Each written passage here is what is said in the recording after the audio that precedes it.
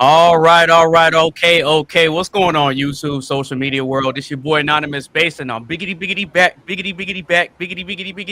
back with another episode of the Oxide Station podcast, where I am joined with three starter panelists. All right, let's go ahead and get into it. So, quick announcements before the show.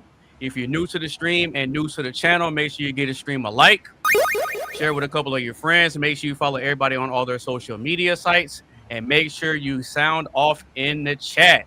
So without further ado, we're going to introduce the panelists. We're going to chop it up and do a little bit of a recap, and then we're going to go ahead and get these questions cooking. All right, so without further ado, Mr. Coley D, go ahead and introduce yourself to the people, brother. Yo, what is good? My name is Coley D, founder of Coley D Studios, approaching the 20th anniversary this June. Can't wait.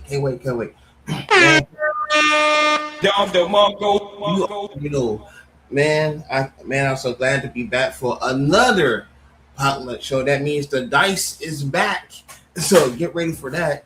And I'd like to welcome all of y'all to WrestleMania weekend. Oh, yeah. So if you see me going off like this, I'm looking at what the hell is going on that mug. So, hey, just let y'all know, y'all might see some sports updates a little bit later. So, okay. but welcome to the weekend, y'all. Welcome to the weekend. Yes, sir. All right. Without further ado, long time no see, Miss Athena. Go ahead and introduce yourself to the people. Hi, I'm Athena. I have my channel, Herspective Podcast. I like jumping on panels. I haven't really started my own yet. I've done some like reviews and stuff. Listen, I do a lot. I have a homestead farm. I homeschool my son. I clean houses. I keep adding more. I have like probably 40 eggs in the incubator, chickens, ducks, turkeys. So, okay. Stay busy. Busy woman. Always. Okay. I'm telling you. I mean, is that all you got? Got? Yeah. Okay. All right. Mr. Mark Fowler, last but certainly not least, go ahead and introduce yourself to the people, brother. Yeah, thank you, Mr. AB. My name is Mark Fowler. I am the sort of resident Englishman that seems to attend these podcasts every Saturday night, the Oxide Station podcasts. Yes, Big up the Oxide Station podcast. I'm just here as an Englishman to throw in a different perspective, to learn, to grow, and to have fun. So that's why I attend these things, and that's who I am. There's a lot more to me than that, but let's just keep it short and sweet. Okay, cool. We got Rock Around the Clock YouTube in the chat. He says, Athena, tell him about the sheep. Oh, what about the sheep? I have sheep too. Yeah, I have sheep. I'm selling my goat though. She's. Oh. But I'm getting. I'm selling a lot of the lambs, the ones that I'm not gonna slaughter. I'm selling, and then my goat, and I'm getting some milking sheep because they're just easier than goats. Goats' personality, you're either a goat person or you're not. I'm not a goat person. I'm a sheep person. I like my Don't sheep. the goats do all that kind of like, they scream in your face and go, bleh, bleh, yeah. That's not the problem. That's not the problem. They will eat everything and tear everything apart. And I just... And if you're not too careful, some of them spit in your face. Or I've seen videos. That's really disgusting. Yeah, that's absolutely disgusting. I've seen that. Wait, hold on. Wait a minute, Athena, goats spit on people? I haven't personally experienced that, but they will the males pee on themselves, like on their face and on their chest and all that, and then they'll rub up on you. Sometimes they'll try and ram you. Mine won't ram me. Well, one, because he's dead now, but one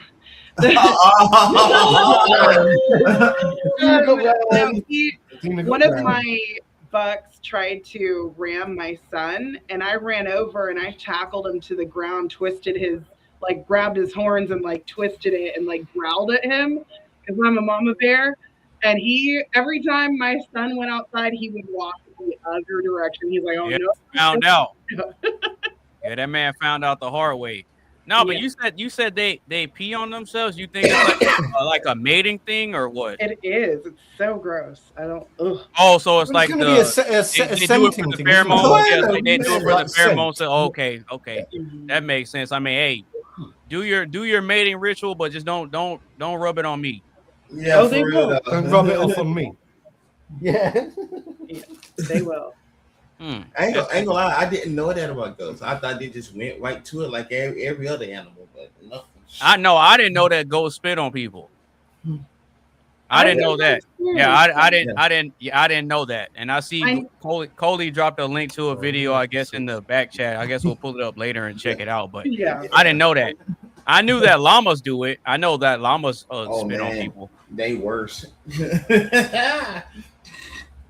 No, but so how's everybody's week been? Man, busy as hell, man. Well, for Athena, it's been more than a week. Yeah. It's been busy Since as she's hell. been here. Yeah, it's been more than a week for Athena because for those of y'all that don't know, Athena has some religious obligations that she had to tend to. Yes. Oh yeah. Last weekend was Pascha, so I hikey forgot about that. I ain't gonna lie. Well, no, it made sense because every time I was reaching out to see if she could, pull up to the panel, she would always let me know if she had something coming up or if it was something religious based. So I'm like, oh, okay, cool, no problem. yeah. But yeah, that's been the majority of what it's been, of why she hasn't been showing up. But yeah, Athena does her thing though. She definitely does her thing. She's holding down life on the homestead. Clumsily. Well, I was going to say that I'm a follower. I'm actually somebody who does follow Athena's posts and stuff on social media, and I must say there's a lot more than meets the eye. I think she's very good at like holding down a family like homestead, and I think she's somebody to aspire to, which is why, in a way, I'm really glad she's here right now, because I think there's a lot more to Athena than meets the eye. It's all well and good to talk about sheep and chickens, but I think there's a lot more to her than that. So, I've been watching from a distance, from afar.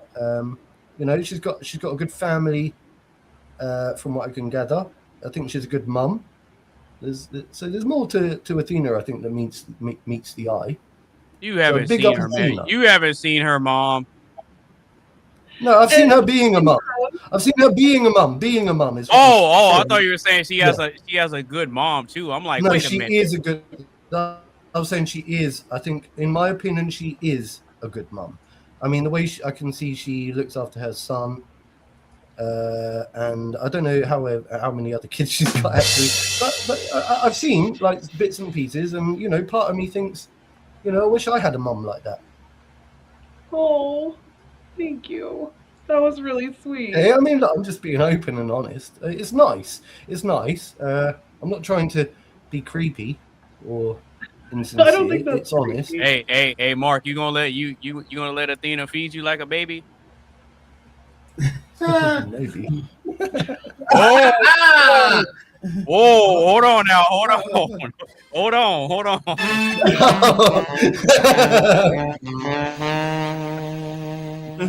Lord have mercy, you guys. Anyways. Don't go there, bro. Don't go there right now. I've had too many beers. Well, you said you wish you had a mom like her. You say you wish you had a mom like her. So I'm like, well, hey, let's test it out. You gonna let her feed you like she your mama? Listen, in my friend group growing up, I'm a bit old for that now, bro. I'm a bit old for that now, but I'm sure I would appreciate a real nice made meal. I know she can cook. I know Athena can cook. Yeah, right. Yes. Well, she's Greek and Colombian. She better know how to cook. Feed me. Look. that you know what? That's one thing I can say about this damn show. Every female that pops up in here knows how to damn cook. That's so true. Oh, that's good. That's good. I love that shit. Ladies, if you don't know how to cook, I will give you. We will give you personal contact information to Athena and the rest of the girls after the show because they know how to do that damn thing. Just saying. And you know what? And because of that, the men that they're with are happy. I've never heard any of y'all's men complaining. Not one time. Fed. Yep. You gotta. I haven't seen or heard any evidence of the men being unhappy about that. Yeah. That's true. Hey, but Athena, what type of stuff you be cooking though? All kinds of stuff. Because I do like making traditional Colombian dishes and Greek dishes, but I also like food from all over. I make some Indian dishes, and I mean, I make food from all over the world. So it really depends. Oh, really? Yes. I like spicy. I tone it down for other people because I eat really spicy. Yeah, my Caribbean oxtail is pretty amazing. Wait, what? For real? Oh yeah, it's good. Dolmades, that's what Rock said. Dolmades, yeah. They're so dolmades are a Greek. It's a grape leaf stuffed with like beef, rice, a lot of dill, and other herbs. Yeah, I cook a lot of different stuff. Man, can we take a commercial break and go to our house? Wow, hey, it'll take longer than a commercial to get to Athena's house. Because you're right outside of Dallas, right? Mm-hmm. Yeah. Okay. Yeah, I'm gonna have to fly there at the minimum. Well, see, for me, it's like a 5-hour drive. I just have to watch from afar and that's hope that's the convenience for you. I love feeding people though. Like anytime there's an event, I'm like, what do you want me to cook? What do you want me to bring? Yeah, you see that? Athena's coming with the eats. Yeah. Athena is coming with the eats. Mm-hmm. Hey, as long as you got the eats on point. See, look. I'm telling you. I walk around. Okay, gotcha. Mm-hmm. No. Well, the reason I'm asking you what type of stuff you like to cook is because if you're really passionate about your meals and stuff, you gotta make videos of it and like share it with the world. You gotta post that stuff. You gotta do like Carmen. Most of Carmen's stuff is just cooking.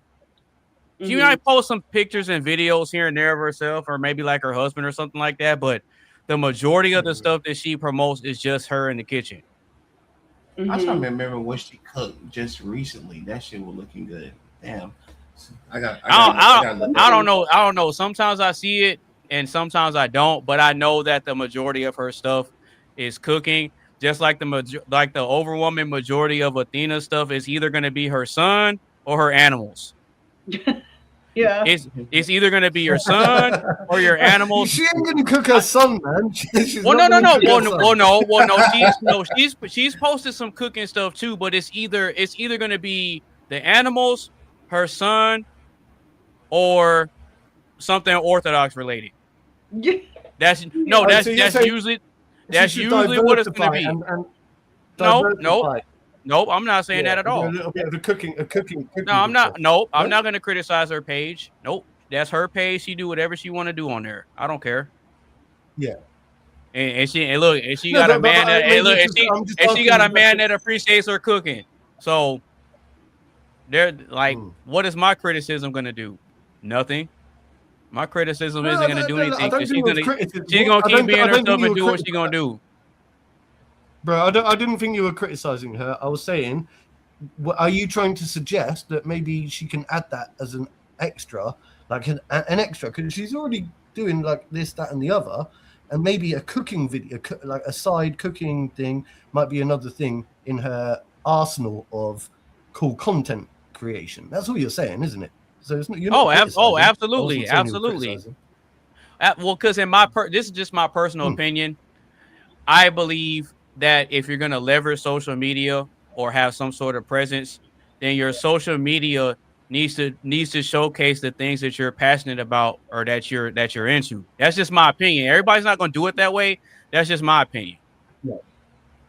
I agree. I need one of those things so that like I could wear the phone so I can do like hands free, you know, because I try to like record some things like while I'm cooking, like with one hand. Um, Ooh. Yeah, just like but that. No, just get you one of those little get you like a little tripod or something that you can prop your phone up Like and a then you can gimbal kind thing. of something or where you can angle it a Yeah, yeah, certain yeah, yeah, way. yeah. Literally, just buy a tripod. Yeah, that's all you got to do. Gimbal. Yeah, just get yourself something to where you can mount your phone and kind of angle it where you want, people to see, and then just do it like that. I think I I, think I think you'll be all right. I don't think you I, have too much of a problem trying to figure it out when you're making your other videos. yeah, um, yeah, I One just of need a these. tripod. It's just a My other It's just a tripod broke. tripod. That's why I haven't used it. But yeah, You just literally just need a tripod, and then you can put it down and angle, and then you can go hands free. Yeah, yeah. there you go. There you go. It's that simple. All right, so Mr. Coley D, how's the week been for you, brother? yeah. Angle Line, it's been like a busy week Uber wise. Like I think what was You it? do you only do Uber? You do Uber and Lyft.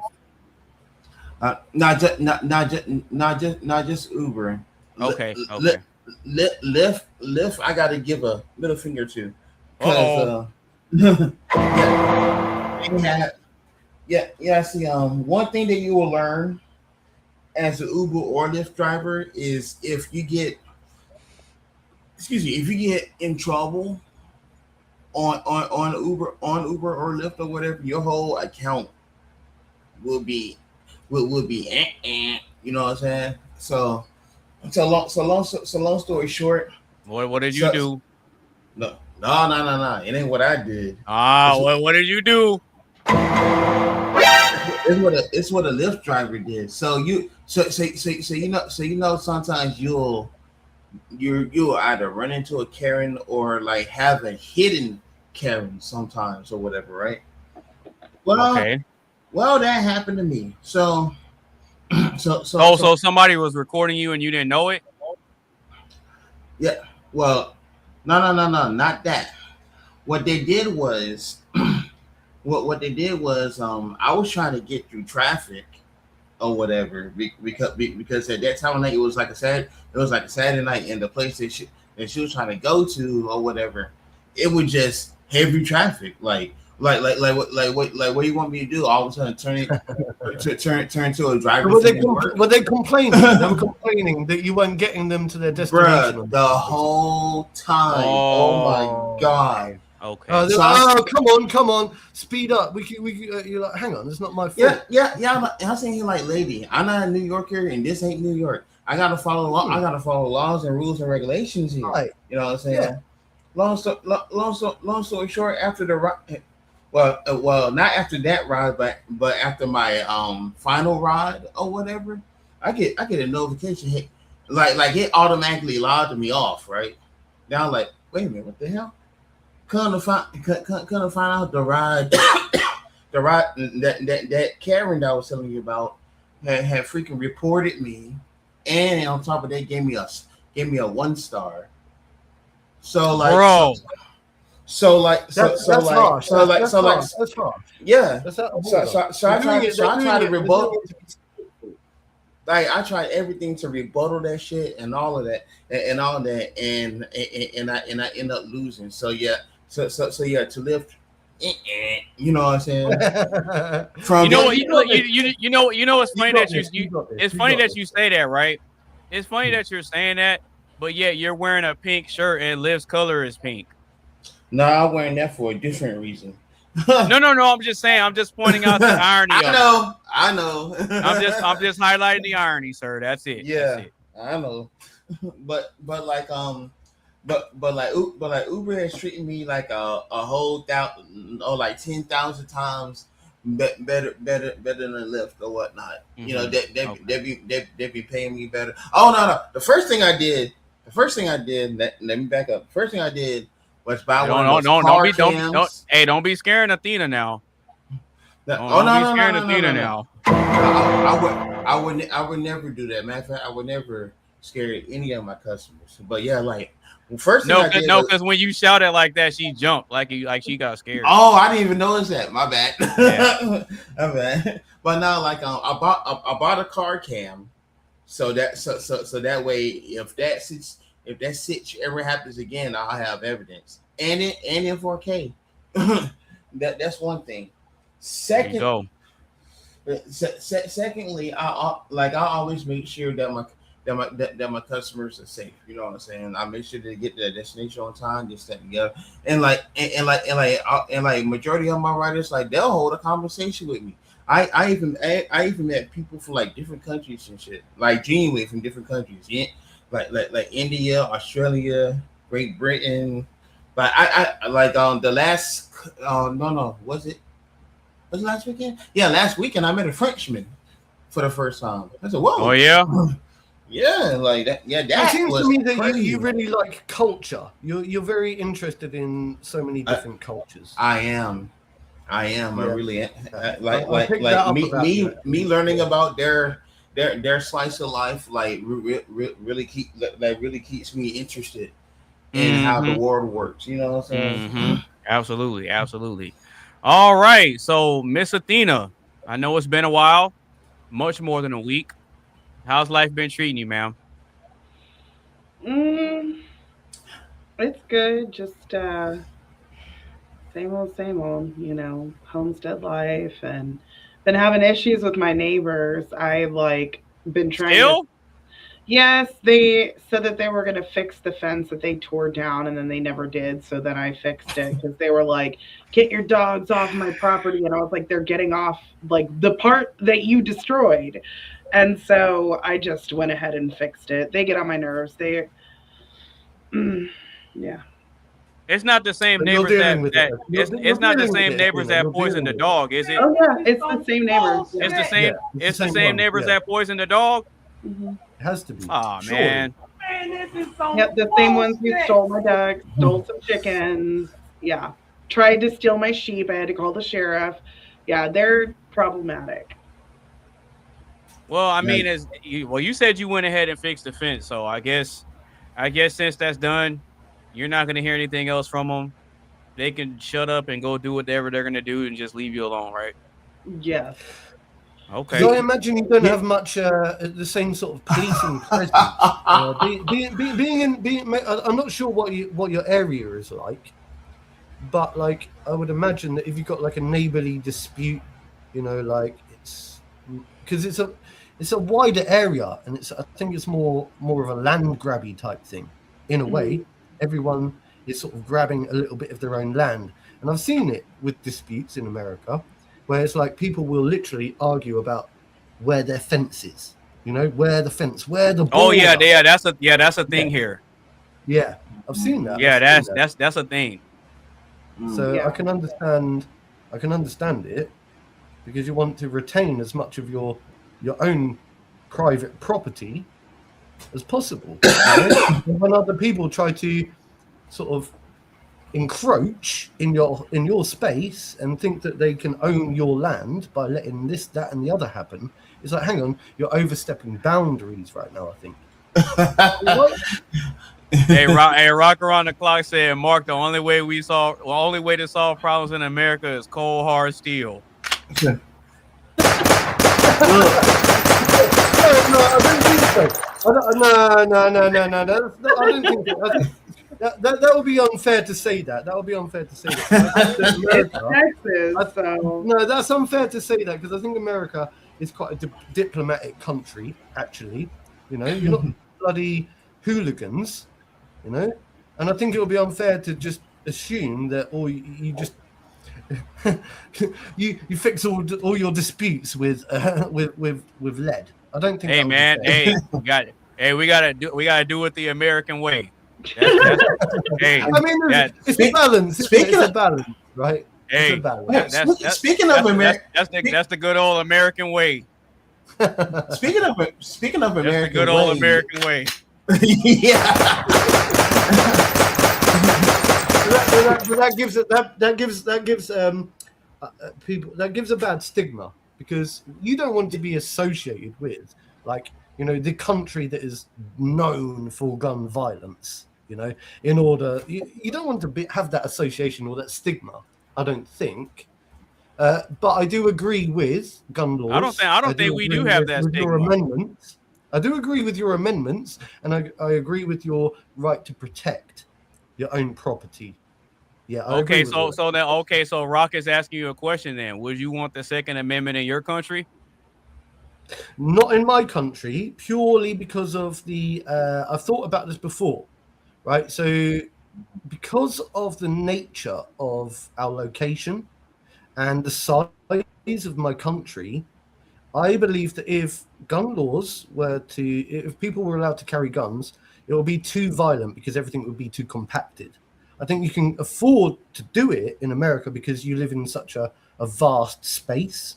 So people are able, you're not going around, like, because if you're living in close proximity with people and you've got too high density population, then there's a higher chance of violence and arguments and stuff breaking out. And I would hate to see guns here in the UK. But at the same time, it's funny because I'm actually an advocate for guns and the First and Second Amendment in the USA. You know what, Mark? So I understand the difference. Mark, at this point, you might just want to go ahead and hand over that citizenship, bro. You might want to have to go ahead and get converted to an American, man. Well, I keep thinking about this. I think that you're an undercover hardcore American. That's what I believe. I am, bro. I am, in a way, and it's horrible because I feel like I'm trapped in the UK at times, and I do have a big desire to move over to America. I do have a desire. I understand that it'll probably never happen. I mean, well, no, we can't say that. We can't say that now. No, well, you can never say never. Yeah, we can't say that. We got plenty of money. We got plenty of space. We got plenty of opportunities, jobs, food, women, everything. I don't know. Women over here. Guns.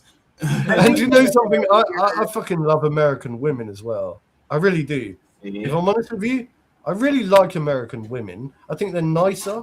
I think they're more genuine. I think they're more open. I think they're more like feminine. Really? Got the cap. I struggle with English women. They're horrible. I shouldn't say that. No, sorry, English women. I take that back. You're not horrible. You just piss me off at times. That's all. I don't know. I've heard a lot of really bad things about women over there. So I don't know. Maybe you might be right, but to say that American women are more feminine is wild to me. If it's worse over there, I can't even imagine how bad that is. Well, you know what? I think in more of the bigger cities, they tend to be a lot more feminist minded, but in a lot of these more, I guess, secluded, like rural areas and small towns, they're not really like that. They're a lot more like Athena. Mm. Yeah. Well, they're real homely. They like to cook. They kind of like to just stay. They kind of like to kind of stay around their families, and they don't really venture out too much. Like they're not all in the club. Yeah, they're not in the clubs. They're not all over Instagram. They're not doing all that. Right. Like for me, I would rather go camping than like going to the club is why? There's so many people like drinking and they just all so close to you, and I'm like, oh, no thanks. Yeah, Athena will be at the club talking about her animals. I'd be like, do y'all want to go back to my place and have a bonfire? We could chase the sheep. But I'm wondering if it's because So look, this is an interesting Don't fact. forget the s'mores. Yeah, I've been looking into like personality types. As you know, I probably shared it with all of you. I think I've shared it with you, all three of you. Right? You know the 16 personality types, the Myers-Briggs personality thing, this, that, and the other, and whatever. It's because I find that I believe that, look, it's not for everyone, and I don't think we should always... I think we should take it with a pinch of salt, but I find it really interesting psychologically as a way of getting to know a person, right? And I feel like some people are intuitive. Some people are, empathetic. Some people are, what's the word when you're out there and extroverted, extroverted and introverted. Thank you, bro. Extroverted. Some people are extroverted. Some people are introverted, and I think that from what I can understand with Athena, and I don't like to psychoanalyze, okay, by the way, because I could be completely wrong, but you like your space. You don't like to be surrounded by too many people because it can become overwhelming. So even though you're happy to attend podcasts and get yourself out there, you're actually quite introverted, I think, and that's not a negative, by the way, because I am as well. I share that same quality with you, I think. And look, tell me if I'm right or wrong. You tell me. I like my space and my time like at my house. I do like to go out, but like maybe once a month. And like with family is different, like a barbecue or something, or I meet up with some friends and there's actually this one place I love going. Like there's this huge field that's fenced in and they have food trucks and we can have some beer, bring our kids, the kids run and play. And like, that's kind of my vibe. Like I like to go out and do that kind of stuff, you know, or some sort of festival, but that's like maybe once a month, once every other month. But for the most part, yeah, I like my space. I am very social when I am out, but for the most part, I like to be home. Mm-hmm. In other words, I think you nailed it, Mark. No, that's great for sharing that, because I like to get to know people, and I think it's important because I don't know, I'm interested in just understanding people. The more people share, that's why I attend this podcast, is because I like to get to know people. You know, we can all clam up, we can all pretend that we haven't got problems in our life or whatever, or our own insecurities or whatever it is, but at least we turn up and it's nice to share.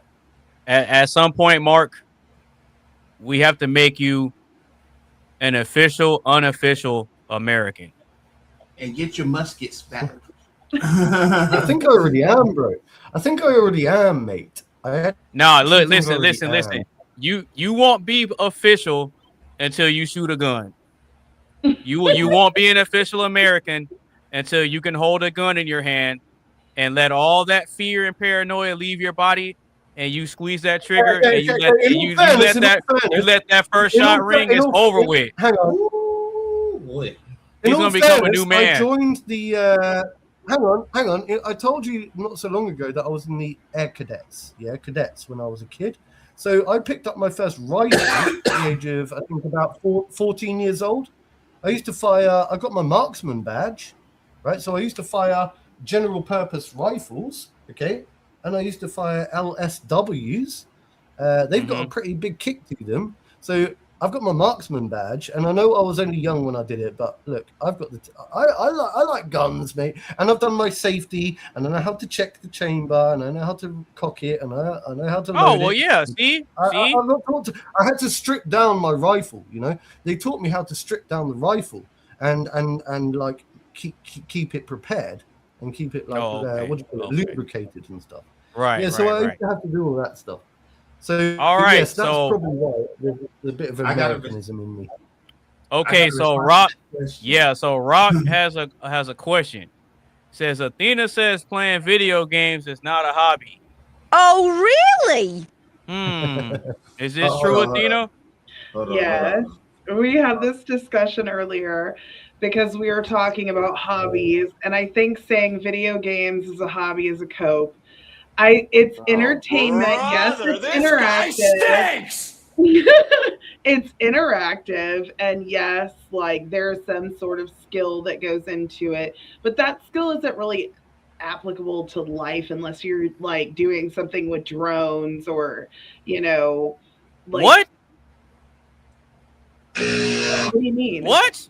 I said unless you're doing something like with drones or that kind of stuff. Like, how is playing video games going to give you more skills in your everyday life? Focus, concentration, and teamwork. What do you mean? Oh gosh, teamwork. I'll give you that one. Teamwork. Anytime you're working with someone, yeah. But you're not gonna give me the focus and the concentration either. You're just gonna give me the teamwork, not the focus and the concentration. No, I think video games actually are not good for your focus. I don't know. I would have to look up stats on that because I know with kids. No, I think there's pros and cons. I think there's pros and cons, isn't there? There's pros and cons because Athena's right.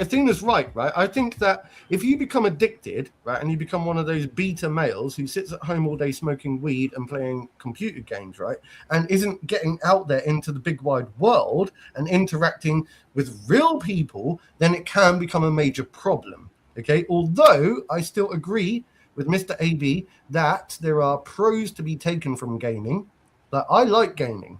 I like to set aside a time in the evening, like between this time and that time, for my gaming sessions. And I think I do the same thing. I do the same thing because you're not becoming absorbed. So long as you can do that, because I think it's good for men actually to game.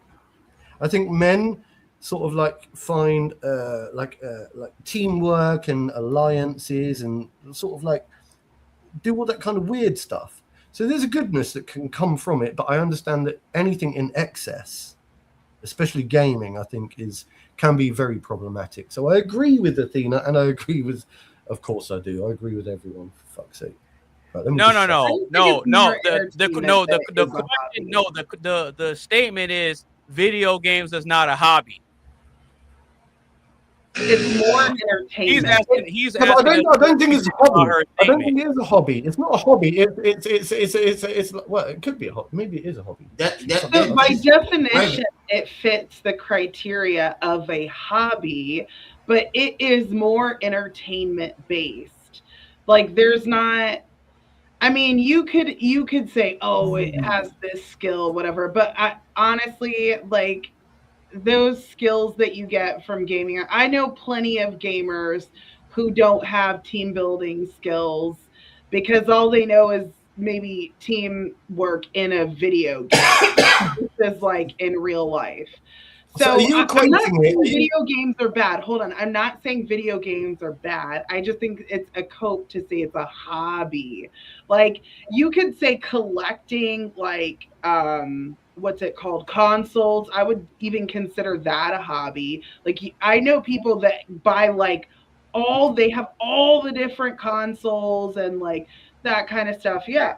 So I get that. But just saying playing video games, I'm like, it's entertainment. Like, that's like people saying, oh, my hobby is, what would be another example of entertainment? Watching movies. I was thinking about this a minute ago because maybe watching movies or like watching podcasts, because that's a little more interactive than movies. Like, if we're being honest, like that's entertainment. Right, and that's what I was about to ask you a minute ago. So you're equating perhaps like the entertainment value that you get from playing a game is sort of you can't really call it a hobby, because sitting around with your friends eating popcorn and watching a movie, you couldn't really call it a hobby. You're just saying it's an entertaining factor that should be like a game. Okay. How is that not a hobby? Wait, how is it not a hobby though? Hold on. I got more entertainment than it is a hobby. By definition, it meets the criteria of a hobby, but it is more for entertainment purposes. You're not doing it to gain a skill or any of that. Yeah, maybe creating a community, but like, you could say that, oh, I go out drinking with my friends because we create this bond, and we have a community. Like, I just think it's a stretch. I wouldn't call it a hobby. I would say that it's entertainment, and there's nothing wrong with entertainment, but calling it a hobby is like those people on TikTok who do really obnoxious things that are not even like the girls who just lip sync to something and cringe. Well, that's Well, that. I mean, for them, that's a hobby. I think. Well, Hang on. Would you call hold on. promiscuity a hobby? Right. Hang on, Charles. It's Right. interactive. I'm learning a skill. I guess. Wait a minute. Yeah, being promiscuous. I have video. If that's the case, right? I got video evidence of a guy who took his unhobby and turned it into $10,000 cash. Yeah, but that's a business. That's business acumen. Yeah, that's not. Yeah, So you that's No. But you can turn your hobby into money. You can. Yeah, but maybe in this case you can also turn lust and promiscuity into business acumen. So you can set up an OnlyFans. If you set up an OnlyFans, does that mean it's your hobby? If you set up an OnlyFans, it's a hobby to. I'm just trying to think. I mean, that's a hobby. Technically, by definition, yeah. That's what I'm saying. By definition, yeah. It's a hobby, all right, and desperate and being desperate. Just saying, but yeah, but see the difference in it is this though. All the other stuff we talked about, you're okay if your parents find out that you're doing that. But if you're doing OnlyFans and out here being for the streets, you don't want your family knowing that. That's something you're going to keep on the low. How do you keep something like that on the low? I was watching this video and there were so many OF girls that said that they found out that they had family members that were like subscribed to them, and I was like, oh, that's disgusting. Oh yeah. Oh. I seen a video like that and I laughed at that girl. Oh, yeah, I saw that. I think I laughed at her. I laughed at her. She said her stepdad. She said since the moment she started, she had this top subscriber that was buying all her stuff and had tipped her the most. And she said she looked at the username, and then she said that I guess it popped up in her contacts or something like. She was like, yeah, I'm okay with it. It's fine or something. Wasn't she?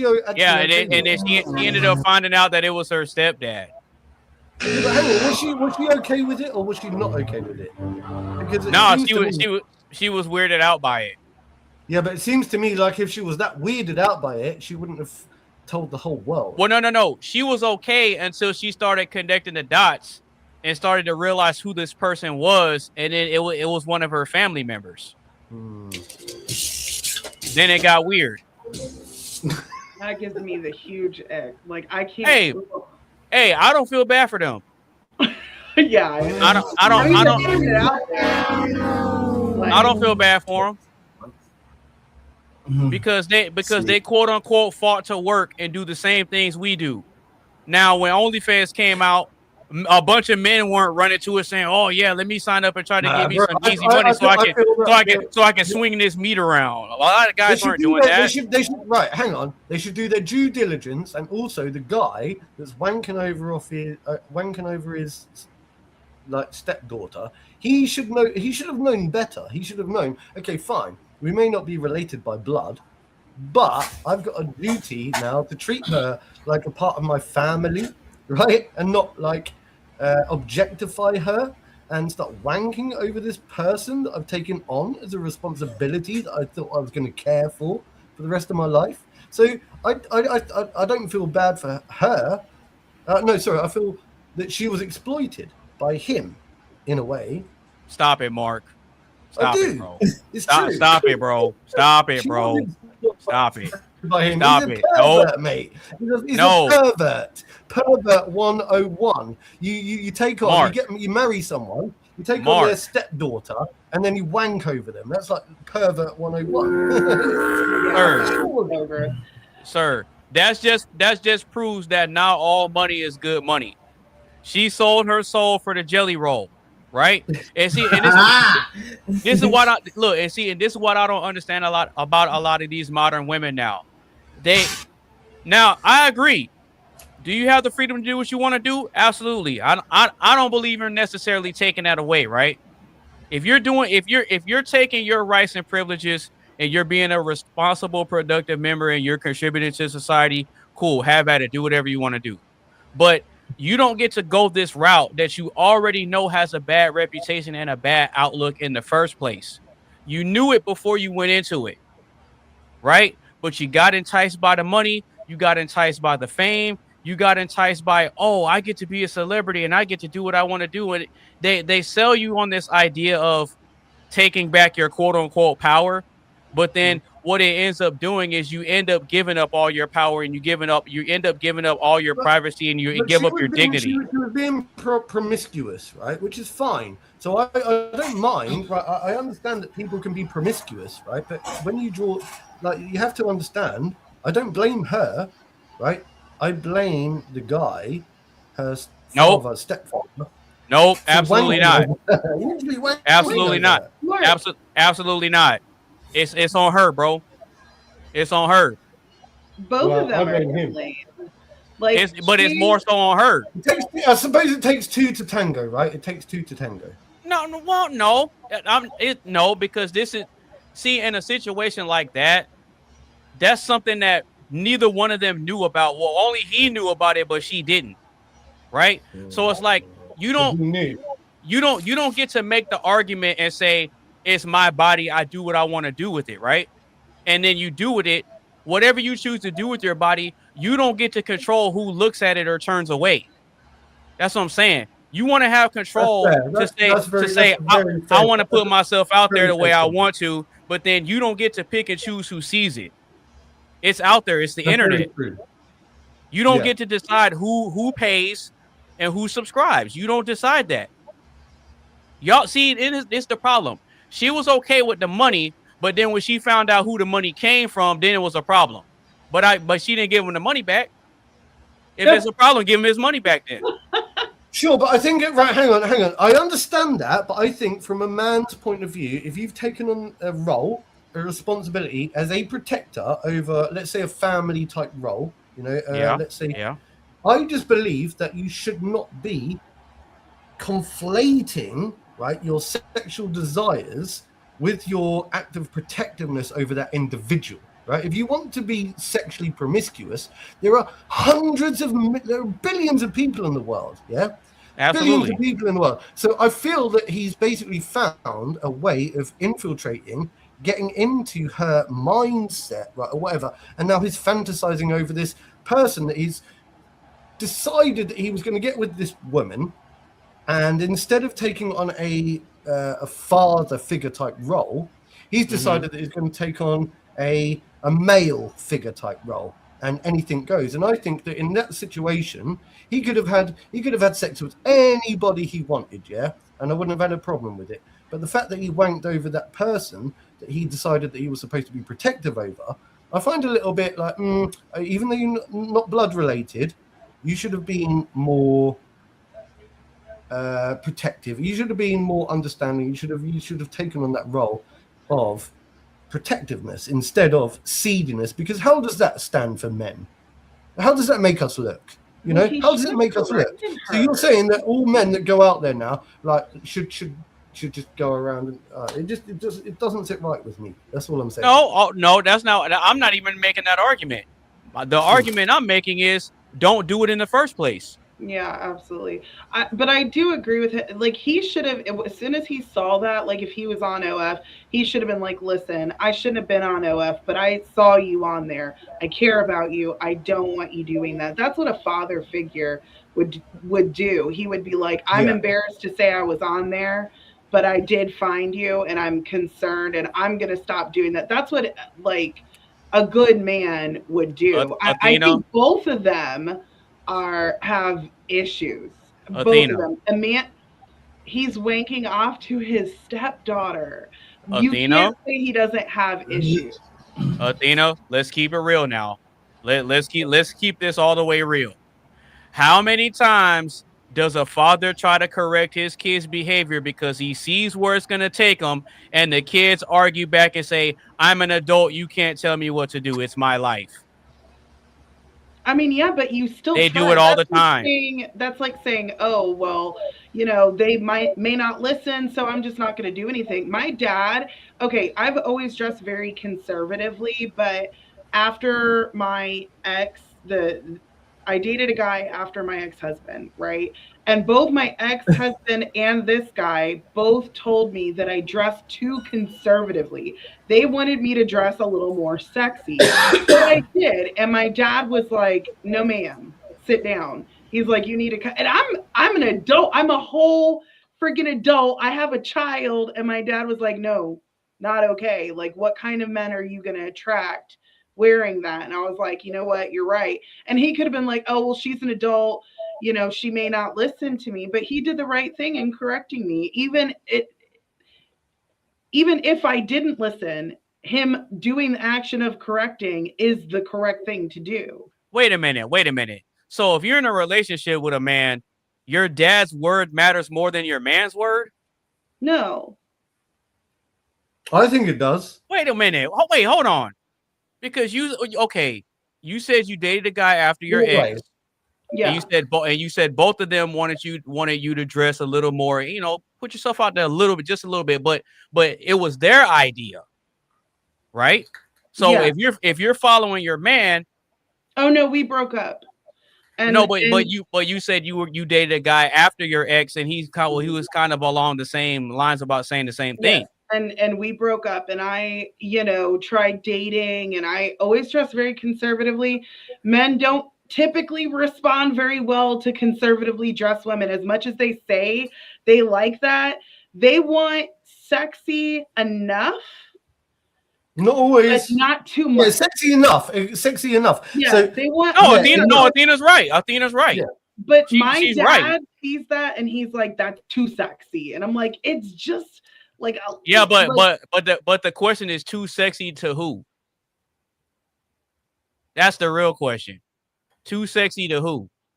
Well, my dad thought it was too sexy, and he's like, "You need to stop wearing that." Too sexy to who? It was not modest, and it's not a good representation of an Orthodox Christian to be putting herself out like that. So I agree with my father. I could understand if you got the cans out. I could understand that. But if you're with your man and y'all are locked in and y'all really rocking, and he's saying, "Hey baby, I know you usually dress like this, but hey, just this one time, hey, I got you this dress. I want you to try this on." Yeah, at the house you could wear whatever you want. No, but I'm saying if y'all are going out and he's saying, "Hey baby, I kind of want to see you in this. Hey, try this on." You're already feeling sexy, so hey, go ahead and put this on for me. Let you know what? Put this on and let daddy see it. Put this on and let me see it. Right? It's you gonna tell him no? Some people feel comfortable dressing in certain ways, and some people feel uncomfortable dressing in other ways. And I think, I get, and I understand that part. I understand all that part. All I'm saying is, if this is a man that you like, you honor him, you respect him, you trust his judgment. He's looking out for you. He's making sure that you're safe and all that type of stuff. He ain't a weirdo and a creep. I don't really see the harm if he says, "Hey, we're gonna go out. I want to see you dress a little bit different." I'm not saying change who you are, but hey, let's sex it up a little bit from time to time. I've been thinking about this actually recently, a lot recently. So I've been thinking about, the whole. I don't see the harm in it. Especially if your guy is okay with it, then it's like, all right, cool. Right. One thing I've learned is a lot of it comes down to trust. So there's a difference between dressing like, with your boobs hanging out and having your cleavage showing, and the behavior that you put out there, right? There's nothing wrong with a bit of cleavage if that's how you want to be and if that makes you feel comfortable. Okay, there's nothing wrong with that. There's a line where it becomes, I think, overly slutty, but a lot of it comes down to your behavior. And I just think that a lot of women, they want to express themselves. They want to really express, and the way that they do that is through either flaunting themselves or being an individual and showing who they really are. So it all comes down to loyalty and trust. At the end of the day, if a slut is a slut, right? And a slag is a slag. Same difference.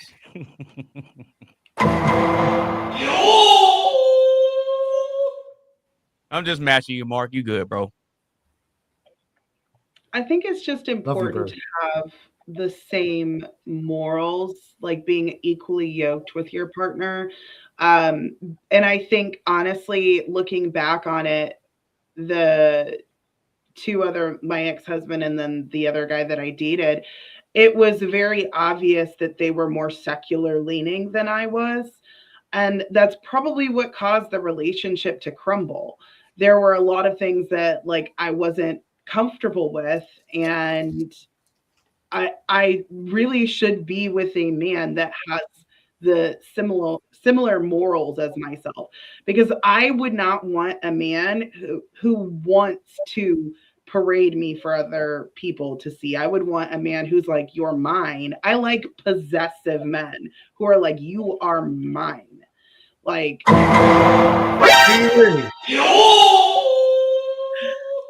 that leads me on to a question, Athena. I know we haven't even. So if that possessive man says, "All right, baby, we're going out tonight. Put this on," and I don't want to hear no ifs, ands, or buts. Put this on. That leads me on to a question. Put on that perfume. Put on that perfume that I like. Wear those glasses that I like. You know what?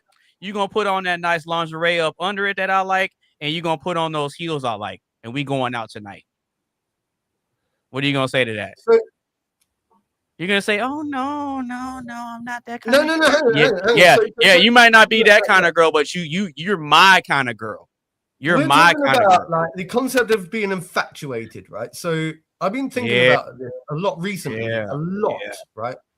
I've been thinking about it a lot recently. It's one of my biggest weaknesses. When I like someone, I can find myself becoming very infatuated, right? And it makes me quite irrational. Yeah, irrational. So I'll think irrational. And one thing that I've learned to try to achieve is I'm trying to learn a lot more stoicism. I'm not very good at it. Because I drink too much, but stoicism. And I think that, infatuation is great because a woman desires a man who lusts over her, but then. But it has to be the guy. It has to be the guy that she likes, though. It can't be. It can't be everybody. You know what I mean? It has to be that one. Right. And I was going to also then go on to say that, like, when I become infatuated, all of a sudden, it can. I got to be very careful not to become overwhelming. Because overwhelming a woman can suddenly turn that. She'll go from like, oh, I desire attention, I crave attention, I love the attention, I love it when a man lusts over me. Yeah, and then she can start to get repulsed by it. Right. She can get repulsed by it. If you're doing too much, then it's like, damn, bro, chill. Exactly. So what do you think to that, Athena? I think that women who, I just put it in the chat, women who crave that lust from a bunch of different men, I think that's a huge red flag.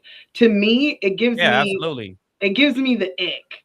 I want my man to lust after me, but the idea she belongs to the streets.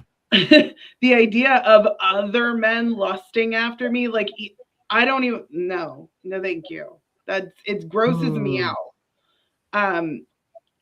Hang on, that feels like a bit of a contradiction because you said you like a man that really like sort of. She didn't contradict herself. It feels like it in a way. Nope. Nope. Everything she said was on point. So I want my man, like my person, to lust after me, but other men, it gives me the ick. It's gross. Right. I'm like, don't do that. And I do my best to dress conservatively and to cover myself because I don't want to attract that attention from men. And I wish young girls were taught this because they can be a really big stumbling block. I know a lot of Christian men who struggle with lust. Lust is something that men struggle with. And so when women just put it all out there, the men who are trying to have like control over their thoughts and their lust and all of that, it just creates more stumbling blocks for them. I think it's really disrespectful to men and disrespectful to yourself. If you have something valuable, you're not going to flash it around. You're going to keep it, kind of you gonna keep it. You gonna keep it wrapped up.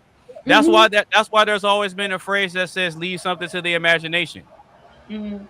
Leave something.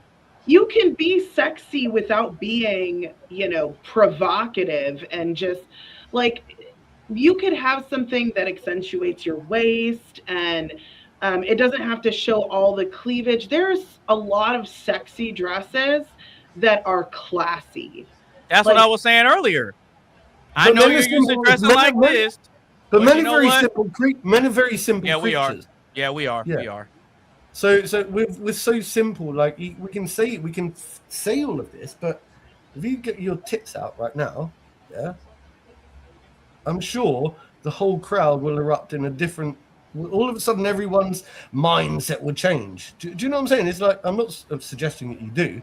What I'm saying is that men are very simple creatures, and that I think that it's all well and good for us to, I think women, they tend to have a different way of finding attraction in a man. They like the uncertainty, the not knowing, the mystery.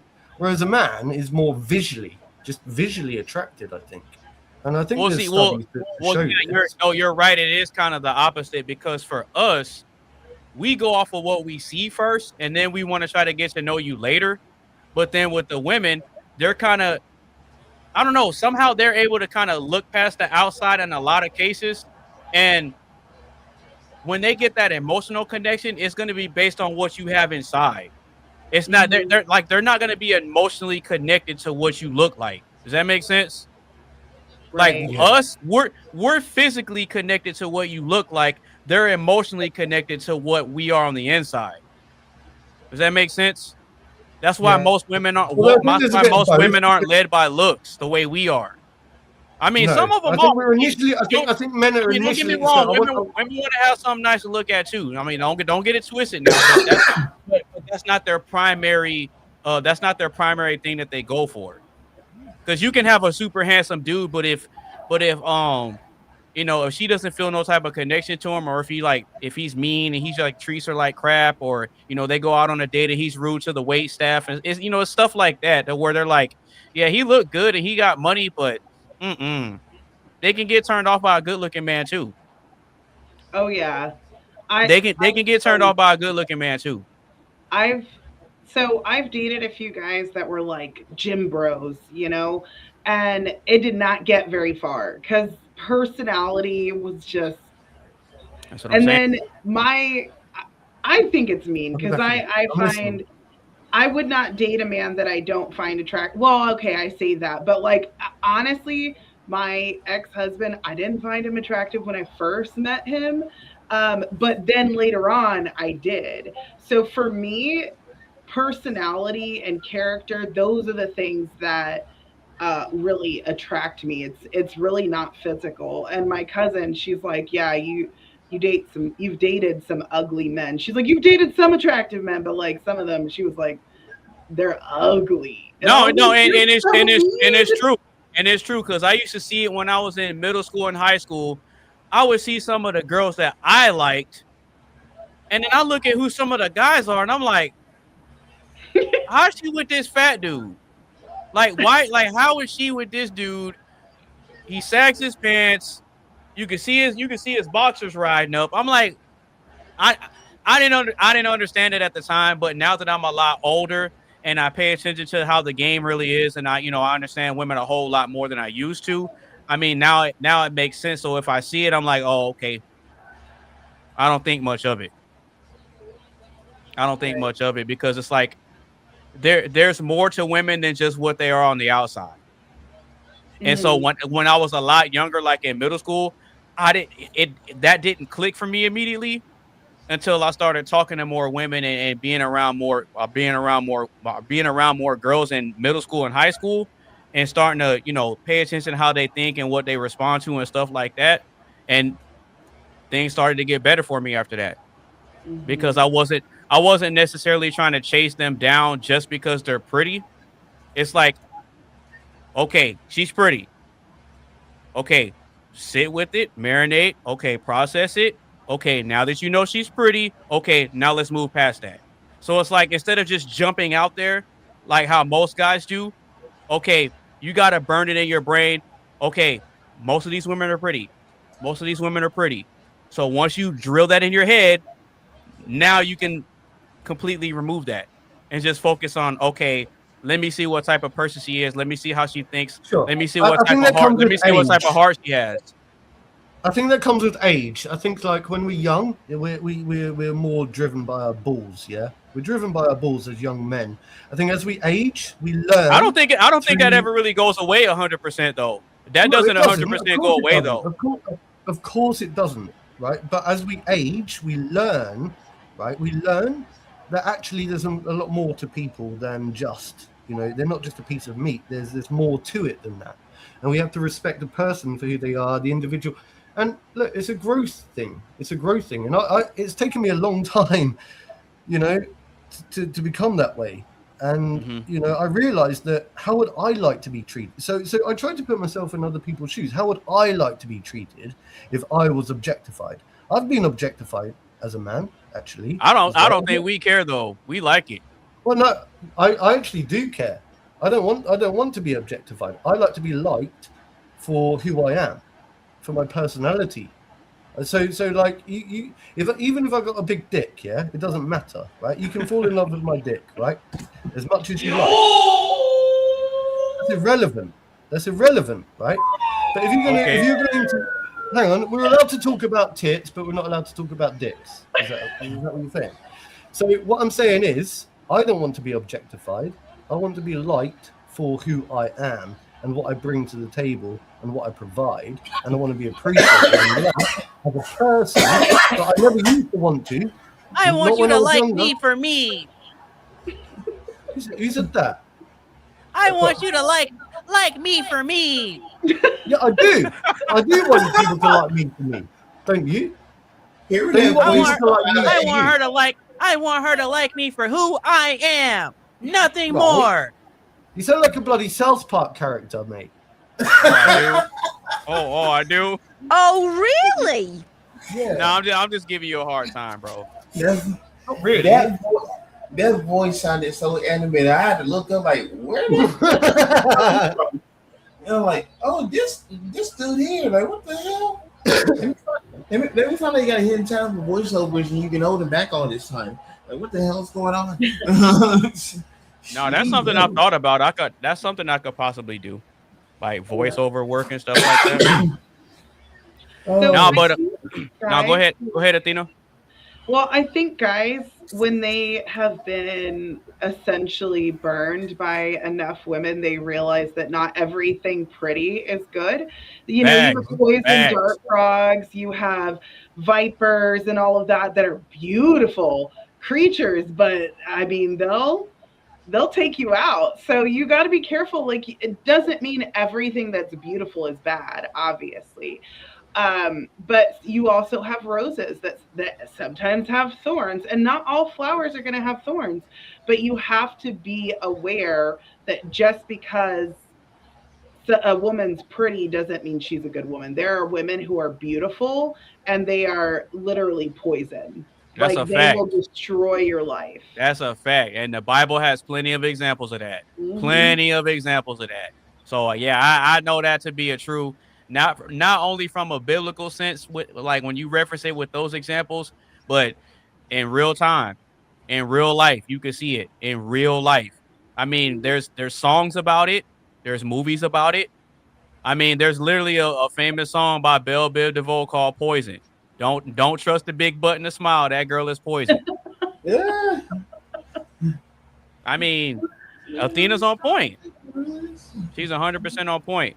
No, but as far as my week is gone, I had a rough week, man. Material girl. Rough. Oh, Yep.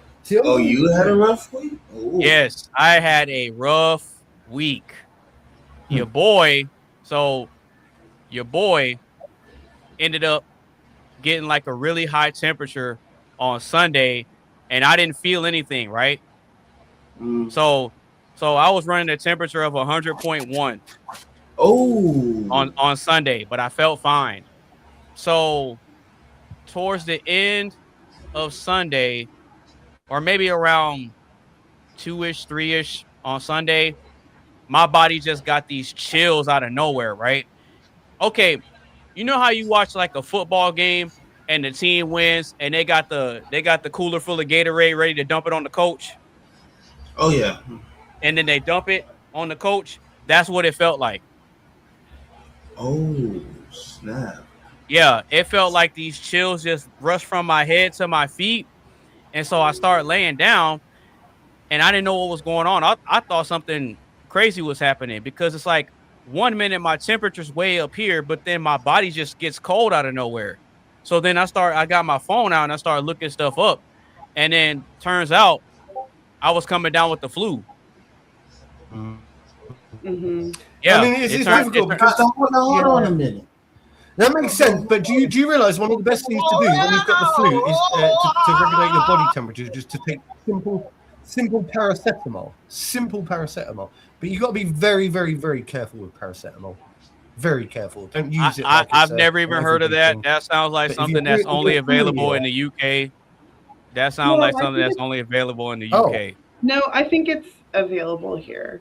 But yeah, you can get chills when you have high temperatures. After I had my son, because I got an epidural like after so many hours of labor already, I got the epidural because I was in labor for 46 and a half hours. It's a long time. Almost 2 days? Yeah. And I finally got the epidural. And so then they had to put a catheter in. Well, I got a UTI that spread to my kidneys and gave me sepsis. And I was rushed because I woke up shaking. Well, I didn't actually wake up. Actually, my ex-husband said that I was shaking and he woke me up. And I was like, I'm so cold. And I was like begging. I was like, turn a hot That'll be a fever. on. Yeah, I was like, turn a hot shower on. I'm so cold. He's like, absolutely not. Like, that will kill you. And when they checked my temperature, I was at like 105.7. They rushed me like to the hospital. It was really bad. And I ended up staying in the hospital for like a week because it took like a lot of rounds of antibiotics. So yeah, you can feel really cold whenever you have would have a high temperature. And that's what happened to me. Yes. My temperature was 100.1. And I felt fine. Man. I'm like, that's not making sense. And then all of a sudden, body got chills. I decided to lay down. I got my phone out. I started looking up stuff, and turns out that I was developing flu-like symptoms. And then within maybe like the next 3 to 4 hours, my head started hurting. My neck got stiff. My muscles were sore. And it's like every ounce of my strength just depleted, all out of nowhere. So I was out. Huh? You don't think you had that? You don't think you had the ick, did you? If you know what I'm talking about. The ick? No. Yeah. Oh, well, the COVID. Yeah. No. I got COVID back in 2021, and it was nothing like this. Oh Jesus! It was nothing like because when Trump and everybody was saying that it was like a mild flu. Hold on. Me thinking back to when I got COVID and comparing it to me actually having the flu, it's a night and day difference, bro. I'm telling you, it's night and day difference. Hang on. Sorry to intervene here. Yeah, go ahead. I think, look, if let's say, for example, you think that, like, let's say that it's like a severe acute respiratory syndrome type thing, which is what coronavirus really is anyway, which is very attached to the influenza anyway. They're kind of in the same family tree. So I believe that realistically the COVID that was released from the Wuhan lab, I believe that was just a major form of influenza anyway, just like a bigger form of it.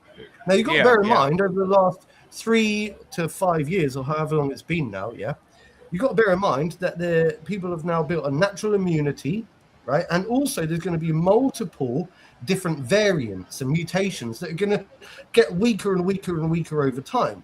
So there's a high chance that now we're going around picking up these new strains of influenza, which are probably part of that one that was leaked out of the Wuhan lab originally. Does that make any sense? Yeah. So I'm not saying because I don't like to call it COVID. I like to. I think I'm a bit of a conspiratorial person when it comes to COVID. Okay, I don't believe in COVID. I believe it's just a strain of a different form of flu that was released from a Wuhan lab. But that's my own speculation. So this is why I'm seeing a lot of people getting ill at the moment. A lot of people are getting ill. You're not the first person that's turned around in this week and told me, oh, they're feeling a bit run down. They're feeling a little bit like they've got something.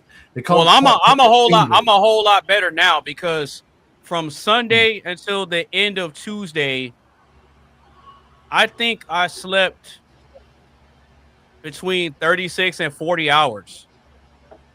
Oh my gosh. Yeah, I didn't go anywhere.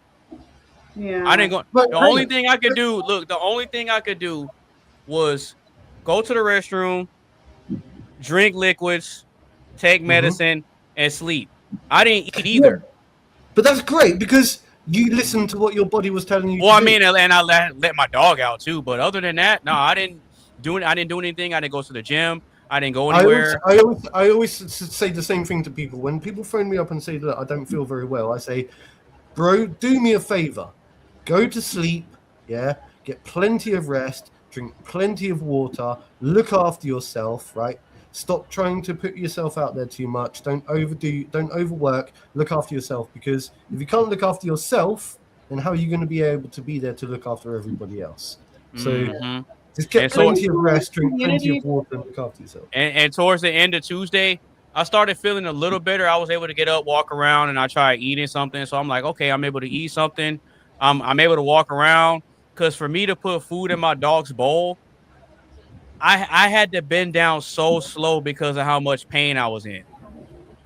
But this is why community is so important. I remember I spent, when I went to college, I was 1 year in it wasn't quite a dorm, it was an apartment, but it was a 4-bedroom apartment. It was like 2 rooms on each side with a bathroom. So I shared the bathroom with one other girl, and everyone in the entire building around me, when they got sick, I would make soup for them. And there's always that person that can make really good soup that helps heal you. This is why community is so important, because I was just about to ask. Wake your soul up. Yeah, I feel she used one of her chickens. We're alone because we don't have community anymore. We aren't taking care of each other. Like if I hear someone sick, I'm like, oh, let me make you soup. Like we need to bring that back, taking care of each other. Because it really sucks having to do that on your own. Nah, it was crazy because I'm laying down, right? And in my mind, I know I want to get up and do the things I normally do, but then I had to tell myself, nope. Just lay down, rest, and just go through it. Just go through it. Just go through it. And then I'll start thinking man, this is what Michael Jordan was dealing with when he was playing Game 6. When Michael Jordan won Game 6, he had the flu. When he was sick and drinking all those Gatorades up and shit, tiny cup after tiny cup, drinking that shit hardcore. I'm glad to see you're feeling better though. Oh yeah, I'm doing way better because by Wednesday I woke up because I usually get up early. So my alarm went off. I got up, took me some medicine. I got up and I didn't feel any pain. I started walking around. I started jumping up and down. I said, oh yeah, that's it. It's over with. I'm hitting the gym. That was the first thing I did. Good. And I've been steadily getting better since the end of Tuesday. I think it's that thing when we say this too shall pass. This too shall pass. Absolutely. Yeah. Well, I mean, I wasn't gonna let it just lay down and take me out. It's just I understood I had to process everything that was happening and then just remind myself, okay, let me just rest, let me just go through it. So that way I can eventually come back and get to 100% so I can bounce back and get back to what I need to do. this is where, because you know, like what Athena said a minute ago, like it's nice when you've got that community. That's where I really like to have a woman. That's when I really like to have a woman, is when I'm ill and I'm sick. And I'm feeling honestly, like Athena was saying, bring me that broth, bring me that soup, and all of a sudden I feel like I'm feeling nurtured and brought back to health, because I've got, not only am I looking after myself, but I've got somebody else there that cares for me and is nurturing and looking after me at the same time. And I think that's where, actually, that's a really, profound thing that I just thought about. So yeah, I mean that was my week, man. That's been my week so far. But like I said, once I got towards the end of Tuesday and I was gonna take some medicine and go to sleep, I was feeling, a good amount better. But when I woke up Wednesday morning, it was like a night and day difference. Like a night and day difference. I was still dealing with some mucus and some coughing, but as far as like the head pain, the stiff neck, the muscle cramps, and like the overall soreness and pain in my body, it was gone. Yeah. It was gone. So you're feeling good now, though. You're feeling okay now. Yeah? Oh, I feel great. I feel great right now. I feel great. Well, good. So And see, and when I was going through it, I didn't talk to nobody. I just left my phone on the charger. The only time I got up was to go to the restroom, drink something, or let my dog out and feed him. That was it. Yeah. Other than that, okay, I got done taking care of my dog. All right, let's go back to bed. Do you not live with anyone who can take care of you? Nope, not right now. Nope. But I'm okay though. So it like stuff like that, it doesn't really affect me as much because I don't get sick often like that. Like I'm 37, and what I went through at the beginning of this week, I went through that for the first time in my entire life. I've never had the flu before. Yeah. Oh, really? I've had it a lot. No, that was my first time ever getting it. If you don't have colloidal silver, as long as you're not on thyroid medication, I know it interacts with that. But colloidal silver is that one thing. If y'all want links, I'll send you a link to the one that I use. Colloidal silver. Oh, yeah. That will knock out. That guy went blue. That guy went blue having too much of it. But those people drink like a lot of it every day. They were making their own, consuming large quantities of it. I'm talking about a proper bottle, and you take it. I bought some because Athena recommended it. So that's that stuff that guy was drinking and where his skin literally turned blue. Yeah. But that's because he did it in excess, right? So what he did, like with anything, that's how they got the song "I'm Blue." Da da dee da da da. No, but like, can I say something? Yeah. No, go ahead. Go ahead, Rock. Go ahead, Rock.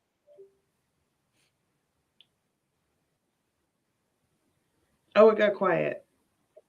Well, he said he wanted to say something. It's gone. You scared him away. So he had the same problem as Homeboy had last week. Oh yeah, you talking about this? Probably a phone call is what it is. That straight talk wireless. That's how I tell you. And more like delayed talk wireless. Yeah, my mic was crashing out. Anyway. Oh, okay. Well, yep, that was my week. So, but yeah, we gonna go ahead and get into these questions. So we can get the show started. I know we've been chopping it up and cracking jokes for almost an hour and a half now. I was gonna ask about the whole like stepdad and the OF thing. Okay, yeah, go ahead. I kind of enjoyed all that. That just kind of weirded me out because I'm just like, what kind of like father figure, does that, and I think it's ultimately the people who are responsible for that is the bio dad. Like he should have, stood up and actually stayed with his family. Instead, he decided to run. I don't know why, but I think that's a lot of times that's not always the case though. What do you mean? I don't know why we have this image in our head that every time a family breaks up, it's because the dad left. I don't know where that comes from, Hollywood. but that's not always the case. Yeah. It's Yeah, I true. hear you. It's true, though. Because a lot of times the man and the woman don't get along, and the woman decides to take the kids and leave. Yeah. So, and when you look at the statistics, fault divorces like abuse, infidelity, and all of that actually is higher, like the men causing it, but no fault divorces is mostly women. So women are leaving for like Little to no reason. when they're initiating the divorce, they're yeah, essentially leaving for like no reason. Irreconcilable differences. Right. And when you do all And this that can be anything. it kind of it's very close to 50-50 on both. So I don't like the whole red pill where they blame everything on the women. I do scrutinize women whenever they need it. But when you look at all the stats, like, and include domestic violence, infidelity, no fault divorce, because I think that the person initiating no fault is the person at fault. And then anyone who cheats or Oh, abuses, okay. that to me is a fault, right? Hmm. So when you lump all of those together and then the other ones, it's almost 50-50 with men and women. When you look at the entire amount of it, it's maybe a little bit higher on women leaving for like essentially no reason, but not substantially. We're talking like, I think less than 10%. So, Okay. Well, that's good to know. See, I didn't, and I like the way you frame that because I didn't even think of that. The person who's initiating the no fault is usually the one at fault. I never thought of that. Never yeah. thought of that. Well, I mean, because I understand Yeah. that relationships aren't perfect. Like there's no rule book or textbook to how it's supposed to go, right? Everybody's just winging it. We're all figuring it out. And like we're all trying to figure out the best ways that we can contribute our skills and our values to the relationship to where everybody's needs are met on both sides. Right. But I mean, sometimes things just don't work out. I mean, it is what it is. Like as long as it's not like excessive abuse and all this crazy stuff, then I say stay together and try to work it out. I mean, if a dude's beating on you or like if y'all are beating on each other, then obviously don't stay. Yeah. Toxic. You don't want Yeah, toxicity in a don't do that. Yeah. I mean, I wouldn't. Okay, if two people have a child together and the relationship didn't work out due to like abuse and like you're getting whooped on and there's police reports and all that type of stuff. I mean, I'm not going to tell you, oh, you need to go back with. No, I'm not going to say that.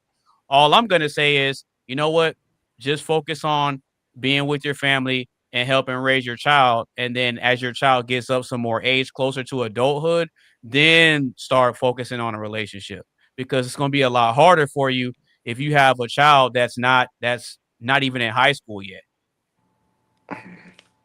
That's a really long time. I I mean, guess yeah, so. it may be a long time, but does it make more sense logically? Not you, but I'm just saying in a general sense. Don't you think it makes more sense logically for a single mom or a single dad to put more emphasis on making sure that their kids are straight versus trying to be in a relationship? I mean, if it happens, it happens. So But here's why based on priority. here's why I would disagree. I would think that having a man in the house will essentially be better for your children. I face a lot of struggles because I don't have a man immediately in the house. And so, as far as like discipline, boys, when they hit a certain age, um, ages, 4 to 7, boys get a testosterone boost.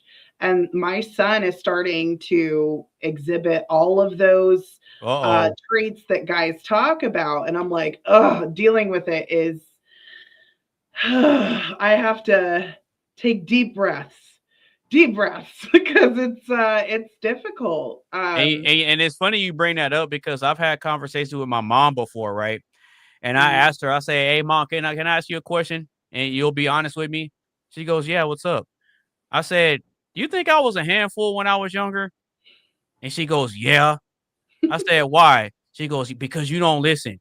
I'll tell you something, and you know, it may not make sense to you, and you'll ask me 25 questions, and then if it still doesn't make sense, you just won't do it.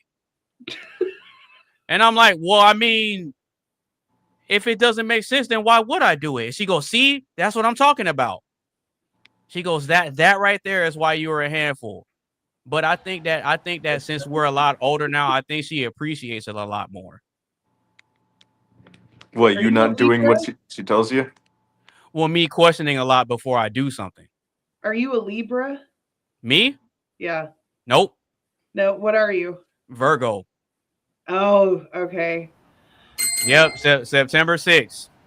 September 6th. Now, my mom, on the other hand, my mom's an Aries. Her birthday was yesterday. Oh, I love Aries. Yeah. Wait, what's Oh, her we got the moon sign? Aries. My belated You- We birthday got the wishes. Aries. You guys know the moon signs or no?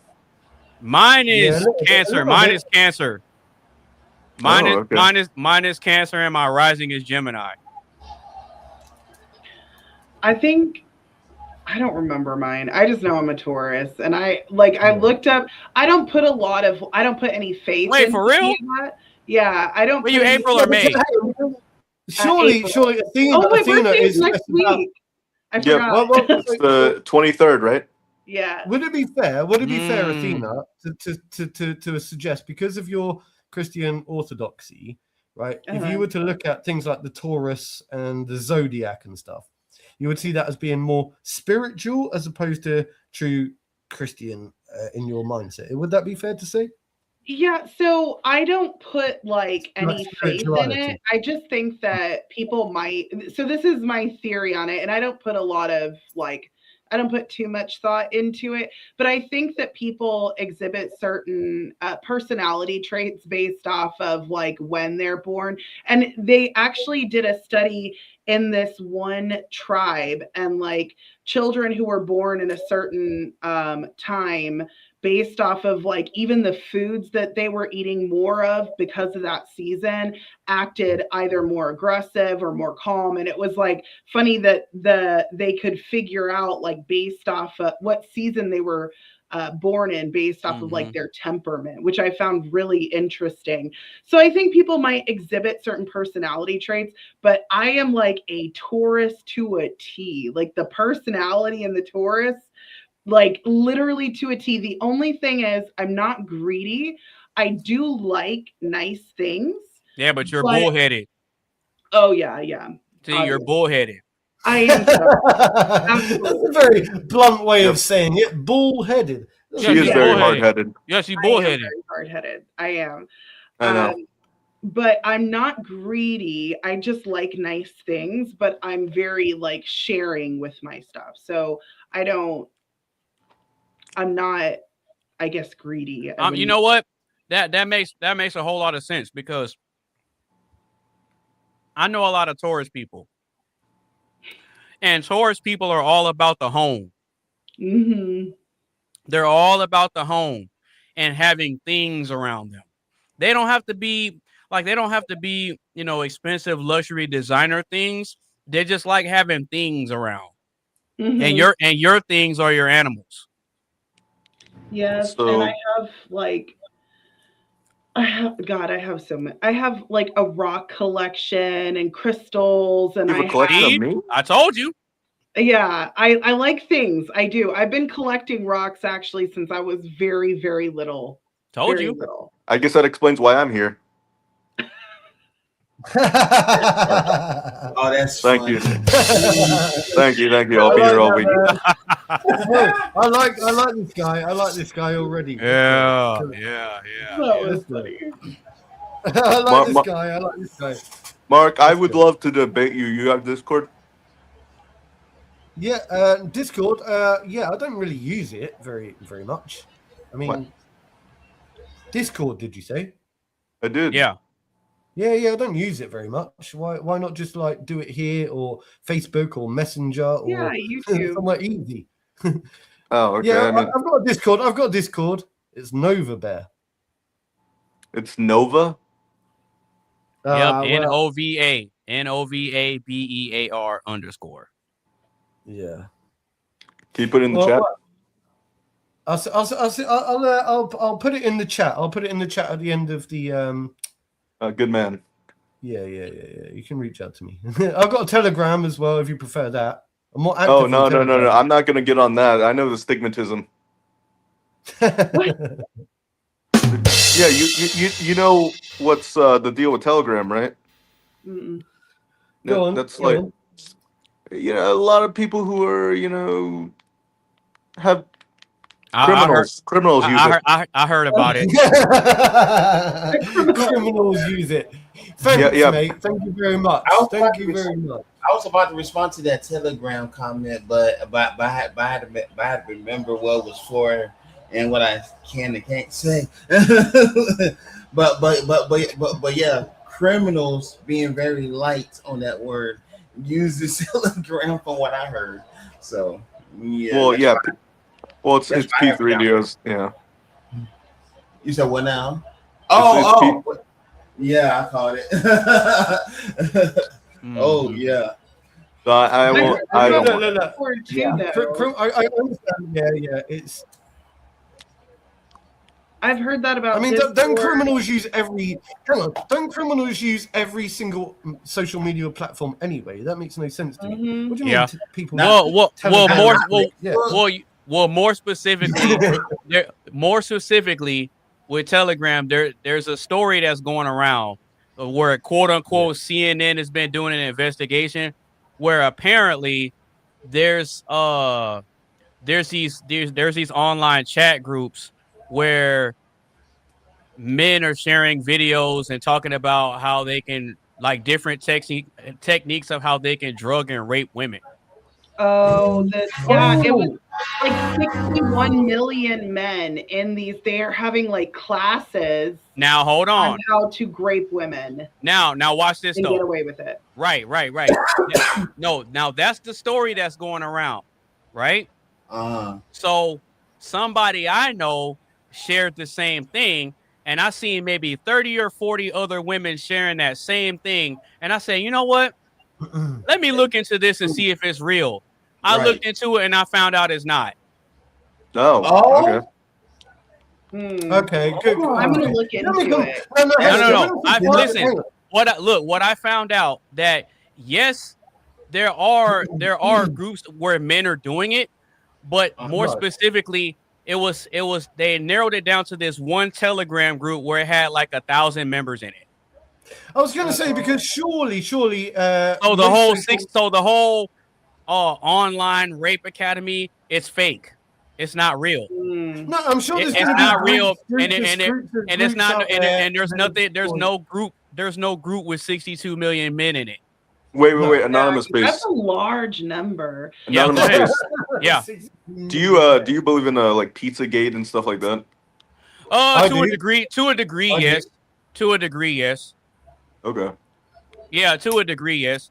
Because now go ahead, Athena. Go ahead. Well, there was a Facebook group with like 100,000 plus men, and one of my girlfriends got into the group. She had a fake profile that was years old, and it was like a male profile, and these men were just like talking about how they were like taking advantage of single mothers, and like they're like, oh yeah, at least you get a free meal out of it, and like making fun of the fact that these women are actually like in love with them, and how they so it was like that's toxic, bro. That's toxic. It is. It's like a cheating group. It was all about just degrading women. It was sad.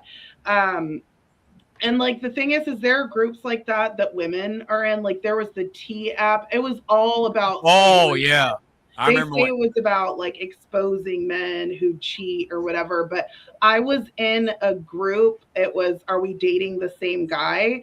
Back like a year or so ago, and I got kicked out of the group because the women were just trash talking men because of their political beliefs, or because they just didn't like them. And I was like, you guys, this is supposed to be like catching cheaters or men who are like raping women, or, that kind of stuff. Like this. Yeah, it always starts out that way. Right. But that's not what it was. It was just like they were just so the nice thing is Athena, the thing is, because these feminist types nowadays, right? All they want to do is they want to bash on men. It's a very toxic, tribalistic type behavior, right? Where people form factions now, and all they want to do is bash on men. I would like to think here in this group that you feel comfortable surrounded by me, Mr. AB, Coley, and all the other guys that come onto this group. I know you're not going to fully agree with everything that we say, but there are nice men out there. You know, we're not all, we're not that bad, right? I don't think we're that bad. And it breaks my heart to see so much division between, you know, the battle of the sexes, the battle of the genders, so much tribalism in today's world. But you know what, Mark? You know what, Mark? None of it breaks my heart. You know why? Because this has been going on since the beginning of time, sir. There's always been a battle of the sexes in every civilization in history, bro. I mean, it literally started with Adam and Eve. No, that's literally where it started. Hang on, what breaks my heart isn't the battle of the sexes; it's the toxicity that has been pushed on the younger generations. That's the bit that breaks my heart. It's not. I'm with you on that. I'm happy to appreciate the battle of the genders, the differences. That you know, I understand. You know, the difference between masculinity and femininity, right? And I don't have a problem with trying to dispute and argue and find whatever it is. But the thing that breaks my heart is the way that the next younger generations are now going. It seems like they're reverting back to the old days. The old days, you know, like before, you know, people used to learn to get along with each other. It's too much tribalism. It's just the tribalistic nature that I don't really like. That's the bit that breaks my heart. Okay, I don't like tribalism. I think there's pros and cons to that, though. I think I genuinely believe that there's pros and cons. If I were you, I'd keep those eyes closed, because I'm gonna play Monster Reborn. You what? Now I'll bring back a monster. It's the same one I just sent to your graveyard. My blue eyes! Yeah, man, I knew you could do it. Now that was impressive. And look at who showed up late to the party.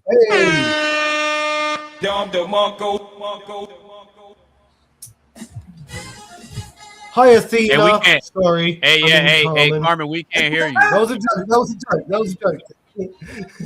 That was a joke because of what from Carmen, how the hell are you? Hold on. No, there you go. Wait, say something. Can you hear me now? Yeah. Yay! Excuse my my call center headsets. I was just about to say you sound like you at work. I know, right?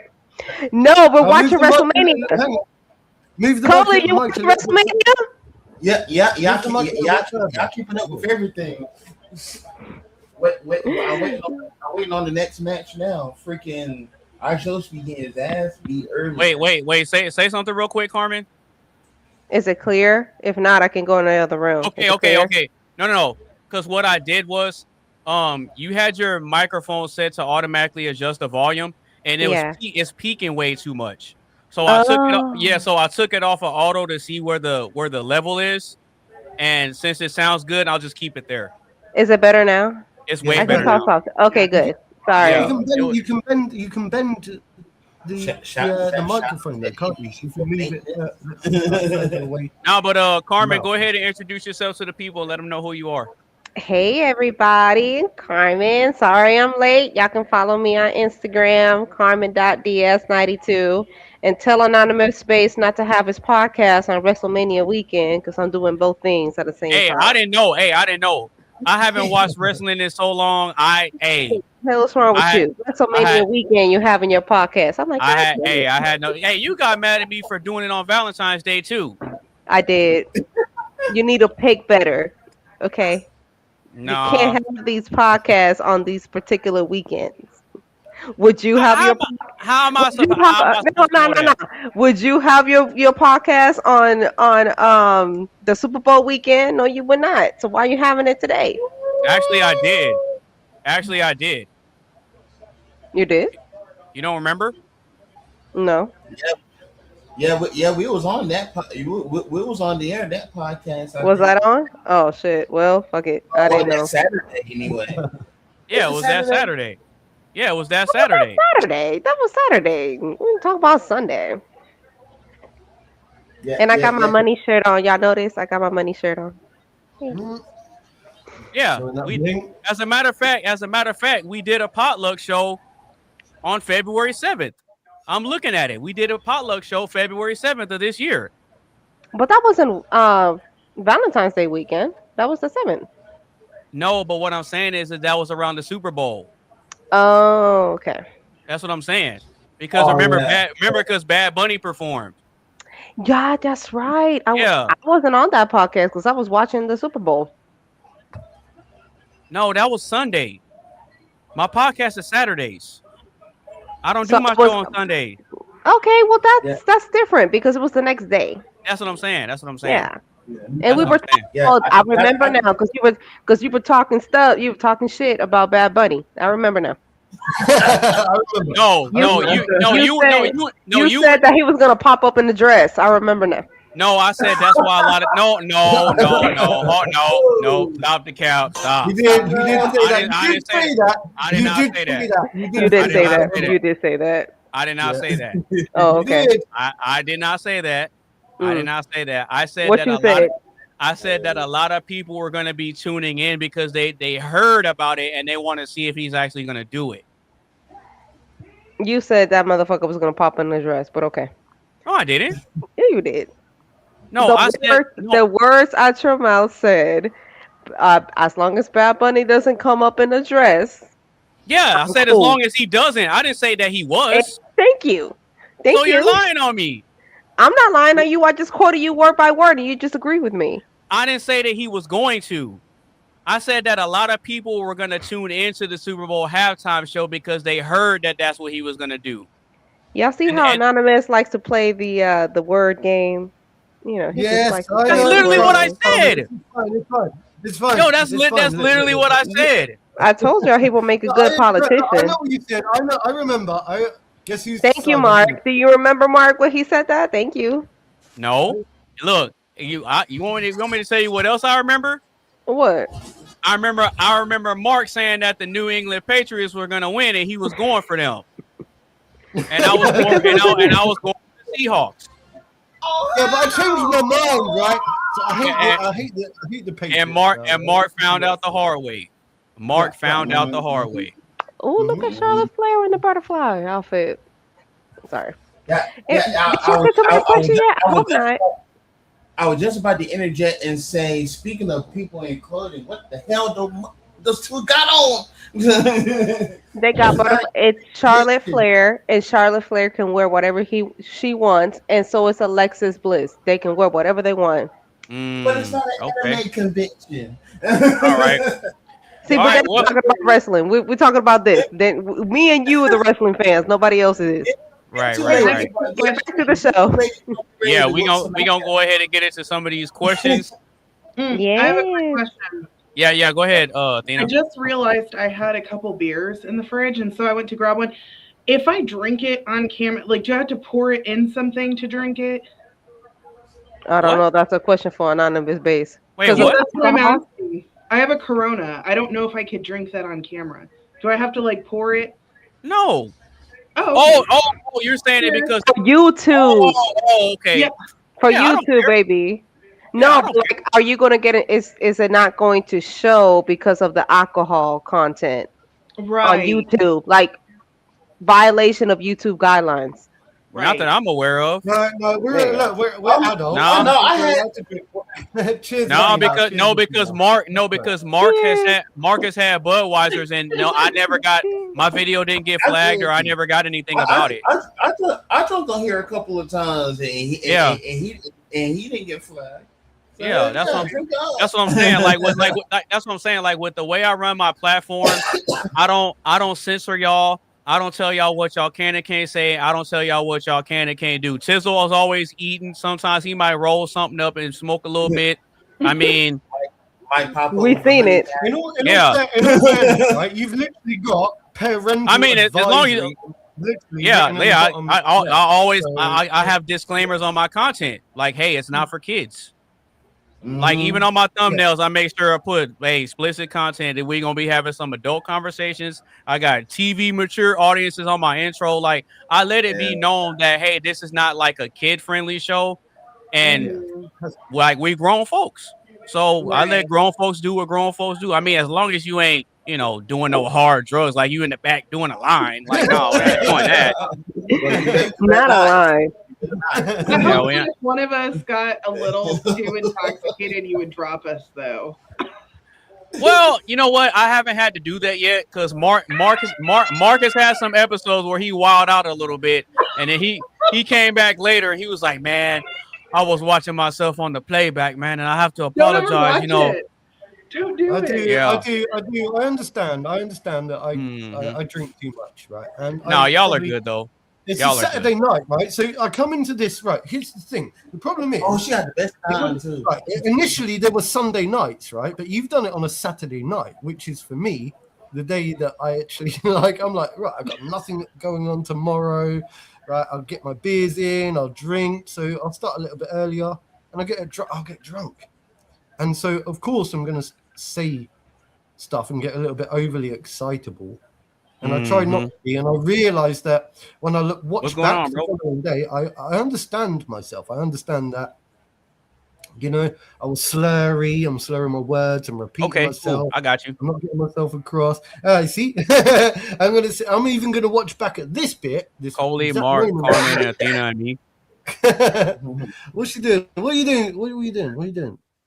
Yeah, He's pretty on the much. phone. Yeah, pretty much. We can hear you. We're He's we're on the about, we're phone. about to get into it right now. Oh, it's on the phone. It's on the phone. Not just started. I mean, we just been kicking it and chopping it up the whole time. Yo, tell him to just come and join the bloody damn thing. Yo, hey.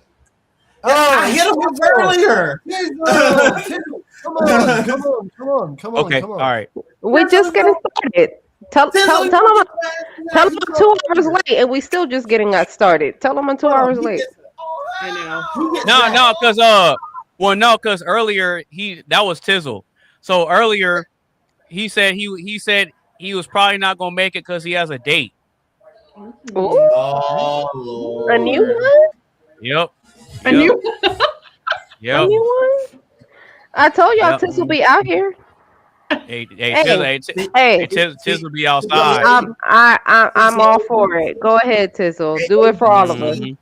Ever since the episode, he bought that damn honey pack up in here. That's when he started feeling froggy. Over with. Yeah, it's been over with. See, man. Look. I ain't knocking him though. So if you wanna, then he can, you know what I'm saying. Mm-hmm. No, but oh yeah, now that we all here, well, I guess we can go ahead and get into some of these questions now. Y'all about ready? Mm-hmm. Yeah, let's do it. All right, cool. So if you just now tuning in or you've been rocking with us the whole time, make sure you get a stream a like, share with a couple of your friends. Make sure you follow everybody on all their social media sites, and make sure to give your thoughts and opinions in the chat. So without further ado, we're gonna go ahead and get into the first question of the Potluck Show.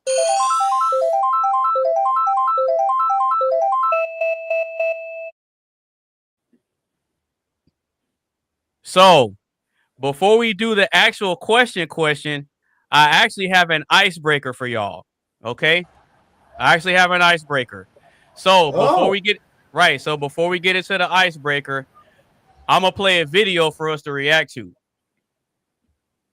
All right, y'all ready? Yeah, let's do All it. right, so we're gonna react to a video, and I'm gonna get y'all's thoughts, and we're gonna get into the icebreaker question. My question is, am I a bad mom for inviting my son's bully to his birthday party because I wanted him to learn how to be the bigger person? My son just turned 10. There's this one kid at school who has just been making him feel left out. But this boy that's been making him feel left out used to be my son's best friend. It's not like it's like bullying, like physical or anything, but apparently invites all the other boys to hang out, but leaves my son out. Talks about plans in front of my son. My son even said to me, like, he makes me feel like nobody likes me anymore. What happened? What's the beef? I don't really know, but it really hurt me as his mom. So, like, I was actually bullied growing up, but no one ever stepped in. So I thought, what maybe I could handle it differently. I honestly think that it's better to teach kids to be the bigger person. You know, you don't solve things by avoiding people or just shutting people out. I decided to invite this boy to the party. I did not tell my son at first because I knew he'd be upset. Maybe if they were in a fun, kind of a positive environment, it could reset the things between them. My son found out before the party and he was devastated. And he said, why would you invite him? You know, he's the reason I didn't even want a party. The bully guy, he didn't do anything crazy, but he also didn't go out of his way to be nice to my son either. After the party was over, my son told me that I ruined his birthday. My husband, on top of that, is furious with me. Yeah. He said that I was a bad mom because I chose my son's bully over my own kid.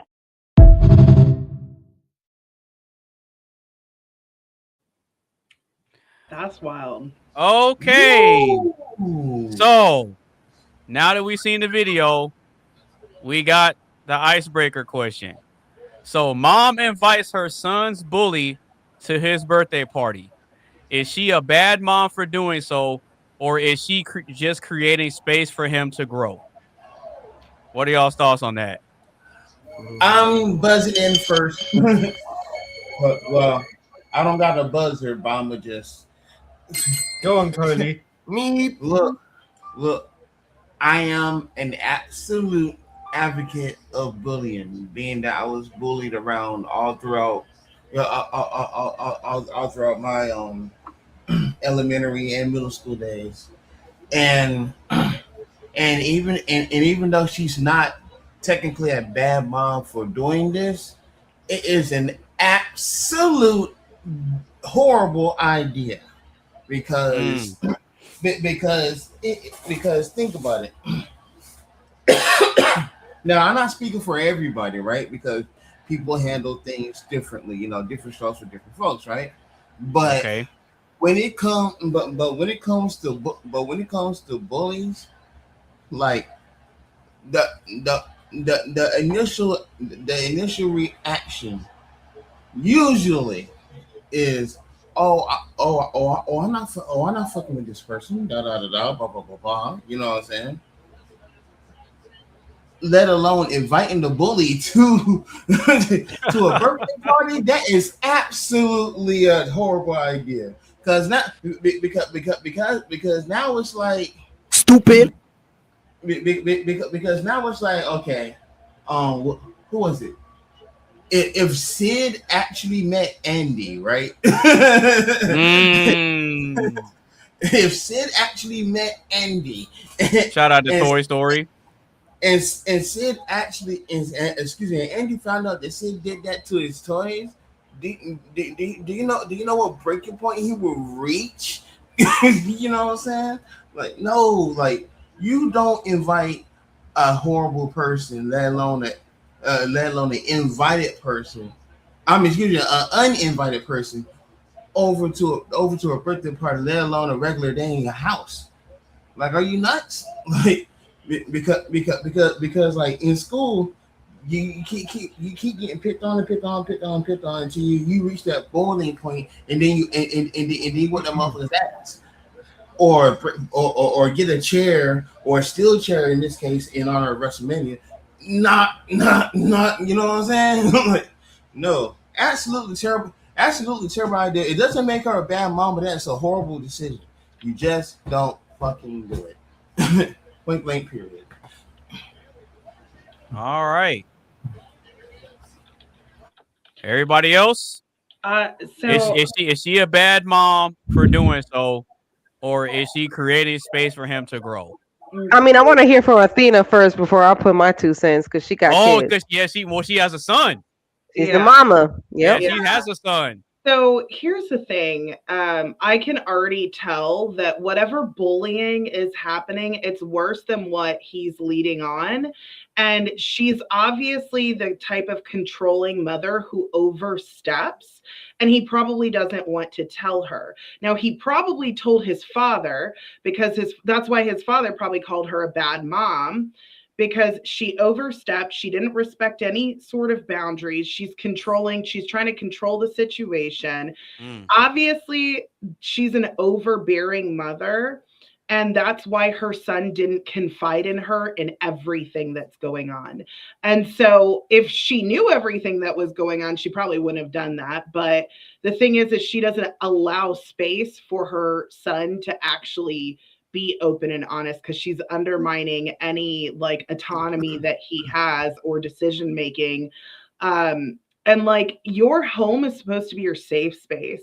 So she's inviting the bully into his one space, and then she hid it from him.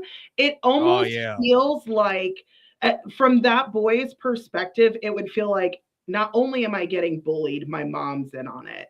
Like, I think that was probably the worst decision she could have made. And I side with the father. I think she ruined his birthday. And I think she needs to take many steps back to give her son space to be able to communicate to her what's going on, because she's way overbearing. And I'll just land it there because.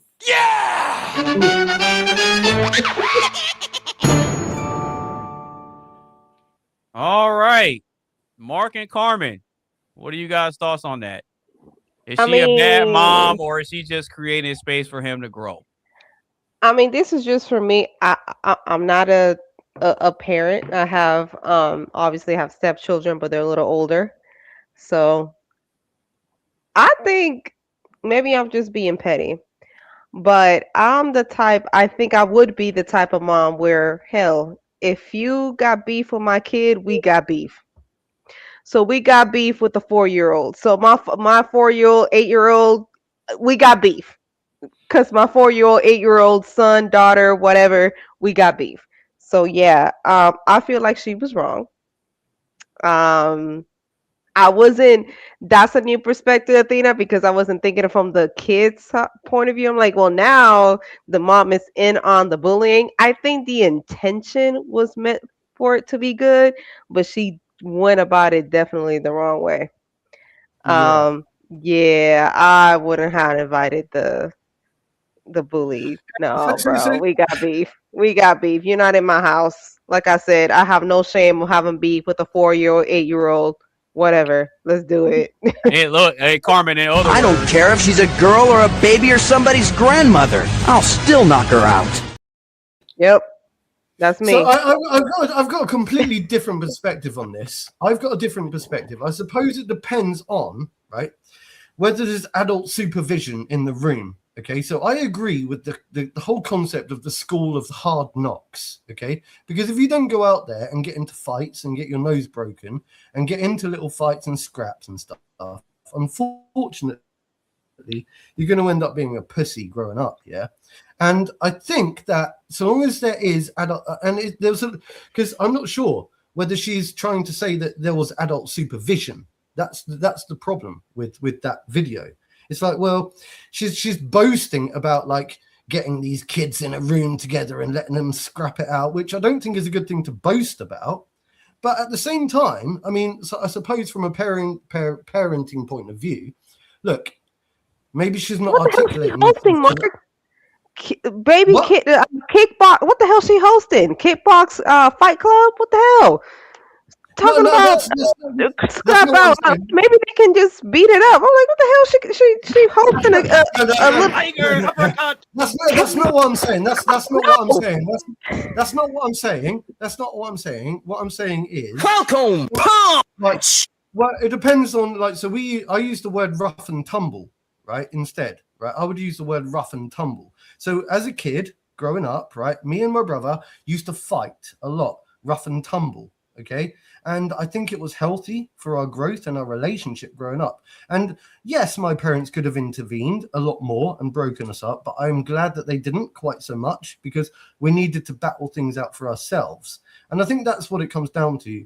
That's all I'm saying. I'm not defending her. I don't think she's articulating herself correctly. I don't think she's parenting correctly. So I'm not defending that person. But what I'm saying is that the fights and the rough and tumble and the arena is a real basic thing. And like the school of hard knocks, it's something that we need to teach our children, that they have to fight for themselves. They have to stand up for themselves because the world is really difficult. The world is harsh. Yeah. And if you can't stand up for yourself, You know, there's always going to be somebody out there who's going to come and pick on you. So you need to learn just to punch them in the nose at sometimes. Yeah. Yeah. Oh, Just yeah. But punch them in the nose. there's a difference between someone standing up for themselves. I know you don't and like that. It sounds and, aggressive. and my mom inviting the kid that I don't want to be around to my birthday party, and then you didn't tell me about it. Like, she knew she was wrong. I kind of drifted off through some of the context because it got. Well, why wasn't it an option to have them like not a play date, because I guess you wouldn't call it a play date based on how old they are, but like a privately, not the birthday party. Like, why could the parents of the bully and the parents of the child that was being bullied get together and have that, just them two, not necessarily freaking birthday party? Why was that not an option? Well, see, Right. the part that I don't understand is that in the video, she said that her son's bully is a kid that used to be his best friend. So it's like that makes it even worse. It makes it even worse. Manipulating the situation for her own self-personal. See, but I think this is a prime example of a woman overstepping and not like conversing with her husband, because I promise you, if she had had a conversation with her husband, said, you know what, I'm thinking about doing this, he would have been like, absolutely not. I promise you, that father knows exactly what's going on in that bullying situation. The mom's oblivious. She is obviously way overbearing. So the son is probably not telling her because she will probably make it much bigger than what it needs to be. He's probably like, let me just sit back and get through this year and then it'll be better, whatever. And so she's just going off and doing what she wants. And I even if you're making like a big purchase or anything that's like in regards to your children, I think there should be a discussion. Like, she's overbearing. She didn't talk it over with her husband. She hid it from her son. Like, there's so many things wrong with this. Because what you were saying, Mark, like the whole, being scrappy. Yeah, that's fine. Like, my dad said when he was bullied, when he was younger, his dad took him to like the school and said, okay, y'all can look it out. Like, to his bully, he's like, no, you're gonna fight your bully. And my dad got his butt kicked, and then my dad was put in taekwondo. So I get that, but she invited him to the house on his birthday party secretively, didn't talk. I think that's, to be fair, I think I missed that because I spaced out. I think I spaced out through halfway through the storyline, to be honest. So I'm just taking a very pragmatic stance on like the basics. So I missed a lot of context. So if that's what you're saying, then I understand why you've got a problem with what she's done. Yeah, I do agree. I understand. Yeah. I mean, if she's manipulating the situation, it seems to me like what you're saying is she's manipulating the situation. She's a narcissist, and she's utilizing her children, and she's weaponizing them and having fun and using them as toys, and now posting stuff about it online. Yeah, because she literally said in the video that the reason why she invited her son's bully to the birthday party is because she wanted to give him a chance to learn how to practice being the bigger person. Okay, that's literally what she said. That's wild. Now, I mean, I can play it again. I can play it again. Y'all want me to play it again? Okay. Yeah, maybe you should. My question is, am I a bad mom for inviting my son's bully to his birthday party because I wanted him to learn how to be the bigger person? My son just turned 10. There's this one kid at school who has just been making him feel left out. See? Yeah. That's literally what she said. Yeah. So I invited my son's bully to his birthday party because I wanted him to learn how to be the bigger person. Now, I will say do you think though that let's say, for example, I have a kid, and I learn that one of their friend or somebody's bullying that person. Do you think that so long as I invite them to the party and ensure that they're under my full control, right, and I'll make sure there's no shit going on, right? Excuse me, because I'm going to make sure that you can learn to get on with each other, okay? Because actually, some of the people that I've learned to get on with the most is the people that I've had the biggest fights with throughout my life. It's weird. Sometimes it's like I needed to be exposed to having a fight and fighting things out with the person. Yeah, And then, but the now we're best context, friends. the All of a sudden context, we're best friends because I but the broke his context nose, in the he broke my scenario nose. matters though. The context in the scenario matters though, because Yeah, there's, good. and the reason I say that is because of this. Like when you're an adult, sometimes you have to do things you don't want to do, but when you're a child, it's your parents' responsibility to have your best interest in mind. Now, don't get me wrong. There's instances as adults where you got to work with somebody that you don't really get along with. You don't want to be around this person. This person's looking at you sideways. This person never does their job, but then you're the one that's getting in trouble, and you always have to step in and pick up somebody else's slack. And so that can create friction between people, right? And then there's sometimes in the military where two people don't get along, but the commanding officer will be petty and put them two together anyway, and say y'all need to learn how to work it out. Right. Yeah, so there are instances there are instances where that does happen. From a militaristic viewpoint, right? You understand why people pit each other against each other. Even like, if you've got a feud, right? You go and kick it out, and you actually learn. All of a sudden, like if you've got a problem, let's stick you in a ring. Let's stick you together in a ring together, and you can box it out instead of going around on the streets and being dangerous and allowing this to continue and happen forever. Because what's going to happen when I'm not around? I can't monitor everything that you're doing at school. Okay, you've got a problem with bullying. How about let me invite your bully around to my house, yeah, so I can see who the fuck this bully is. Because I tell you what, once I know who that bully is, yeah, then I actually have a lot more control over the situation than you can possibly care to realize, because all of a sudden I've brought them into my space. Yeah, I've brought that bully into my space. Now we're going to see what happens. Yeah? Now you come into my arena. You come into my space. You've got to deal with my kids. Yeah, and let's see my kids, because my kids will smash you up. Yeah, because you're bullying my kids, and if you've got a problem, then I'll take it into your space next. That's all I'm saying. So you have to deal with bullies. You have to deal with bullies. And if you take Mark, and if you Mark, and if you and your kids take it to the other person's space, you know what's gonna happen, right? Mm-hmm.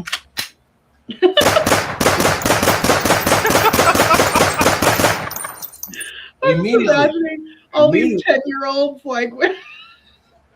I'm just saying. Look, I'm not defending the woman. I'm not defending the mother's approach. I'm not saying that she's in the right or the wrong. What I'm saying is that I'm trying to keep it pragmatic, and I'm looking at there are reasons why, sometimes you have to face these things. Bring it to me. Bring it to my space is all I'm saying. So I would do the same thing. If I knew that my kid was being bullied, right, I would say, bring that bully into my arena. Yeah, bring them here. Let's invite them. Instead of complaining about it, whinging about it, moaning about it, being scared of it, worrying about it, what's going to happen when we're out there in the big wide world. I'd say no. Bring it to my arena, and let's have it out once and for all. And let's deal with this matter. Deal with it proper. Deal with the matter. Deal with it proper. That's all I'm saying. On the birthday, though. That's what I'm saying. That's what I'm saying. That's the best way to do it. And then you can celebrate when my kid whips their ass. Yeah, and then we'll celebrate. So I was going to say that earlier. Like, if I was a mother, I would be like, do you want to invite him over? And we can no, I would be terrible. I'm not nice to both. One of my brothers. Yeah, and your son is going to say no. I know. I would have so many pranks. I'd have water balloons. No, because you got to think in the video, this is what makes it worse. In the video, the mom was saying that kid that used to be her son's best friend would try to convince the other kids to leave him out of stuff. And it was making the kid feel like nobody liked him.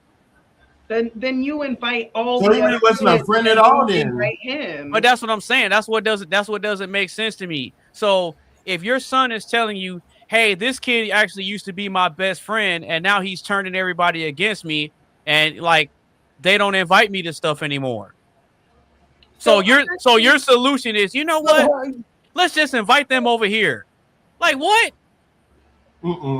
So I had this happen with my son where there was a kid that was kind of being mean and not letting other kids play with him. And he kept trying to go play with him. And I was like, baby, I'm going to tell you this. If people don't want you, you leave them alone. Don't try to force your way in. Yeah. And I was like, you are worth way too much to beg for some to be a part of some group. They should be asking to come play with you. I was like, you go do your own thing. And actually there was this big like water gun fight, like, or something like that afterwards. So I got him like the biggest, baddest water gun, so that like, because they were being mean to him, and I was like, okay, I literally got like the coolest soaker thing with like, I don't know, it was all decked out, like the coolest. Did you get out there with him? Yeah, and people were like, oh, can I play with that? And I was like, no, that one's his. Because they were being so mean to him. And I was like, no, that's his. That's all him. You could go play with the smaller ones. Don't be mean to my kid. Oh, that's right. I'll be mean to a kid. I don't care. Hey, look, Athena said, mess with the bull and get the horns. If I were you, I'd keep those eyes closed. Cause I'm gonna play Monster Reborn. You what? Now I'll bring back a monster. It's the same one I just sent to your graveyard. My blue eyes! Yeah, man, I knew you could do it. Now that was impressive. Yo, now we got all the glasses gang up in here. Shout out to the Can I just hey, check it out though too. You see what else I got in the background? Look at that fire motherfucker over there. That sexy lava ass lady over there. You see that? Carmen. Oh, sorry. I thought you. Yeah. You funny as hell. No. my lava thing over there. You see that motherfucker orange and it's lighting up on gum. But how y'all day going? How's everybody feeling? Everybody blessed? No, we doing great, man. We're doing great. I'm feeling very blessed. But can I just quickly touch on something? Because I want to really like touch on this, right? Mm-hmm. You know, like this whole point of the School of Hard Knocks and inviting somebody round and sticking them in an arena together. Yeah. Hang on. Even though I'm saying I agree with that kind of thing, I do still also think that the parents have an ultimate responsibility, like, and also towards their child.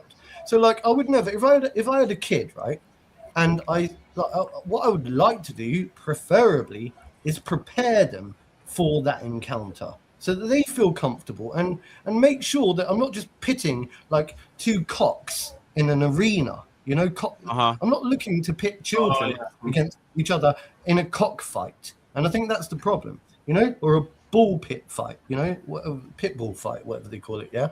So I think that there's a difference between supervision, supervising children, young children that have got a lot of testosterone running through their body. They want to fight each other. A parent has to be able to little manage, baby hawks. have to be able to manage them somehow. And what best way to be able to manage your children than to keep them in your own safe zone? Bring them to your house, get them, you know, and if they're going to fight, let them fight, you know. Hey, that's tough love, man. You intervene. You become the adult and the supervisor. So that's the whole point I'm saying is if you're a responsible adult, then you can be the supervisor and you can take care of but from the father's perspective though, what we want for our kids is to be able to develop conflict resolution skills, right? Mm-hmm. And exactly. First and foremost, absolutely, right. Yes. But this is the thing, though. This is the thing. You are gonna know your child's personality. Oh, I see you, Carmen. You're gonna know your child's personality and how they respond to certain things, right? So we're doing what? So you have to equip them with things based on their personality and how they process things that'll help them navigate through situations. Mm-hmm. Right? Like a professional like you can't take the same approach to every situation You missed it. I said with all your kids. excuse the headset. I can't. Like you can't. I can't hear you. You kind of that mic sound like. Wait, say that again. You missed it. I said excuse the headset. Matter of fact, let me unplug it since baby. You're giving out Xbox 360 vibes. No cap on the quality. So. I hate these. I hate wearing them. Yeah, because it reminds her of being on the clock at work. Wait, she actually a telemarketer? Are you? Oh, damn! I was really planning. Damn. Okay, I'm smart as hell. I'm thinking like that, like a telemarketer. You really decided to have it. No, but yeah, I mean, I think that she was a bad mom for doing that because. Wait, who was a bad mom? Well, we're doing an icebreaker. We're reacting to a video. You missed the video, but yeah. No, you know what? No, I could play it for Tizzle real quick. My question is, am I a bad mom for inviting my son's bully to his birthday party because I wanted him to learn how to be the bigger person? My son just turned 10. There's this one kid at school who has just been making him feel left out. That this boy that's been making him feel left out used to be my son's best friend. It's not like it's like bullying, like physical or anything, but apparently invites all the other boys to hang out, but leaves my son out. Talks about plans in front of my son. My son even said to me, like, he makes me feel like nobody likes me anymore. What happened? What's the beef? I don't really know, but it really hurt me as his mom. So, like, I was actually bullied growing up, but no one ever stepped in. So I thought, what maybe I could handle it differently. I honestly think that it's better to teach kids to be the bigger person. You know, you don't solve things by avoiding people or just shutting people out. I decided to invite this boy to the party. I did not tell my son at first because I knew he'd be upset. Maybe if they were in a fun, kind of a positive environment, it could reset the things between them. My son found out before the party and he was devastated. And he said, why would you invite him? You know, he is the reason I didn't even want a party. The bully guy, he didn't do anything crazy, but he also didn't go out of his way to be nice to my son either. After the party was over, my son told me that I ruined his birthday. My husband, on top of that, is furious with me. Yeah. He said that I was a bad mom because I chose my son's bully over my own kid.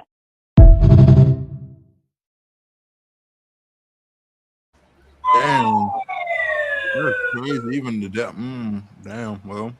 Yeah. So the question is, but hang on. The other thing here is the nature of what she calls the bullying. So the nature of the bullying. So it's not as if she said that she's not being physically bullied anyway, right? Is being isolated, right? Is being left out from his peers and other people. And this guy is a bit of a ringleader and is encouraging the other people to whatever.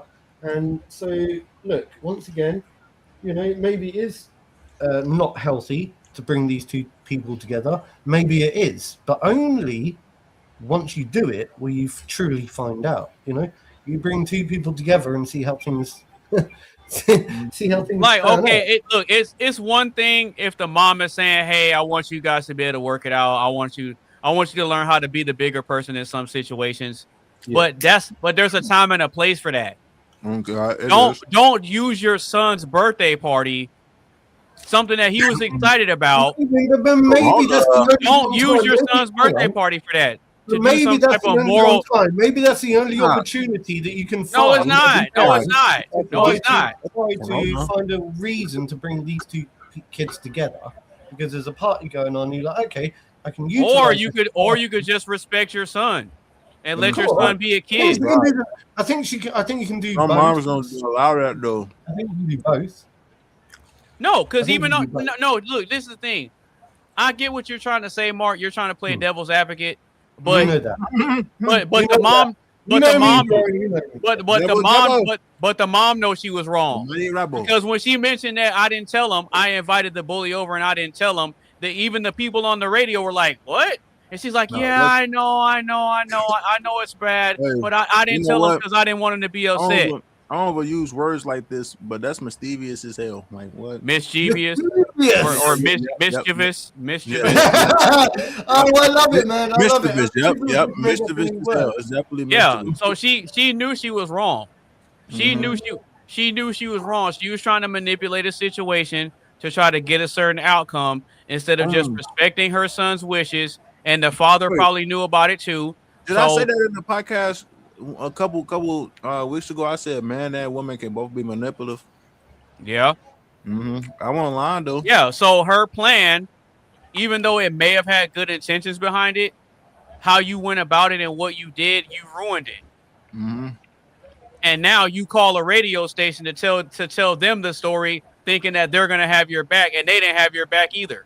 No. They probably was gonna get along sooner or later. She probably just fucked it up for him. No, because she said her son found out before the party that he was coming. No, but I'm saying like if she didn't do that, I'm saying like sooner or later, like they probably would have hashed it out or something. But since she did that, like she just ruined it. Like but you're right. And with situations like that, you give kids room to make mistakes and learn, right? Yep. If my child, I don't have kids yet, but if my child is coming to me with a concern, I need to figure out what's going on. I need to talk to my child, get the details of what's going on, and then I figure out how to handle things between the parents of that child. I'm not going to tell my kid, sure, it's going to be okay. Then when set up a birthday party and then invite the problem child over. I'm not doing that to my kid. No, I'm not. Any other day other than the birthday party. That's what I'm saying. That's what I'm saying. Let me find out this nigga Corey sipping Wendy's. Damn, we both eating Wendy's in this bit. That's crazy. You mean Coley? You called him Corey. Wait, my bad. Yeah, I thought I did say stupid. It's an old cut that I'm reusing because Oh, okay. Yeah. So as a potential future parent, I'm already thinking about stuff like this to have my child's best interest in mind to keep them safe. Now, if they're coming to me with a concern, it's because they trust that I will help them. They trust me. That's what you want as a parent, especially as a mom. I think because the problem is with that short clip, right? When you show a short clip like that, there's so much. Not every mom like that. We don't fully understand. There's so much nuance, right? So it depends on the situation. Yeah, but I let her tell the story from her own mouth. I agree with you. Of course, right? I think that speaking primarily and directly speaking with your children and speaking. Damn, I inspired the gang to eat. Inspirational. Course of action. Yeah. Oh, bro, you carry on. I'm just chatting shit, but I'm having a conversation. So, what are you eating anyway? Because I'm trying to get my fucking food. Huh? I got Martin food too. I just turned my bag upside down.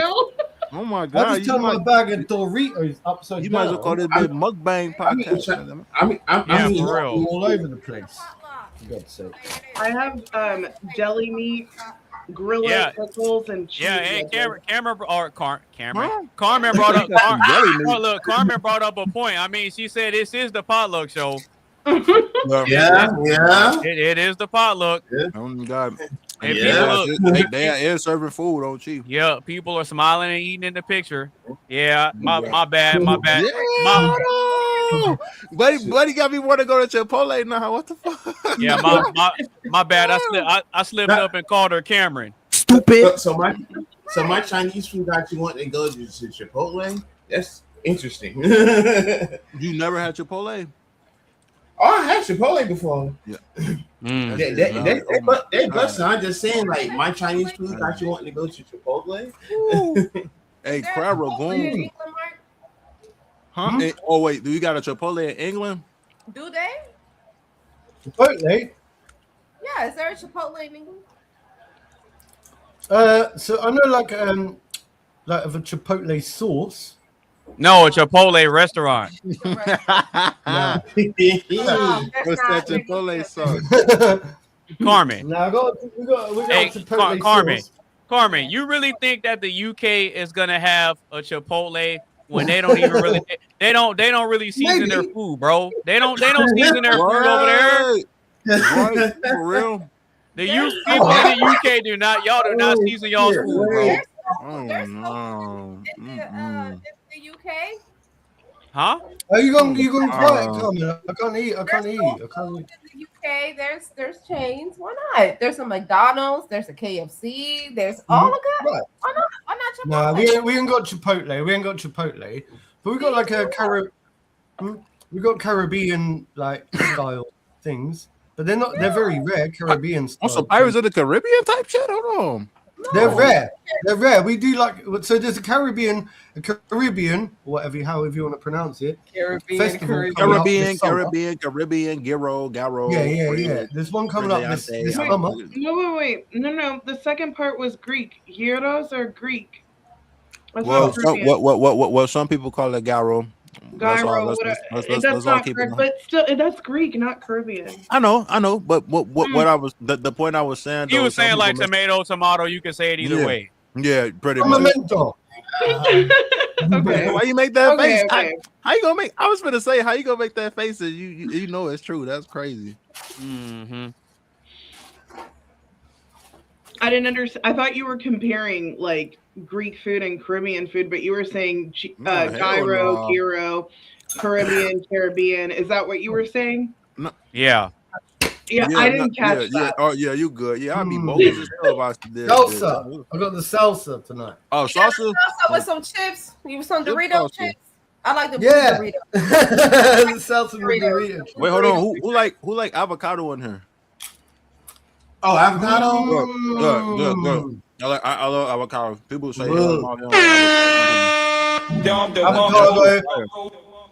avocado gang. No, nobody better not ever say anything bad about avocado. That's what the guy. Avocado gang, we in here. Avocado gang. Okay. Yes, sir. I like that. All right. So, I mean, does anybody else have any more thoughts on this before we get to the actual questions? She kind of wrong. I ain't gonna lie to you. From what I've seen, Everybody said she was wrong. Oh.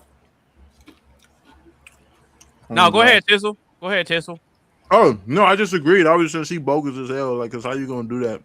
That's that type of shit. Like when the son be telling his mom something, and he be like, "Don't tell dad," and then she gonna do the exact opposite. And you be like, "Oh, just like that made that just like what happened on Friday." That's exactly what happened. That's exactly what happened. Come in here, bro. Craig got fired from his job, so he told his mom. He told his mom about it, and then she was in there cooking. He was like, "Hey, mama." It's like, what? Hey, my baby. He's like, "You didn't tell daddy what happened yesterday, did you?" She goes, "No, of course not. You know I wouldn't tell on my baby." And he goes, "Oh, okay, cool." Then his dad was calling him, "Craig, come here." He goes in the bathroom. Now your mama told me what happened to you yesterday. He was like, "What?" Like she straight up lied to him. The switch up be crazy as hell. You be like, "What?" Yeah, for real. Now, all right. I guess if nobody else has anything on it, we can go ahead and get it to the first question. So if you just now tuning in, or if you've been walking with us the whole time, make sure you get a stream a like, share with a couple of your friends. Make sure you follow everybody on all their social media sites, and make sure you sound off with your thoughts and opinions in the chat. Go ahead, Chisel. I was going to say that person getting fired on their day off on Friday. They said that was a true story. Somebody actually got fired, but not. I think on their day off though, but it was something similar. Okay. All right. But they got inspired by that. We're gonna go ahead and get into these questions.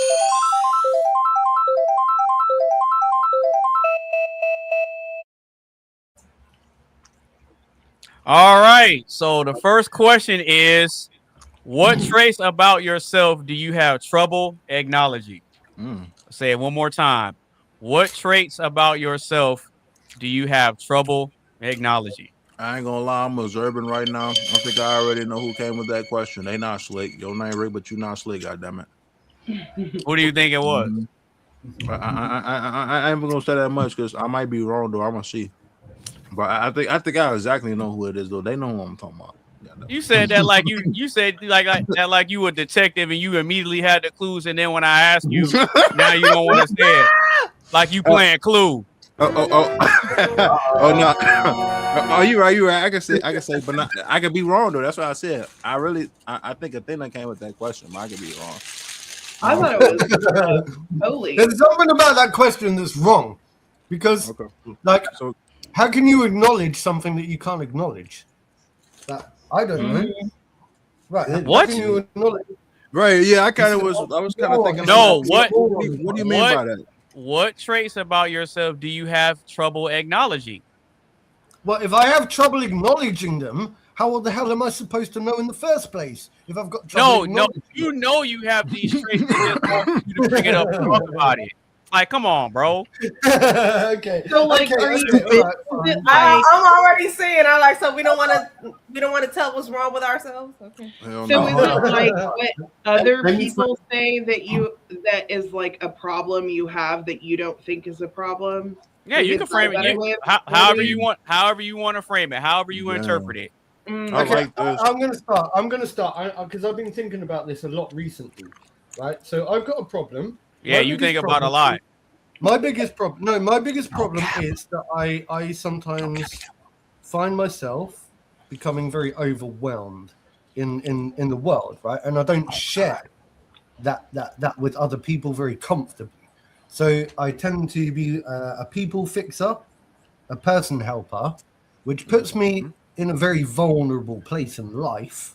Okay, and I've noticed this because look, it's a trait about myself that I've started to find recently. You know, I'm a people pleaser, I'm a fixer, and that can become a weakness. That can become a weakness, and it's something like I said at the beginning of the podcast earlier. I've been trying to focus on the concept of stoicism. You know, trying to be more stoic and not being so out there and overwhelming. But I know myself, and I know that I'm very overwhelming, and I'm very, you know, like, and I worry. Actually, my biggest fear is that I push people away because when I open up Oh, to really? yeah. I really worry that if I open up too much, that I end up pushing somebody away. So that is the biggest thing. That's my biggest worry because I think that I can become overly too much. Yeah. So it might seem nice at first. Me showing, like, let's say, affection. It might seem nice me showing you affection, and you might appreciate it. But then, you know, when there are times when I feel like I'm taking on too much in the world and too much of the other problems around me, then I can shut down, which makes me feel as if I'm not giving the other. It's called an I feel like intuitive. that's cap on the affectionate part. I'm gonna cut you off. I feel like Yeah, if a it's shorty really cool. digging you, she gonna fuck with that. Like, what? Yeah, but it's a genuine worry. It's a genuine worry. Yeah, I get it. Because I will agree. I had that too. Sometimes that feeling. So I definitely give it to me. I feel like everybody do it at some certain point. Yeah. I think we all do it. I think it's natural, and I think that sometimes we overthink. You know, people can overthink, and like certainly, like I'm a very intuitive type, so I think it very much an abstract. Hey, And sometimes when I overthink though, I be right. I'm in a constant state of wondering and trying to figure something out and trying to problem solve. But even though I know there's never going to be an answer at the end, I'll never find the true answer. Go on, Tizzle. I need to hear your wisdom, bro. I need to hear your wisdom. Tizzle, the youngest one in the panel. Let's go. What's the millennial? I might be young, but I got an old soul. Why you calling me a millennial? See, this that shit I be saying. Gen Z. I'm a millennial. Gen Z. I was gonna say, yeah, he's not a millennial. He's not a millennial. We are. Right. I thought we talked about this already, G. We did. Right. No, we didn't. Yeah, Carmen be forgetting. Yeah, the ADHD mom. I know Tizzle. You were gonna say something, bro. You were gonna say something. Correct. I was. This shit hidden. That's not what I was gonna say, but this shit is hidden in the drink. But the trouble, I probably say with acknowledging myself. I feel like that I got a problem with which I think I'm doing better at it. I got a problem with holding back and shit I wanted to say to some people when I'm being truthfully honest. Because sometimes I kind of got that fear, like if I'm being real honey with them, then they kind of find me weird and they don't want to talk to me no more. But there's sometimes the other side of me too is like, well, if they don't give a fuck, why should you? Like I'm always kind of thinking about that. So It's a conflict. I don't know. I kind of think about it as like both sides of the story. I think about it as like fairness, and like if that makes sense. It's like, okay, if you're on this type of time, and then I'm gonna be on that too.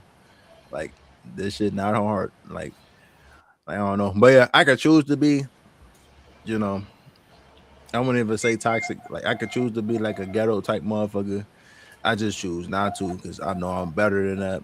You know, I know I am a educated young man, and I know that how do I explain it? I'm not out here doing shit that's illegal. So Okay. You're not being a dick, man.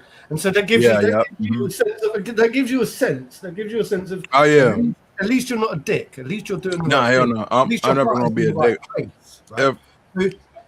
But then, like, I can easily fall back to my old ways. Yeah, my old ways. I can easily fall back into like so. I'm seduced quite easily by what I would call, my old problems. My old problems. I'm easily seduced, yeah, and I worry. I worry. Soldier boy, I worry. tell her. I worry. I worry sometimes.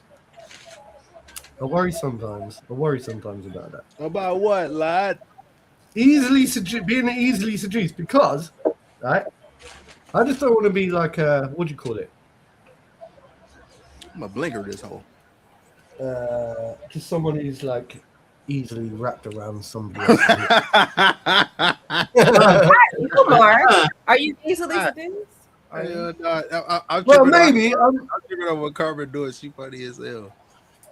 Are you easily seduced, Mark? Oh, really? Cody, I see you saved there, my brother. You hear me, Coley? Yeah, what'd you say? I said I see you shaved there, my brother. I had to. If I didn't shave, Coley said I'm gonna pull all the bitches fucking me. Look, let me go play. I sound like my granddad. God damn. Oh, yeah. Yes, sir. I had to shave that. If I didn't, I would have been ripping it. I would have been ripping my beard off. As you should, let niggas know. All right, so Coley, Carmen, and Athena, what traits about yourself do you have trouble acknowledging? We need the truth. So go ahead. Oh, are you gonna? Okay. Mine is almost like Sizzles. Oh damn! Let me find. I got an evil twin. So, like, I have this weird thing, right? I will sit here and being the being the experiences that I have or whatever have witnessed, whether if it's with myself or with other people, I can pretty much predict how a situation is going to go. It makes sense. Oh, really? like I can sit like someone would sit here and tell me on the phone, say for example, well this person did XYZ da da da da blah blah blah blah, but I took ABC steps and yada yada woo woo woo, and then I would sit here and guess so this is what you need to do. You need to set up a camera or something like that in the room and make sure that he or she is not cheating on you because it sounds like that's what the hell they doing or whatever. or I could predict an argument before it happens. Now, if the argument happens with me, now if the potential argument is against me, I will play what words that I'm fixing to blurt out of my mouth first before I say it. And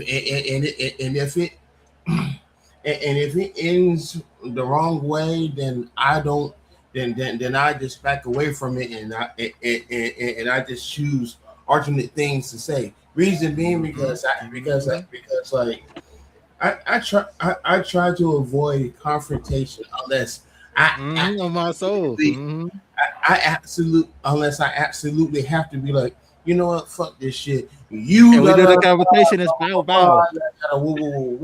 You know, it was kind of scary. And won't care. Scary like that. Go ahead, play Anonymous. Menacing. I don't want peace. I want problems always. Hey, nah. This is why I like this hoodie. This hoodie too lit. This hoodie's so cold. Like I like it because it got the glitter on the side. I was like, hey, this is different. Like, bro, watch me Man, when I take some photos. Nah, bro. Hey, watch me, Anonymous. When I take some photos, bro, like I said, the AI, them photos you send me, I'm definitely gonna recreate them bitches for sure. Especially with these hoodies. Man, you smoking drugs, bro? Maybe some good drugs. You feel me? Oh. No mushy mushroom or no Snow White. I'm not doing none of that. On God, only. What only, the hell? Oh my God! No way! Talking about. I know yo ain't doing that cringy face. Quit blind. but not. I just drink. But not like I usually try to avoid confrontation like that because it's like I'm not trying to get those folks from nobody, even if I know that I can sit here and really grab the smoke and roll up into another one. You feel me?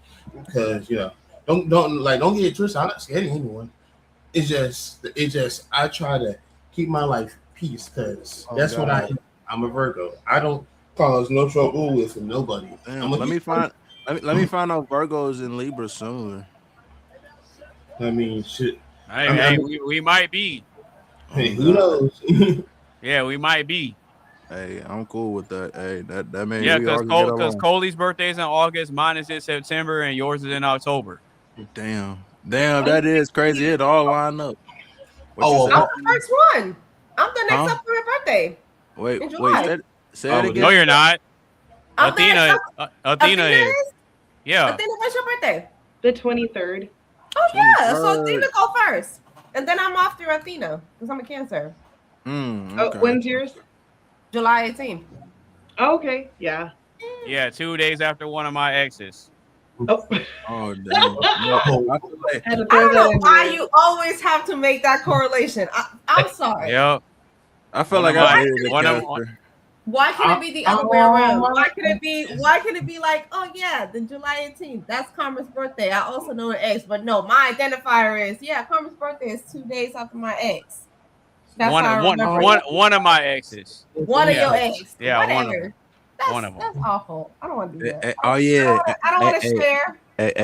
No, you know what? It's actually not. No, it's actually not because, like, with her emotions and her mood swings, I was always just constant. Oh, I'm saying. No, I was always constantly under emotional control. So whenever she be going through her stuff, I'm just sitting there. Mm-hmm. You just sitting there, and you just calculate. You like, but no, I was always there for her when she needed me. And then she's like, you know what? Out of all the guys that I've dated in the past, like my ex-husband's a Virgo like you, but it's like he just didn't know how to handle my emotions the way you do. And I'm like, I don't know. Maybe because his birthday is September 3rd and mine is the 6th. Maybe I don't know. On God, hey, we don't know how the astrology shit work. On God, we just know the connection and the vibe at the moment. But I think what really set the tone for her though, what really set the bar high and made a lasting impression on her is that I was the first black guy she ever dated. Mm-hmm. Hold on. That's what that is. Okay. They gotta. Well, I mean, I saw you doing this. They gotta have a little nigginess in their life. They never had that. We be getting slept on. I didn't say that. I didn't say that. Tessa said it. Whoa. Yeah! You know I ain't lying. You know I ain't lying. He's allowed to say that, man. He's allowed to say. He's allowed to say that. Right. Oh, I'm black. Surely. Both of my Surely parents he's black. allowed Come to on say now. I think I think everybody's allowed to say it. I don't care. Yeah, right. Oh God. I But yeah, believe so as well. everybody, I feel like once in a while need a little bit some outside they race. So I'm cheating. Like why you think I said last time up in here? I don't date my race. Like it's not that I'm racist or nothing, it's just that I know how they could easily get. And it's just crazy though as hell though, because like, ain't a lot of shorties like that, but we kind of live in this world that it's a lot of motherfuckers, they kind of what's the word that I would say? They kind of like the pick or despite an image on the race, so it kind of make the person already look bad. That's already trying to look. Yeah, because they're perpetuating a stereotype. Yeah, yep, exactly. That's really what it is. That's really Yep. what it is. Because I remember Carmen asking that question a while back on a potluck show: are stereotypes given or earned? Mhm. Oh yeah, I remember that. I think you, me, her, Cody, Mark. I think all of us had agreed that they're earned. All right, so Athena and Carmen, what traits about yourself do you have trouble acknowledging? So I had to phone a few friends, because I was like, if I have a hard time acknowledging this, then how am I going to know? So I asked. Two of my friends said, you're actually really self aware and you know your problems. And then I asked my boyfriend, he said, not that I have a hard time acknowledging it, but patience is an issue. And then I asked my dad, and it was really funny. When I asked my dad, it was showed the dots, like he was typing for like a long minute, and then he stopped. Yeah. I be telling motherfuckers though that patience is the best virtue, but motherfuckers don't want to understand that. Yeah, I ain't gonna lie, my ex was like that. She was a little bit impatient. I'm like, gee, like it's like like it's like what my brother said when I was up in here last time with him. Excuse me. He was like, motherfuckers expect you to have it all. Like I don't think a lot of people want to start from the ground up anymore. Like I don't think people want what other people parents had. They want it like right now. Yeah. Like I want the big ass mansion now. I want the big ass beach now. I want that cute ass dog now. All that type of shit. Instant. It's like instant gratification. People want straight away, like too much. Yeah, it's like it's kind of like high dopamine, but like as soon as you give them that shit, they mood probably gonna change. Then they probably gonna stop fucking with you. That's what's so fucked about the world though, for real. Like it's hard to kind of like do that for some people. You know what I'm saying? Because like I don't know. I mean, but you got some people though too. They don't like materialistic shit. Like it just it depends on who you really fucking with. At the end of the day, too, I feel like. You always surprise me, man. You always surprise me. Like you always surprise me. Talking about when I be talking. Yeah, I just feel like for your age, you just don't like. Yeah, I told y'all I got old parents. Come on now, that's what I feel like I got to old. They be putting me up on, they be putting me up on game. I mean, I be knowing this shit though too. Like Tizzle's not dumb now. Tizzle's not dumb. Yeah, Tizzle's not dumb by any stretch of the imagination. No, I know that, bro. I know that. All right, so I guess I'll go ahead and give my perspective on this. My dad finally said what he thought. Oh, it took him a minute, but he finally said it. He said around the clock. So Rock said that I don't have the patience, and I said something else too. Yeah, that I get like stressed out really easily, which is true because I have so much on my plate. I'm like 1 second from a meltdown all the time.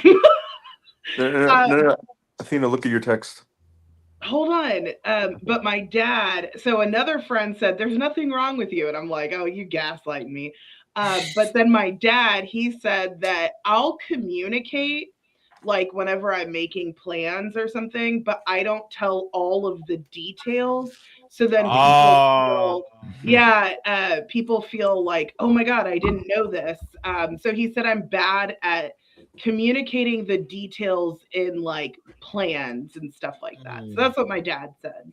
Oh my god. Yeah. Wait, check my last message. Perhaps, but I don't he probably understand your knows last you message. better than most people. I in mean, all fairness. I'll go before AB. Go ahead. So I have a hard time following directions if I don't have the whole. Okay, excuse me. I haven't finished. Oh my god, she's so fired. What? I'm offended. Y'all didn't even let me finish, and y'all just started you put in your 2 cents. No, I wait, didn't what? say Huh? nothing yet. I didn't say nothing What you yet. talking about? Mark didn't, but AB did, and Tizzle. I'm saying what because of this? What you mean? I said Shorty Tizzle. bad as hell. What you mean? Oh, can I tell? Whatever. Wait. Can I tell you what it means? No, Can I say? no. Carmenal's in the middle of saying Yeah, go ahead. something. No. Go ahead. Rock. Go ahead, Rock. Oh no. My message to Athena was I'll come back in a minute. all right. No. Like so the flaw, right? I guess like like you want answers from other people, but you already kind of know what you need to do. So it's like you want that reassurance. What leadership? I want someone to lead me. Exactly. I don't know if that's a flaw per se, but Yeah, I do want the reassurance. Like I crave reassurance because I hate making decisions. I literally like if I go to like a drive-through or something, they're like, "What do you want to drink?" And I'm like, "What?" Hot West. I don't know. Wait, hold on. It's crazy that you say that, but then I be seeing people on Snapchat, especially shorties, they ask be like, should I do this evil shit or should I do this decision? Don't ever ask Athena what she want to eat. No, don't ask me. Don't ever ask Athena what she want to eat. No, I'll Athena, cry. what you want to eat? I don't know. Food. That's Really? what I want to eat. I literally ordered for Athena the last time she went to Taco Bell. I hadn't been to Taco Bell in like 15 years. And he's like, go to Taco Bell. Because I was like, I don't know what to do. It's too late to cook. And he's like, go to Taco Bell. I was like, okay. And I was like, what do I get? There's so many things on the menu. And he's like, get this, this, and this. And I was like, thank you. That's all I needed. The grilled cheese burrito. Yeah. Oh. I had that. Grilled cheese burrito. That was really good. Oh yeah. No, that grilled cheese burrito was fire. Yeah. It's fire. I will say that. Yeah. Okay. But no, I was saying that I have a hard time following directions if I don't know the whole details of it. And I'll give you an example. Not too long ago, my hubby and I, we went out to a bar or whatever. We came out. It was like around 1. He had clocked this guy like 2 blocks down following us with his hand on his hip. I don't know who he is. I live in Atlanta. We were off of Edgewood, sketchy area already, but I didn't see him. Listen, I have 0 sense of my surroundings. I am that person that I just walk around with my phone and I just be. I don't have.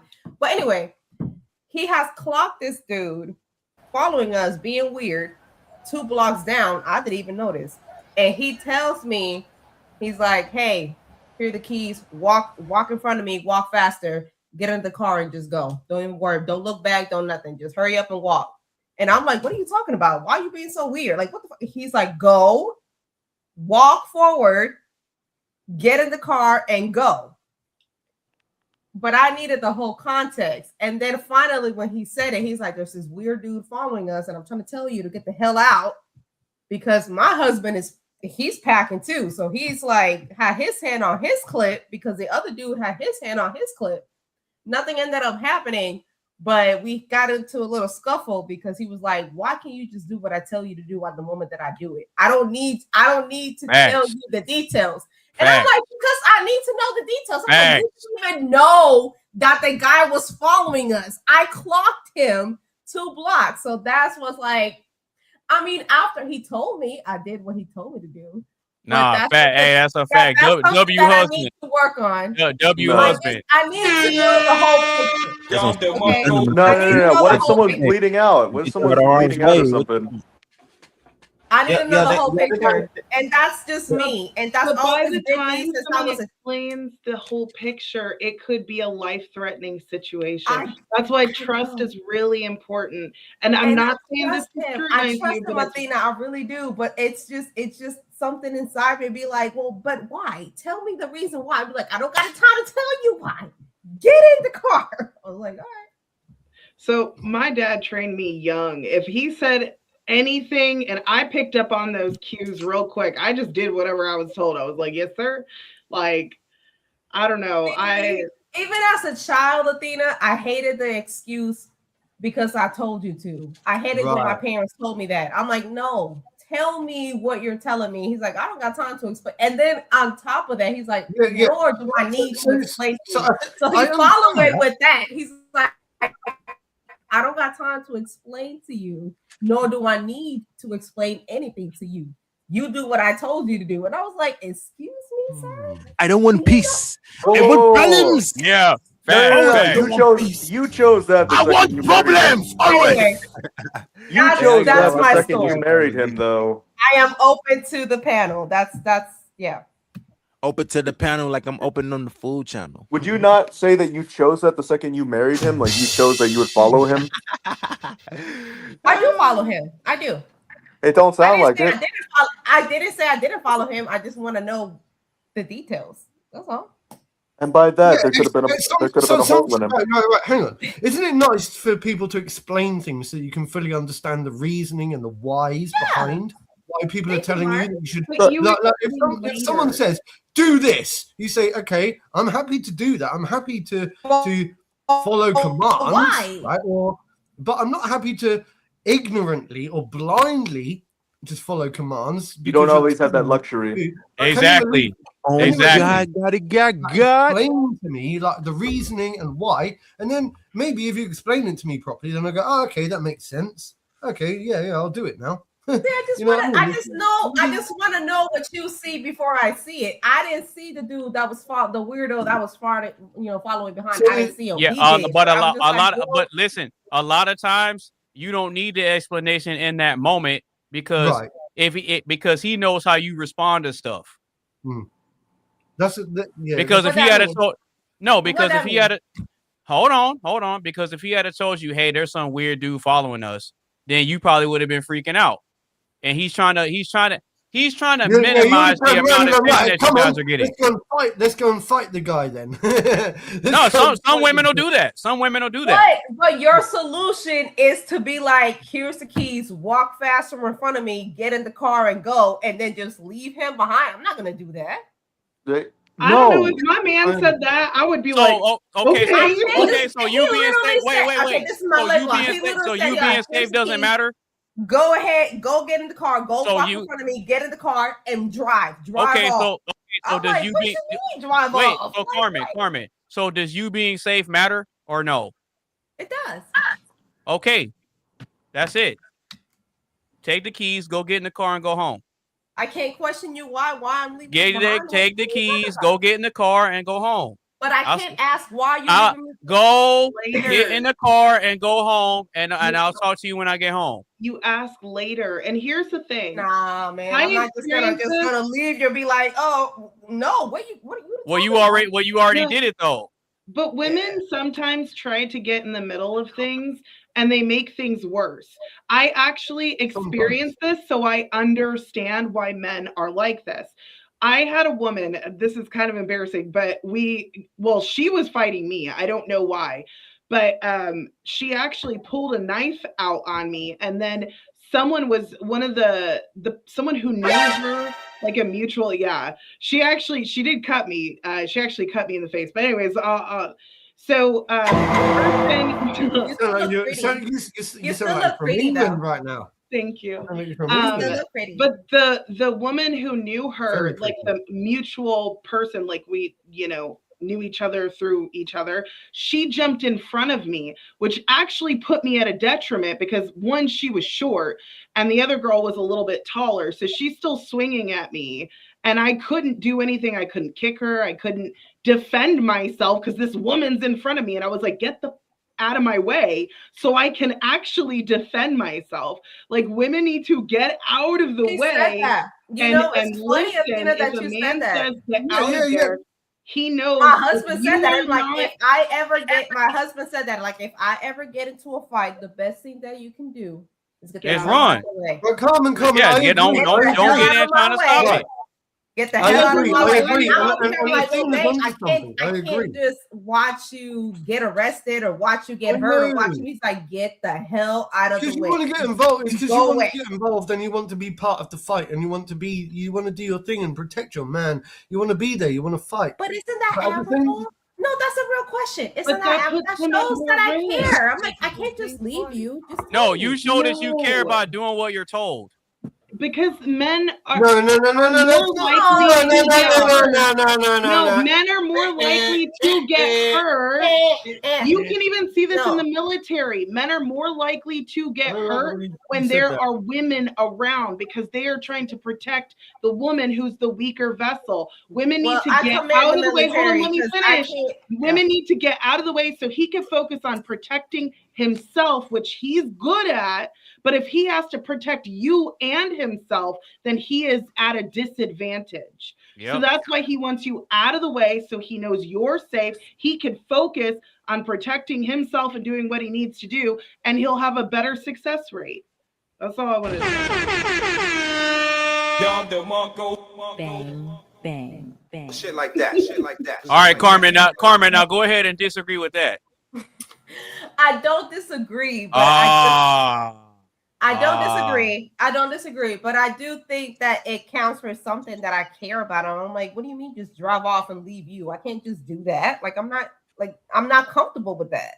Even though that's what you want me to do, but damn. Yeah, but from a leadership perspective, sometimes you gotta make but every decision you make as a leader isn't gonna be comfortable. It's like it's not always about being comfortable. It's about making the best decision for us in that moment. And listen, I command the military, Coley, you serve. I don't know how in the world y'all just follow orders and not ask why or when, or y'all just do. I'm like, cause I said so. They do, but they don't do it in the moment. They ask why later. That's crazy. Oh, you know what? That part though, you ain't lying. That's crazy. Go shoot this person and whatever.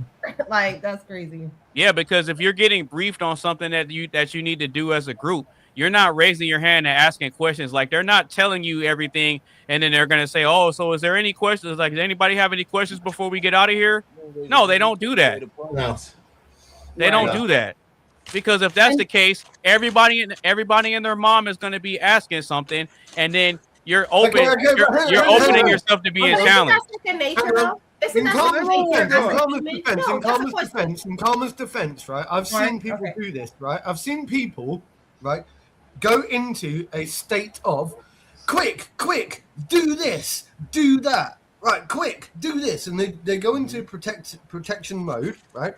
When they control a person, they go, quick, do this, do that, and move over here, move over there, behave this way, right? And you realize, actually, the threat wasn't even real. A lot of the time, sometimes the threat was in their own mind, right? And so all they're doing is they're projecting their own fears on their woman in a controlling way. So perhaps, right, we have to look at the difference between, is this a legitimate threat or is it a perceived threat? And this man is actually being paranoid and constantly controlling his woman and moving her left, right, and center all over the place because he's projecting what he's calling protectionism on her. So I think we have to explore that. Because I've seen it, paranoia. I've seen paranoia when somebody goes, quick. No. Go. And they all run. And then you want to be better safe than sorry. Better safe than sorry. That is a fact. That's not cap. You rather would be safe than sorry. I stand my ground. Who's a better leader? Like, why would you want to date someone who's the better leader? Paranoid. Man are the better leader. I mean, that's just a fact. Woman can't be the leader. It's not possible. I also think that's second nature for you to question. That's all. I also think that's just That's second nature for you to question something, isn't it? Well, I Yeah. think it's fair. I think You it's question valid. it when it's later and it's safe. Later, yeah. So Right, but it I depends, grew it up in a depends. military family, and I raised my son like this. There's I'm like, I'm psychology not behind giving you an answer until later, and then I'll give you the reason why. But you're gonna listen to me now. It like he knows he needs to obey, and then I'll explain later on because I want him to have the reasoning and knowing why. Like my son used to try to cut up in the parking lot, right? And I had these guys, this is not that long ago, Rock, I was actually on the phone with you, and these guys were walking really closely behind me and kind of freaked me out. And I told my son, I was like, get in the car. And I like, was very vigilant and everything. But like I explained to him later on that parking lots, a lot of people get kidnapped, robbed, all sorts of things. Right. And I he was waved like, to them. he did. He waved at them, and I was like, but I think that kind of made them like a little like afraid because they were like, oh shit, they know we're here. I don't know. It was really, really weird. But anyways, he knows now. I was like, there were people that were standing uncomfortably close, two men go, and they like ended up turning and going the opposite direction, which was really, really strange. But I explained to him later on, I was like, baby, you need to listen to me. I am your mother. I am responsible for you. I'm responsible for protecting you. You do as I say. And then later on, I'm going to explain so that when you're older, you know to look for those things so that you have that understanding. But in the moment, you listen, because if you don't, that could mean the end of both of us. And I know that's kind of dark. Hang on, Athena. I think there's right. I think that I'm trying to hit on a different point here. So I think from your point of view, right, you're coming from a very legitimate standpoint, right? I think sometimes what I was trying to say a minute ago is that some men can get overly paranoid, overly protective, and overly controlling. Yeah. So it gets to a stage where all of a sudden now everything becomes about overly being protective, micromanaging a person, every footstep a person takes. Yeah, every footstep. Oh, watch that crack there. Oh, I'm just being protective. Oh, watch that thing over there. Oh, I'm just being protective. Oh, watch that thing. And you try to question these things sometimes, and all you get fed back with is shut up. I'm just. And there's also the fact, but let me say this. And there's also and here's the other problem. Here's the other problem. If you don't mind me saying, is that even afterwards, sometimes people go and ask the questions afterwards. They say, don't ask questions now, ask them later. And then you go to ask them later, and they still don't fully give you an explanation. They just come up with some kind of bullshit excuse that I didn't want you to step on that crack because I feared. And then I want to say this, Mark, and also like what would have been, it would have been the same energy for him to just tell me, like, oh, instead of just telling me, walk in front of me, take the car keys, go to the car as fast as possible, and you take off, you just be like, yo, there's a weird guy following us, go to the car and walk. What's the difference? It's the same thing. It's the same thing. No. It takes the same amount of time. Because he needs to understand. It's not that difficult. Right. I think, right, hang on. So if I was a commander in the army, right, and I said to somebody, follow this command and don't ask questions later. If I had the opportunity to still, and it doesn't take me any time at all to explain the reason for my actions, I would still be able to do that whilst simultaneously acting at the same time. So I can do both. You can't, Mark. Protection, because quick, blah, blah, blah. That's how you get kicked out of the army, Mark. Mark, hold on. Let AB talk. I said, I'm like, you could have just said that in the same breath. He would have told me the same thing. So you don't have time. He's panicked. Yeah, that's not always the case, Carmen. That's not always the case. What do you mean? It's unrealistic. That's not all the case. That's not always the case. Okay. But what if that guy's listening and he hears you hears your husband say, that guy's following us. You need to go. And then that guy decides to pull out his weapon right then and escalate it. He was trying to be discreet. He's like, hey, go, just follow my lead. Please just do as I asked. Sure. And he was trying to be cautious and discreet and protective. And there was a reason for that. That guy could have been listening. You don't know. I mean, okay. Not only that, not only that, the part listening. I didn't think about that. He could have been not listening. only that, but the part you're leaving out is that he was being proactive in the situation. Sure. It's better to be proactive than to be reactive. And also another thing, like if he had clocked the guy. He could have been both. He clocked the guy before, so why didn't I say something? tell me as soon as he clocked the guy? Because he was like, I already saw him 2 blocks down before you even realized it. And I'm like, well, why the fuck did you? The reason why he didn't say it right away is because sometimes just because you notice something doesn't mean that you have a definitive understanding of what's going on, and you need to gather more information first. Can I say something? Yeah, go ahead, Rob. Okay, so I wanted to address Mark, right? Mark, the paranoid man, right, that you were bringing up, you're talking about the minority of the population, but the majority of people are saying, do this, do that, right? They're not, crazy people who are paranoid dealing with that. That is such a small, so we're arguing over, nickels and dimes here, when the majority of men who are saying, hey, get over here, go in the car, drive off, the majority of men saying those things, they're doing it for a reason, and a good reason, if not. So, my tell me that too. Right. You don't think that I don't understand that, right? You don't think that I don't understand that. Well, you're arguing kind of a mute point. Sorry, I'm saying it's not as if I don't understand that. Okay, I understand it, and after Mark, I do want to ask the man. I'm like, well, why say that as well? I'm like, why tell me to go walk in front of me as fast as you get to the car and drive off? Why do you want me to drive off and just leave you to what? Carmen, you want me to tell you why? Would you do the same thing? Would you give the same command to somebody? I'm like, go if walk in front of me. If it's necessary, yeah. If it's necessary, drive off and don't look back. If it's necessary, yes. If it's necessary, yes. If it's necessary, yes. Okay. Okay, what were you going to say, Mark? This is one of these problems that we always encounter, because it's one of those things that I realized that actually, yes, everyone's right, Carmen, in a way. They are right. Like a reactionary thing is correct. We understand that, don't we? Right? Because we're pretty emotionally intelligent, right? But I think also at the same time, there's a level of communication. There's a level of communication,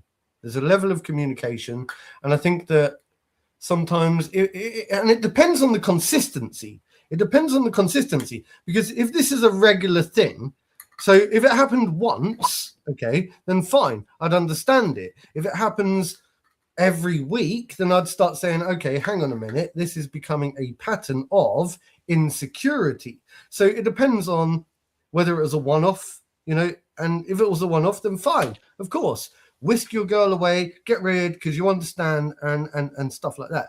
But if it's becoming a thing every time you're going out there, every single day, every single week, and you're constantly being like wrapped up in bubble wrap and cotton wool, then I think that's a different kettle of fish. I mean, it hasn't become in my personal case, it hasn't become like a regular thing, but it's in different ways, little small things. Like, for example, we go to a restaurant and when we sit, he always has to have his face to the door, which I mean, I just sit. I don't really care. I just sit. But it's a thing. I know exactly what you're saying. It's a thing to him. I'm like, no, I can't have my back turned to the door. I gotta sit here. So, babe. Yeah, but he's not gonna. Yeah, but he's not gonna do it. That's not a bad thing. Always having I mean, those are just little gestures. But anyway, that was my example. AB, you were gonna go get your example. What's your example that you? What is it called? What traits? Well, what I was gonna say was, a lot of times the reason why we give a command in that moment and ask later is because we know deep down that it matters when men take charge when it's necessary. Okay, so if the man doesn't take charge and danger comes to the point where he's being reactive, and he can't protect you, then that's going to be a problem. You know what? Because you know what's going to happen? Later on, if something goes down and he didn't tell you, or if he didn't make sure that you were out of the way and something happens, later on, you're going to say, well, if you knew that guy was following us, like, why didn't you just have me leave? You're going to get mad at him either way. Whether he tells you to go or if he doesn't and something happens, and then you're going to flip it and say, well, if you knew he was coming, then why didn't you make sure that why didn't you make sure that we got out of there? That is facts. You're gonna criticize him for not being proactive. But then when he's being proactive, you're criticizing it and saying, well, you didn't give me enough information. That's not always. I think Carmen's saying something a lot deeper than this. I think Carmen, if I may, if tell me if I'm wrong, Carmen. Tell me if I'm wrong by all means. I think you're saying something a lot deeper than this. She won't. I think that. Well, she may disagree. Look, I think that she doesn't mind having a protective man looking over her. I don't. Right? You don't mind having a protective man. I do not. No, I don't mind. You're right. But at the same time, there's a difference between protectiveness and overprotectiveness. I think what it is. It's when you become overprotective to the point where you smother. It's called smothering. Have you ever heard of the concept? I just want to be kept in the loop. Do you feel smothered? Can I ask you this question? Do you feel smothered, Carmen? A little bit smothered, as if you're wrapped up in and it's like, look, I understand it and I like it and I appreciate it, but at the same time, I don't want to be smothered and I want to have a little bit of free will and independence and be able to get out there and do my own thing without being constantly. In a sense, I it depends on the situation. In a sense, I do feel kind of like, all right, you are doing the most right now. There's security already here. I don't need you to be extra security. We about let's just you're being a little bit paranoid. You're being a little bit. I call it a little bit extra. I'm like, all right, baby, you're being extra right now. Right. Okay, so then let me ask you a question, Carmen. Okay, cool. So is it better for a man to do too much or for a man to not do enough?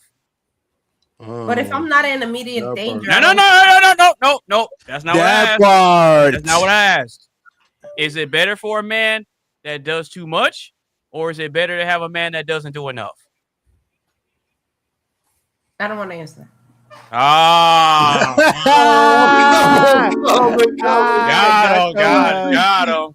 him. And here's another question. Carmen, going to answer the question. First of all, can we get back to the question? No. I have a question for you, Carmen. Carmen, I have a question. Carmen, I have a question. Okay, Rock. Why belittle your man and say you're doing too much when he's actively trying to, help you and, be a leader for you? Why make him feel like he's in the wrong? I don't make him feel like that's what I'm saying. No, it's crazy. No, wait, that's not the right term. I'm not saying that to belittle him because I do not. I'm not belittle my husband. No. What I am saying, he could be a little bit too overly cautious, especially if I'm not already in a dangerous space. I'm not. You should be comfortable because I will not put myself in a dangerous place to begin with. So if you're all overly cautious, I don't belittle him. Stop the cap. It sounds like you belittle him.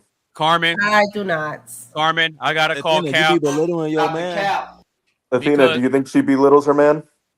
Do I think you be belittling your man, Athena? Me? You not Casper the Ghost. Yeah, you. I will say, so when it comes to being in a relationship, whatever happens in private, like if you slip up and you might be disrespectful, that's in private. You never want to do that in public because you never want to make your man look like a bitch. Right, so you got to be careful what you say. But that's what I'm saying. Like belittling my man in terms, it's like me insulting him. No, I don't think she. I never do that. Nor do I go against him. But you say you're doing too much. I'm just simply saying, why am I doing this?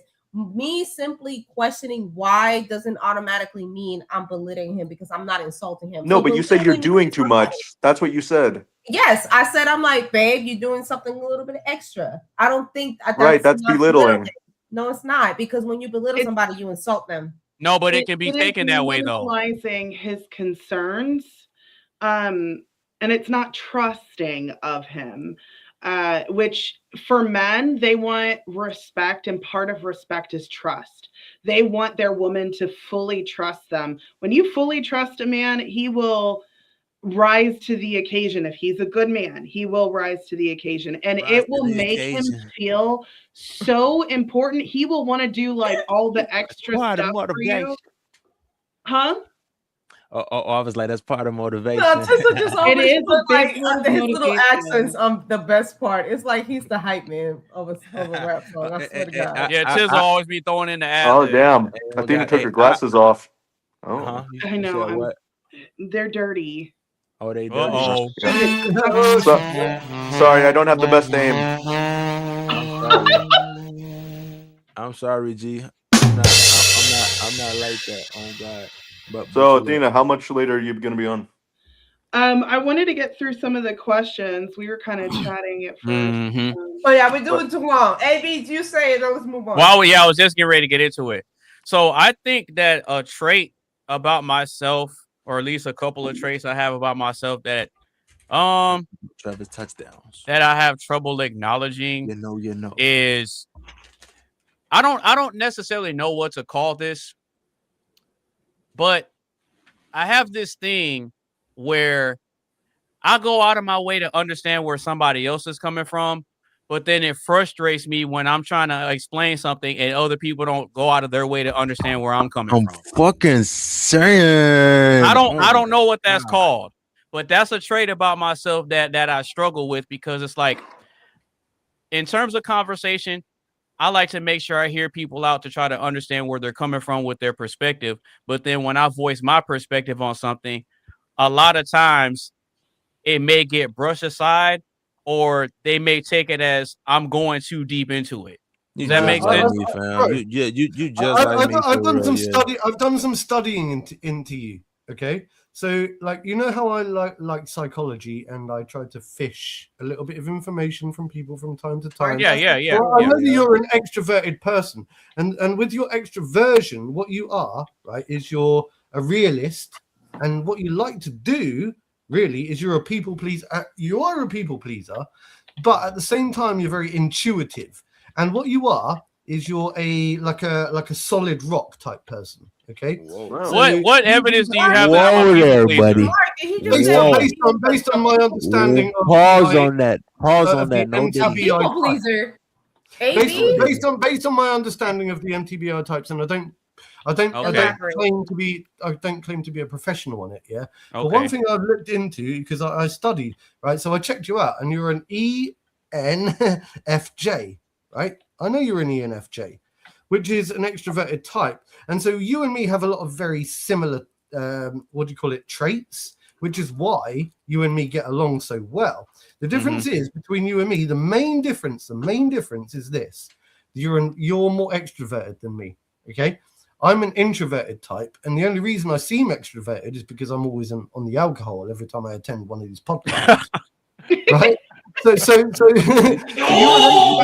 just like and you're very much a person. On a PlayStation party. His name you're, Drunk what do you call it? A sociable type person. Oh, I'm very personable. Yeah. And personable, and also you're able to listen and understand people. And that it's a good trait to have. It's a very good trait to have. I think. Well, surprisingly, I wasn't always like this though. That might be hard. That might be hard to believe, but I wasn't always like this though. Oh really? Yeah. Man, we used to be them nerds and jocks. Really? We used to be them shy guys. Yeah. Oh really? We definitely used to be the shy guys on Chief. Really. I used to be a shy kid, and I kind of used to get picked on too. Hey, but what turned the switch? What turned the switch, or what event turned the switch? Going to different schools, I guess. Yeah, what motherfuckers don't know is, though, when they be doing that, they don't be knowing they be fucking with and making fun of hidden gems. Then when you want to come up, They be like, damn, bro, I remember I Because used to be in because school too. okay, It's just like like, no, nigga. in some instances, I would get picked on because of how I looked and because I had, like, when I was younger, I was a super skinny kid, right, with this big head, with big glasses and big buck teeth. If I could, I'll find one of my pictures from like when I No, was no, a no, no, kid, no, like no, when I no, was no! a kid from Don't do that! Don't do that! Don't do that!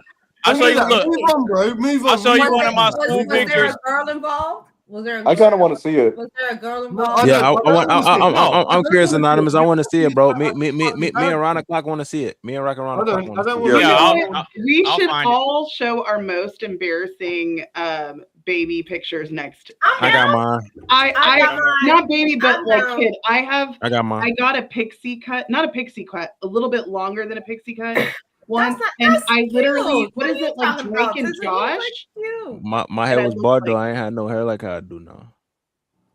You're yeah, a we should all child. do that next time because I'll Next find time, those. yeah, I let's don't do have all many that. photos. I've lost loads of my. A lot of my stuff was burnt I in ain't fire. gonna lie. My With fire. favorite one that I will say that I like that I rock. I forgot what grade it was, but let me find it. Oh, I got a question for Anonymous Based. Yeah, go ahead. So I saw that you held up an N64 controller earlier. Do you actually have an N64 in there? No, I don't. Mate, Oh, they're man. like 20 years old, bro. No, hold on. 30. No, 30. the reason My bad. We're talking about my the controller. reason I have these different game controllers is because I use them for different emulators that I have. I Oh, used oh, to wait, hold on. I used to have the consoles growing up. Anonymous. Why you didn't tell me you be emulating, bro? We could have been fucking around playing Def Jam, all that, bro. Come on, I be playing on my Yeah, PC. I be playing my N64 games. I play some GameCube stuff. I play some PlayStation Bro, stuff. tell me you got Yeah. Parsec. Tell me you got Parsec. Wait, are you gonna like add? I don't know what that is. It's not a hobby, though. It's not a hobby. It's not a hobby. Yeah, What is it? but according to Athena, it's not a hobby. Right. It's It's entertainment easy, and it's bro. fun. Wait, Athena, tell them what easy, you're bro. gonna do later today. Oh Hey, yeah, hold on. after this, I am doing another episode of Button Mash Babe. I think we're playing See, I Postal. said that. Mash babe. Mash babe. Button Mash Babe. Yeah, butt mash babe. Button mash, babe. Butt mash babe. What? Yeah. So you're gonna get off of here and then go play some games? Uh-huh. Tell them what you're playing. Button Mash Babe is all about how horrible I am at these games. So I go and play a game I've never played before, like live. Yep, and she's playing Postal 2. Live. And it's fun. It's funny because Rocket's really frustrated. He's like, go over there. No, don't do that. And I'll try to do something and I'll fall off like 10 times. And I'm laughing my ass off. And he's so frustrated. And I'm like, the whole premise of the game is like making fun of how horrible I am. Well, the reason he's getting frustrated is because it's like when we're focused and we're concentrating, we're locked in. We're locked in. We have a mission. We're trying to get something done. And you're not playing your part effectively enough to where you can contribute to the mission. You know what? Just give me the controller. Just watch out. Watch out. She's actually playing a single player game, believe it or not. Yeah, you can still play a single player game and still be part of a team. Depending on what game it is. What was the other one? The Five Nights at Freddy's. That one that was good for the jump scares. It was. That's different. And then Poppy's Playtime. I can't win that one, man. I get lost and turned around in the vents. Right, and then I had her play. Then I had her play Half-Life, and then tonight she's gonna do Postal. Tonight she's gonna do Postal 2. Mm-hmm. I told her that you get to launch war against Muslims, and she got really happy. Oh man! Oh, what the hell type of game are you playing? What?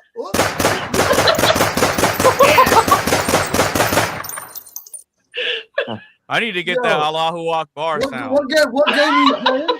What's the name of this game? Aloha.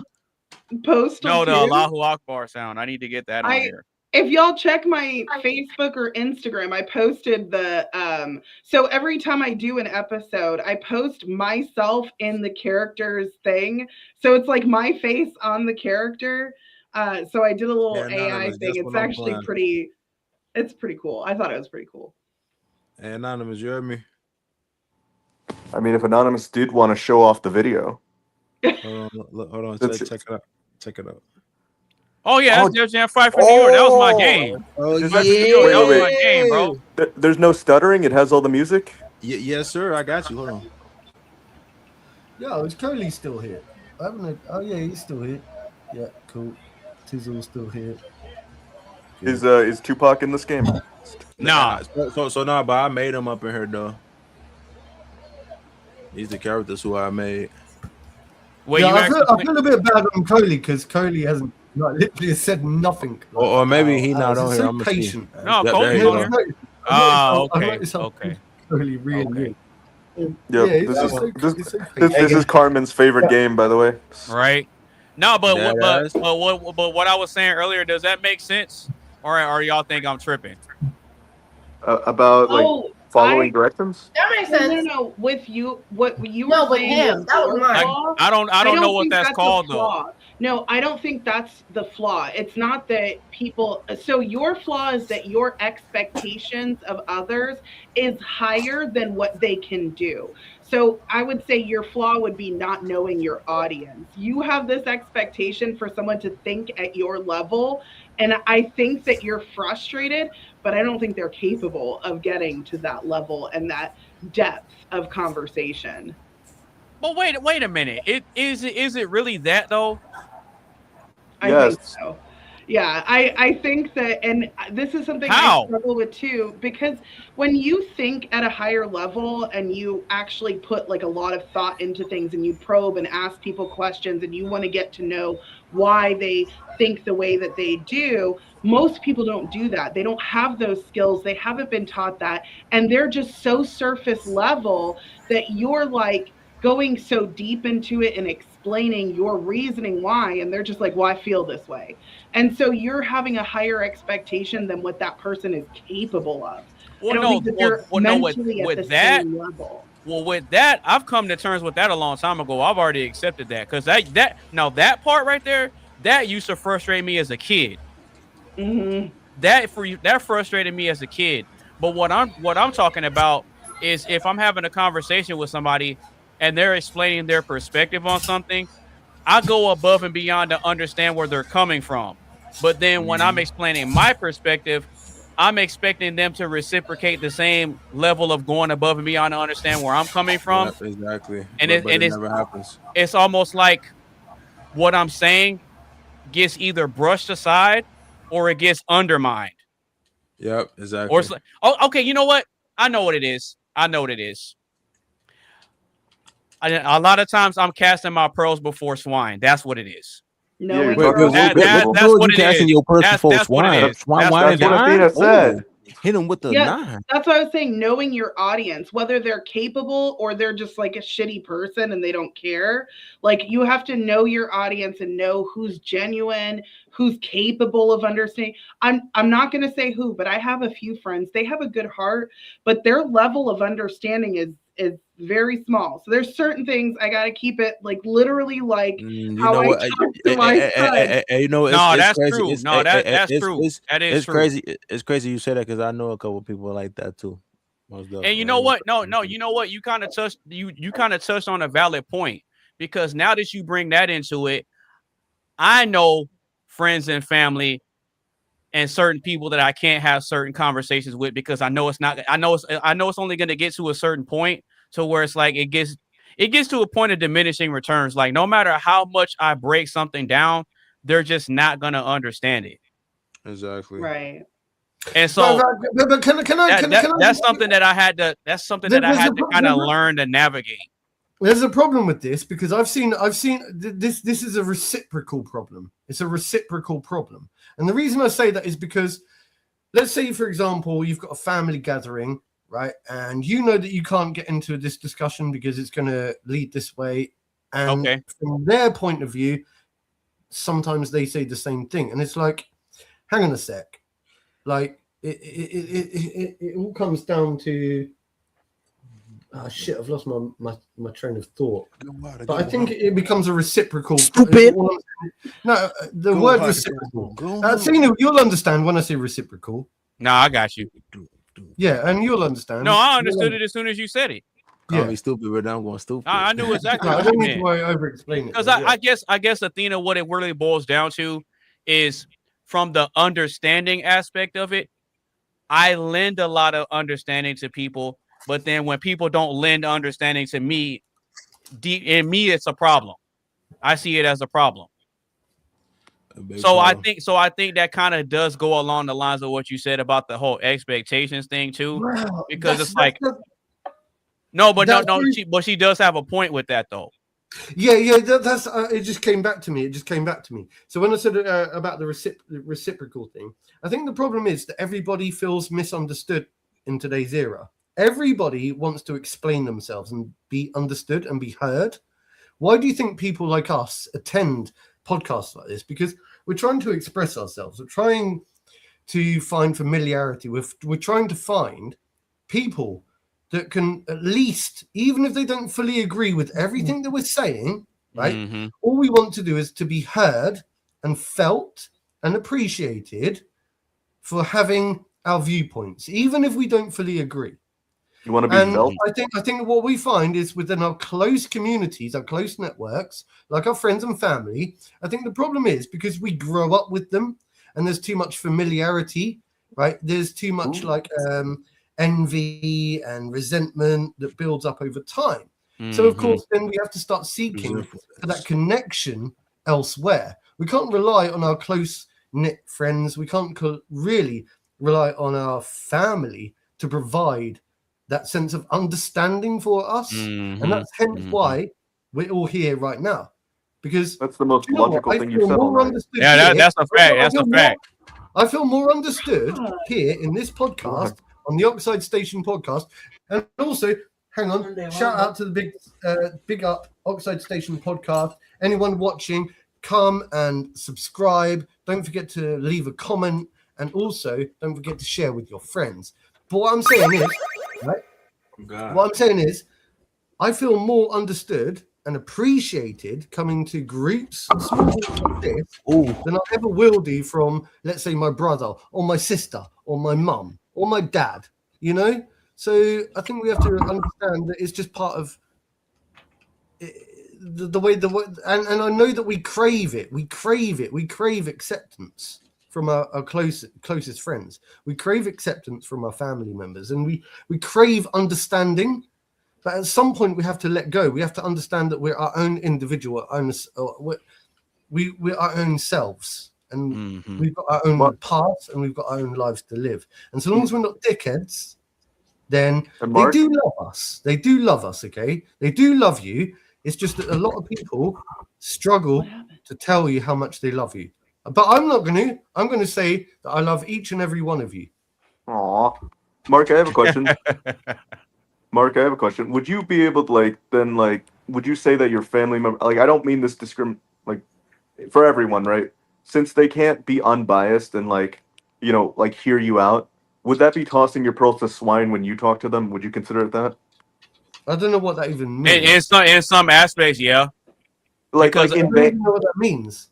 In vain, like you're doing it in vain, is what that means. Yeah, sometimes, yeah. Doing what in vain? Explaining, let's say your mom is a radical feminist or something, right? And you want to say why feminism is bad, right?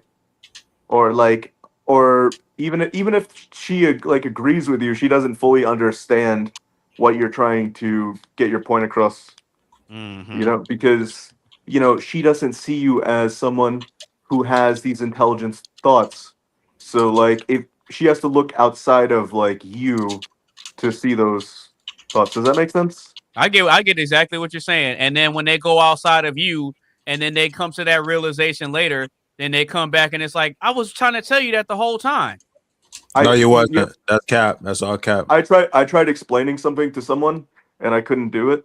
So what I ended up doing was I showed them a video of Pearl saying the same talking points that I was, and they believed Pearl. So yeah, that's what I'm saying. It's like I said the same thing and it didn't matter. But then when you hear from somebody, I think you know what, Rock? I figured out what it is. I figured out why that is just right now.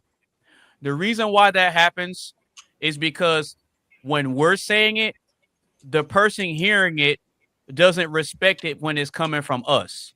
Yeah, But exactly. but when it comes from somebody that they have a greater deal of esteem or respect for, then it makes sense. I don't know why. I don't know why that is, but I don't think fully that's what it understand is. the question. I don't have fully a understand the question for you, Anonymous Priest. Yeah, go ahead, bro. Have you ever successfully changed someone's mind in your life? Like a couple of times, probably.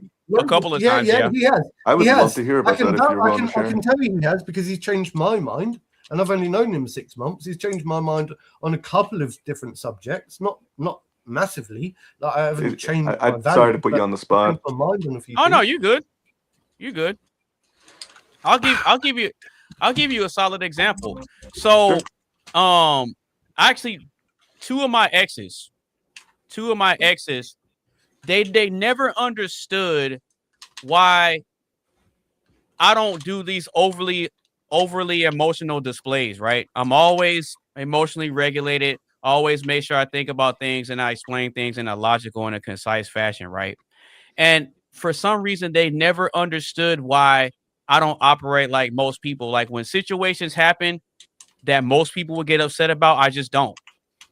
And so I got the nickname the robot for that because like, oh, showing emotions or anything like that. I never argued with them about it. I always just gave my logical perspective as to why. And right. So for a long time, they didn't understand it and they were rejecting it. So then over time, when stuff started to happen and they would pay attention to how I would respond to it, and then we would discuss things and have conversations about different things, then it put them in a place to where they were more open and receptive to my perspective. So then when we weren't together anymore, that was when the I guess the seed or whatever the plant was, I guess it really started to grow and thrive in their mind. And so it's like that's the thing that they hold on to now. So now the thing that they were rejecting in the beginning is the thing that they learned to appreciate and respect, and that's what they look for in their future partners. Don't you wish it could be you though? What do you mean? Like, it's kind of weird that they, like they took something that you gave them, said, "Oh, I don't like it," in like, and like I'm just making assumptions here. Yeah. Like, oh. Well, no, they didn't like it. They didn't like it. Oh, okay. So they didn't. I thought you said that they're searching for it now, though. Well, I guess that's what they look for now. That it's just weird. Like, why couldn't it just be you? Well, I don't know. That's Look, that's the beauty of life, though. That's the beauty of life, though. Prove them as the person that's supposed to just working it out with you. That's stupid. That's stupid. If that makes sense. Hey. So I'm really confused. I'm confused. I kind of lost track. Fuck them, man. You deserve better. Stupid? Tell me what is stupid exactly? Wait, can I swear on here? Do you guys care? Yeah. Hey, rock out. Swear. Right. What is stupid? What is stupid? It's in the name. Right. Well, no, he's basically he's basically saying that it's stupid that a couple of my exes didn't learn and understand and appreciate the way I communicate and how I regulate my emotions and stuff like that. Mm-hmm. They didn't appreciate it in the beginning until after we weren't together anymore. Sure, he's saying that's stupid. There's that look, hang on. It's not stupid because Mr. AB has just admitted that he had an issue with maybe not opening up and not communicating properly back in the time. So it's not their fault. I don't think they were stupid. I think. Oh no, I didn't have an issue communicating things. My issue was when I understand where a person is coming from, and then they don't do the same. They don't extend me the same grace and respect. That was the problem I have. I don't have a problem communicating anything. How do you measure that, though? How do we measure? You really wouldn't want the Second Amendment in England. For example, can I ask you a question? If you send, a message to someone, and they don't send you a message back straight away, does that mean that they haven't reciprocated feelings back to you? Or are you just there going, they haven't sent me the same level I'm not muted. of attention? I don't look at it that way. I don't look at it that way because I know that everyone's lives doesn't revolve around me. Good. See what I'm saying? Like stuff like that, I don't take it personal. Right, but obviously that no one on this panel, y'all's lives don't revolve around me and what I say. If you want to reach out to me for whatever reason, that's your prerogative, and if you don't, that's also your prerogative. That's not gonna make it's not gonna make me look at you. It's not gonna make me look at you any different. You're talking about yourself now. But No, I mean, I like you, Anonymous Base. I'm glad you're here. We're talking about your vulnerability. We're talking about your vulnerability from back before you were able to understand all this stuff. Mark, did you hear my question? No, sorry. He asked you about wanting the Second Amendment in England. Oh no, well, I've discussed this a few times. I think he's muted. I can't. Yeah, I've discussed this a few times. I don't want the Second Amendment. That's the gun laws, right? In England, the right to bear arms. Yeah. Yeah, I don't want them in my country. Oh, you guys typing to each other? But I support them. I support your Second Amendment rights. I cannot hear him. What? We can hear you, Rock. I don't know how you can't hear him though. Wait. Oh, is he like? Can you hear him? Yeah. Oh, you guys are. Y'all can hear him. But we can't hear you. Yeah, we can hear you too, Rock. I think you're trolling me. Yeah, I can't hear Mark at all. That's why I was like, why the fuck is he not responding? Yeah, how about this? Can you? Yeah, and I can hear Carmen too. This. I can hear. I think I can hear Colt. Mark said that he doesn't care for it to be in his own country, but he doesn't find it that it's in ours. That's what Mark said. Do I need to like leave and come back maybe? No, I mean, if you're having audio problems, then yeah. But the only person I can hear is Mark, unless can I hear T-I-Z Tizzle? Yeah, is he talking? No, he's chilling. Wait, I can hear Tizzle. I'm up here vibing, playing Def Jam Icon. Go hard or go home. Yeah, I mean, if you think you might be having audio issues, you can just bounce and then come back. Man. It's taking the piss. It's taking the piss. Go hard or go taking home. the piss. It's basically no, but you can't hear anyone else because all you can hear is Mark fucking talking. That's all. All right, so now that I gave my perspective, we're gonna go ahead and reveal whose question that was.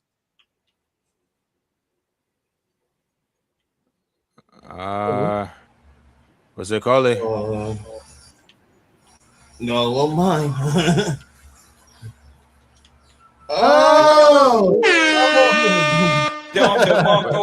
Wait. Actually, what's called? For God's sake, man. It was called? No, it was Carmen. Oh, damn, motherfucker. Yeah, it was Carmen. Well done. Yeah, it was Carmen. Back. Yeah, it was I thought I would figure it out by now. Yeah, okay, Mark. It was Carmen's question. Okay, good. I can hear Mark now. Okay, what did he say about the Second Amendment? He said he doesn't want it. I don't think nobody want it. I'm gonna I don't play see. I don't understand that at all. Like, why would you not want to be able to like? So 30 years ago. Hang on. Right. Let me quickly. I want to make this really quick because I've tried to explain this like a few times on this podcast before, right?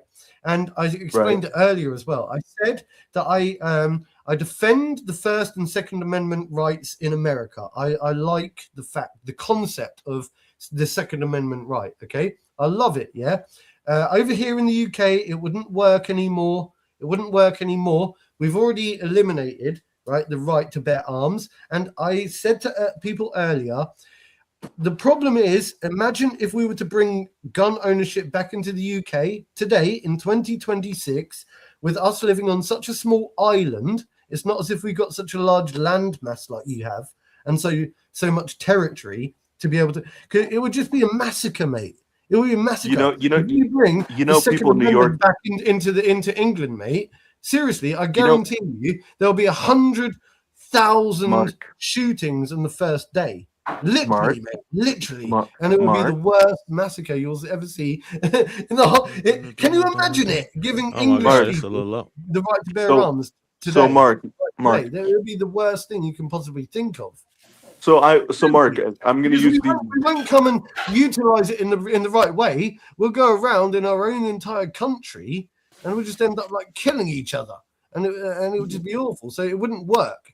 It's not as if we would go, and at the moment, it's not as if we're united, and we would stand up against the tyrannical system, is it? We would all just pick up the guns and go around, and there'll be like all these different factions of different people going around shooting each other, and everyone will just get like obliterated. All right, well, you got to let him respond. You got to let him respond. Go ahead, Rock.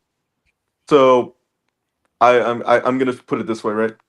To answer the first part, right? I'm gonna use London as your example, and I'm gonna say, well, New York City, people here carry guns, right? We don't have a bunch of massive shooting. Now, I'll give you that it's very restricted in New York City, but it is possible to own them.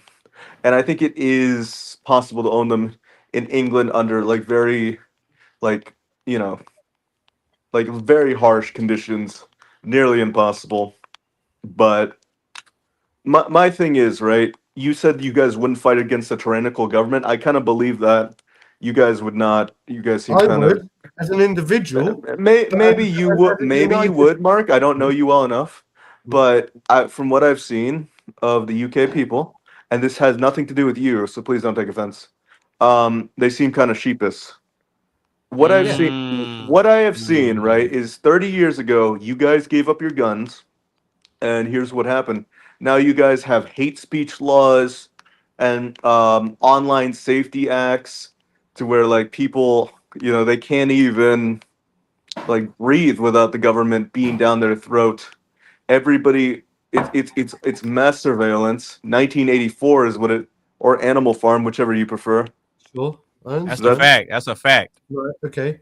That's what it seems like in the UK right now. I mean, look, you have to understand, it feels that way, especially with a lot of what we see online, and especially with when we're seeing a lot of arrests here in the UK for simply posting things online. To be honest, I think that we're a long way still away from that, although I do worry, because our Prime Minister is currently talking about, an impeding war, talking about conscription, so there's a high chance that I might even be conscripted into a war that isn't even my own, right? So, there's a lot for me to worry about, a lot for me to worry about. I'm a 43-year-old man, okay? So I'm on the tail end of that conscription, but I will still get up and fight if I have to. Now, when it comes down to fighting against our tyranny, our tyrannical government, of course, the thing is, like I said, it's not as if the lion, the dormant lion, it's still, the lion will come up and roar. The English lion will come up, right? And it will come out of its slumber and it will do what it needs to do when it needs to do it, right? With the I don't know, man. Y'all might be the English. I don't know about the English lion. Y'all sound like the English stray cat. If it was going to roar, it would have done so already. You say that feels a little bit demeaning. Hear me out, right? It was meant that way. There's a lot. No, like can I just understand about if the war was bloody, it would be so I'll use anonymous space, right? That's messed up to say. Don't do that. Like you're I'll address the elephant in the room. You're black. You don't care if someone says the N-word, right? No, I don't. Yeah, I don't. Right, okay, so like that doesn't have power of you.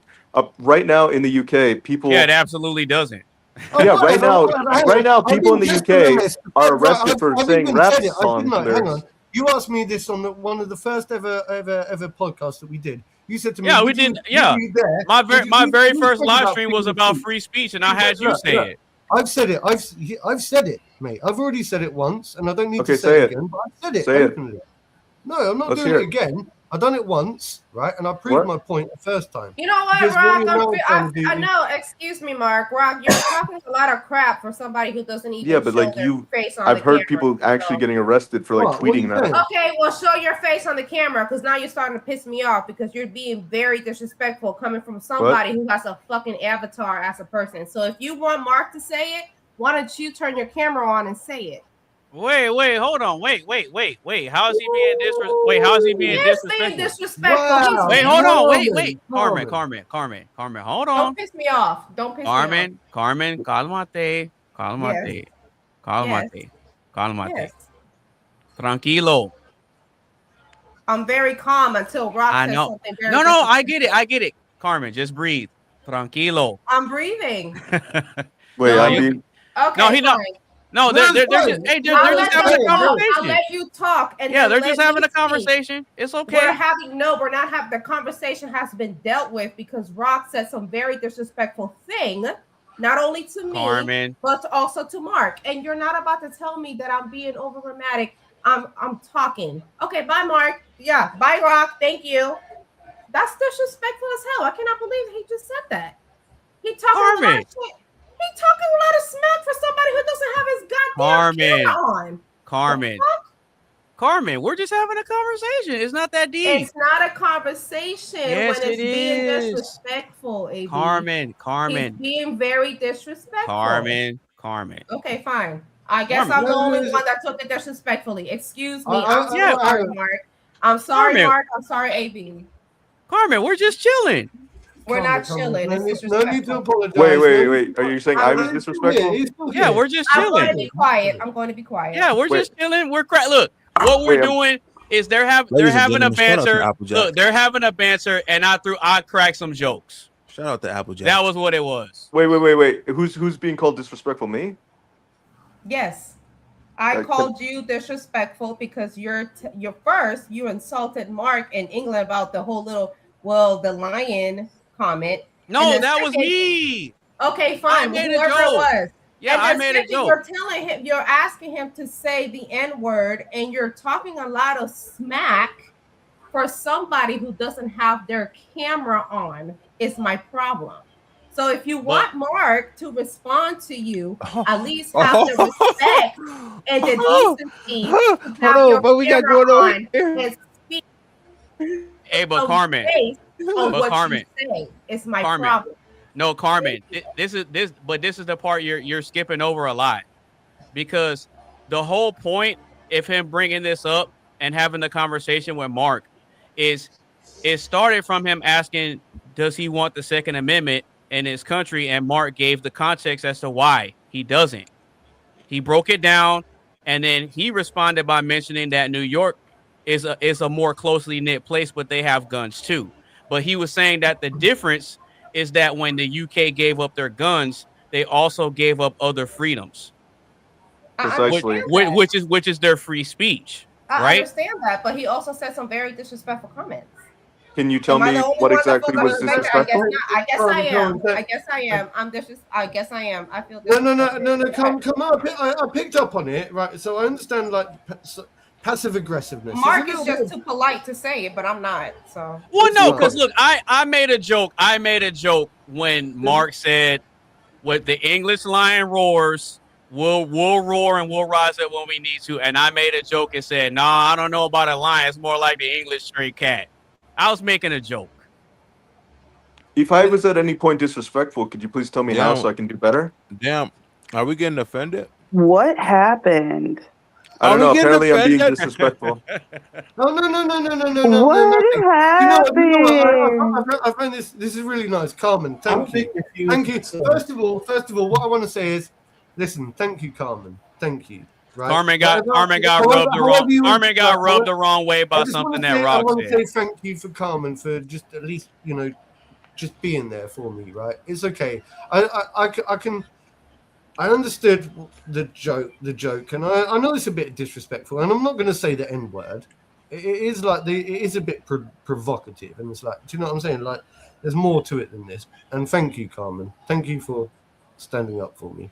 Thank you. Yeah, Rock mentioned that because he was bringing that up to highlight the fact that England has strict speech laws on the internet. But That's why he was because bringing that up.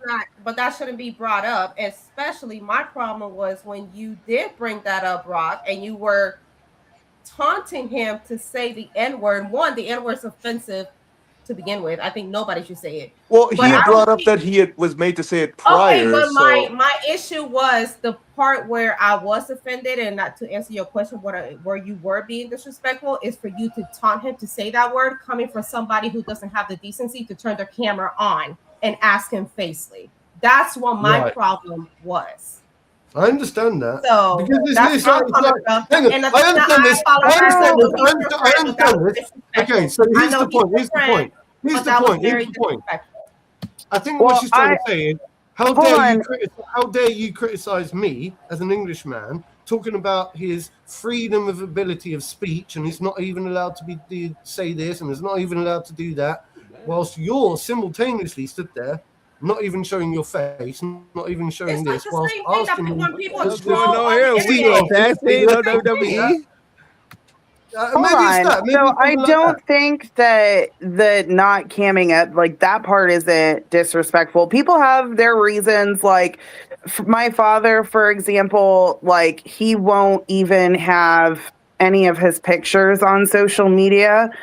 But I don't know. I understand the reason for asking it was to prove a point about like freedom of speech, and I do agree, like people are not standing up, but I even see that happening here in the US. Like there's not enough people standing up for the same type of things that are happening over there. It's starting to happen here, and not enough people are making a stand against it. Yeah, that is a fact. That is a fact. Yeah, because it's starting to become like that. Like people can't just say whatever they want without consequences for believing a certain way. But I don't like the N-word. Taunting someone like that wasn't. Okay, can I give context? Yeah, give the context. No, Okay. I don't like the N-word, and it should have been. My husband is a black man, and I don't like the N-word. And for you, and the part that was disrespectful, and Wait, yet hold again, on, but do he not black. taunt He it. black. Do not taunt it, especially if you are going to taunt it. Turn your camera on and say it with him. Is my point. But Carmen, I get you could express your point in a different way. right, but I get what you're saying and where you're coming from, Carmen. I get what you're saying and Well, where you you're don't, coming from. AD, because you allow this type of behavior. But No, hold on, wait, hold on. Come. Because on the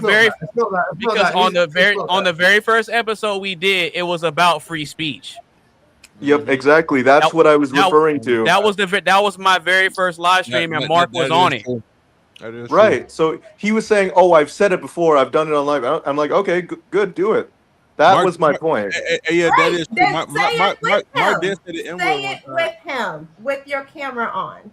What? He's not gonna. So he's not gonna put his camera on because he's not gonna dox himself. And that's great. So don't make that point. I mean, If you are going to make that point, there's there's a difference between being. Hold on, no, there's a difference. There's a difference between not wanting to show your face because of repercussions from your business versus. Hold on, let me finish. No, there's a difference between not camming up because your beliefs can get you fired from your private business versus you can get in trouble with the government. Do you see the difference in that? So don't bring that point up, Athena. So by your logic is he can tell me anything. Context. Everything. So he can say anything and anything as long as he's hiding Oh behind my it. God. Don't make that point. The N-word wasn't even stated, so why are you mad?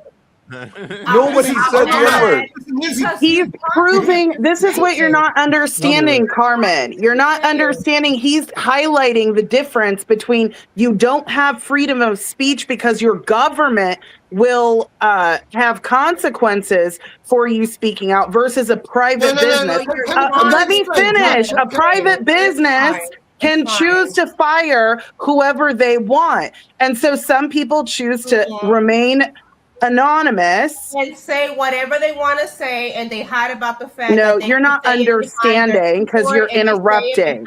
You're not understanding because you're interrupting. There's a big difference between being concerned of getting fired for your beliefs from a privately owned business when they can fire you for any reason versus your government stepping in and having consequences. There's a very big difference. I see where the problems go. Hang on, please. Now go ahead, Mark. Go ahead, Mark. Please hear me out. I see where the problems, because we fractured the conversation now. Yeah. Go ahead, Mark. Go ahead. Listen, I understand what's happening. So fine. Let's talk about, yes, of course, freedom of speech and freedom of consequence in the UK is basically, I think, the subject matter. I think the problem is also when you encourage somebody, or dare somebody online, let's say, to go and, okay, go on then, I dare you to say something, inappropriate. It may rattle some other people's cages. I understand that. It's fine. I'm not going to say it. I'm not going to use the N-word inappropriately, and everything comes down to context. I've used the N-word. Right, I've used the N-word quite happily and openly online in a previous podcast, and I've used it comfortably because I used it in the right context. Okay, I'm not going to go around shouting words willy-nilly. Okay, right. And I think that's what Carmen is concerned about. Is Carmen's concerned that you're encouraging me to go? Oh, go on then. If I dare you, just say the N-word. And I'm like, well, it doesn't work like that. You don't go around shouting the N-word unnecessarily. So there has to be context. just for the sake of doing it. You have to have approval, and it has to be in the right setting. And also, okay, then what was the context when you said it on the first episode? Challenge me on. I think what she's saying is it's hypocritical for you to challenge me. That's exactly what I'm saying, because that's exactly what I'm saying, and it has nothing to do with whatever. But the point. That wasn't the point, though. There is a point. He did. It's not that he actually wants him to say it. I'll let you talk. So let me speak. You took a pause until I started speaking, but okay, go ahead. Okay, whatever. So now me and you are getting into it because he's your friend, and I understand that. He is taunting somebody to say it behind a avatar. That's not okay. And that's he's proving a point. He's saying he won't say it because he knows that the government not matter, especially if you're worried about what you're doing. He's saying it because he's proving a point that they don't have freedoms over there. And it's not that he wants him to actually say it. He's saying you're not going to say it in that context because he knows that there are consequences that the government can step in and enforce. And yes, it has nothing to do with the N-word. And I understand. I'm not going to stand for it. I understand you took offense to it because I'm offended by that word too. But you got focused on the word rather than the intentions, like what he was trying to communicate. Who said it behind the glass of taunting to another person to right, but nobody actually said it, so. But you're encouraging somebody to say it, so. But Carmen, why don't you? Because he was trying to bring a point. Carmen, look. Wait. I'm sorry. You guys are all being very disrespectful. Wait, hold on. Carmen. Like, I cannot believe you guys. Wait, Carmen. Hold on, Carmen. Everyone in here is okay. Everyone here is Carmen. This is what you got to understand. None of us are saying that you're wrong. Okay? I'm not saying. Hold on. Wait. Hold on. Disrespectful as people is what. Hold on. Calm down. Just calm down and listen. Yeah, cálmate y escucha. No, it's fine. I'm wrong. Y'all right. I understand it. Cálmate y escucha. I'm wrong. Y'all right. We're not even saying that, Carmen. Okay, Carmen. The way this whole thing even got brought up was about the free speech, right? And so we referenced that my very first episode was about free speech. And during the conversations that we were having about free speech, the N-word got brought up. That was on the very first episode. And I asked Mark, I said, do you know what the N-word is? He was like, yeah. And I said, okay, which one? And then Coley and Tizzle were looking to see if he was going to say it. And I didn't care if he said it. Because he said the valid one. Right. So the reason that I brought that up is because even here in America, even though we have free speech, people still get triggered and butthurt about it. Yeah, that's true. So people still get triggered and butthurt about it. Hold on. He ain't lying. He got a point. to be hurtful and disrespectful. And apparently having free speech, that's okay. So by that logic, y'all can call me whatever the hell you want. No. I think you might like England. With it because it's but we're not. speech, But right? but we're not gonna. But we're not gonna do you like that though. But we're not gonna do you like that though. So Carmen, I think you might like the UK. It's free speech. I forgot. So look, everybody's So- different. That's So Carmen.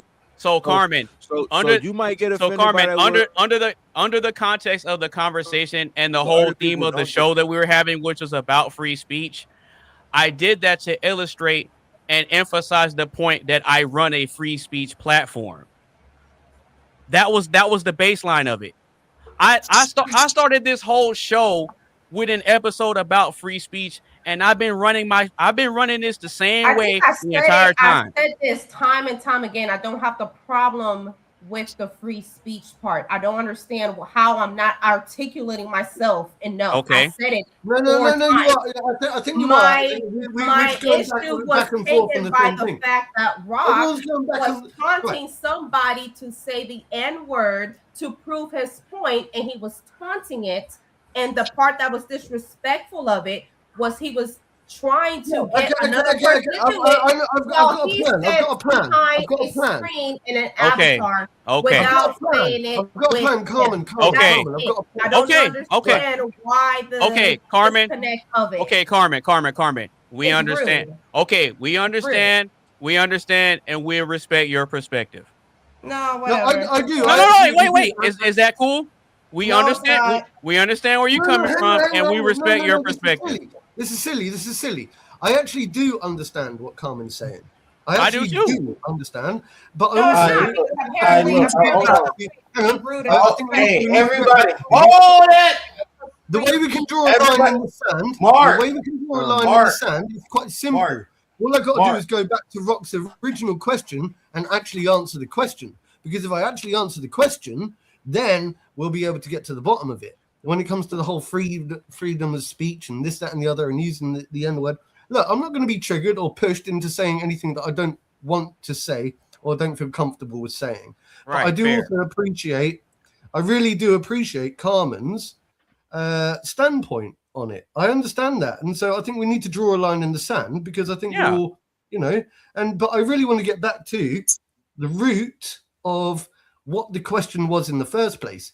Do I feel free to be able to speak my mind online? I think being here on this podcast for 6 months now, over 6 months, it was last week was our 6 month podcast anniversary for the Oxide Station podcast. And so, look, I may be very loose-tongued. And yes, I try to be very respectful. Sometimes I may say things that I worry that might get me in trouble here with the police in the UK. I worry. Right. I do worry about it. It's a legitimate concern, mate. It is a legitimate concern. But the thing is, I'm not getting myself out there, and I'm not doing an Andrew Tate. There's a difference. I'm not doing an Andrew Tate. There's a difference. I'm allowed to attend podcasts. I'm allowed to express. I'm not doing an Andrew Tate, so I'm allowed to attend podcasts. On the break. What does that mean, Andrew Tate? I'm allowed to express myself. I'm allowed to swear. I'm allowed to show that I'm a drinker. I'm allowed to express myself and be vulnerable. I'm allowed to do what I do. So I'm quite comfortable. If that's what you're asking, because there's no right. When you talk about freedom of speech, what does that mean? I don't go around using the N-word because I'm free to use that. I am free to use that if I really. But then you're also free to choose not to. Exactly. You're also free to choose not to. Absolutely. Yeah, Thank you're also you. free to That's choose right. not to.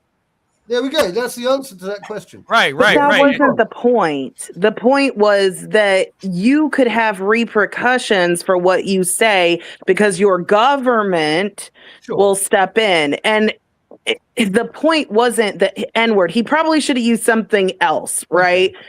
Okay. He should have used something else because people got hung up on that. It is a triggering thing to use, but it's also a tactic you use whenever you're trying to show that someone is more emotional, because they'll get hung up on that. And I don't agree, Rock, with what you did. Oh, by the way, Athena? essentially what he's And saying it's the is same thing that when people in Palestine you and could Iran, have they blow themselves consequences from up your in the government. in the name of Yeah. Allah. They blow themselves up in the name of Allah, and it's the same thing that you are allowed to be disrespectful in the name of freedom of speech. Oh, by the way, Mhm. Athena, something I find really funny: the only people getting mad are the people who aren't even black. Oh, come on. Oh, Well, I mean, if you want to be technical, I'm black and Dominicans, I'm not getting mad. Dominican I'm people are black and technically I'm not black, getting though. mad on Chi. Baby, What you're not. what I Oh, need to well, I get mad can't. for? I don't know that I'm you're black, finding but this it doesn't entertaining. matter. The N word You should think- not be hang spoken on. to No, do you think I'm black, getting white, mad? yellow, I want- purple, or anything. It is a I want to hateful respond. I want word to respond. across I was the trying to board. say something earlier, I but I could agree, never it is get a to it. hateful word. I want to So respond. so Because I want to some respond people to so that's Athena. no wait hold on, but that's what you think though. That's what I was gonna say in earlier. That's what you think, and that's what Carmen think. Everybody think is that, but some people think about it as like you greet one another. Like everybody come from different hometowns, and everybody got different ways how they speak to each other. Yeah, Like, yeah. No, no, I hang on. get it. No, no, I I'm mean, trying I to- get it. I get it. Right. I'm See, trying to see, Anonymous get respond. where I'm coming from. Mark I'm probably get trying where to- I'm coming Well, I mean, from. I get where Carmen's coming from too. I Yeah, get where true. everybody's coming from. Yeah. I And get. I'm I not get. so far off base by mentioning it because, like, he mentioned it in the first episode. Yeah. It just like I said, like But see, you might get offended to it. Right. Other people might get It's offended to fine. it. Look, I've discussed it. I've discussed it. Right. So I understand your concern for the UK and the fact that we're losing our Right. right to freedom of speech and expression. You know, Right. there are certain things that I would worry about saying online. You know, so I have to watch the way that I post things. But don't get me wrong, I don't mind sharing stuff. And to be honest, there's more of us than there are of them. And if they're going to come and arrest me anyway, I don't give two flying fucks. Anyway, There you go. I've already explained this, right? So what are they going to do? Chuck me in jail? I don't really care too much. Yeah, I've got not much. I'll be okay. Right? I'll be okay. It doesn't. So thank you for your concern. Just try not to worry about No, me. I'll Mark be is okay. Mark is a trooper. I just do what I want to do when I want to do it. Yeah. If I Yeah, wanna like I have speak no ill will towards anybody here. Just want to make that clear. Yeah, Oh, yeah, God, yeah. bro, well, no, it's not I'm nice. already knowing, bro. You It's not bring nice out to be positive vibes from the reminded. chat. You It's not chose nice to be reminded. Look, I'm here because of exactly the stuff you're talking about. Yeah, I'm here to express myself because I feel repressed and because I feel suppressed in my own country, and it's not a nice feeling. Okay. If anything, this whole exchange just proves that I've been consistent this whole time, that I run a free speech platform, and I don't censor people and tell them what they can and can't say. I let everybody on this panel express themselves any way they see fit, and I don't tell people, well, you need to say it like this or this. I don't tell nobody on this panel none of that. I don't tell y'all not to smoke. I don't tell y'all not to drink. I don't tell y'all not to eat. I don't tell y'all what y'all can and can't talk about. I bring you people here so y'all can be yourselves. And Yeah, this is a nice little escape from our week. Exactly. And that's what I enjoy about it. May I finally jump in here real quick without people jumping in and running over what I say real quick? Yeah, go ahead, Coley. Yeah, go ahead, Coley. Like, I'm gonna be honest. I know Carmen's upset right now. I know she's upset. I know she is. Trust me. I know Carmen's mad. I know everybody low key a little bit upset. But this is where this is where the Virgo gonna come in and gonna squash this whole shit. So we move on to the next question. First off, we all family up in here. Rather if we're related or we're I don't think Carmen agrees with that right now. Brothers and sisters from a different mother. You feel me? Carmen ain't feeling that right now. We are. Shut up! What the hell? Wait, hold on. I was gonna play shut the fuck up. No, I'm telling you to shut up. Now go ahead, Coley. I heard somebody in the background tell us to shut up. Yeah, go ahead, Coley. Go ahead and close it out, Coley. What we're not going to do, right? Let's get into arguments and beef. What? No. I'm getting on everybody's case. What we're not going to do is sit here and sit here, be genuinely pissed off at each other when we could sit down, have a conversation, because as it was just mentioned, this is supposed to be an escape from whatever problems that we had outside in the world and everything else or whatever that we already mad about. Yes, I get it. The N word is a very, very sensitive conversation, and it's not like it's a bandit. It's not like it's a bandit that you just put on put on yourself and cover up to heal or whatever. No. Like once you rip it off, it's freshly still there. You know what I'm saying? I get it. Y'all niggas crazy. However, I also get the sense that it is being used in a context that where it was just being showed in an example. Now, Right. Now, if there's been any miscommunication, like I have a feeling that it has been a miscommunication in there. Sure, Yes. call it that. We- Miscommunication. I also been belittled because Rock just said, "Oh, the person who was offended is not even black." So we're gonna move past that point too. No. Right. No. We're gonna move past I don't give a Wait. He didn't. And he then didn't he also said that No. he I didn't was take black offense. as well, and No, I Carmen, said Carmen. it was fine. I'm like, it doesn't matter if This you're is black, white, purple, No, Caribbean, or Carmen. whatever. He But didn't. was He it didn't say that about you. wasn't the This same is why person I just told said everybody. that I was belittling my husband? What would you call that, Rock? Did you just not belittle me? Did you just not be insulting? Oh, okay. Wait, But what it's about all your in the husband? name of free speech. It's See, all and in this the, is in why the I name of told free every. speech. Let's do that. This is why, and see, and this is why I told No, let everybody. him talk, Coley. I asked Rock, not you, Coley. I asked Rock. Okay, All I right. get it, but I get it, but what I'm saying is, I get your view, Carmen. I don't give a duck. Trust me, I get your view, Carmen. Oh my god! Buck like I'm Chuck. What the Oh fuck? my god! Show the feed. Show the Buck, feed. You get buck on your. Go ahead. Go ahead. Go Go ahead, Coley. Yeah, go ahead. Go ahead, Coley. You get the last word, and then we're gonna move on. Yeah, I get your view, Carmen, and I also get rock, and I also get rocks. But at the same, but at the same time, it's like we're here like the old world Rolanda show. We're here to have a discussion. We're not here to. We're not here to get mad, and if we do get mad, we take a time. Yeah. We're all here giving the We take a politician time the to answer. calm down. Listen. Yeah. We're all here to get the politician Hold on, answer. Carmen. Hold We're on, moving Carmen. on. Hold We're on. moving on to the next topic. Damn. Hold on, Carmen. Carmen, please listen.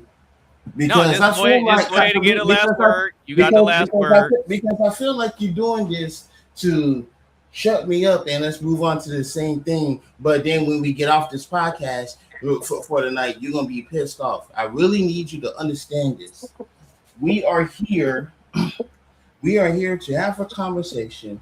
And if we are if we are genuinely mad at each other, take that joint to the inbox either during the podcast or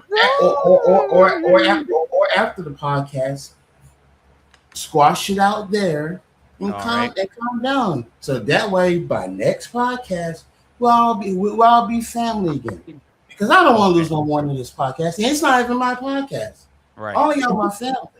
So no one needs to be mad at each other up in here. I agree with him. Okay. My cock is bigger than yours. That's the bottom line because Chloe D. It's not bigger than mine. Now, let's go on. All right. So with that being said, if y'all are just now tuning in, or if y'all been rocking with us the whole time to see all the craziness that just took place, Get your freaky dicky asses on. yeah, for real. Make sure you get a stream a like, share with a couple of your friends. Make sure you follow everybody on all their social media sites, and make sure you continue to sound off in the chat. Yeah, you already know. All right, we're gonna go ahead and go on to the next question.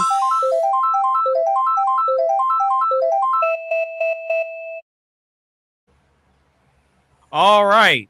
So, where is the line between righteous judgment and casting stones?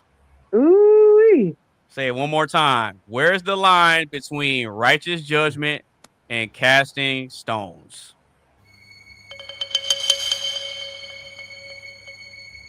Carmen?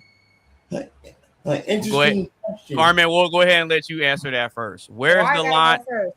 Where's the line between righteous judgment and casting stones? What you I got? guess. Why I gotta go first? Be right back. That's a massive cock.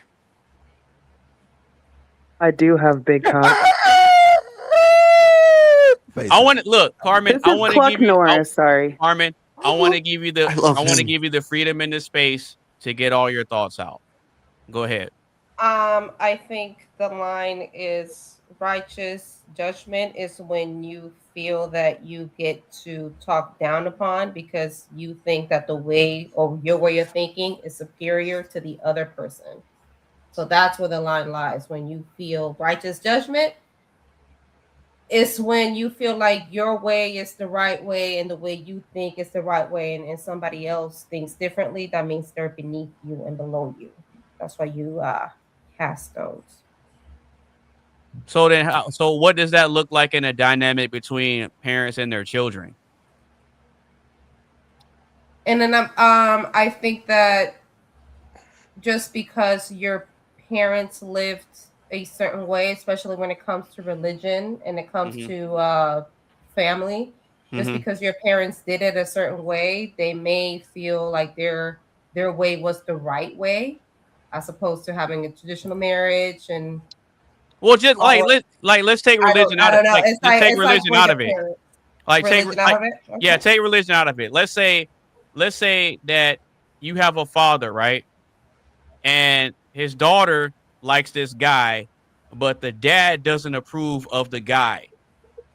So in that instance, he thinks that his way is the right way. He's giving a righteous judgment on her, I guess, her choice of a partner. The righteous judgment comes, is he a good guy, and does he treat your daughter right? Okay. Does he dress or act the way that you would? Probably not. But does he love your daughter, has the best interest and heart for her, and does he treat her right? So if the father has a negative perspective on the guy, As far as what? is just in general, like the way he carries himself, he looks like he's trouble. You know, he might come from a troubled background. I don't know, baby girl. He looks like trouble. I don't think he's the right type of guy for you. Do you think that that's an example of righteous judgment, or do you think that he's casting stones at this young man? That's righteous judgment because you're looking out for. You're not. You're not saying, "Oh, he should act like this because I act like this." Okay. So if he has a standard for the men, okay, let's say that the young man may not think or have the same type of upbringing that her father has, right? Is it okay for him to have expectations for how that young man is supposed to behave around his daughter, even though they may not have had the same upbringing? What do you Is it mean? okay? Like a standard code of conduct. If you're going to be with my daughter, then this is what I'm expecting from you. And if he acts that way, then yeah, that's not righteous judgment. That's just a standard that you have. Well, for example, if I'm thinking of, okay, maybe he doesn't come from money or he doesn't come from a certain type of class, but he loves your daughter and he treats her right, then you shouldn't have judgment on that. So then Because he you think, treats her okay, right. so if he's Even though looking, he comes from a different class or he may not earn as much mm. money as he did, or a different race or a different type of so then religious what? So then would that be an example of a righteous judgment, or do you think it'd be casting stones? It would be an example of righteous judgment because at that point you say, okay, well, he doesn't look the way that I do, or is an example of the right class, whatever, as I grew up in. But that doesn't take away for him being a good man just because he didn't grow up the same way you did, or doesn't look the same way you do, or doesn't follow the same religion you do. That doesn't take the fact that he's a good man. He's Okay. a bad man to you because he doesn't follow what you grew up to be. So that's righteous. Okay. All right. Mark, Yeah.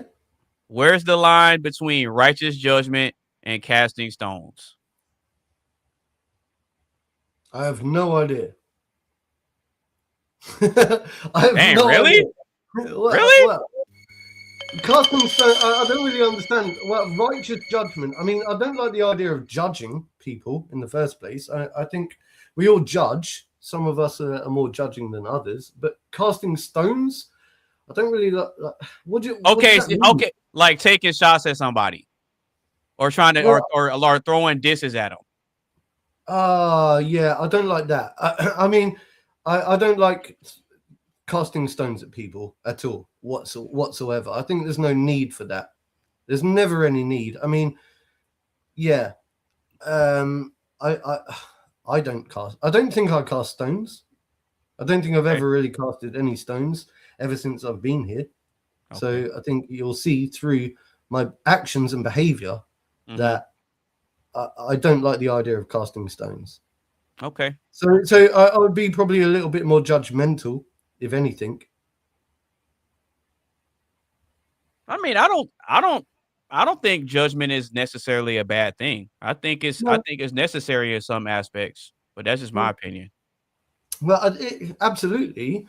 I mean, to be judgmental, obviously we shouldn't be overly judging we shouldn't overly judge people, but you know, obviously we have to have a little bit of judgment within us.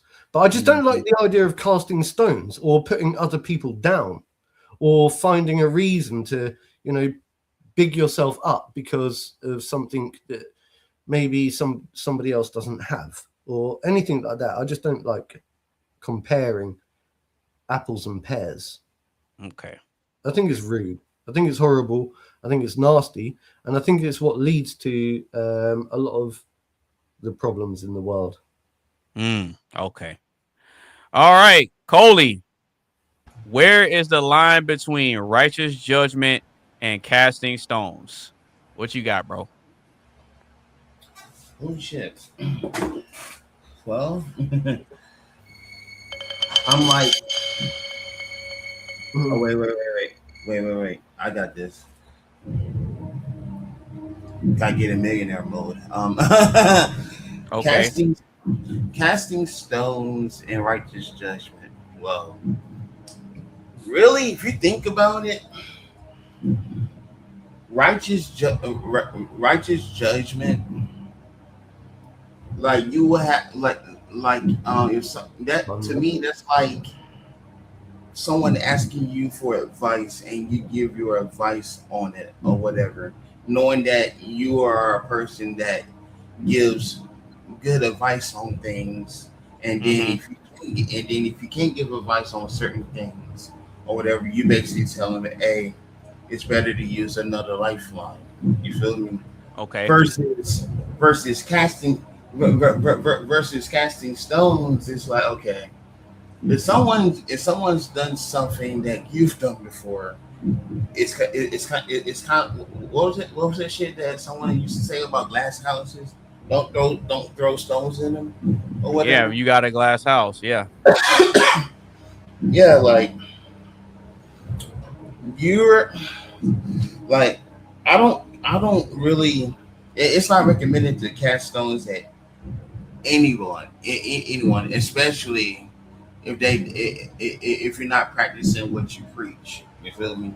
Like I can't sit here and tell Tilsa, for example, don't eat on the podcast when I'm sitting here with a big helping of food on here. Yeah, everybody was eating today.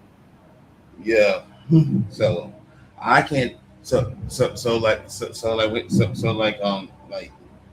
to me, it's like you just don't cast stones at all. Like that's why I draw a line at. But like, if someone sit here, and ask me a question about, hey, what can I do about this computer and yada yada yada, whoa. I would sit here and talk you to death until you get me to shut up. Because I know everything about a computer, you know. So that I think to me that's what righteous judgment to me is like me being a very good advice giver to people and stuff like that, and try to guide people on the right path and stuff like that. And if I genuinely can't do it, then I would try to see if I could find another person, or like get on Google or something and go off of that and be able to guide them in that way. Because me personally, I don't like guiding no one in the wrong direction. That's just Okay. me. All right. So Athena, where is the line between righteous judgment and casting stones? What you got? So those things, so this is actually a huge pet peeve of mine because you can't even conflate those things. So this is a big frustration with that I have with a lot of Christians in the West by not understanding what these things mean. So casting stones was literally when the people made a judgment about someone and they would stone the person to death. So a lot of Christians will say, "Oh, you're judging him without sin, cast the first stone." I'm like, "Is there a stone in my hand? Am I stoning the person?" So that's the difference between casting stones and judgment. So you have righteous judgment and you have unrighteous judgment. Righteous judgment is this is what the Bible says. This is how we should be living, and I will correct the sin in a loving way. Typically it's in private, right? That's what the Bible says. In certain circumstances you can correct someone publicly, but mostly it's done in private unless the action was done in public. Then in those nuanced situations, you can't address it in public. But there's a difference between condemning a sin and judging righteously because you care about that person and you don't want to see them fall down a bad path, and then condemning a person. So a lot of Christians will say, "Oh, you're judging." Well, the Bible actually calls us to judge. It says to judge for righteousness' sake. And it says iron sharpens iron. It says do not be offended. So we are supposed to always try to come from a loving, understanding perspective, but having a fire for righteousness and what's right and wrong is not a bad thing. Condemning sin is not wrong. And the other place where a lot of Christians get it wrong is they say, "Well, you're a hypocrite because you're not perfect." No. Hypocrisy is telling someone, "You know what? Gossip is really bad. If you gossip, you're a bad person, and then you go and gossip about someone else. That is hypocrisy. You need to go by these rules, but I won't." Now, let's say I say gossip is really bad. No one should partake in it. And you know what? I've done this and I continue to do this, and it's wrong that I do this. And I'm sorry that I do this. And I'm working on it. That's not hypocrisy. You can actually partake in a sin and condemn your sin and the sin of others without being a hypocrite. So I think really a lot confused. Athena, I really struggle to keep up with this. I really do. Okay. Like, I'm really fully. I'm trying to keep up, but like I don't understand from the biblical standpoint. Like maybe somebody else can help to like break down what you're saying. I think is. Well, what part was confusing? All of it. Okay, so casting stones, let him without sin cast the first stone, literally means don't stone people to death, or don't go above the law to take it into your own hands. Because back then they had, and even now, our judicial system is very much based on biblical principles. So if people were to say, "Oh, I heard that Susie over there did something wrong," and everyone goes out and it's like, oh, we heard she murdered someone, so then they all go and kill her. That's casting a stone.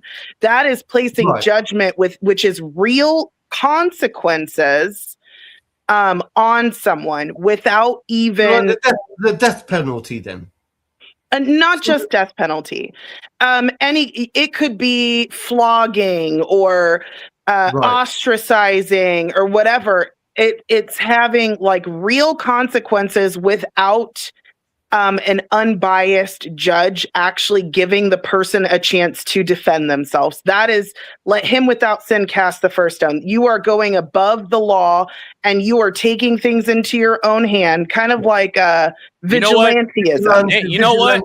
They do that a lot. They do that a lot in Africa. They do this thing that's called necklacing.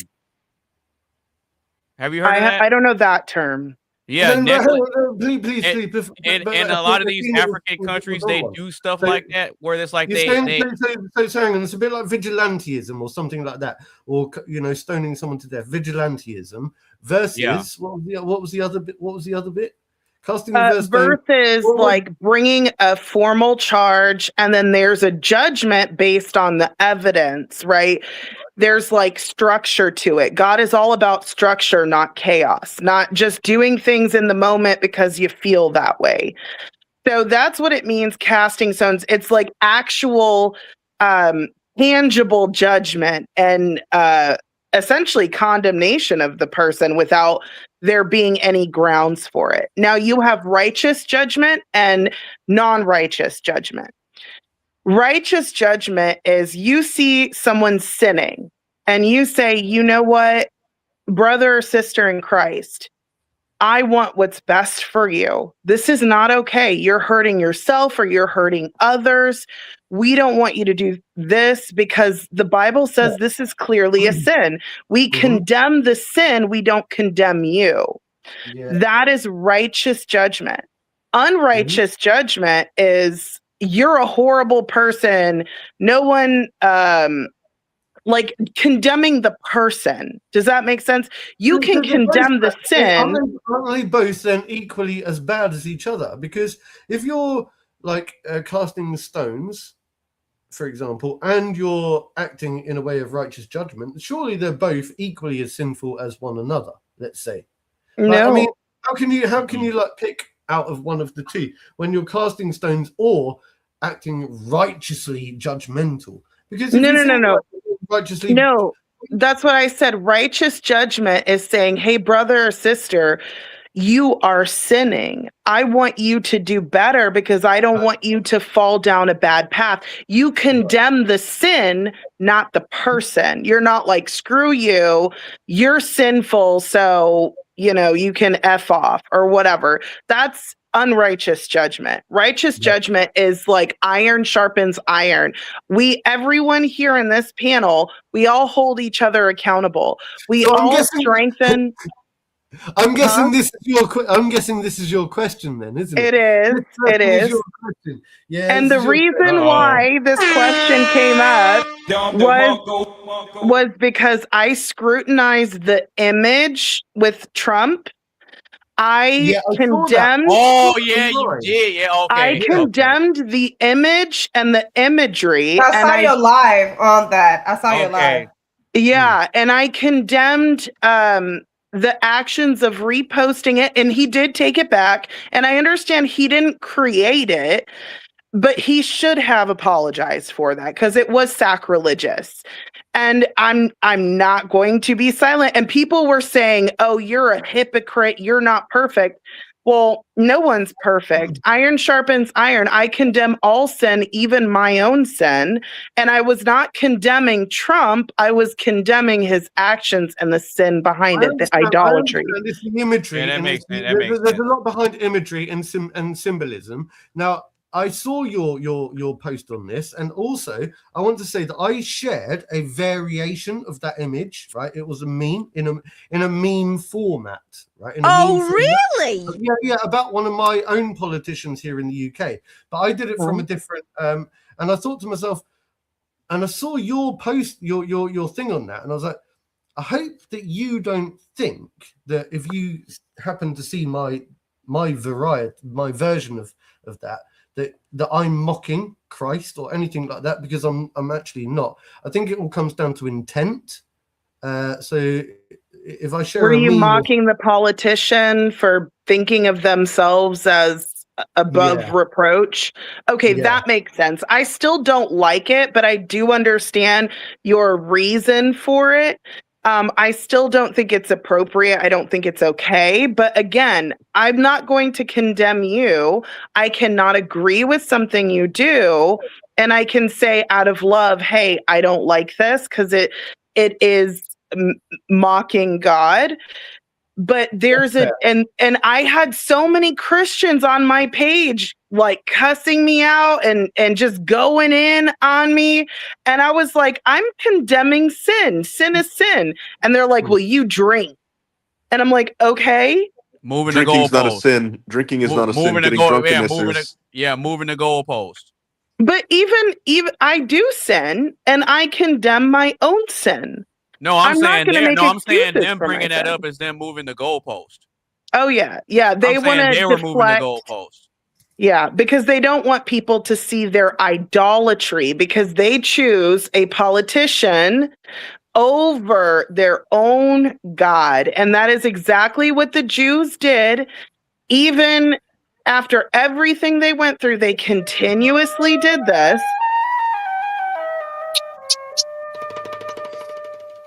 Your people, Athena. Oh God. Apparently I am part Jewish somewhere far, far, far, far down the line. And really? Yes, on my mom's side. I won't say the That last explains the big name. nose. That's the That's Greek. not bad. That's the Greek side. Uh-oh. Why is there No. such a stigmatism, right? I hate anti-Semitism. Yeah, I hate anti-Semitism. I really, really, really despise anti-Semitism. Am I having connection issues, or is Athena talking? Well, she was, but Mark's talking now. Rock, Go ahead, Mark. Go ahead, Mark. No, go on, Rock. Go on. I want to hear you say something again. Go on, go. I'll be back. Right, go ahead, Mark. Right, Mr. Arnold Schwarzenegger, I'll be back. Anyway, Yeah. Listen. No, I despise anti-Semitism at the moment. I think we're seeing a resurgence of anti-Semitism, right? I don't know whether I've got any Jewish blood in me or DNA in me. I haven't done a DNA test. I refuse to. I'd much rather live in ignorant bliss. I don't even know that I could have anything in me. But the point being is, I despise. Anything? Well, not. Oh, come on.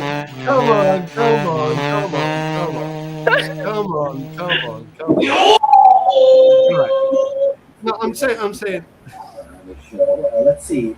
I despise of anti-Semitism. I despise of it because I think that people are blaming one particular group of people, like they would do with being anti-Christ, or or anti this or anti that or anti anything. It's like, and I understand why people don't like certain, like extremists.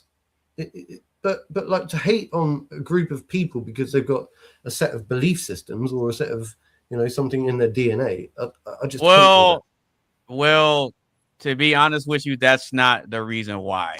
That's the belief system part makes sense. You tell me why then. You tell me why. Well, that's a whole separate conversation for a whole separate live stream. Yeah, that's a whole separate conversation for a whole separate live stream. Sure. But Tizzle, where is the line between righteous judgment and casting stones?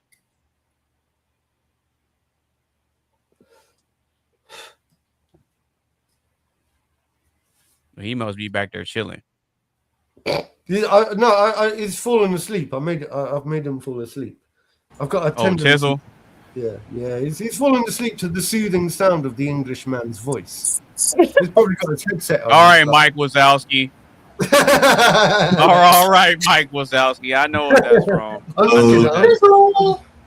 Yeah. You're there. All right. Well, till he comes back, I'll go ahead and give my perspective on it. Where's the line between righteous judgment and casting stones? Okay, I think I can make it simple. I think that the line between righteous judgment is Can you casting. guys hear me? Yeah, we can hear you. I think that the line between righteous judgment and casting stones is righteous judgment would be an example of how us guys like to roast each other, right? We make fun of each other's flaws and stuff like that. We crack jokes on one another. We roast each other, but we don't really mean harm by it to tear the person down, right? So let's say if I crack a joke on Coley, because Coley knows he needs to lose some weight, and I crack a joke on him about being big or whatever. Let's say I make some sort of joke, right? Or even me for being like skinny and underweight. Or yeah, right. Or I can make a joke I could clown Mark for being underweight, right? Yeah. Or you could clown me for whatever reason you want to, right? If you're judging me in a righteous way to where you're not using it to tear me down as a person. You might be highlighting something that I might need to work on, but you have a righteous way of judging something that you see potential in. Whereas casting stones, or another phrase for it is like throwing shade or something like that, would be making comments and judging something that a person can hold near and dear to them that they can't control, right? So let's say that Coley is getting into it with somebody, right? And then in the heat of the argument, they bring up something that's personal to them, and they use that as a way to hurt them. They hit below the belt, so to speak. I think that would be an example of casting stones, because you're using something about a person as a way to try to destroy them and tear them down, versus on the righteous judgment side, we're using something about them to highlight as a way to help them improve and bring them up. I think that would be the difference, or I think that's the line. I agree. Does that sound good? Yeah. Okay. So rock around the clock. What do you think, man? Where's the line between righteous judgment and casting stones? Okay, so I'm assuming, just so I clarify this, right? Righteous judgment, from how I understand it, is like you're preventing someone from doing something that you know is harmful and will actually harm someone. And casting stones is saying, don't do this, but I'm gonna, like, it's okay for me to do. Is that the idea? In a sense, because it's like casting stones at somebody would be, you're just calling out the behavior just for the sake of calling out the person. Right, and that's it's like you're more so attacking the person instead of attacking the behavior, kind of like what Athena was saying earlier. right. And Athena said like that it's not actually about casting stones, because in the Bible, they were literally killing someone, you know, and Jesus was without sin. So yeah, but no, I think righteous judgment should be like, hey, I want to encourage you to do this and not do this because I believe in you and I want to bring you up. I want to, I want you to do better, and there's better things for you. Okay, that sounds good to me. I mean, does anybody else have any more thoughts on this? Because I mean, Mark already figured out whose question it was. Oh, I mean, that's kind of obvious. Well, it seemed pretty obvious based on. Y'all know I'm always about religion. I'm like, orthodoxy. Like, that's all I talk about. Sorry, you guys. Oh no, you good. Did you guys all get a chance to ask a question in the chat? Or?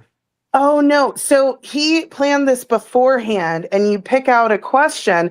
So next time, I'm gonna have y'all connect. So that the next one, it's like a potluck. Everyone asks a question, they send it to the host, and then he asks everyone these questions in random order, and we don't know who's asking what question. Yeah, they don't. And then we're trying to like guess. Who's it? Well, everybody gives their perspective on it, and then whoever's question it was has a chance to either reveal that it's them or they can choose to remain anonymous. I mean, I'll tell you who it is anyway. But Okay. well, That's funny. it's the concept of like a real potluck. So let's say you have a work event and they have a potluck where everybody brings food, but you don't know who brought what. Right. It's the same concept with this. Everybody's bringing questions, but no one knows whose question is which. Right. So you never know what the questions are going to be, and you never know where the conversation is going to go. That's kind of the beauty of it. Not only that, but then it gives everybody else a chance to contribute something that they may want to discuss instead of me just planning everything out. So it lets everybody else contribute to the conversation in their own ways. I gotcha. Yeah, that's why I like doing that. Yeah, I think Rock would have some pretty fun questions. Like I know y'all don't know him yet, but his sense of humor is a little dark and it's a little. Do you know? I can see this. I can see this. I want problems always. Yes, always. I can see this, and I understand. Like some people are very misunderstood, maybe initially from the offset, and I've not really had a full chance to fully engage. I'm quite happy to fully engage. Let's go. I think, yeah, I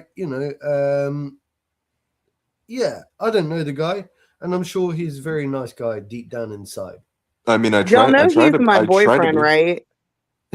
He's your boyfriend. Yeah. It all makes sense. Yep. I don't know. I've marked her. Oh, stop it, Rock. Oh my God. He marked forever. Marked forever. Wait, no, that's not what I meant. No. Yeah. Yeah. I've been branded. Oh God. Oh. Yeah. All right. So we're gonna go ahead and keep the show rolling. So if you guys are just now tuning in, or if you've been rocking with us the whole time, make sure you get a stream a like, share with a couple of your friends. Make sure you follow everybody on all those social media sites, and make sure to continue sounding off in the chat. So we're gonna go ahead and make it to the next question.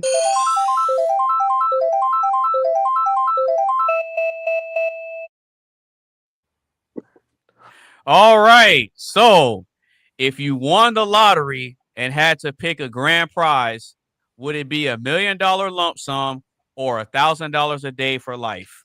Let me ask you one more time. If you won the lottery and had to pick a cash prize, would it be $1 million lump sum or $1,000 a day for life? I've heard this one before. If you think about it, right? I've worked this one out.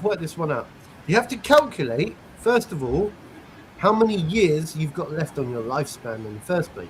Like if you're like a 10-year-old person, then every month is obviously going to equally equate to more than the second option over the course of time. Easily, right? Easily. But hold up, if you're a 90-year-old person, then you might as well just take the second option and just take the money, take the lump sum, and go. You know what I mean? So I think that at my stage, my stage in life, I would take the whatever the first option. I'll take the first option. 1,000. Yeah, I'll take that one at my age.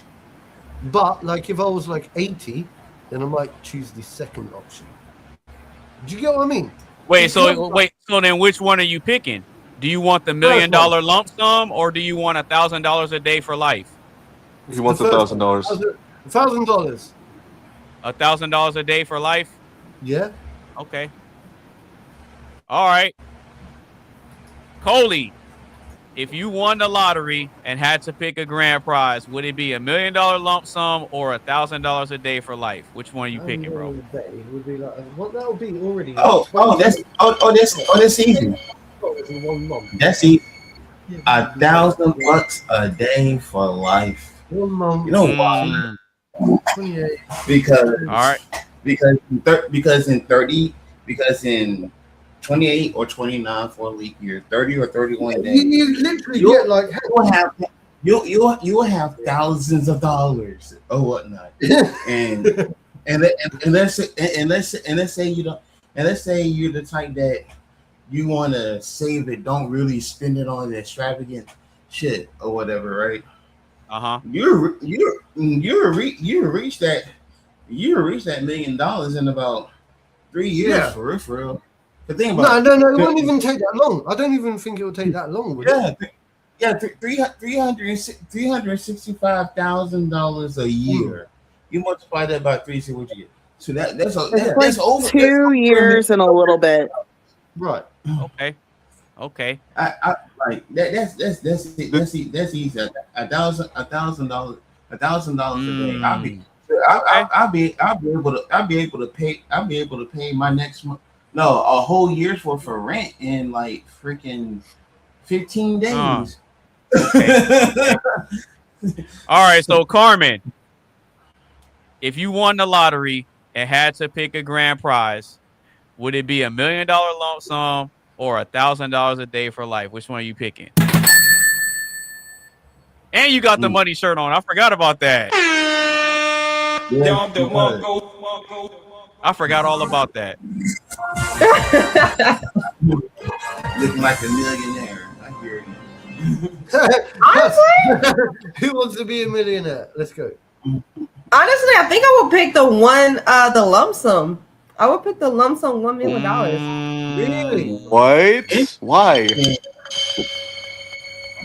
Because the $1,000 a day for life, it gets you taxed and all that shit. I'm like, just give me my money and I'll just leave. I'll just leave and go retire someplace else. That $1 million can be easily turned into $5 million. But you would have way more than $1 million, but by the end of like 2 years.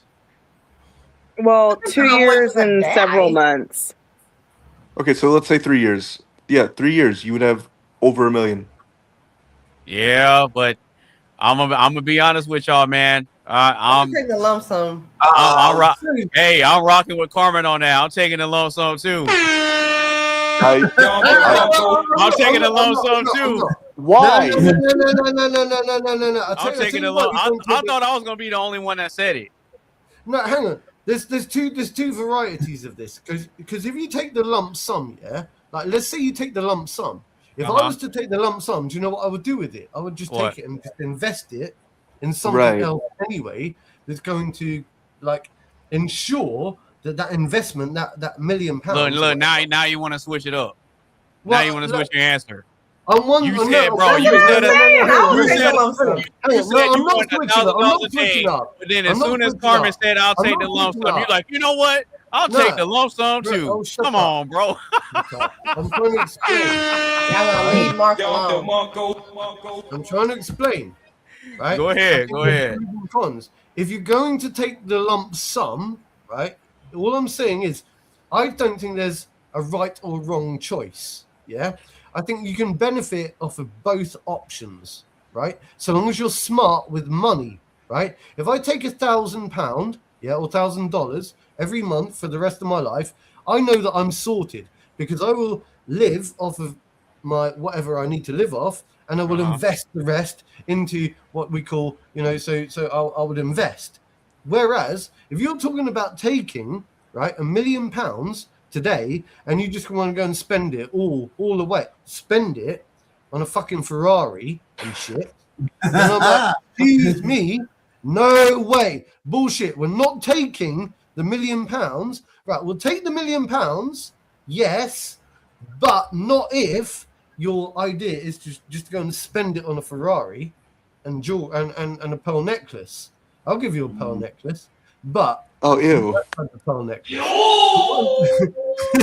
I'll buy you a diamond necklace, but what I'm saying is how you spend your money. So if you want to take the £1 million, take the £1 million, fine, but let's at least make sure that we're living off of, what do you call it? Like interest. Income. Yeah, income. Interest off of that for the rest of our lives. That's the point. So yeah, I would take the £1 million or whatever, only if my partner was sweet and understood What would you invest in, Mark? The interest for the rest of our lives. Yeah, what would you invest in, Mark? Well, I would, I would invest in the Nasdaq. I would also invest in gold and silver. Yeah, the Nasdaq.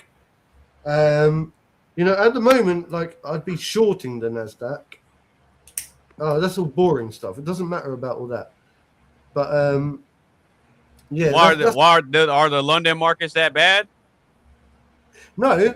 Or do you just think that? Or you just think the NYSE is better? Global thing. It's global. It's global. No, I know that because you said the Nasdaq. That's American. Yeah, right. That's an American index. So the reason is because of the all the wars in the world, right? So when there's war in the world, it's really easy for me. Really easy. I just go, well, we should just short the American markets then. Yeah. You just short the American markets. We're going to shut the American market. market. But what you do is then you go, well, all we'll then do is we'll just like chuck a little bit of money in towards the gold and silver, because the gold and silver will go up in the time of uncertainty, but also at the same time we'll short the big corporations, because we know there's a time of uncertainty and war, and then of course we'll flip it over in the other way once the war calms down, and then we get back into the crypto again. I mean, crypto is doing right at the moment. I'm going to be honest with you, Mark. I don't think you're going to make a return on your investments, at least not as much as having the $1,000 per day. So, can I give my 2 cents now on that one? That boy Rock taking shots. Oh, actually, no. That boy Rock casting stones. More boulders than anything. Yeah, for real. All right, go ahead, Athena. Well, Tizzle just popped up. Well, let me go because I don't know how much Tizzle has heard, but I'm just going to say, okay, I'm not promised tomorrow. I could step outside, get into a car accident, and die, and then my family gets $1,000. I know my capabilities. I have turned 150,000 into millions. So I would take the $1 million because I know that if I step out the next day and die, at least my family has that $1 million. I know I can take that $1 million and make a lot more. When I started my construction business, I did pull out a loan for $150,000, paid that off the first year and had money. Facts. Second year, I mean, by year 5, we were earning $500,000 a year. So I know for a fact with that sort of money, I can create multiple businesses and earn so much money. And here's the thing. If I die, my family gets that money. But if I take the $1,000 a day, I am banking on the fact that God is going to allow me another day to live. And you know what? I never know when my time is gonna come, and I would rather not take the gamble because I want to make sure I leave something for my family. And that's my reasoning for it. Well, I would still take the £1,000 a day, definitely. 1,000 a day is 100% my option. But I understand that if I had a partner who took the other option, I'd be like, right, now we have to do what I said earlier. I was about to say, damn, Mark, spit it out. Hey, man, I'll tell you what, man, I'm dang old boy, right, man. Wait, can I call Athena out on something? I ain't gonna lie. All right, go ahead, Rock. Call Athena out. Okay, so you say if you step out tomorrow, right, you wouldn't know if you left your family anything. I don't know if I'm supposed to talk about this on podcast. Hey, if it's too personal, don't say it, bro. What are you saying? If it's too personal, don't say it. Life. Oh, that I have a life insurance policy? Yeah, and that's great, but I mean, it's still like a third of $1 million. Like, I'd rather them have that and $1 million. Like, I know that I can invest that $1 million and make more. Work does not scare me. You know, I'm a workhorse. Like, I love to work. Have you seen my videos of like cleaning houses? Like, Right. You're more of like a work bull, a working bull. Yes, You know, and as you being a Taurus and everything. Yeah, you're more of like a bull that's built to work. I am. I am. And I know I could take that million and within years, like 3 years, I could turn that million into 10, 15, 20 million. And then I could take that and I would, okay, money makes money. And here's the thing and this is where you're going to disagree. I understand, and my CPA would damn near crucify me for saying this because he would tell me to take the 1,000 a day. But I know myself, and I know that money makes money. If you have, I'm telling you, when I got that $150,000 loan, I was able to build a business that could bring in real money, not starting from the ground up. And I'm not saying you can't start from the ground up. You absolutely can. But it's more the million. You take the million. Yes, it's more work and it's a slower return on your investment. The more money you have, if you are a business person and you're business savvy and you're wise, you will get more money with the lump sum than $1,000 a day. Really interesting about this. Even though I defended the idea of taking the lump sum, right, from a pragmatic point of view, I still would opt to take the $1,000 a day or pounds a day. I still would. Yeah. Are you changing your answer again? Or? No. He originally said he'd take the 1,000 a day. Yeah. I still would. But then he changed his answer. And I find it interesting because I think the women, the two females in the group are the two that have opted to take the lump sum. I'm taking the lump sum too. You're taking the lump sum as well? Yeah. I thought I was going to be the only one that said it, but then Carmen said it first. Okay, that's interesting. Yeah, me and AB are on the same page. Yeah, when Carmen said it first, I'm like, oh man, she think exactly like me. Yes. Right. Yes. Oh well, hey. Why you trying to be like me, fam? Bringing all these snacky snacks. I told you me and Carmen don't always agree. What's up with that? Okay, so he's. I'm hungry today. I don't know, Tizzle. You rub off on me. I had gummy bears earlier. Mm-hmm. That's what I like to hear. Very inspirational. All right, so yeah, if I won the lottery and had to pick a grand prize, I'm absolutely taking the $1 million lump sum. Why? Why am I taking the $1 million lump sum? Because I get that $1 million lump sum and I pay my taxes out of it one time. I'd rather take the $1 million. I pay the taxes on that money. And then what I would do with the rest of it is I'll invest a quarter of it and sit on the rest. Well, hold on. So here's the other thing. Go ahead. So I'm not going to say, okay, I have to be careful what I say because I'm not talking about evading taxes, but there are write-offs that you can do so that you're not going to pay on that full 1 million. That's a fact. Yeah. So you get that million. If you invest in a business, let's say you spend, you buy an investment property, right? Okay. So a lot of these businesses, brick and mortar businesses, they're renting from someone. That's a fact. If you use that million and you use it in an area that's up and growing, right? You build that, you essentially use that million, but you got like millions coming in. So you're not going to get taxed on that million. And then when you're earning millions from that, you then build the next one and use that as a tax write-off. Eventually it will catch up to you. Yep, you're talking about writing off depreciation. Yeah. Yep, I know what you're talking about, Athena. Writing off the tax. Hey, when you have made $30,000 a day, your idea of money changes. This is ridiculous. Because the reason I would take option A, is because I've calculated before, right? Hang on. It wouldn't take that long. It would take, what, 2 or 3 years? Under 3 years. We established that a minute ago, yeah? For you to actually have more than your initial payout.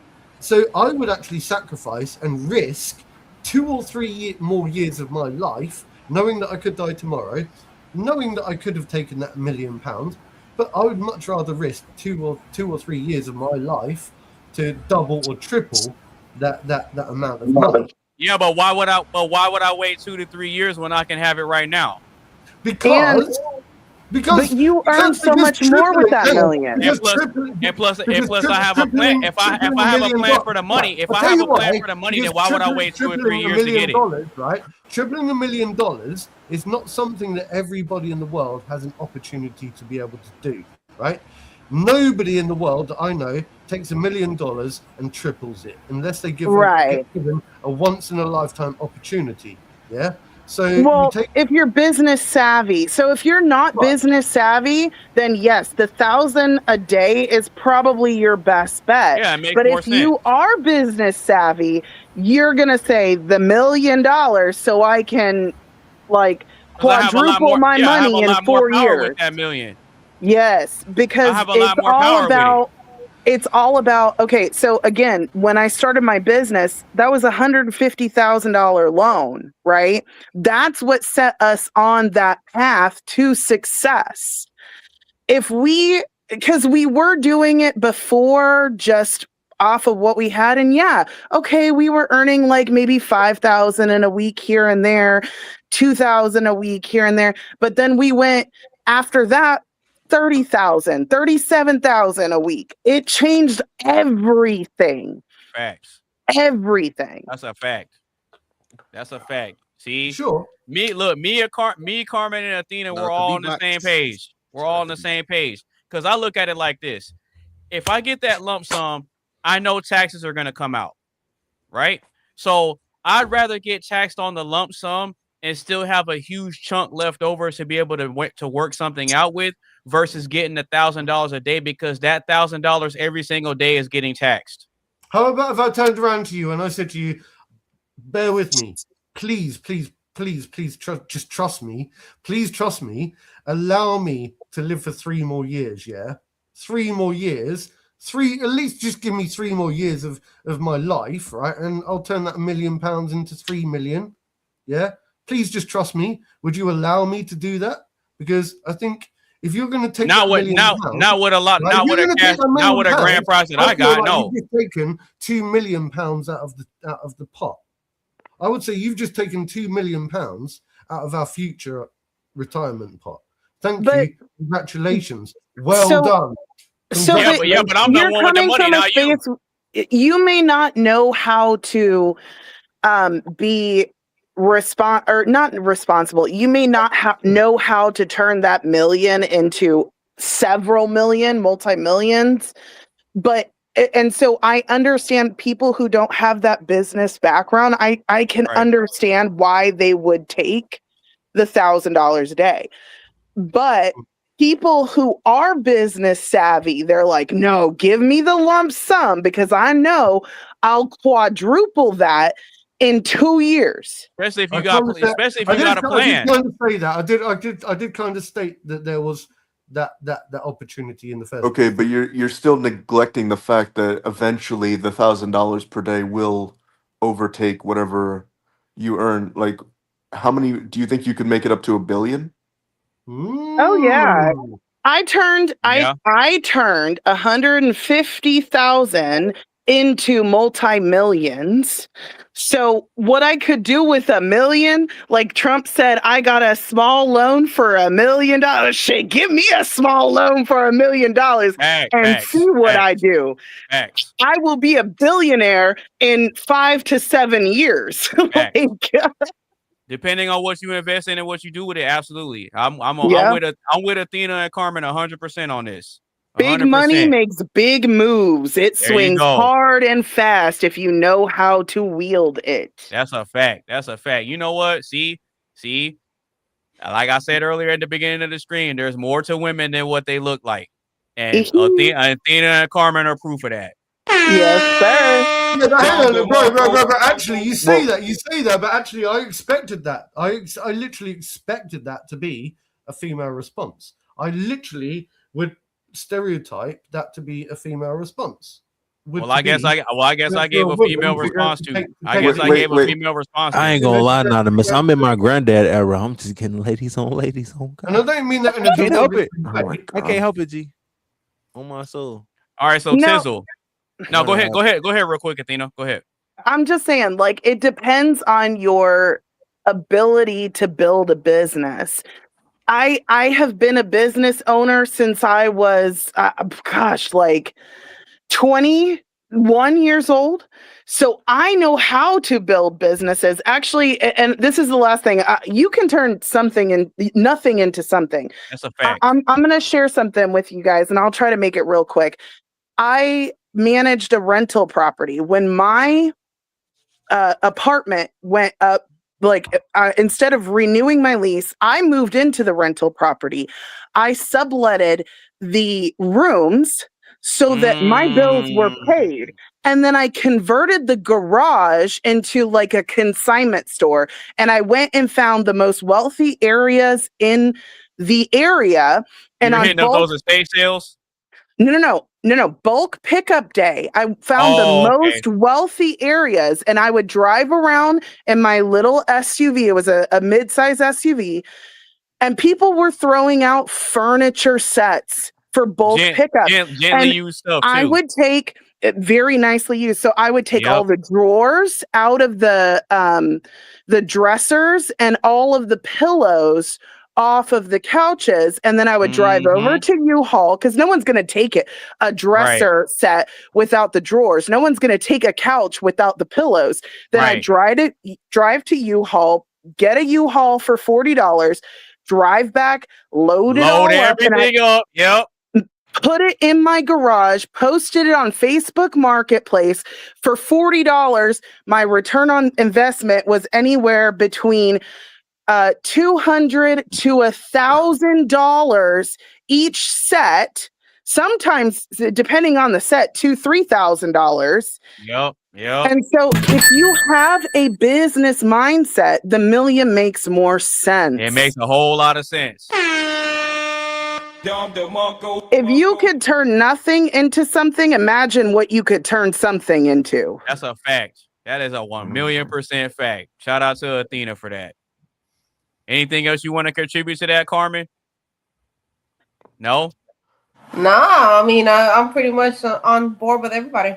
All right, cool. You and Athena. Yeah. All right, Tizzle. If you won the lottery and had to pick a grand prize, would it be $1 million lump sum or $1,000 a day for life?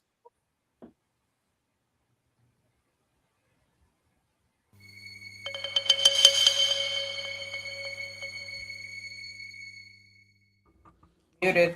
I feel like it gotta be definitely the mill. Okay, why? 100 bills, you know how it gets down when it comes to real deal, real shit. Because oh fuck, I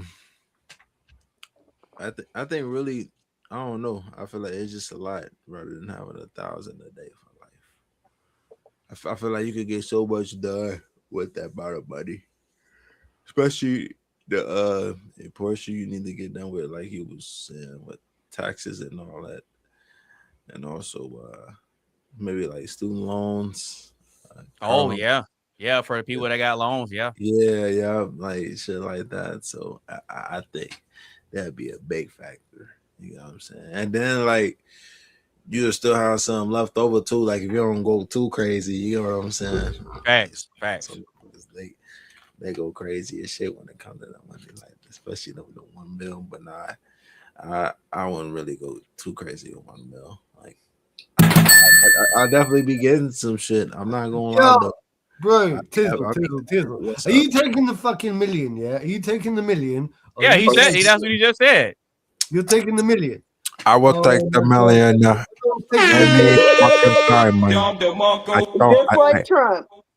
I thought you. I'm not talking like Trump. I'm talking like Tony Montana. Tony Montana. I'm not doing the All right, so rock around the clock. Which one you pick? Yes. Which one you picking, bro? Okay, You I'm pick- gonna throw. Okay, I'm gonna throw you a curveball. I'm taking Buddy, it's both. the curveball. He said both. Yeah, I'm taking both. No, I'm just kidding. I was going to say, what are you? I was about to say what? No, I just wanted to see bro, everyone buddy just- is there. Nah, but which one you picking and why? Okay, so you guys all gave great answers, but ultimately Athena is right. So I'm gonna say that I'm going to take the $1,000 a day. And like when this first started, right, I thought this was like the stupidest question because I'm just like, who wouldn't choose to take the $1,000 a day? And like I honestly, I'm with Mark. I don't think anyone can turn it around that quickly. I like maybe some of you can, but I just don't see, like, especially with investments the way they are now, like unless you're buying property. And something that wasn't made clear, anonymous space, was are what are we being taxed on for like both of these? Like, I thought I was under the impression when you first posed the question was that we weren't being taxed. Or Okay, well well, you know what? Take taxes out of it. okay, yeah. So like, even with taxes out of it, I would still choose the $1,000 a day. Okay. Because like I can pretty much accomplish anything I need with like under $1,000 per day. And the way I see it is that, like, that's money that just is gonna keep coming for the rest of my life. And so let's say in It's gonna those keep like doing what? it's gonna keep coming. Sorry. Inside joke, you guys. Like he always dirty in asshole. the most inconvenient times Oh no, when I use that word. That joke is definitely inside, all right. What did you say about Jesus earlier today? I said that Jesus came to die for all of us, and that as soon as I said that, I was like, Brock, don't even think about it. No, she didn't Don't even say the even word. make She didn't the even say the joke. word. She didn't even say the word die. She said Jesus came for all of us. You know what? I also came. I also came for all of you. Oh, thank you. Don't want peace. You're welcome. I want problems always. A bit salty, Okay, but no. But like, Mister, I will give you a pearl necklace. Jesus. You already know the pearl necklaces. You Okay. already picked that. Oh my god. No, but like in all seriousness, like taking the $1,000 a day, I just think like once you get to that point where like it's been 2 to 3 years, right? And like you've made, let's say like you've spent some of it, or even like you got taxed, right? I think you're close enough to $1 million to where like you can do what Athena had already suggested. And like, I get the idea why wait, but you're doing it a little bit later, but you're still earning the same amount of money ultimately in the end. And then you just continuously have that $1,000 that will always be that, yeah, cushiony, that nest egg, if you will. It'll pay your rent. It'll buy your food. You can buy cars with it. It's just like, and you don't have to do a damn thing. You can lay on your ass. Here's my pushback, though. Yeah, I was gonna say I got some pushback too. As an Yeah, investor, the I pushback. know 100%. I know 100% that I could, if somebody gave me the opportunity to get £1,000 every month for the next 3 years, and I could take. No, it's a day. It's 1,000 a day. Right. Yeah, 1,000 a day for the next. That's 365,000. Okay. 100,000 a year. I see you subliminal with the math. 365. But no. Here's the pushback. We're about to enter a war, right? Possibly a third world war. Okay. That $1,000 a day, you don't know what's going to happen. You might need to get out. You might need to do whatever. You never know what the future holds. What is that saying? It's like one bird in the hand is worth more than two in the bush. It's the potential. And I don't know what God's plans are. I would rather have it now and be able to be a good steward of God's money and do what I need to do. I 1,000 a day is not enough to Not give up $1 valid million. Not enough. only look, not only that, not Not only valid enough. not only that. $365,000 a year. Yeah, but So if it's you actually think not about this too, most $365,000 a look, year. most So people. it's basically $1 million a Wait, year. hold on. A million every 3 years. We're So it'll talking take you about 9 years. We're talking So it'll about take you 1,000 a 9 day, years. right? We're talking about 1,000 a day. Yeah, you're right. So 1,000 a day. Now most people, 365 days in a year. most people. Wait, hold on. Most people don't even have the financial responsibility with the paycheck that they get every week or every 2 weeks. Mm-hmm. Most people already have a whole lot of debt and need more than one job to be able to sustain themselves with the money that they do have. They're already irresponsible. So you think that they're gonna magically become more financially responsible when they have an extra $1,000 a day? No, they're just gonna increase their lifestyle. A lot of people aren't gonna have the discipline to be able to hold out for 2 to 3 years to stack up $1 million. That's really important. So they're not gonna do it.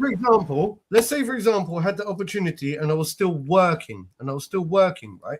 So I could live £1,000 a day. That's 365,000 pounds per year, actually. Yeah. So I miscalculated it earlier. 365,000 pounds a year, right? Which will take you 3 years to get that $1 million. So I suppose it's not as what I thought it was originally. Yeah, but that's gonna be more than what you're making at your job. So you're not gonna stay at that but job. I would still work. I would still continue to do what I do. I don't believe that. I don't believe that. If I'm working, well, I don't believe that. I would for 3 years. I don't believe that. I would for those 3 years because I'd know that I've got a future plan. No, because I don't think a lot of people are going to do that, because in the back of your mind, you're going to know, okay, this money that I have coming in, this is more than what I'm getting at my job. So you're already going to be in this mindset. Okay, if they piss me off one more time, I'm quitting on them. Right, but I do it a few more. Yeah, but that's arrogance. That's arrogance. That's that's people. That's reality. If you're here's another thing. If you're working at a job, if you're working at a job you hate, and all of a sudden you come into this windfall of $1,000 a day, when that's more than what you make in a month, come on, bro. You're not gonna stay at that job. Hey, Anonymous Space. Yeah. I'd like to pose a question for the people who said that they would take the big lump sum. What if it was what if it was $5,000 a day? I still take the lump sum. Yeah, I would too. The only way I would take a certain amount a day is if it was like something like 100,000. Because here's the thing, I don't need it to be that high. Well, here's the thing, and I don't mean this offensively, but people with children and a lot of responsibility, right? We're not just living for ourselves. We know that we have to take care of others. Yeah, that's and this is not typically a woman issue, although I just happen to be a very unique woman in a unique situation. And I have a lot more responsibilities than the majority of women. And this is why I relate to men a lot more than I do women, because I have a lot more. I've been in male dominated spaces and I've been a businesswoman. Now, I'm not like your typical boss babe who like flaunts it and all that shit. No, it's not like that. It's just when you have this level of responsibility, like this summer, I'm going to have 100 mouths to feed between all of my livestock, my all of my animals and all that. So like my level of responsibility is probably much higher than like a vast majority of people. And I know my capabilities of what I can do with that money when I have it right there. I don't want to wait because the economy could tank. So many things can happen. I'm not promised tomorrow. I know if I take that $1 million, at least my family has that. plus my life insurance policy. Can I just say, I would be happy with both options. Okay, so give me £1 million today, I would quite happily take it. If I had the option, if it was up to me, I would take the £1,000 a day. But you're not going to see me unhappy with either option. Okay, so I understand. Right. Yeah, but you're not going to stay at your job. If you want to take the £1 million, then let's take the £1 million, right? Because we can make that work. Yeah, we can. So I think all it comes down to is how do you think you can make that money work for you? Yeah, right? Absolutely. That's what Absolutely. I think it is. I could take £1 million today, and I believe that if with business acumen, I could probably triple that. Hopefully, I'll be able to triple it over 3 years. Hopefully.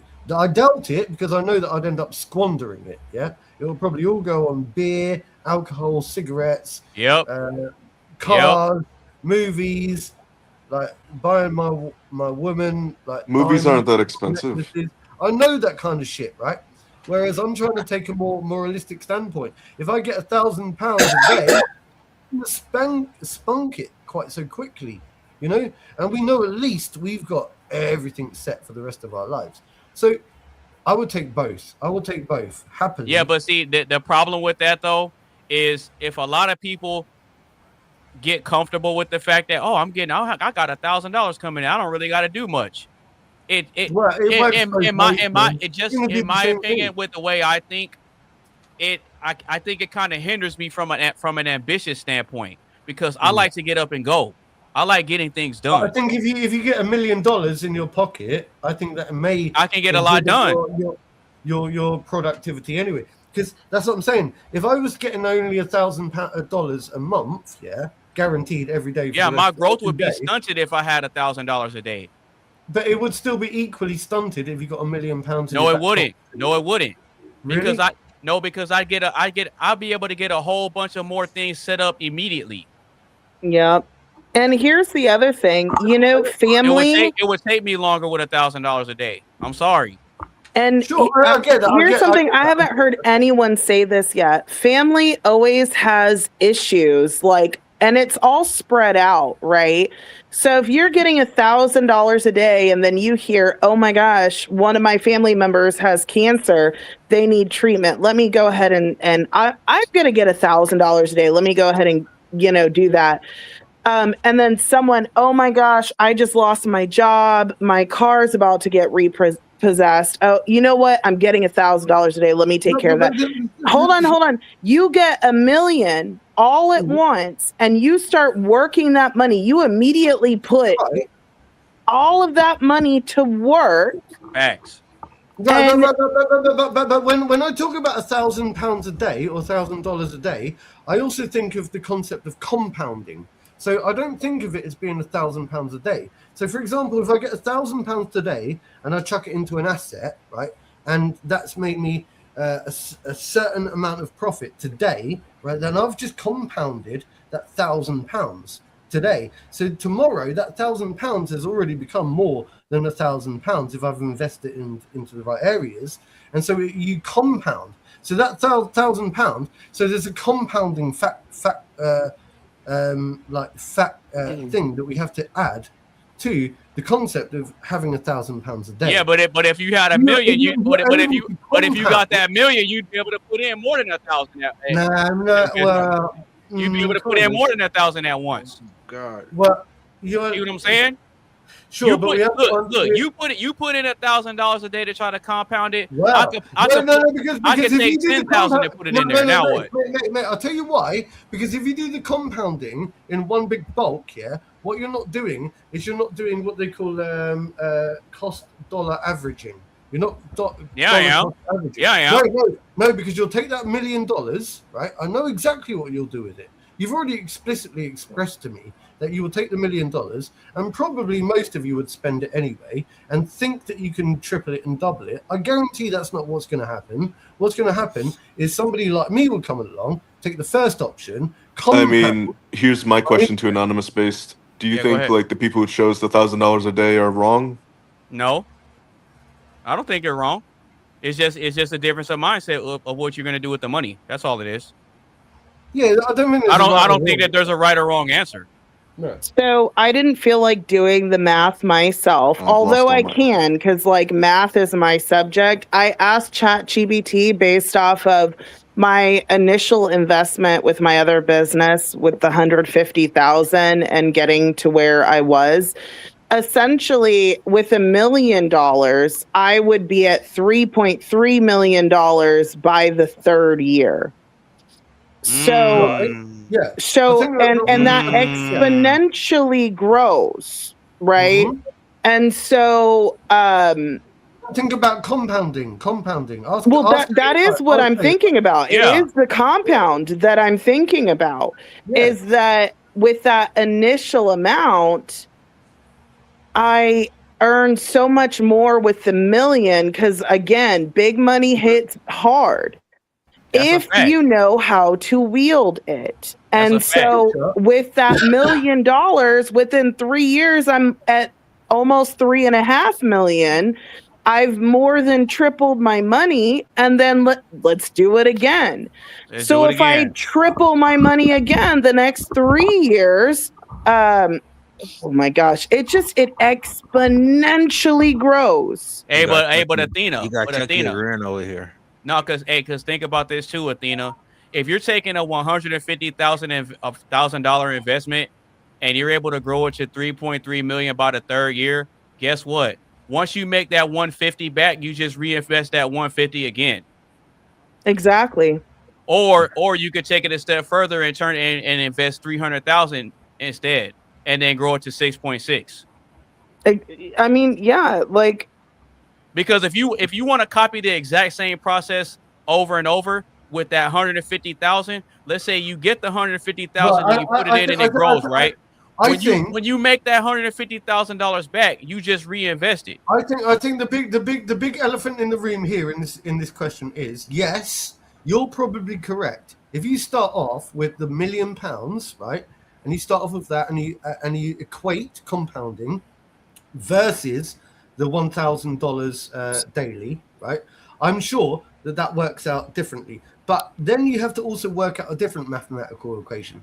You have to ask yourself, if that person receives $1,000 daily for 5 years of their life, right? Okay. And they have a little bit of patience for 5 years, then instead of taking that initial 1 million, suddenly you've got the 5 million, and it hasn't even taken that long. You didn't have to risk anything. You didn't have to do any playing around. You didn't have to put it into this. You didn't have to worry about compounding. But you know that you've got a guaranteed. You're already compounding. By knowing that you've got more every single day for the rest of your life. Yeah, but I get a bigger head start than you though. What is $1,000? What is 1,000 every day times 365? It's 365,000 times 10. What's that times 10? 3 million. Yeah, that's almost 4 million. Yeah, 3.56 million. Right. So within 10 years already, you're already reaching. You're talking 10 years. We're talking 3 years. That's what I'm saying. Right? But in the meantime, in the process, you take that £1,000 every day. Chucky said, "What the fuck you talking about?" Compound it. So oh man, you don't. No, because look, the point that Athena and I are trying to make is that you get a big burst in the beginning of the race to set yourself up to just be able to run the marathon. You get a big sprint. You get a big sprint in the beginning, and then you build up your pace, and then you maintain it, and it becomes a marathon. I'm going to show you. I'm going to do this thing with AI. I'm going to show you. No matter how you try to slice it, the math will work. Hold on. Even if you're not business savvy, right, you can find people who are. And there's a reason why Trump started with $1 million loan and made his billions, right? So when you are looking to be successful, who do you look at? Do you look at the people who aren't successful, or do you look at the people who are successful?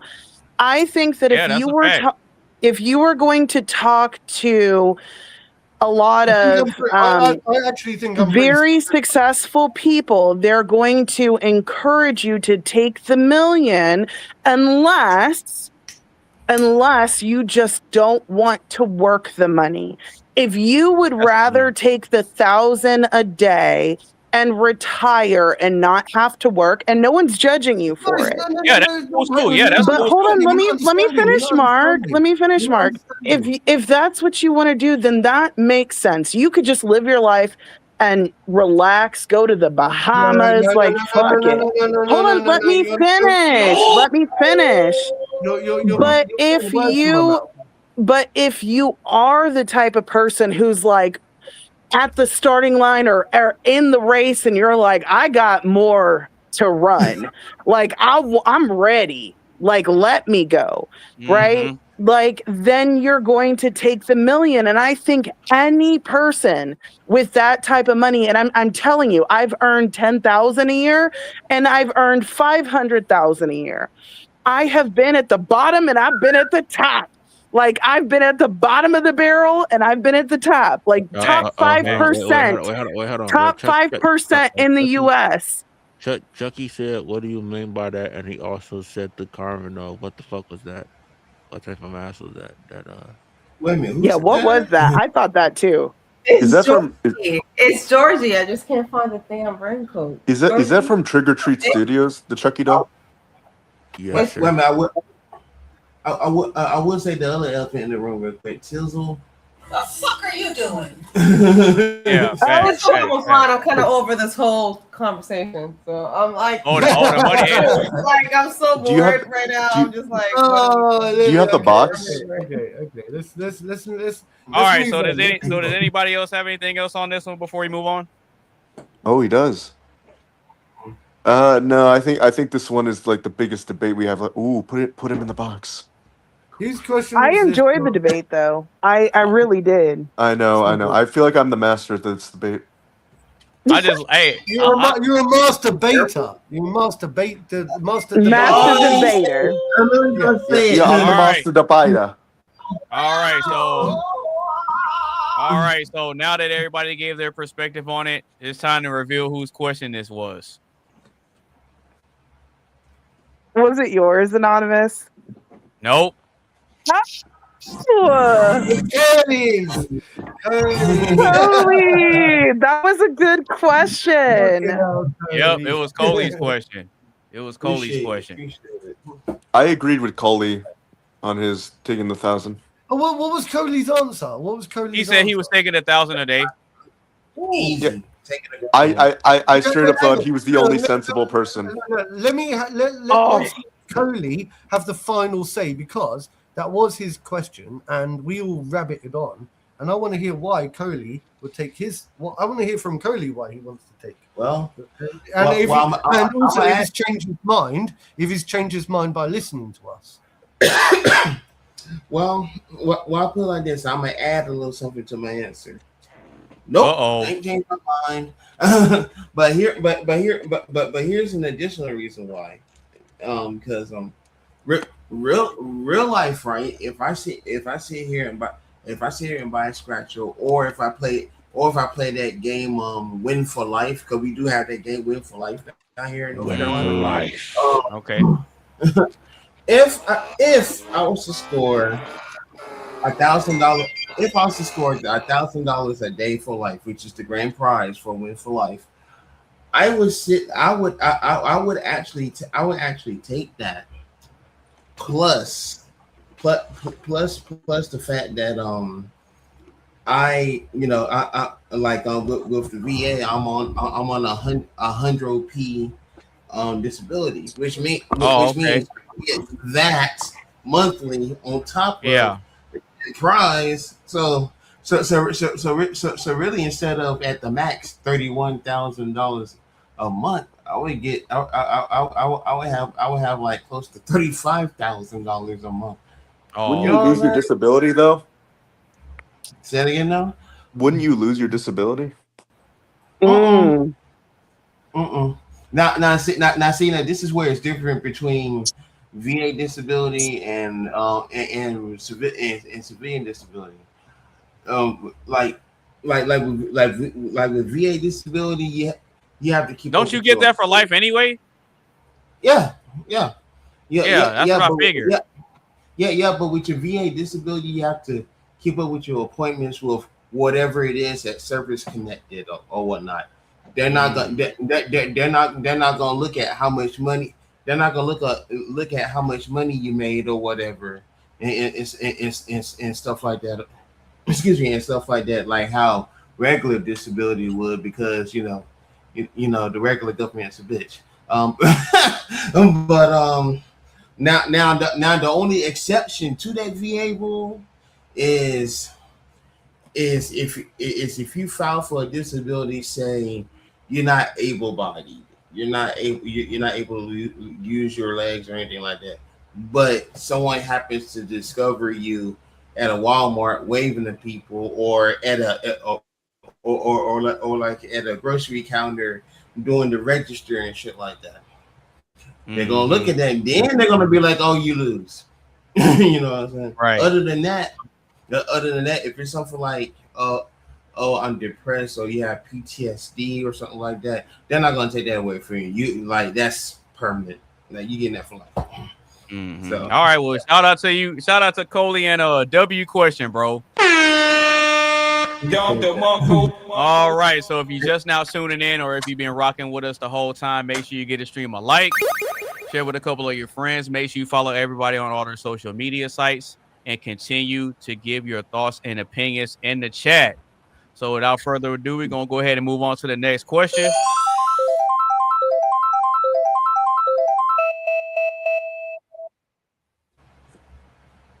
All right. So we got another choice question. So which one would you pick? Someone who has a hideous face and a really sexy body, or B, a person who is an 8, 9, or 10 in looks but has a really bad laugh? Let me say it one more time. Which one would you pick? Oh, God. Someone who has a hideous face and a really sexy body, or B, a person who is an 8, 9, or 10 in looks but has a really bad laugh? I hate this. This has Tizzle written all over this. I hate this question. I hate this question. Oh my goodness me! Oh no! Wait.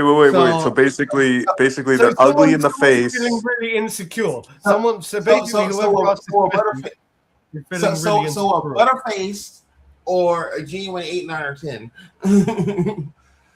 Okay, but like Maria Menounos laugh. Oh Lord, Good. I ain't heard that. Well, hang on, no, like an Alan Carr, or Jimmy Cole. No. I got one. No, I got one worse. Who's your chick on Jackass? I mean, not Jackass, but Ridiculousness. Chanel West Coast. Yeah, that dolphin laugh. But she looked like a 9. No. You guys know who Maria Menounos is from the fucking the movie? I know exactly who that is. Oh, I know. Okay. I know exactly who Maria Menounos is. You know the laugh? Kind of. I haven't heard her in a long time. Can you please play that laugh? I mean, I could try to pull up a video real quick. Yes, please do that. Okay. I think I've got a bad laugh. Hang on, you're making me a bit self-conscious now, because I laugh, I giggle at times, right? And I've realised this about myself. I've a nervous laugh, a nervous giggle, a nervous laugh, and I'm very self-conscious about that.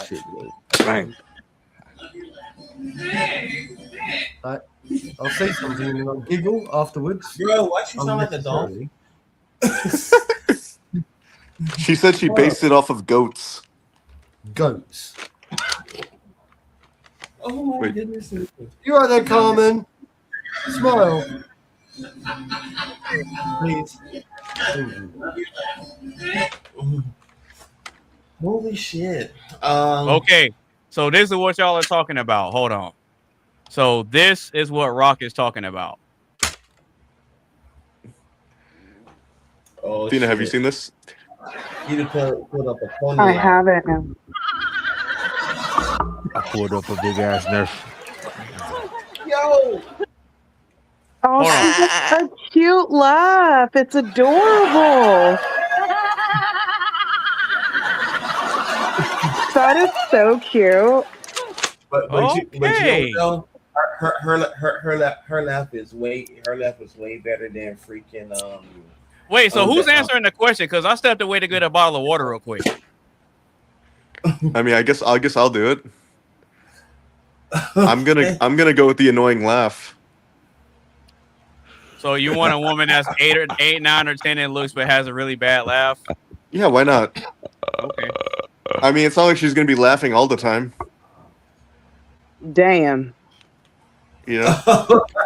She won't be laughing. So I'll respond because mine, honestly, I Like, wouldn't talking care about it. either way because none of those things are important to me. I will say that I think a strange laugh is actually more attractive to me, like, because whenever I really like laugh really hard, it's super obnoxious. So like it's endearing to me to hear a crazy laugh, but like honestly, and Rock and I were literally just talking about this earlier today. I don't care so much about looks.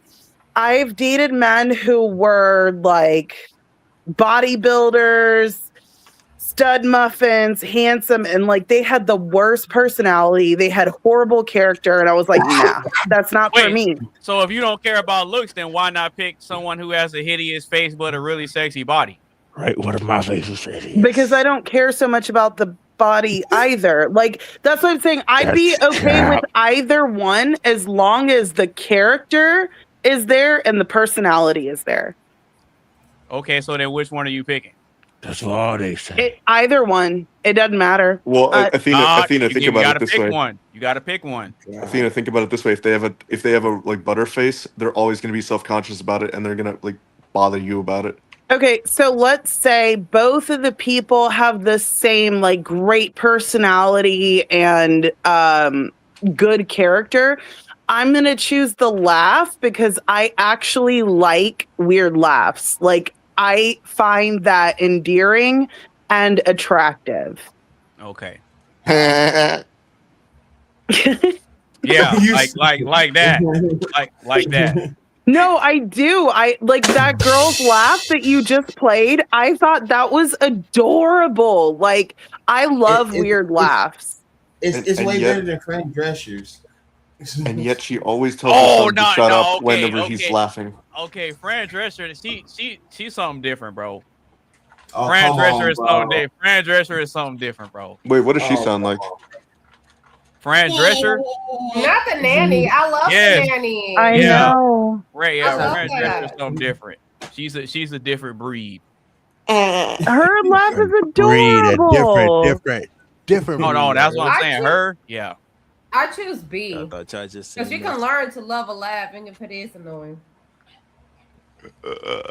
So you want a person who's an 8, 9, or 10 in looks but has a really bad laugh.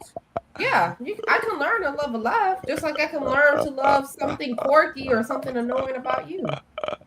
You can also learn to love that's- the ugly face too, though. That's a Nah, creepy you can't do that. That's a Your creepy face always gonna Yes, be you can. ugly. Stop the cap. Stop the cap. Hey, Yeah, beauty, yeah. beauty is only. As the saying goes, Stop the cap. She got Stop a the face. cap or right he got now. a face only a mother can love. I ain't But your you know mother. Beauty, Oh. beauty is a light switch away. No. See, now I got to pull on my Deadpool mask. You talking about some only a face of mine. Yeah, and plastic surgery is expensive. No, beauty's a light switch away. You just turn off the light. Hey, I'm glad you brought That's a that up, 10 Rock. out of 10. I'm glad Rock brought that up. That plastic surgery is expensive, and you ain't gonna be able to pay for it right away if you was only getting $1,000 a day. Hello. Oh my god! I knew he was gonna say that. Hello. Is that the Tasmanian devil? Up for it. I want like do you ever just go up to him and just start shoving things in his mouth? Whoa! What things are you talking about?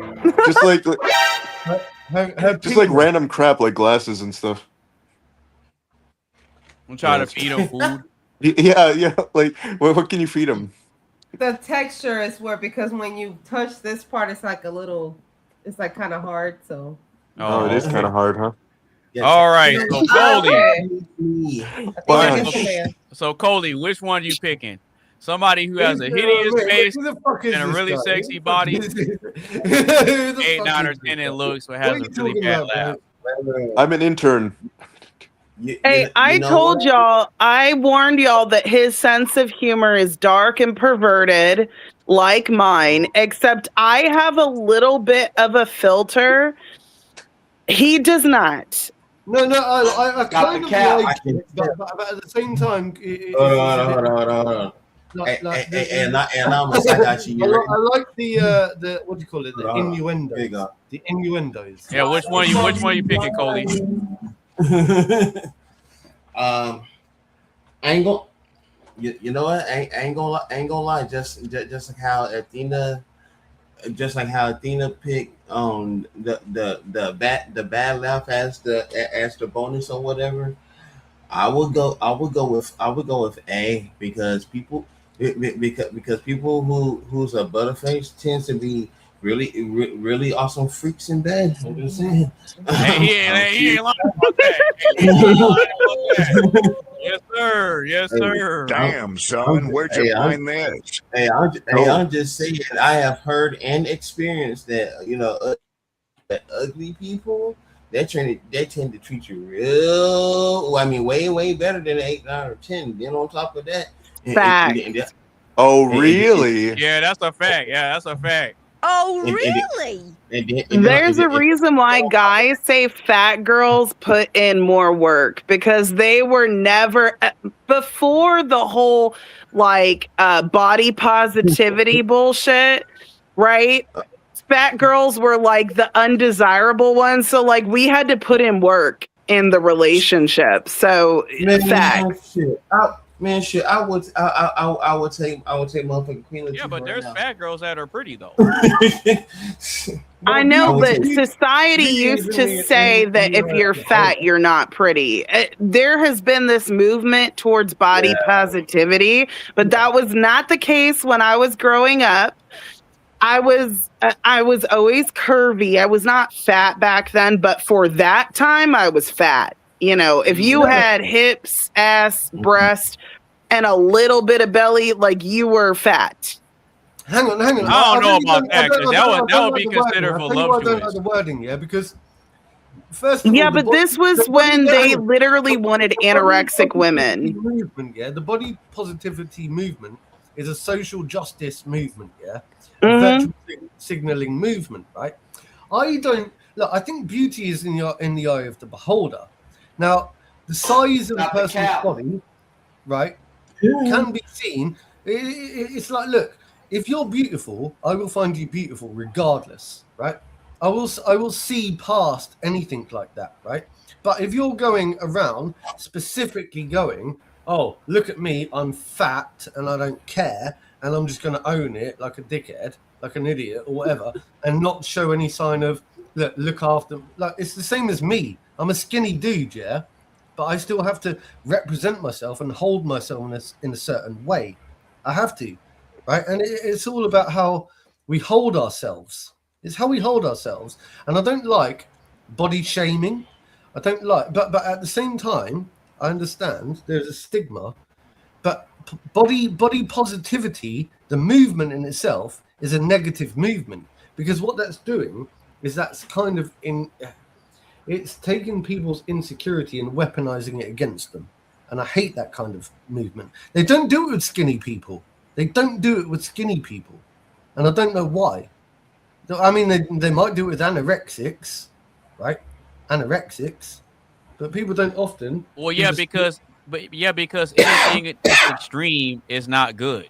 So if you're extremely skinny, it's unhealthy, and if you're extremely big, it's unhealthy. Mm-hmm. Right. Mm-hmm.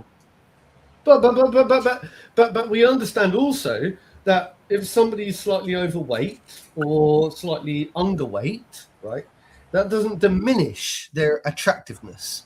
If they've got because we can still see beauty within that person. you get what I'm saying? We can see behind the scenes. We can see what's underneath the veil. Your personality is more important. Yeah, Okay. 100%. But here's the thing. I don't know how old y'all are. When I was growing up, like women were very heavily pressured to be dang near anorexic. Like, and I also, okay, I'm not trying to bring race into it, but when I went to middle school and high school, it was predominantly a very wealthy white area. And all of the girls were like stick thin. I was like one of the few Latinas in there with like hips and butt, and like I had double D's when I was in like ninth grade. And so, and I had like a little bit, when I say a little bit of belly, I'm talking about, that little pudge, just like a tiny bit, like you just got a little bit. But I literally thought I was so fat and overweight, and I was treated horribly because I was not stick thin. Because if you look at all the races, right? Latina, Black women, they tend to be a little more curvy. And then like white, Asian, they tend to be a little more slender. And that is what it is. When I was in middle school, the beauty standard was like Cameron Diaz and Lucy Liu, because Charlie's Angels was a real big movie. So if you didn't look like them, it's kind of like, oh. It was over. And me having a name like Carmen Diaz instead of Cameron Diaz is like, bro. Well, can I just say that from my point of view, I actually look. I know what I find attractive in people. I just know what I find attractive in people, and I don't follow the standard model. Okay, right. So I just want to reassure both of you here tonight. Mark, it doesn't matter. Beauty. Which one are you picking, Mark? I ain't fucking Lord. I know you. I know you're trying to butter. I know you're trying to butter everybody up and prime everybody up. Don't do that. But which one are you picking? No, do not answer, Mark. I'm not answering. I'm not silly. I'm not silly. I'm not silly, am I, Carmen? I'm not silly. Exactly. Carmen said she was picking B. So we can choose not to answer the question. No, you got to answer the question. Yeah, like why did Mark not answer? No, we're still on Mark. So which one are you picking, bro? Someone who has a hideous face and a sexy body, or a person who's an 8, 9, or 10 in looks but has a really bad laugh? What? I think we had our first crash. Are you okay? No, I dropped my camera. I think this is proof that Mark. I think this is proof that Mark is not circumcised. Whoa!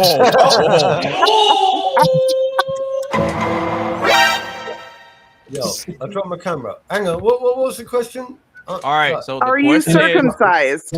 Yeah. Are you circumcised? No. Stupid. No. It's an inside joke. Sorry, you guys. Yeah. No, and we do that in my TikTok live. That's up to me to know and for you to try and find out, right? No. Oh my God. Hey, we ain't trying to find out. We ain't trying to find out. Big questions get stupid answers, yeah. No, but stupid games. No, but which one are you picking, Mark? Which one are you picking? Someone who has a hideous face and a really sexy body, or a person who's an 8, 9, or 10 in looks but has a really bad laugh? Which one are you picking?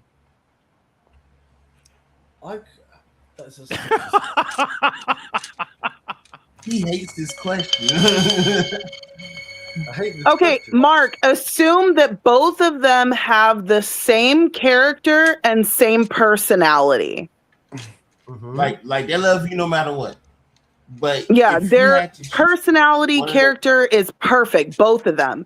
But you have one that is ugly in the face, but body is banging. The other one's an 8, 9, 10. So like, you know, a little more supermodel. Supermodel. But the laugh is hideous. That doesn't make sense. If she's an 8, 9, 10, in my mind, if she's a 10, right? What do you mean she's got an ugly face? No. Nope, you scared right over it, I Mark. don't understand what an ugly face is. I don't No. understand. That's option A is an ugly face, but a banging body. What an Hold on, ugly no, face is. Mark, hold on. Option A is a ugly face, but a banging body. Option B is a 8. Let's just say an 8. Like she's attractive, but her laugh is hideous. It's horrible laugh. In as hell. I'm just gonna go with B. I'm going with B. Mark, just shoot. Still smash. You know, okay. Can I just say what an ugly face is for Mark? I don't really know what an ugly face is. I don't Okay. really You want an ugly face? Have you ever seen the show The Last of Us? You know the character that plays I Ellie? know an ugly face. Maybe does he look like Joe Biden or something? No. Ellie from The Last of Us, the TV show. I don't know what an ugly face is. I really don't know what an ugly face is. Anonymous Space, would you pull up the source? You said Ellie from The Last of Us? Yeah, the TV show. Okay. I'm not going to be checking like I don't know. Imagine like you plant the sloth from the Goonies. Yeah, imagine you plant his face. No, not deformed. No need to going around checking anyone like that. Oh, I'm going to go with B. I'm going to go with the second option. Yeah, ugly face, right? Oh, hold on. I gotta pull this up. Hold on. Athena's gonna say she's cute. Athena's gonna say she's cute. Watch this. I gotta pull this up. No, have y'all seen the Asian girl? Like, her body is perfect, and it shows a video of her, and then it goes to her face, and she has a tooth that's sticking like almost straight forward. Yeah, and the other one. Oh damn! Like a beaver? Oh, she's not that. She's cute. I knew it. I fucking called it. Athena's gonna. She's adorable. Y'all are horrible. She is an average-looking girl. What the Okay, maybe she looks a little masculine. She could use a little fluffing of the hair, you know. Maybe some different clothes. I mean, okay, Carmen, tell me I'm wrong. On your cleaning days, when you're cleaning the house and you put your hair up and you're in your disgusting clothes because you're about to scrub toilets, do you look cute? I don't. Exactly. Okay, but do you look like she doesn't look bad. Like, I don't think it's y'all making it seem like she's like a whore. Like, it's not. That's just no. Beauty's in the eye of the beholder. Okay. Would you date her, Mark? Would you date her, Mark? Y'all making her look like she Dobby from fucking Harry Potter. She's not Dobby. Thank you, Carmen. Dobby? You mean Dobby? Dobby, yeah. Mark, you knew what she was thinking. Stupid. Mark, you knew what she was thinking. You know what I mean when I Stupid. say you know what you mean. Dobby. Did Mark give his answer? Hey, she had all the He said me. Hey, she had all the comments into her. She said, "Yeah, like Dobby off of Harry Potter." So, like, wait. So, if your girl had that face, you would be okay with that, Mark? Well, no, he wouldn't. No, because he chose B. Yeah, he said B. Yeah, Okay. so he chose B. Yeah, see, and this why I wasn't believing what he said earlier about all that beauty's in the eye of the beholder, and I don't be judging and all this other type of stuff. But then you went and picked a chick that's 8, 9, or 10 in looks. Yeah, there are some people who are just objectively ugly. Yeah. I disagree. I'll put it like this. No, Athena think ugly. Athena think ugly. Hold on. Your mom. He would rather. There's only a face And here's the thing, right? Your I'll mama even agree with thinks Athena. ugly. And here's the thing, I'll even agree with You Athena. know what? You know what it is? Athena's the type of person that doesn't believe there's no such thing as an ugly baby. I've seen ugly babies. No, I done seen some ugly babies seen an too. ugly baby. You're not gonna say that they're ugly. Stop the cap. No, I ain't never seen an ugly baby. But hold on, you're also talking to someone who thinks that manatees are adorable. I think like think they're adorable. a naked they're mole nice. rat is so cute. So No, like it's creepy, but okay. they're adorable. You not listen, Athena. Naked You're not mole gonna rat, date a super- man that got a impossible face to that do. look like a naked mole rat. Stop it. I actually, my high school crush kind of looked like a naked mole rat. Wait. Okay. And where's Athena, that dude at now? And where's that dude at now? Your standards Athena, would you date Gorlock? No, because he thinks Athena. that he's a woman. Athena. No. Athena, how you gonna do me bogus like that? No. Athena, let's say Gorlock thought he was a man. Like, Okay. and Gorlock just stumbled over to you and just be like, "Hey, baby." Okay, that has to do with personality. She ain't going. She ain't No, going. if Gorlock was No, he already gave your answer. You're not going. no, you know what? I need my cousin. I need to phone a friend. My cousin will literally be a testimony. I knew you was gonna say something like that. That's crazy. I should pick. It's more I like should phone a take- count. Phone a count. Stop the cap. I need to get pictures of the people that I've dated in the past, and then You you'll gotta make sure understand. they valid, huh? You gotta make sure they valid. And then No, y'all would understand. Nah, And we Athena, we don't believe you. You know why? Because earlier you picked B. You said you can learn to love a bad laugh. That's what you said earlier. No, that's not what I said. Yeah, you did. I said no. I said I like. That's what I said. She didn't say No, that. I said I actually really like strange laughs. Like that's what I I'm saying. find that super attractive when someone has a weird laugh. So she's Because not then we learning to can love both have a weird laugh together. Okay, so then the looks matter then. No, because he could have had an ugly face and a horrible laugh, and if he had a great personality, I'd still pick him. Athena, you What if he had a literally- great personality, but he picks his Athena, nose? Athena, you literally picked B. Because I like weird laughs, not because of the looks. The horrible laugh is part of the personality, goddammit. Yes, Damn. that's what I'm saying. I like weird laughs. So like that's like a plus to me. Like- I don't care so much about looks. And my track record of who I've dated is testimony that I'm telling the truth. And I'm going to have my cousin put together but did those guys pictures have of bad all laughs? my exes to prove y'all wrong. Okay. So were I bet they you so, get- were, I bet so you did they can have pick them out bad of the laughs? crowd. Did they have bad laughs? Yes.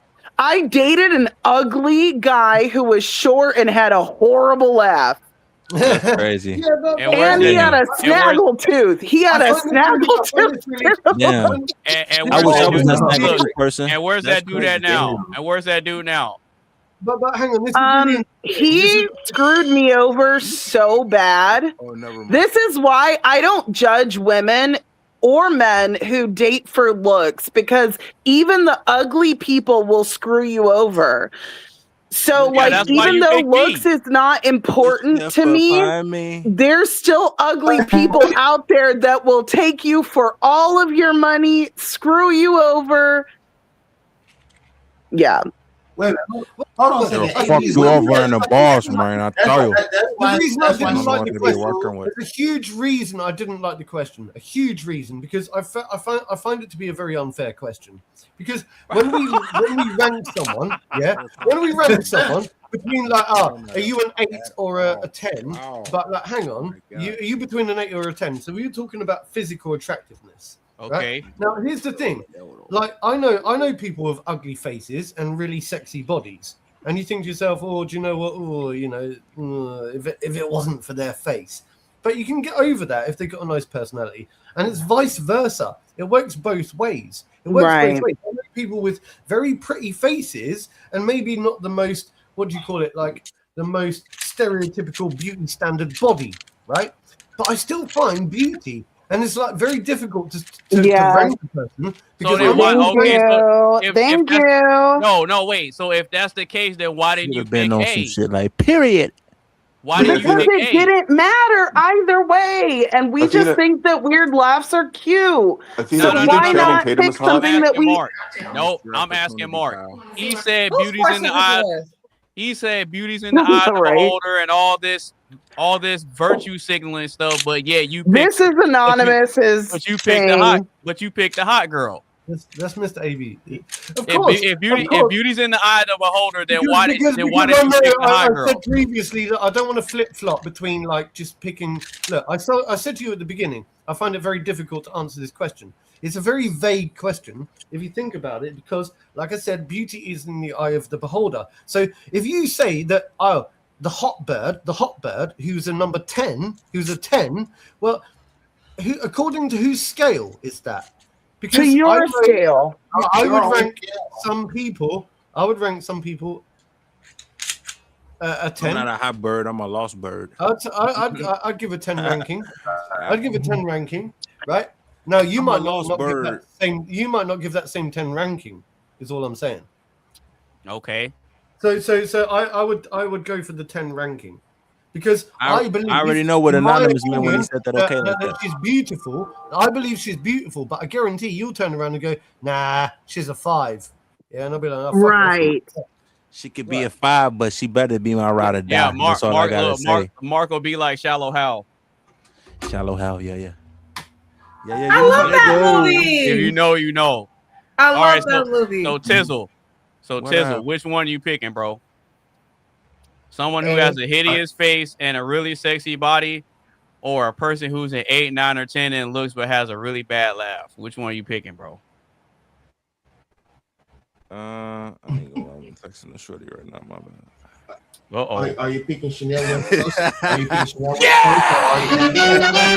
West Coast? Is she submissive and breedable? What you said? Are you picking Chanel West Coast, or are you picking Pippi Longstocking? Let me tee up, goddammit. All right, hold on. Oh Which one would you shit! pick? Somebody While he got over there hideous sipping on a face beatbox.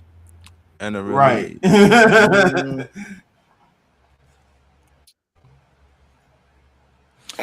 I ain't gonna lie, yeah, I probably choose B. You pick who? I gotta choose B. They could be an 8 or 9. Ooh, well, if they personality like a dime, I mean, shit, hey, I do want to see them shine. Oh, it don't matter about the personality. Oh God, nah, you ain't lying. Well, no, bro. because Athena said if they both have good personalities too. Yeah, good personalities and good characters. Because those type of there's women out there that have a hideous face and a sexy body but have a good personality, and there's also women out there that are 8, 9, and 10 in looks and have really bad laughs, and they got good personality too. You ain't lying. I literally just played a video of a chick that's like an 8, 9, or 10 that had a really bad laugh, and she was cool.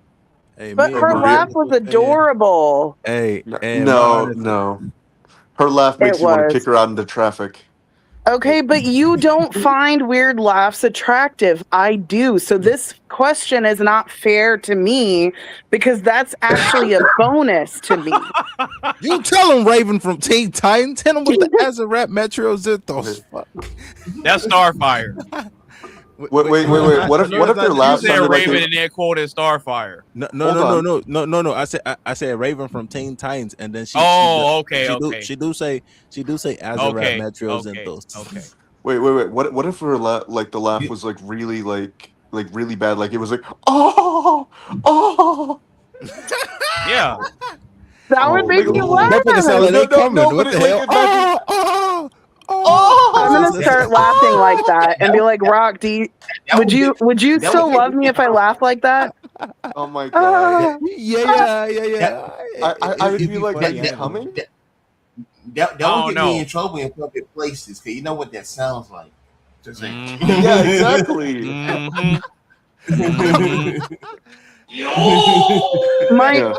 My biggest fear is that I will sneeze on panel one day, because my sneeze sounds like something else. No, it sounds so wrong, and everyone makes fun of me because of it, because it sounds like Rock, am I lying? You know, Athena, are your allergies acting up? I mean, I saw that you had that rooster in there. No. I've got a huge issue. I've got a huge issue with the Yeah, just go ahead and take a deep breath.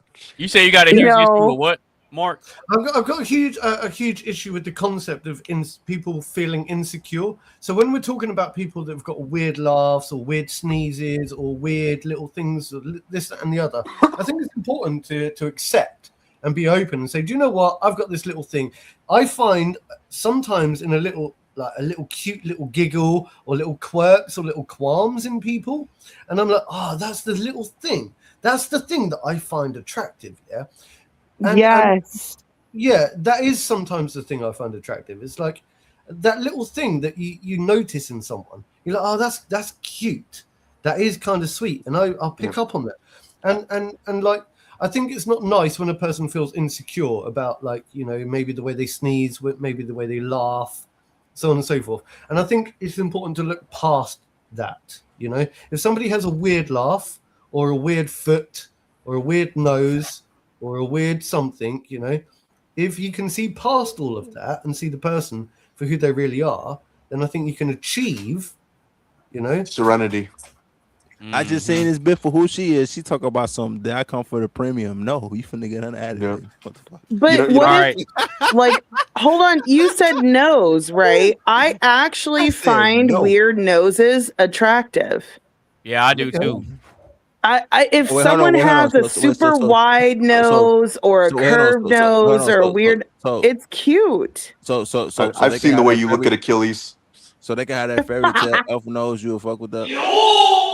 I love weird noses. I think that they're attractive. I love weird laughs. I love quirky personalities. Awkward.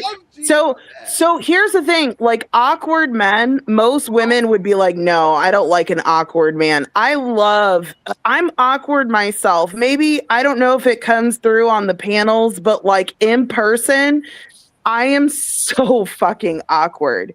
And you don't come across. Athena loves short kings, by the way. An awkward man isn't the same as an awkward woman, though.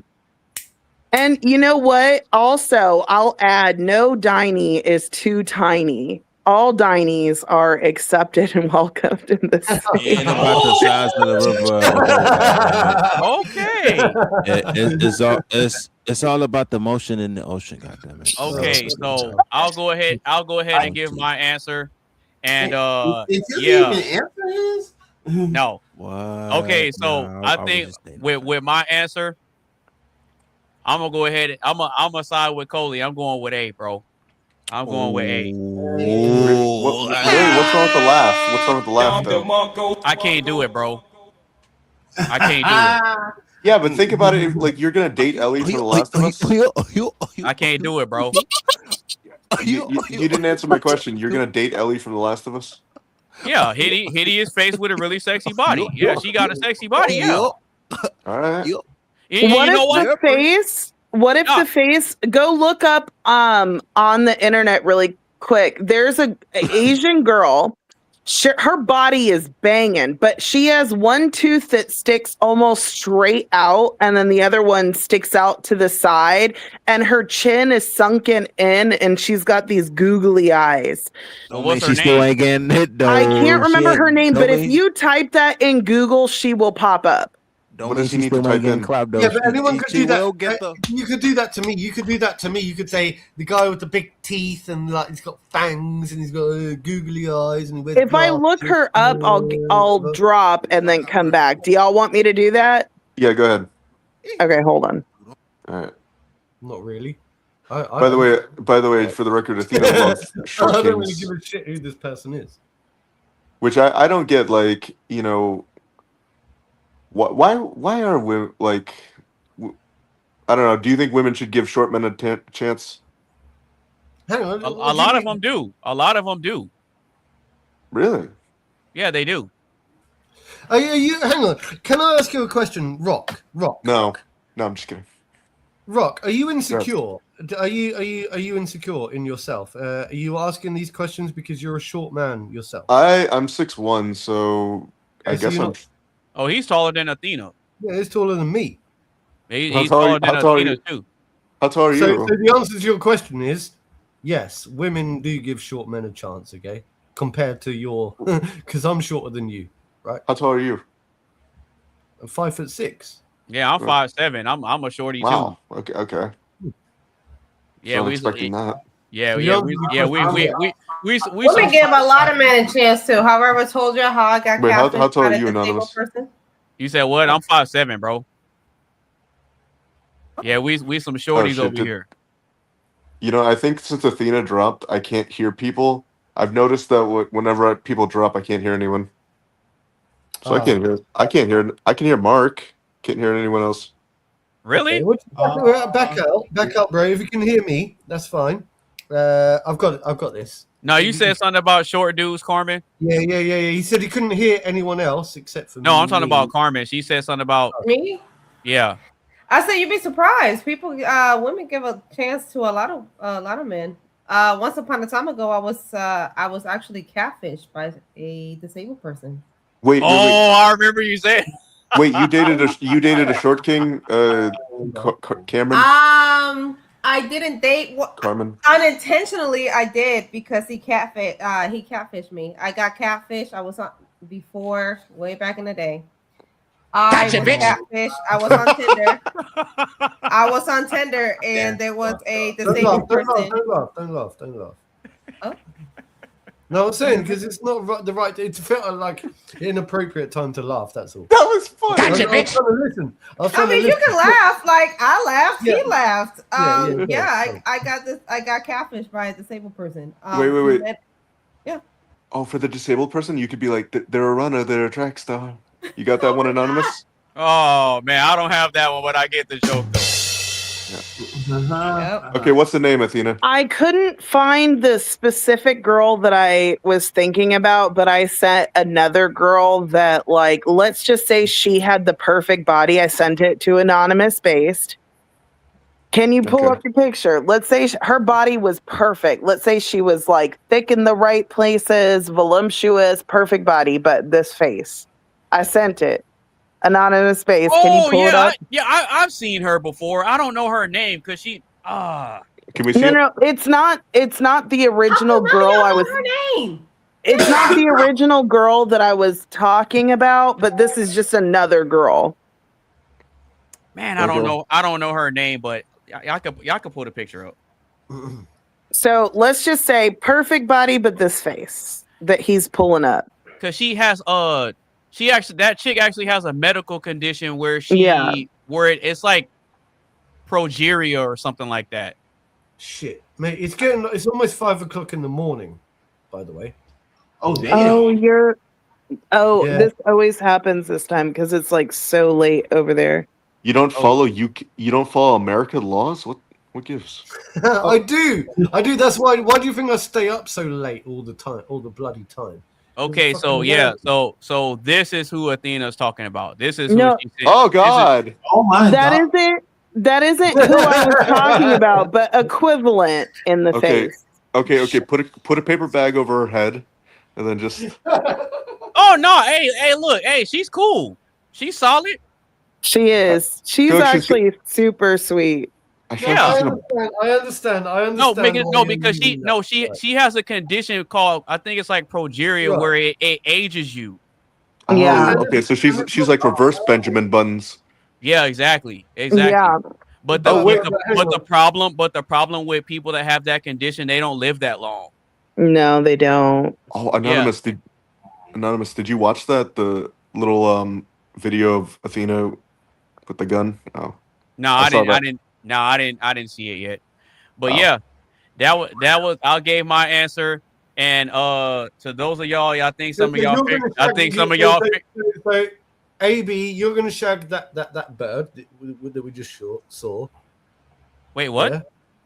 So you're opting for that the image that we just saw was a depiction of, like, obviously she's the one with the funny laugh. No, she's the one with the ugly face and 10 out of 10 body. Yeah. 10 out of 10 body.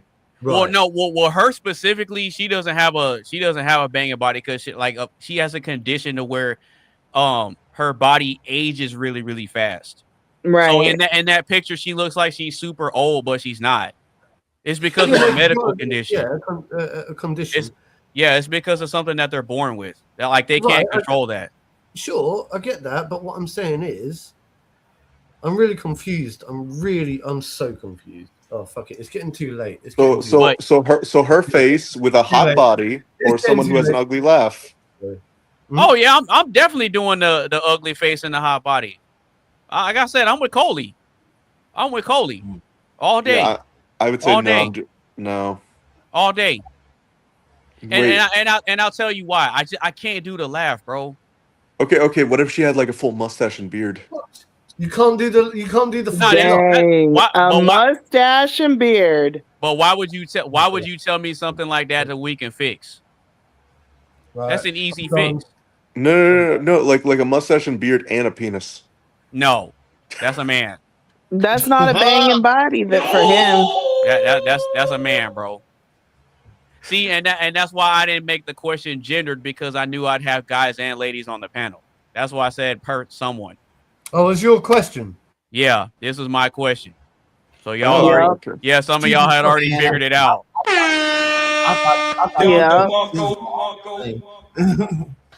I wonder how many people have actually had that happen to them. Like they meet a beautiful girl, they go and to lay with them, and then they just pull out a massive cock. Like a rooster. Yeah, exactly. Right. It's time. I need to log off. No, I need to log off. Hey, Mark said it's time to go to bed. All right. Good night, Mark. Good night. Thank you very much. Good night, everyone. Bye. All right, you take it easy, big dog. All right, sweet dreams. This isn't good for your back. I brought this on myself.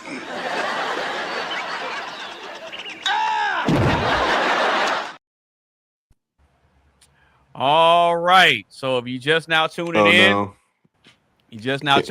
or if you've been rocking with us the whole time, make sure you give the stream a like, share with a couple of your friends. Make sure you follow everybody on all their social media sites, and make sure you continue sounding off in the chat. So, got one more question, and then we're gonna get up out of here. Y'all ready? All right.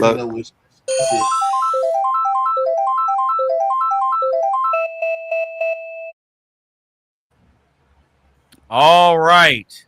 So the question is insecurity the root of sabotage in most relationships? I'll say it one more time.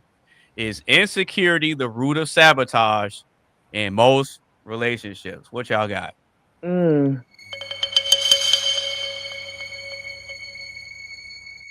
gonna start because I was about to say, don't get quiet now. I'm gonna start because I don't know how I don't know how this question is gonna flip flop, but I'm gonna based off of one of my homies situations to where like she was beautiful and everything, this, that, and the third, but he just happened to slip up one day, text messaging someone else, but it wasn't all the way far or anything like that. It was just regular text messaging, no sexting or none of that or whatever. It wasn't even on that level, but his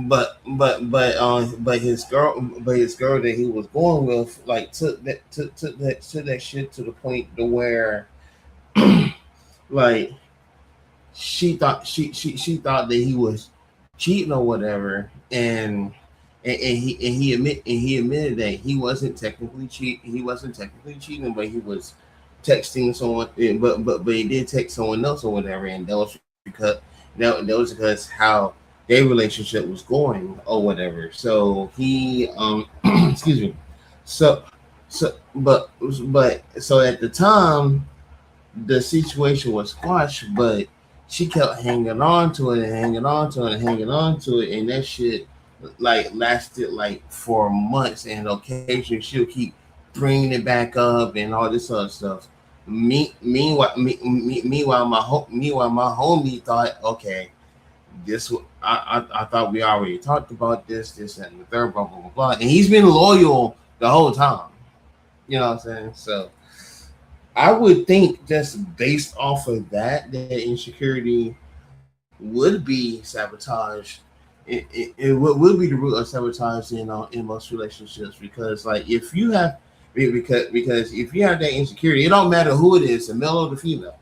If you if you have insecurities about your partner or whatever, it could be something simple as jealousy. Then guess what? then guess what? It's gonna really mess up the three sides of the triangle for a relationship. One of those sides being trust. You know, so yeah, insecurity, in my opinion, is the root of sabotage. Okay. So what I you hope I got, didn't. Tizzle or Athena? Is I can go. insecurity the root of sabotage in most relationships? I can go. So I actually do think that insecurity is the root of, I guess, sabotage in a relationship or the ruin of a relationship. Because if you look at human psychology, right, even narcissists, right, who are very full of themselves, it comes from insecurity, right? Something happened in their childhood and they didn't feel safe. And because they didn't feel safe, they felt the need to do other things to get the upper hand. So even people with bad intentions, right? People that you would say they're just bad people, it stems from their own insecurity because they're not secure in loving, I don't want to say unconditionally. Well, you can love unconditionally and still hold boundaries, but like if you're I don't know loving, about that. well, you can, I mean, God loves us unconditionally, but he No, he has doesn't. boundaries. No, he doesn't. Okay, so he does love us well, okay, so you could say there are conditions. Yeah. So it's not unconditional, but it's boundless love. It's agape. This is why the English language is kind of frustrating for me. Agape is the highest form of love. It is the way that God loves us, but God has boundaries and he says like, listen, if you don't abide by these boundaries, you don't get to, you know, experience my love and protection. So when people have insecurities, right? Um they are going to do bad things to people. Hold on, sorry, I just heard my dog going into the bathroom. Dixie, Well, maybe they have to use it. do you need to go outside and go potty? Okay, yeah, don't try to go in a room and go potty. Sorry, this is an adopted dog and she likes to shit in the house. Who doesn't from time to time? Anyways, so what I was trying to say is it is the insecurities that make people do really messed up things because they think that they have to get something over on someone in order to gain something. But if you're secure in yourself, you don't need to get anything over on anyone because you're secure in what it is that you have. Am I making sense? I may not be articulating it very well. Yeah, you're making some sense. Yeah. Oh, yeah. Okay. I don't think I articulated that well. Spontaneous question, so. Well, I mean, you were kind of off when you brought up the unconditional love thing because I don't think that unconditional love is a realistic thing. Well, that's okay. So that's why I mentioned that, like, in Greek, we have different types of love. So unconditional means you have no conditions, right? By definition, but you can love someone completely and still have conditions. We would say that's agape. That's how God loves us. He does put conditions on it. He says, in order to have my protection, and if we say that love is an action, then it's the protection and all of that. You have to abide by reasonable standards in order to receive it. So you're right on that. I misspoke. No, you good. You good. It's just I one of the biggest reasons that I know that unconditional love is not a real thing is because everyone has something that's called deal breakers. Yeah, conditions, absolutely. Even Yeah, God everybody. does. Yeah, exactly. God has deal breakers too. But he still loves us. He just will Mm-hmm. not. Sure they do. Well, no, he does. He's like, okay, these are the rules in order to be with me, which we even have that. He gave us free will because he made us in his image and he loved us so much. He's like, I could make you and force you to do everything that I want, but why would I do that? I created you and I set you free. Like, that's the ultimate love, but it's still conditional. Did he not force Pharaoh?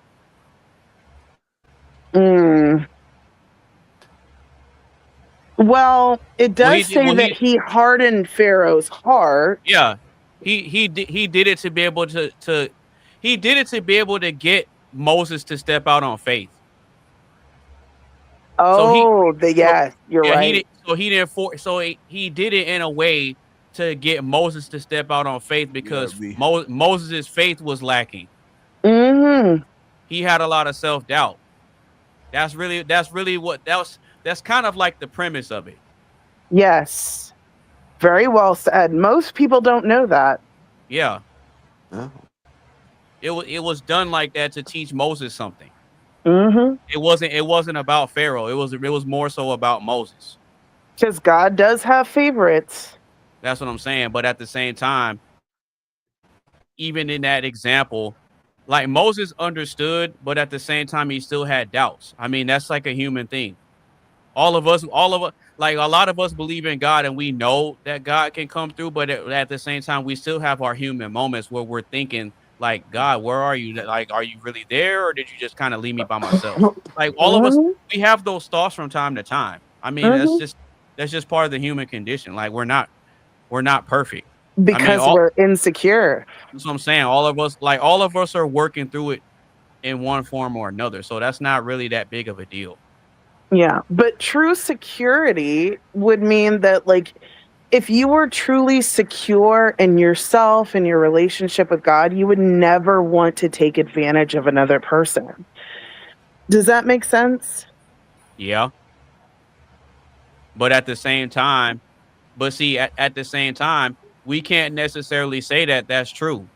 Because even in the Bible, it says that God will prepare a feast in front of our enemies, and we also use our situations and enemies as a footstool to get to bigger and better as well.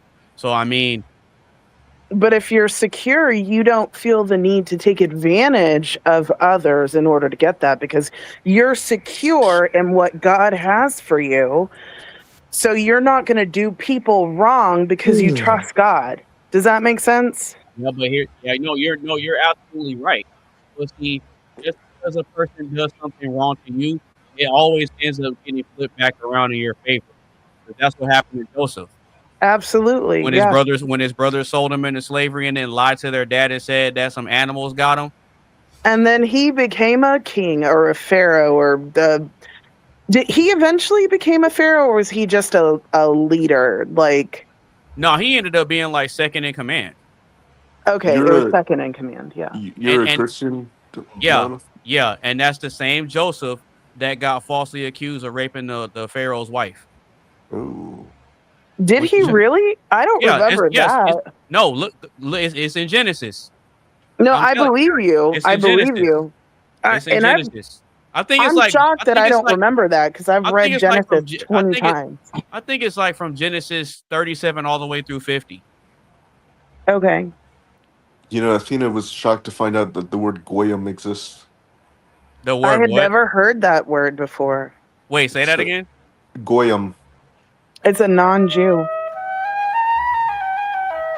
Yep, he did. He knew what it was. Yeah, I know. I know. I did not know that word. It's because it's language of the Talmud. That's why. Mm-hmm. It's something that's completely separate and different from the Torah. Yes. It's one of the it's a lesser known Jewish text. Yeah, Talmud is horrible. I'm sorry. A lot of the Talmud is horrible. Yep. Well, Yep. it says very like horrible things about Jesus. Mm-hmm.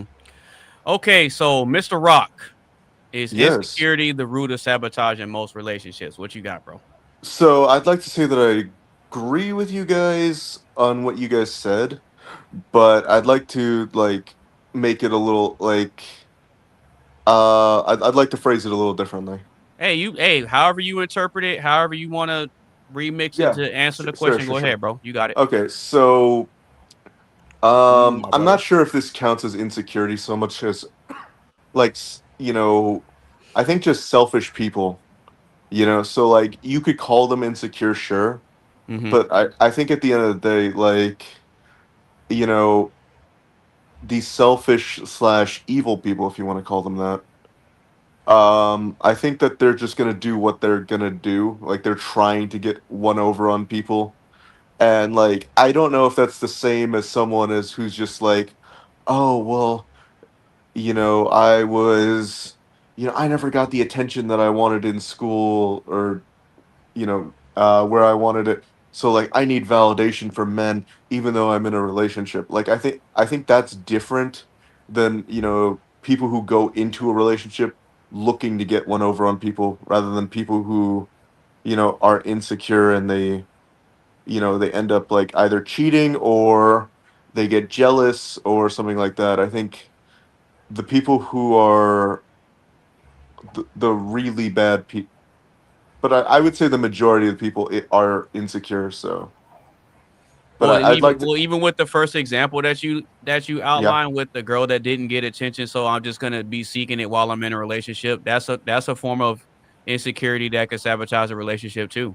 Yeah, I know, but that one, like, I don't think that they are go into the relationship looking to be self-destructive. I think they just naturally are, rather than someone who is like actively seeking to say like, oh, I want money from this person, and people are just bank accounts to me.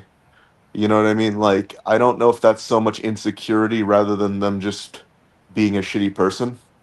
No, I think the root of that is insecurity. Yeah, it's the lack of that makes them feel like they have to take it from someone Or because either they that or don't think finesse they're or going to get manipulate it it. out of them. Yeah, you're finessing or manipulating it out of them. Yeah, because they don't think they're going to get it if they don't do that. So they feel like they have to manipulate in order to get it. And that's from their insecurity. They don't think that they're going to get it. And what about like, so we've talked about like two types of lustful men in the past, United. Mm-hmm. We talked about the men who would be like, okay, I'm gonna cheat occasionally, and they're open about it. And then there's the men who will get with women just to cheat on them. And like one, I don't get the point, but like, would you say that's an insecurity, or is that Yeah. just them? It No, couldn't just. Yeah. You said no, anonymous. I wouldn't say that that's an insecurity. Why? Well, because I've said on previous panels that I don't believe that money is what makes the world go around. I think hunger makes the world go around, right? And so hunger drives human beings along with animals, like regular animals in the animal kingdom. I think hunger is what drives us to do the things that we do. So I don't think that you being hungry for sex or being hungry for certain things, I don't necessarily think that that's an insecurity. It's something Uh, that's biologically rooted in you already. right, but But it's the fear of lack of those root like those things that you resources. need. Yeah, those resources. If you just knew that you were always going to have those resources, you would never feel the need to take it without or to take it and to harm another person. Does that make sense? No, that makes perfect sense. So then what? So I think I've asked you this before, Athena. So then, what do you say to the guy that's in a marriage and the wife is withholding? Is he That's abuse. is he insecure for bringing it up? No, No, no, I think no. he's being very secure in doing so. He definitely not. That's a valid reason to bring that up. You see what I'm saying? So if he's not getting it again, his hunger is not being satiated. So I don't think that it's an insecure thing for a man to be hungry to get something from his wife. No, but Now, the hunger isn't the issue. It's the action behind it. It's like, okay, so okay, so the example that you gave is a woman depriving a man of his needs. So there it's is a a hunger. lack. There Yeah, is a lack there. It's due to hunger. That's why it's It called sounds- That's why it's called a sexual appetite. It It's sounds a like hunger. she's insecure. It sounds like the woman who's withholding is insecure. There you go. There you But go. that's still the relationship crumbling because of an insecurity. Mm-hmm. But it wouldn't be on the man's side though. That'd be on the No. woman's side because But you're taking advantage of somebody's hunger to try to get leverage and power over them. Yeah. So then, if he goes and cheats, is he in the wrong? Not if his wife is not with if his wife is withholding, no.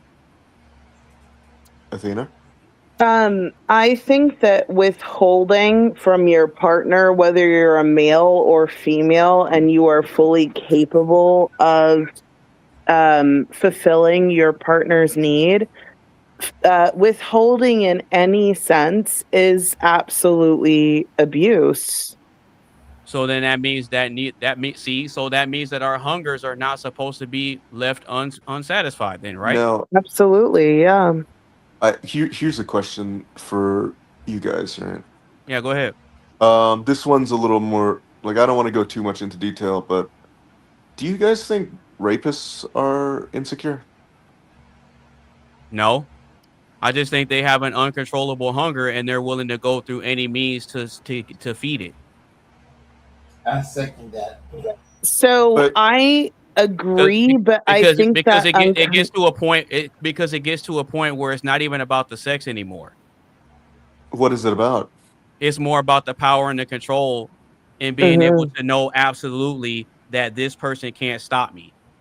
It's not And even about, that- it's not even about the sex at that point. Yeah, but that need for control stems from an insecurity because somewhere in their life they did not have control. Typically, I would say men who had overbearing, controlling mothers who never allowed them to have any control over their life. And I'm not justifying great, right? I will I get what never you're saying. I justify get what it. you're saying. But it does come from an insecurity, which is a lack of something. That lack of something causes the response that encourages sin. And I never thought about this until today's question. I genuinely think all sin actually stems from insecurity. All of it. So then, And I never thought of it that way until today. And Well, it stems from a hunger. Wait, well, quick the question. hunger also stems from the insecurity because if you knew, oh, as soon as I need something, it's going to be there, you would never feel the need to take and hoard or take more than you need because you know it's always there. So it's the lack that causes that. Athena? Does that make sense? It does. Quick question though. Yeah, go ahead.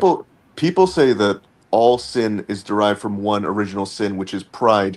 Do you think pride is a form of insecurity? No. That's a good question. No, because there's more than one side to pride. Yeah, you could be. There's more than one side to it. I'm listening. You could be prideful and be happy that that your son made a football team or whatnot versus the pride where you don't want to admit that you're wrong or what or whatever. So like Yeah, that's like I guess him and Sizzle, I guess they popped out. I guess they'll pop back in. Yeah. I don't Mhm. I don't necessarily think I can't say 100% that pride is necessarily a bad thing. And I can give you a biblical example to prove this point.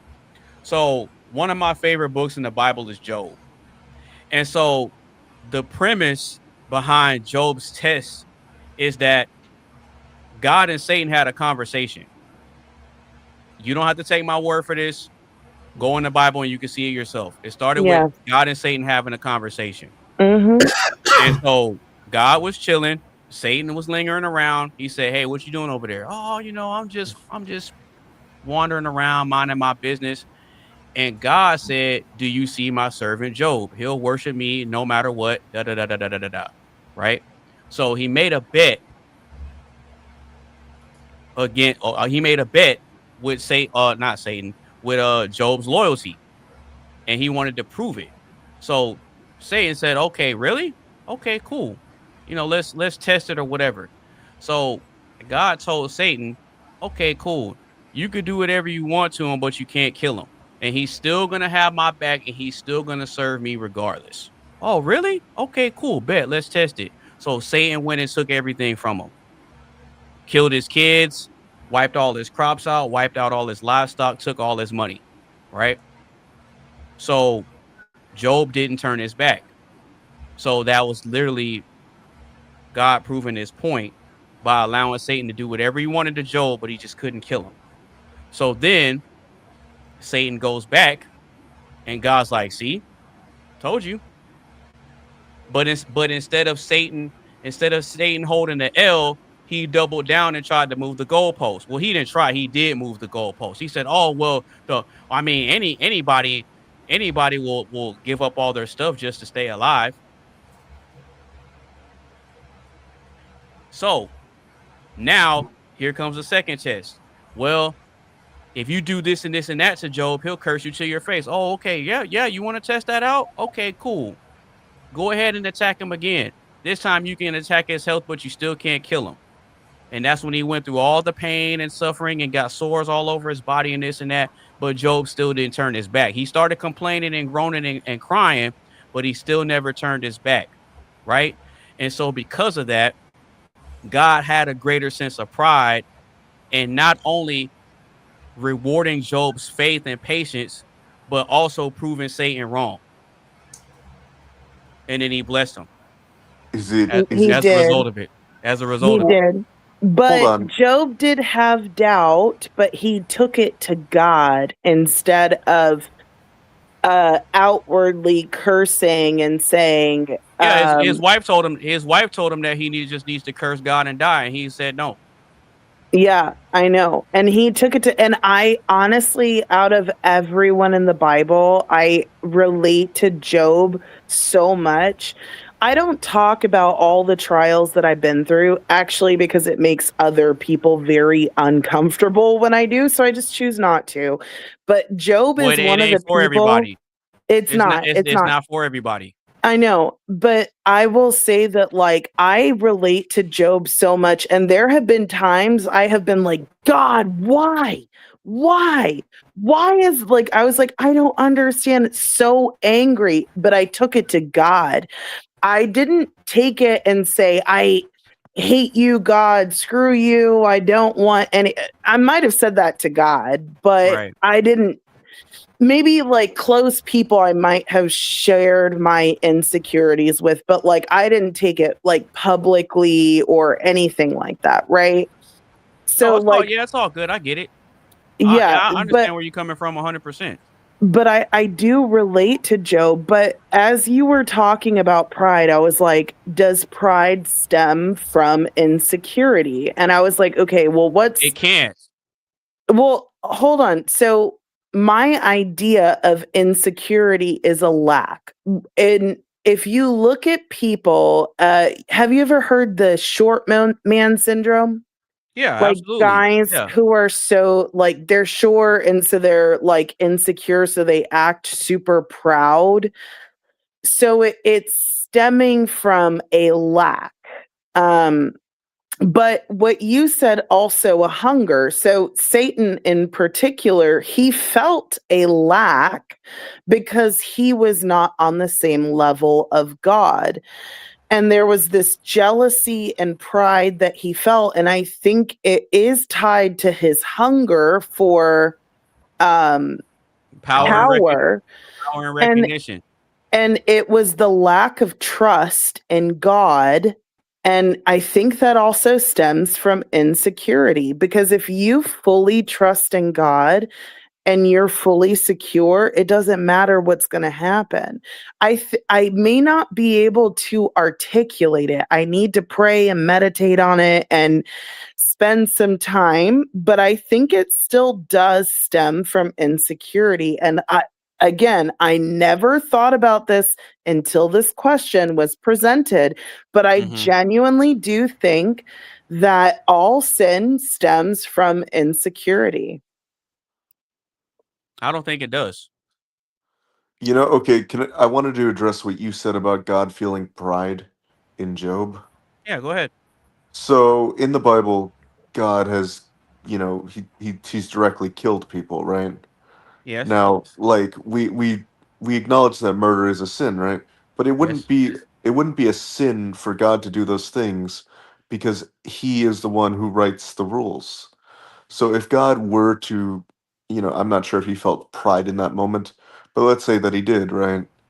It wouldn't be sin for him to feel pride because he's on a whole different level than, let's say, you or me. Right.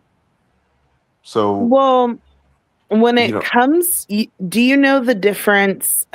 So when we look, and this is another reason why I have a huge issue with the English language, is because in Greek and I think even in Hebrew, the word murder Mhm. means without cause, without reason. So murder has always been a sin. God did not murder anybody, He did not kill anybody without cause. There was a reason behind every time that He took someone's life. So what about technically, God never murdered anyone. what about the children? Well, there was still a reason for that. And we can even, whether you agree with it or not, if we look at things biologically, right? Our DNA, we pass down our DNA to our children. And there's a reason why they say sins of the father. Even like memories and stuff like that can be passed down to the children. And when you have a Mhm. society so bad like Sodom and Gomorrah, right, where even just entering the city, you were great just when you entered. It was so degenerate, and like these people were practicing like bestiality. Yeah, they were doing They all kinds of crazy stuff. really horrific things. Even the children were corrupted. Was Uh, that wasn't Babylon, right? The Babylon was different. no, Babylon was when they were trying to build the city to reach God. Yeah. It was a pride thing. They thought that they could build to get to God instead of Yeah, the abiding the by sto his. the story with what was going on in Sodom and Gomorrah was that's where Lot comes in. Lot and his wife come into the picture Mhm. because God came through and he was gonna wipe the city out, and Lot pleaded and said, "Could you not destroy the city?" And God was like, "Okay, well, if you could find me 50 righteous people, then I'll spare it." And he couldn't do it. Mhm. So then he's like, "Okay, well, if you can find 25 righteous people, I'll spare it." Couldn't do it. Okay, well, if you can find 10 righteous people, I'll spare it. Couldn't do it. Okay, if you can find 2 righteous people, couldn't do it. Him and his wife. His wife was not righteous though. Because when he told them to pack up everything and leave and don't look back.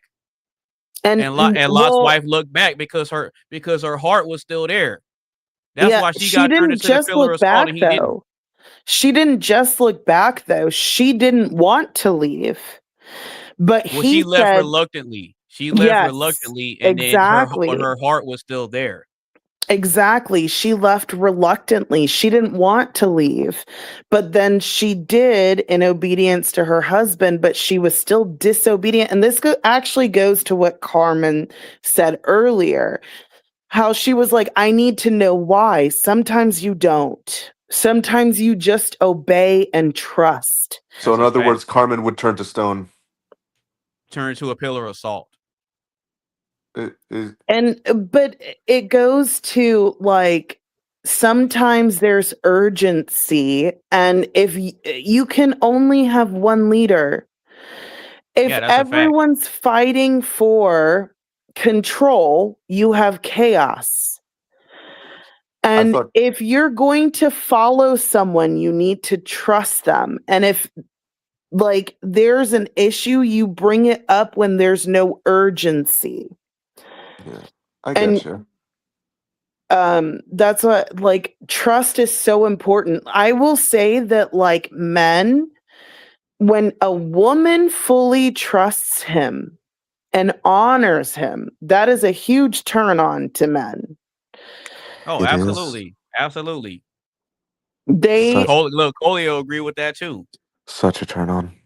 Oh God, stop with the voice. Look, wait. Anonymous base. You know, I just wanted to say, I thought Carmen was already a pillar of salt. Nah. Why? Tahine, maybe. Because she got so mad earlier about the. No. Oh, no, Tahine, she's maybe. good, man. No, She is sweet. No, but that's why I said Tahine maybe, because she's a Latina and I get it. I haven't met Tahine. Tahine, the spice, I know what you're talking about. I know what you're talking about. Okay, but here's the thing. Us Latinas, here's the thing. Even if we're wrong, we will sometimes be a little cranky and a little spicy, but she's still a good woman. She has her flaws just like I have my flaws, right? Okay. But sometimes Latinas, we can be a bit spicy, you know? It comes with the territory.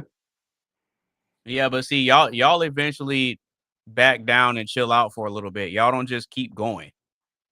Yes. Some do. Well, some do, but the majority don't. And like they'll get mad and they'll flare up for a little bit, but then the flame dies down right away. Yes. Well, that's why we have selective breeding for Latinas. Oh, there you go. There you go. I'm with you on that. With you on that. No, but see, when it comes to like with the insecurity and like the hunger thing and all that, what I was talking about with the pride and all that. See, whenever I debate something, I don't debate just one side of it. I look at both sides of it, because every human personality trait and characteristic that we're born with, there's a positive and a negative side to it. When it's expressed in a positive way, you get this type of outcome. But when that same personality trait is expressed in a negative way, you get the opposite outcome. That's why when people talk about pride and all this other type of stuff, I'll never be able to argue and say it's 100% bad, because it's not. Okay. And I can take it a step further and say that there's a positive and negative side by saying that there's a God side to a personality trait or behavior, and there's a Satan side to a personality trait or behavior. There's always two sides. Mm-hmm. Because God and Satan can have the exact same personality traits, but express them in two completely different ways and get two completely different outcomes. Yeah, a healthy way and a You see non-healthy what I'm way. saying? So the exact same personality traits and behaviors that us men are born with, who do you think they came from? God. Exactly. Real quick, Anonymous. God is arrogant, just like men are. God can be prideful, just like men are. Men can be self-centered, just like God is. I mean, it's even in his commandments. Thou shalt not have no other gods before me. I'm the only one. That's exactly how men are in relationships. We don't want you looking at no other man. We want you looking at us. Mm-hmm. It's the exact same thing. But there's a positive side to that and there's a negative side to that. See what I'm saying? Oh, I So, do. I agree. if I'm the leader, you only need to take instruction from me. That's it. That's it. Mm-hmm. Yeah. But real quick, hold on, Anonymous. But that attitude can be expressed in a negative way to where it hurts, right? But then if it's expressed in a more positive and productive way, it helps. See what I'm saying? But go ahead.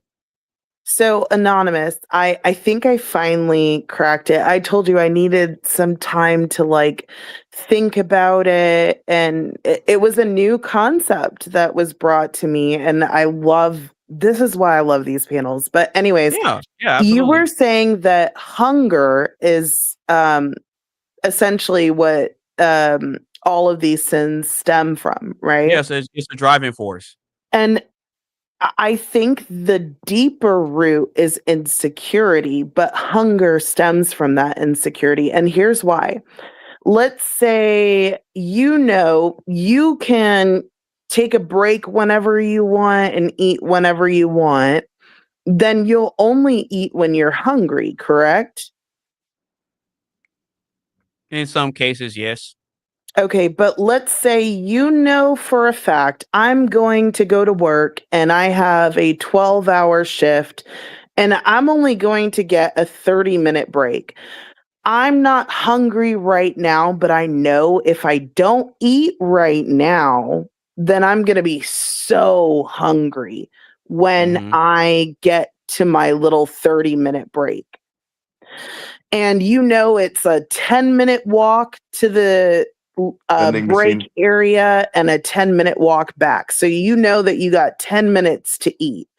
So you're going to be like, okay, well, I'm going to go ahead and eat right now. Even though I'm not hungry right now, I'm going to eat right now so that I'm not so ravenously hungry when I get to my break, when I know I'm going to be hungry. Does that make sense?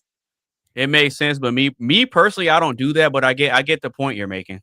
So it's still from an insecurity of not having your needs met when you need it or want it. But So that in that regard, you're talking about a time frame of needs not being met. It's not about the food. Yes. It's about the timing. Yes. Yes. But you already know your hunger. So it's not an insecurity in the sense that like it is an insecurity because you know that you don't have that security in that time frame, so you're going to take actions to prepare for the lack that you're going to have. But watch this though. No, you're right. But watch this though. But the root of the insecurity is about control. It's not about it's not really a lack. It's a control thing. Which is an All insecurity. all 'Cause insecurity stems from control. But yes, but that's because of the insecurity. If we knew that, like, let's say we never had to eat, right? Okay. Like we would just go about our lives and let's say we already knew that we had shelter, we would never be hungry because we didn't have a digestive system. We were just beings that existed. No water. We didn't need water. We didn't need anything. We just existed. No one would take advantage. Well, I mean, Satan did. So now I'm back to square one. Are you talking about the Garden of Eden? But no, but that's proving my point that it's really about control. Mm-hmm. It's about control. How do we get back to pride? This is a really deep conversation. I'm telling you, it's about. I love it though. It really, when you peel the layers back, it stems back to control. I like peeling it back so we get it deep. There you go. Yeah, this is all day, every day. Yeah, it stems back to a concept of control and hunger. Mm-hmm. I'm telling you, those are the two driving forces. Because think about it. Look, people that have abundance, they still keep working. They don't just stop. I don't know. They don't. Actually, statistically speaking, the very top elite people work, I think it's like 4 hours a week. Well, they still work. That's the point. They still work. Because because it gets to a point where it's not about the money, it's not about having a car, it's not about having food in the refrigerator, it's not about having clothes over your back, clothes on your back, and a roof over your head. It's not about a relationship, it's not about money. It gets to a point where it's not even about that anymore. So then it's like, why do you still keep working? Why do you still hustle? Even though all your needs are met, you still hustle anyway. I'm telling you, it's the hunger. The hunger is what drives you. Even if I did not lack for anything, I'm talking, let's say I had 200 acres, a really nice house. I had like people who came and cleaned for me and cooked for me and all that. I would still work. Like I That's what can't I'm saying. imagine. See? I would be so bored. And honestly, I think the wealthiest people, the ones who are controlling everything, they're so bored. And I think that we're just their little pawns and it's just entertainment for them. I mean, I'm with you on that to a degree, but it still proves my point that they're trying to satisfy a hunger. Yes. Absolutely. They're trying to satisfy a hunger. So, like I was saying earlier, all of this stuff, it stems back to hunger and control. All of it. Hunger and pride. Yeah. It's hunger and control. But I think control stems from pride. So I think originally you said it was pride and hunger. I agree with that. Yeah. I think it is pride. But it's more about hunger and control. Pride is a component of it, but it's more about the hunger and the control. Because if you want to go back to, if you want to place insecurity in that, it's going to fall under one of those two categories. Hunger and control. I think that this was probably the best live that you have done that I partook in personally. Okay. Cool. I respect it. I like that. I loved this conversation so much. It even got a little heated. I'm here for it. Like, no, that's cool. I love it. Yeah, I thought you were going to bite her. I thought you were going to bite her head off. And see, this is why I don't step in. I just let the conversations happen because, people are going to butt heads. People are going to disagree. Things are going to get amped up. And instead of just jumping in trying to, all right, everybody break it up. No, you let people get everything out. Well, you did that a little bit. You did try to help. Yeah, but that's when it got to a certain point. But even then, I still like to let things flow. Let things flow. And then we find a peaceful medium. We talk about it a little bit. And even after all that, we were still cracking jokes. Yeah, but you also have reasonable people on here. I will say, like, and this may not be like probably the best for like drama, right? Mm-hmm. And I'm not going to say who, but there's some other ones and they choose more dramatic, unreasonable people because it's really good for clips. It's really good for drama and people love that. And I'm here for that too. Like I really am. But like this was if it gets there, yeah. If it happens, yeah. Have you ever actually had to drop anybody?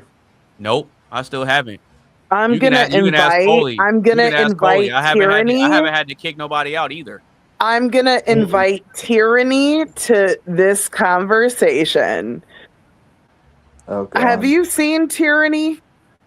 I've heard that name before. She's on Fatty and Ilk and Elise thing regularly. Her and I have gotten into it many times. Her, Jazz, a few other girls, like just unreasonable. I've definitely heard that Tyranny name a few times. I just can't match a face. I can't put a face to it right now. But that Tyranny name, yeah, I've definitely seen and heard that Tyranny name before because I know it's a black chick. You know, Yeah. Anonymous Space. I have a question for you. Who names their child Tyranny? Oh, that's her real name? That's literally her name, and it's spelt differently. She was doomed from the start then. No, Yeah, exactly. so the debate with her and I put the clips Athena defeats tyranny, and I spelled tyranny as the proper tyranny. Yeah. Was she pissed? I don't give a I don't care. Okay. So Anonymous Space, I had a question. Yeah, go ahead, bro. Go ahead. So, like, what is the deal with people? Like, I don't know if it was who was the British guy up here again? Was that Mike? Mark. Yeah, Mark Fowler. Yeah. The homie. What is the deal with people like caring so much if someone cams up or not? Like Oh, that's typically just how I run the show, because I look at it like, we're all putting ourselves out there, and so if we're having conversations and cracking jokes, I think it's good for the viewers to be able to match names to faces and stuff like that. I mean, and not only that, but you get to see how we're all interacting with each other, and we get to feed off of each other's energies, facial expressions, and stuff like that, and conversational cues and stuff like that. It's all part of how I run things. No. I get that, and I can respect that. I just it's weird to me that like when people like take such a big like they take offense to it, and it's weird. Well, yeah, I mean, it is what it is, bro. Like this is my thing. The only thing I can control is how the flow of the show goes and who's here and who's not. Right? Fair enough. So I give people time and space to express themselves, be themselves. I don't try to control who you guys are. I don't control how you carry yourselves, how you think. I don't control none of that. I'm just responsible for just controlling the pace and flow of the show and just providing a good environment for all of us to have a good time. All that other stuff, I'll let it be what it is and let the chips fall where they may. I don't control y'all. I don't. And that's why I don't get stressed out doing this. So I want to say something to that. Yeah, go ahead. Yeah, go ahead. I'm just going to say certain people can't reveal themselves online for certain reasons. But you know what's funny about that, though? Sorry to cut you off. You know what's funny about that? Is the very first time Rock came up here, we had that discussion the very first time, and he expressed that, and I was like, okay, cool. I know.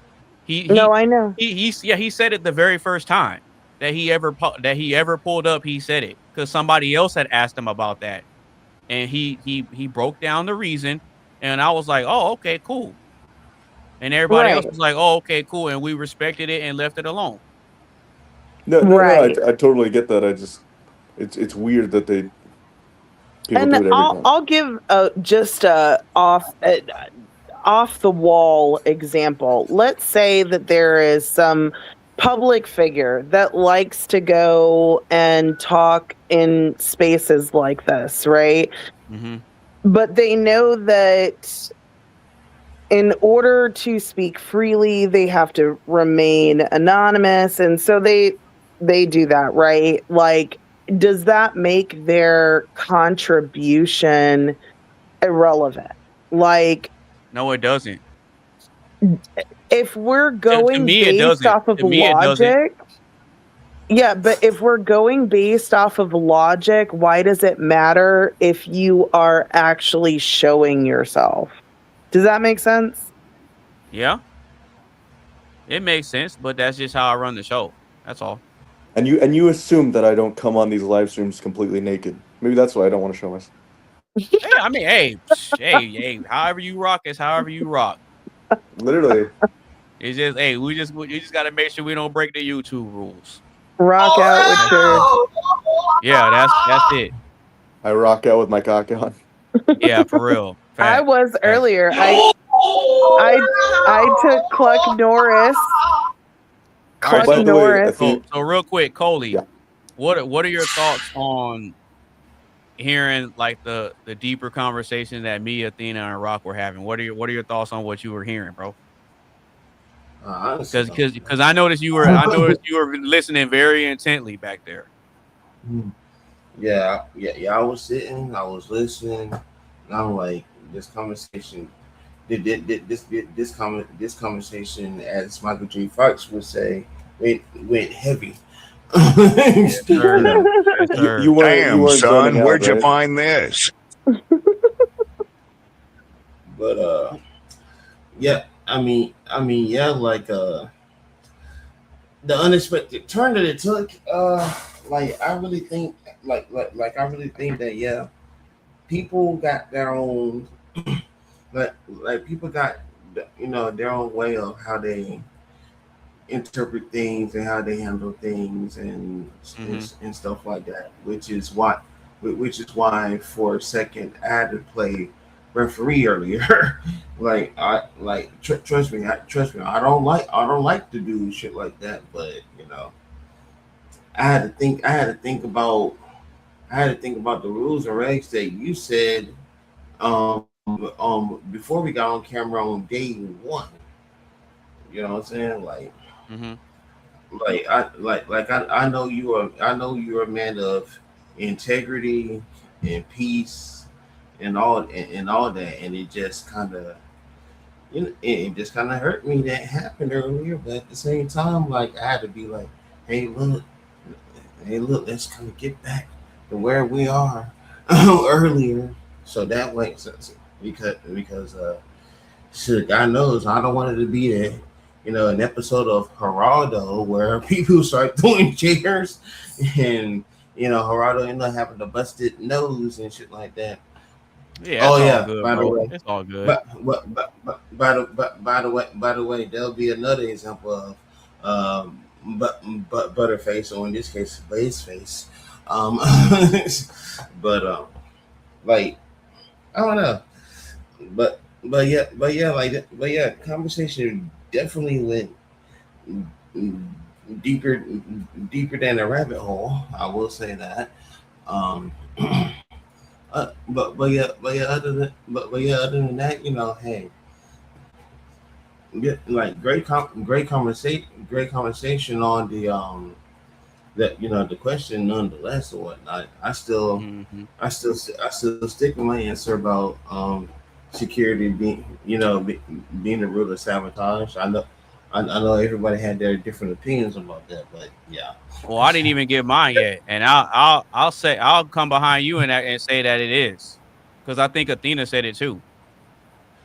Oh, Yeah, I I think that insecurity is a root of sabotage in most relationships. Why? Because think about this, Coley. Think about this.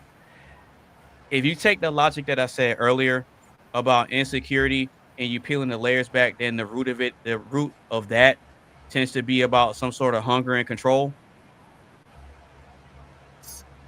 Those two components tie into how a lot of these relationships get sabotaged because somebody's hungry for something and then somebody always wants to control something. uh-huh. That tends to be what it is, right? Mm-hmm. So if you have a woman that's hungry for attention, well, guess what? She's gonna do whatever she can, and she's gonna to try to gain power to try to control the narrative and the flow of the relationship. And the same thing can happen on the male side. Men can do the same thing. You see what I'm saying? So because Why you did have got why yeah, because you have guys out there, that have so much hunger for power and control in a relationship that they will do and say anything to make sure that they have it. I So continue it's to turn. like the people who will sink the ship in order to make sure somebody else isn't running it. They just want to be the Yeah, that's a fact. captain. Yeah, that's a fact. That's a fact. Because with some guys, like with some guys that are in abusive relationships where they're abusing their girl and like or locking her in a room and not letting her go anywhere, what they're trying to do is they're expressing more of the Satan side of the leadership, the pride, and the control. They're exhibiting that dark side of it, right? Because when you express those traits in the dark way, it hurts the other person. But if you're expressing those same traits in more of the positive aspect, it always helps every single time. Yeah. It has a 100% success rate on both sides. So if I express these same traits that God gave me and gave you and gave Rock, if we express them in the wrong ways, you get a 100% negative outcome every single time. But if we express those same traits in more of a positive way, we get a 100% positive outcome every single time. It never fails. It never fails. What if we But express you know them in a what's crazy? neutral way? Wait, say You that know again? what's crazy? What if we express them neutrally? Well, then I don't think you really can. Oh? Yeah, I don't think so either. You can't. Explain. Okay, give me an example of a person who's a leader who's neutral on everything. You can't. On every single thing? You can. You can't. But have y'all heard the theory that your biggest flaws is actually your biggest strength, and it is Satan mind you, Satan, right? The great opposer. He's The been author of lies. around. The author of lies and confusion, yeah. Yes, he's been around so much longer than we have. We have this very short life, right? And so God gives us gifts. And Satan recognizes those gifts. So he is going to tempt you in every single way to dull that gift that God gave you. So whatever it is that you struggle with most in life is actually what God meant for you to have as a strength. Yeah, absolutely. But see, it goes back to what I said earlier about expressing things on the good side or expressing those same things on the bad side. It's the same thing. I'm telling you, it's when you take a concept, whether it's personality traits or anything like that, there's always going to be one side and then another side. It's the same thing, but it's just expressed in two completely different ways, in a good way or in a bad way, and the outcome is night and day, literally night and day. So that's why when you guys were talking about the pride and all that, I can't say that's 100% bad. And guess what? You know what? I don't think insecurity is 100% bad either. Yeah. I don't think it's bad. Even remember earlier I said that I like possessive men. Do you want to know why? Yeah, why? Because my God is possessive. He said that he chose us as his followers. He chose us. He said, "You are mine." So I like my man to be possessive. I like him to be like, "You are mine." Is God insecure? No. But, I mean, you just said God is possessive. Is possessive not an insecure trait? No. Well, it can be if it's the negative possessiveness, but if it's the positive. No, possessiveness is possessiveness. Yeah, you have a positive possessive and you have a negative possessive. The positive possessive is, I love you, you're mine, I protect you, you're mine, right? Like, and you can have the negative possessive that you're mine, you are not going to experience anything outside of me. Yeah. The controlling, I don't like controlling men. I mean, I do like leadership. I do like being told what to do. The other day when I was like, I don't know what to eat, and you were like, go to Taco Bell. And I was like, okay, I loved that. I love direction. I really do. Yeah, but every time I tell you to put on a burqa, you yell at me. Ugh. This is one thing I do disagree with Rock on, because he got upset with my sweater that was literally a turtleneck and long sleeves, and it had little slits on the shoulders, and he was like, no, that's not appropriate. And I was like, what?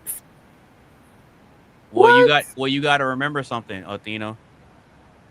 You got to remember something.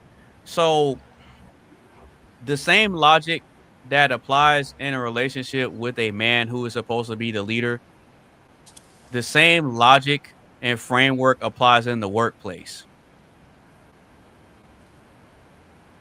Does that make sense or no? I like that answer.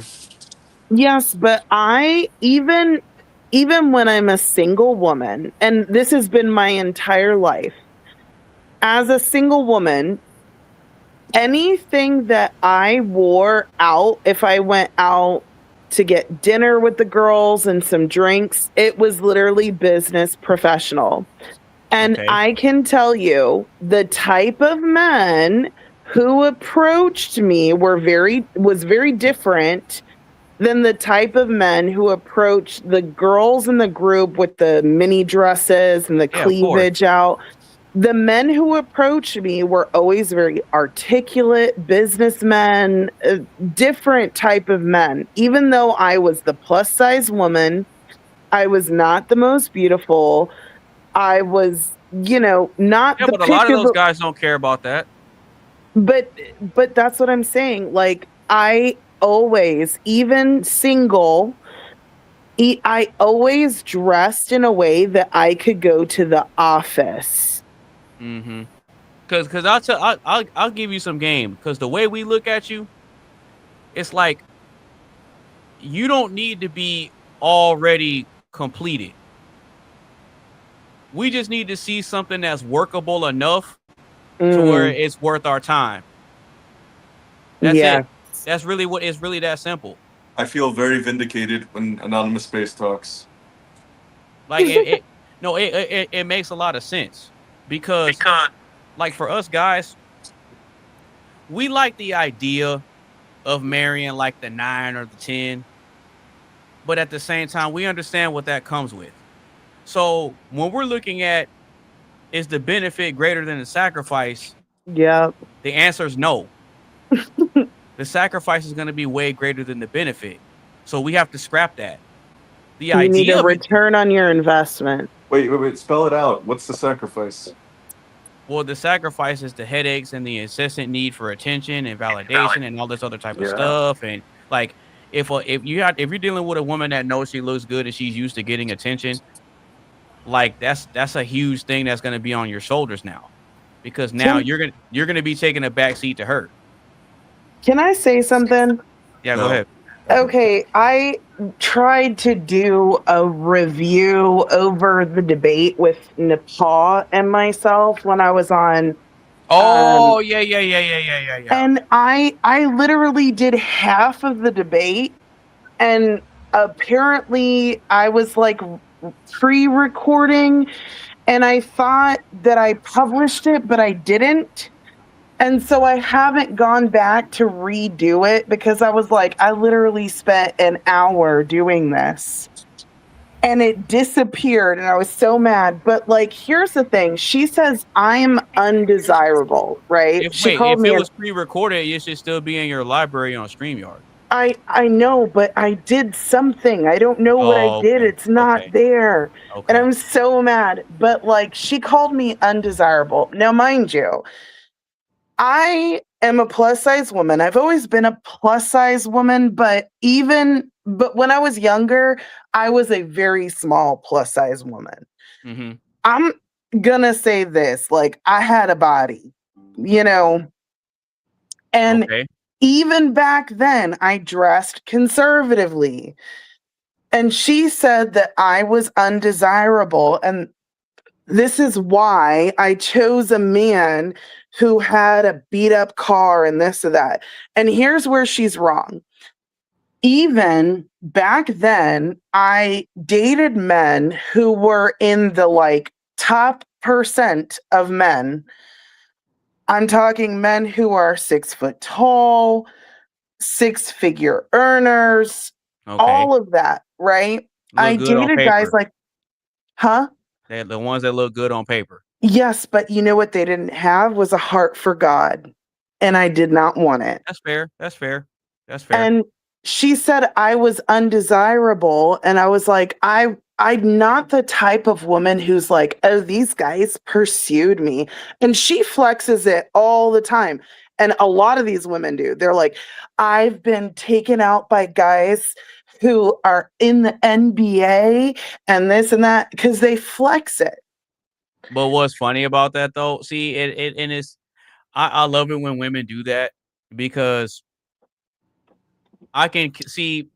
I haven't really had too many debates with women, and the reason why is because in my mind, a lot of them are not going to be intellectually prepared to have a conversation because all it would take is for me to ask maybe 2 or 3 questions and it would dismantle everything that they come with.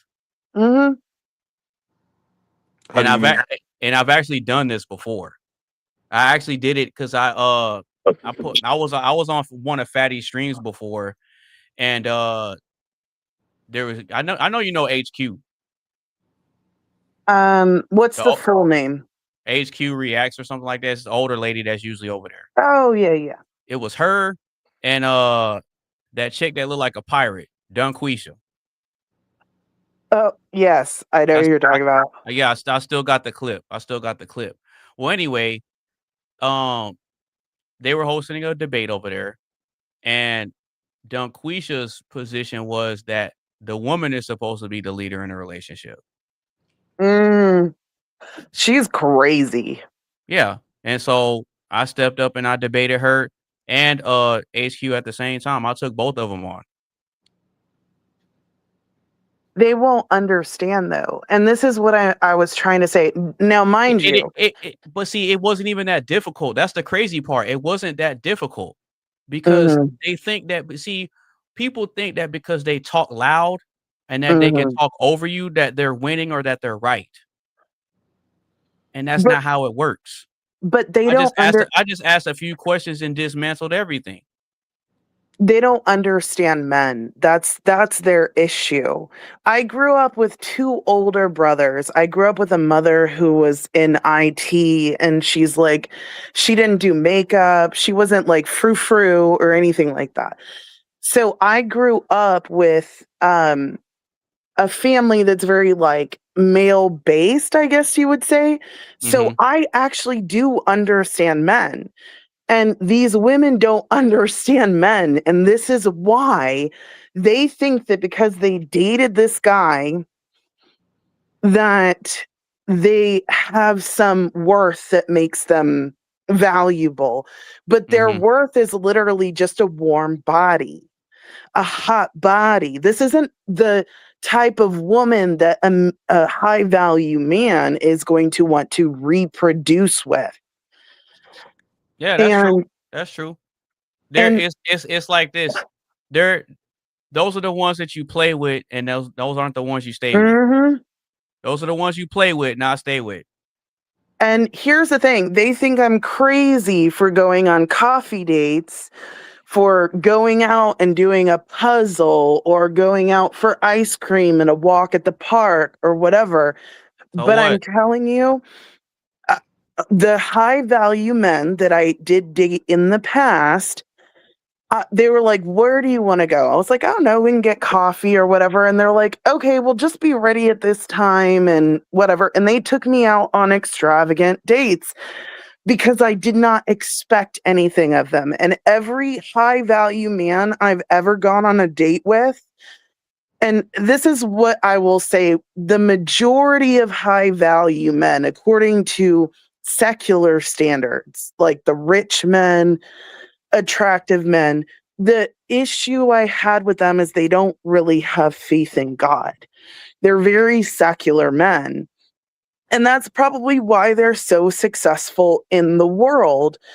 But these men, like every single one, they always said it's super refreshing to go on a date with a woman who actually wants to get to know them and not their wallet.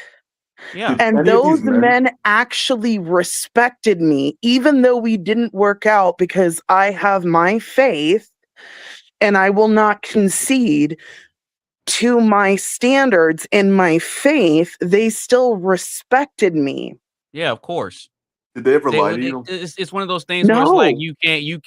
you can't help but respect it. You can get frustrated and man, she won't let me hit. Yeah, you can get frustrated all you want to, but then when you part ways, it's one of those things where it's like it leaves a lasting impression on somebody. Mm-hmm. Because because men that move in certain types of circles and are of certain types of calibers, they're not used to being told no, right? And so there's a pro and a con to that, right? There's a pro in the sense of, okay, I'm in control, I'm running the ship. They don't give me no back talk, they don't question me. But then the con to that is people are less likely to keep it real with you and or try to hold you accountable. Right. That's one of the cons that come with that. You see what I'm saying? Mm-hmm.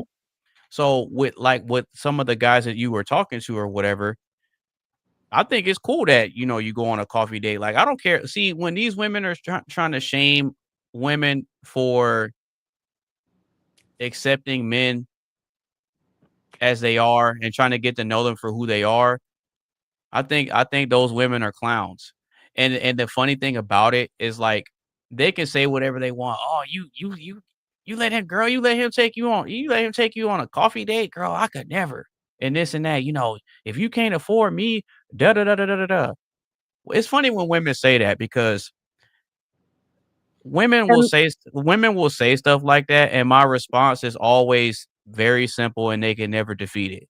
Well, if a man has to afford you, then that lets me know that you're a product that can be bought, sold, or traded. yeah, they're a liability. And here's the thing, No, guys. they're just a product that can be bought, sold, or traded. Yes. But That's what even they are. Nepal, I didn't know this about her until someone was doing a review and someone in the comments said, "Oh, just so you know, Athena, she's not even legally married. Her husband is legally married to another woman. She's a second wife. She's a side chick." Yeah, of course. And I Of was course. like, the audacity of this woman who is a side chick to tell me this, and all of the high value men, according to her, who dated me, were dating me with intentions for marriage, because my dating profile, it clearly stated, right, when I was single, that I was an anti-feminist, I'm conservative, I'm pro patriarchy. I think that women have a place in the world, and our place is like being the heart of the home. Like, Yeah, there was absolutely. humility in my profile, and it was like, let's go get some coffee and talk about it. And did Right. any of these guys take me to coffee? No. They took me to VIP freaking seats at sporting events and fine dining. I didn't expect any of that. I Yeah, didn't want but can you blame them though? blame Like realistically speaking, can you blame them? who The guys. Blame for them for what? what? For them For making taking. those gestures.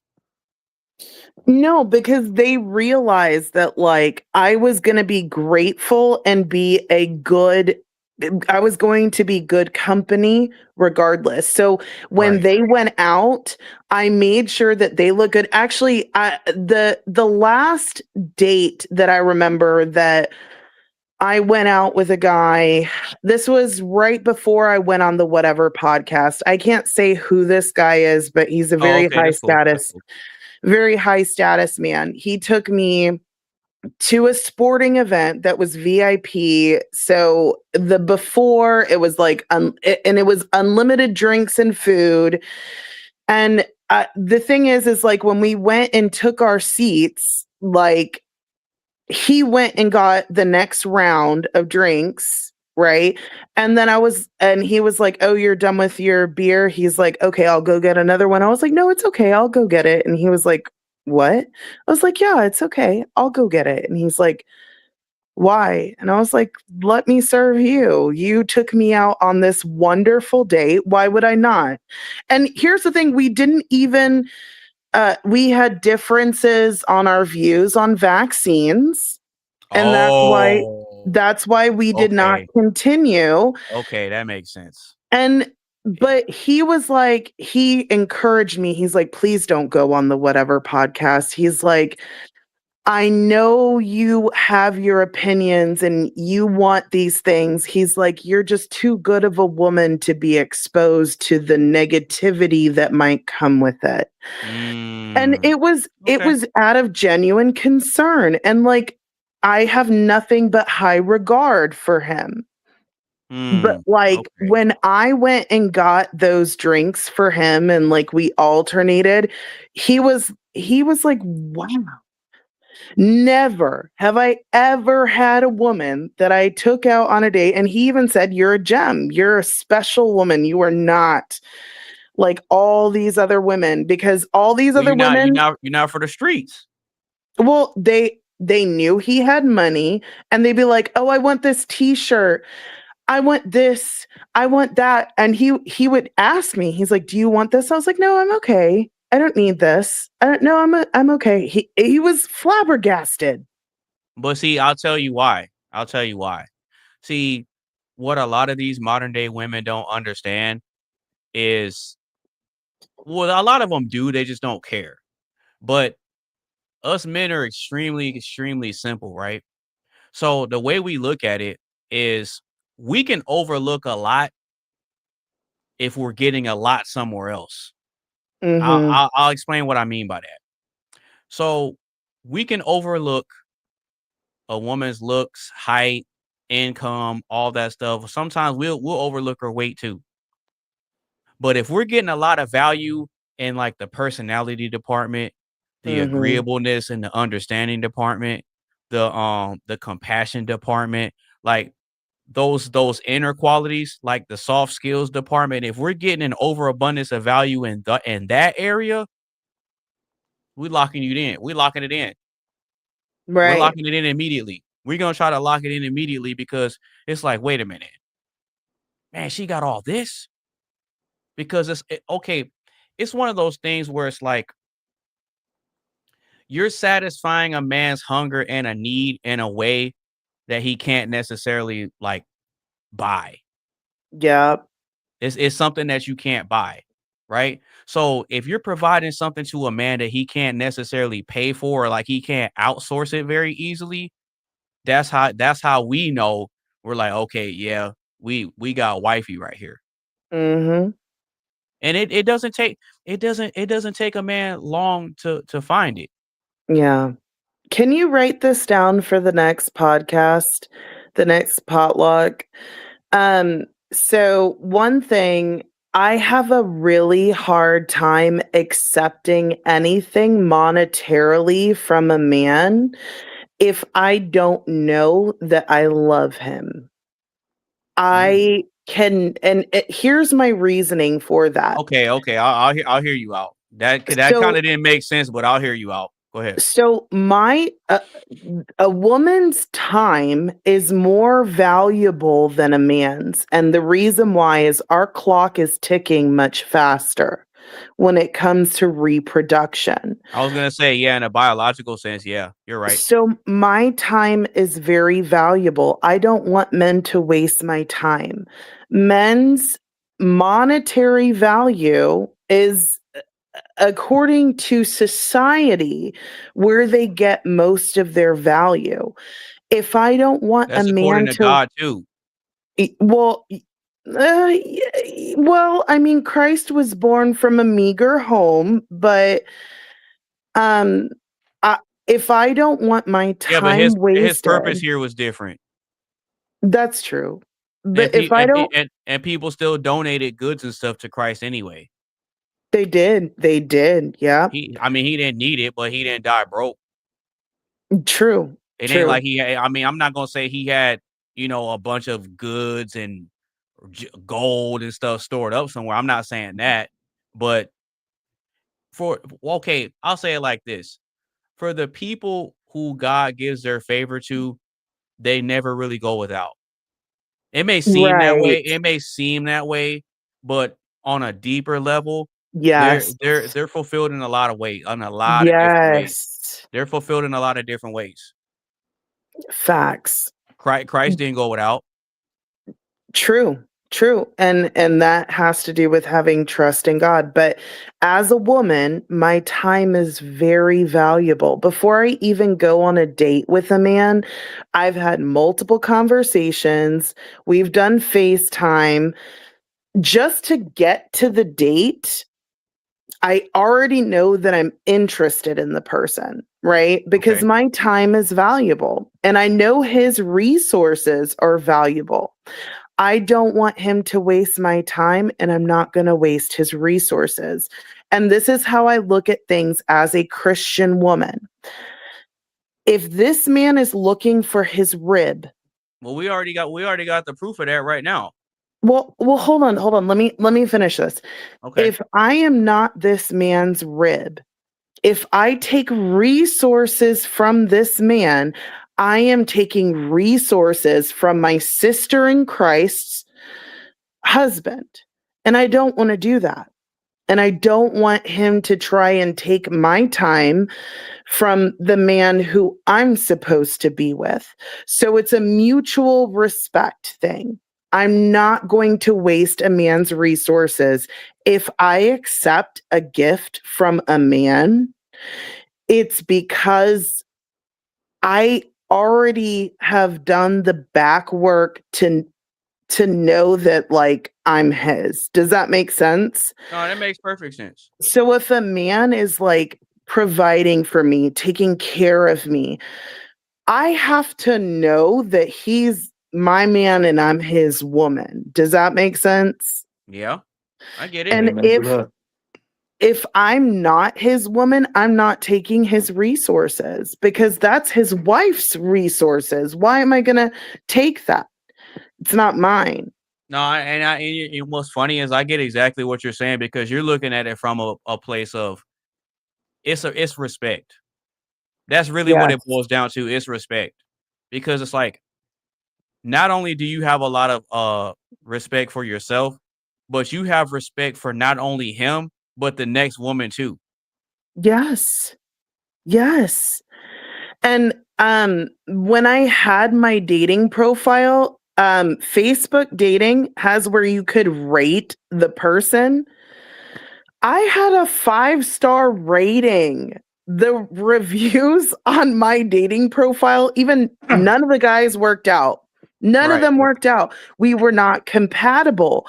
But all of them were like, dang, she's like a good woman. She's kind, she's courteous, she's responsive and engaging. She's like, and I understand what men go through. It's really hard to find women who are like that. This is why communities are so important, because birds of a feather flock together. Mhm. And once you get a part of that community, you will do everything to hold on, because that's how you thrive. That's how you find your person. And I think that normal dating, going off and finding your person, is toxic, but as toxic as it is, God still works in mysterious ways. And I will say, Rock and I met on a TikTok live. How How crazy is that? We met on a TikTok live. We just happened. This is someone that I didn't know. I just joined. And it was probably one of my first lives that I had ever been on. I just downloaded TikTok like 2 weeks before. And I just got on a live and bam, I met him. And we became friends. And we started having these deep conversations. Kind of like And right now. Yes. Okay, cool. Hey, I mean, Rock, good. No, actually, that's good though. You said I'm what? going to shut up a little bit because I want Rock to speak on this because, like, I could speak life into him all day. But Yeah, that's how it's supposed to be. You're supposed to be. You're supposed to be singing your man's praises. And I think that's probably why Carmen and I had a little bit of a tiff today because. It's all good. It's all good. But here's the thing. She was defending her man. Yeah, I was gonna say she'll do the same thing for her husband too. So She was, and that's why I didn't take it personal. She was defending her man, and I was defending mine. Yeah, you know, Mark's not her man. No. No. Her husband is black. She's married. Yeah, she's married. Mm-hmm. Yeah, I get that, but she was trying to defend Mark, is what it seemed like. Well, a little bit because he's a friend, but when she got triggered by the whole comment of the N-word because she got triggered by that because her husband's black. That's why. And she was trying to defend her man. And that's why I still respect what she was doing, but I was also doing the same. So it's all good. Like y'all are good people, man. Like if y'all weren't good people and had good hearts and good minds and stuff like that, I wouldn't have y'all on here. Yeah. And like I said earlier, I understand people get into it, things get heated, words get thrown out. I understand it. It's the heat. You're in the heat of the discussion. I get it. That's why I don't like Carmen though. Yeah, that's why I stand back and let things get sorted out on their own. I mean, I saw how nice everybody was on the panel, but I wanted to say some things. Rock's a little spicy. He's not a Latino, but you would think he is. Shit. Oh no, like I'm used to the random jokes and the humor. Like I get it. I'm here for it. That's why I don't take any offense if you jump in and say a random joke or you throw a punchline in. Like I don't get it. Like I don't trip about it. But Mark does that too, though. Mark does do that too. Yeah, absolutely. Something I don't understand, guys. People who let one word have that much power over them, like she realized, like as soon as she got angry, I had power over her. Yeah, and that's how a lot of black people are, though. And that's just exactly insane to me. But it's insane. It's insane. But see, it took me coming to a better level of understanding, growth, and maturity to break out of that too. Wait, are you telling me that you used to get upset? Yeah. Really? Yeah, I used to. When I was you don't younger. seem like the type. No, I don't now because I haven't been that type for a very, very, very long time. But I used to be that way. You didn't hear Anonymous's testimony and how he had to go through a lot of cognitive dissonance and reprogramming into positive. Yeah. Oh yeah. But it's hard again. And see, people laugh and they think I'm lying, but I'm like, I used to be liberal. Really? Well, yep. Do you regret it? Do I regret what? Being liberal. No. And the reason I say that is because I wouldn't know what this side was if I didn't understand that I was on this side. Facts. So can I ask you? So I understand both sides of it. Yeah. Now would I go back? No, I won't. Wait. I want to see if you get this reference. Would you like some cheese? I don't know what that's from. The But it sounds like it's from a comedy. Oh, Boondock Saints. No, the No, he's Boondocks. talking about Boondocks cartoon. Oh, no. Okay, yeah, that was who I was. Who said that? It was Robert to Mr. Wensler Yes. Oh, okay. Okay, in the that first episode. Ed Wensler. Dang, Yeah, yeah. I haven't seen that in a long time. I have to go back A and watch that. really long time. Yeah, I have to go back and watch that episode. It's But the not, first man. episode, bro. Okay, but yeah, man, I used to be liberal.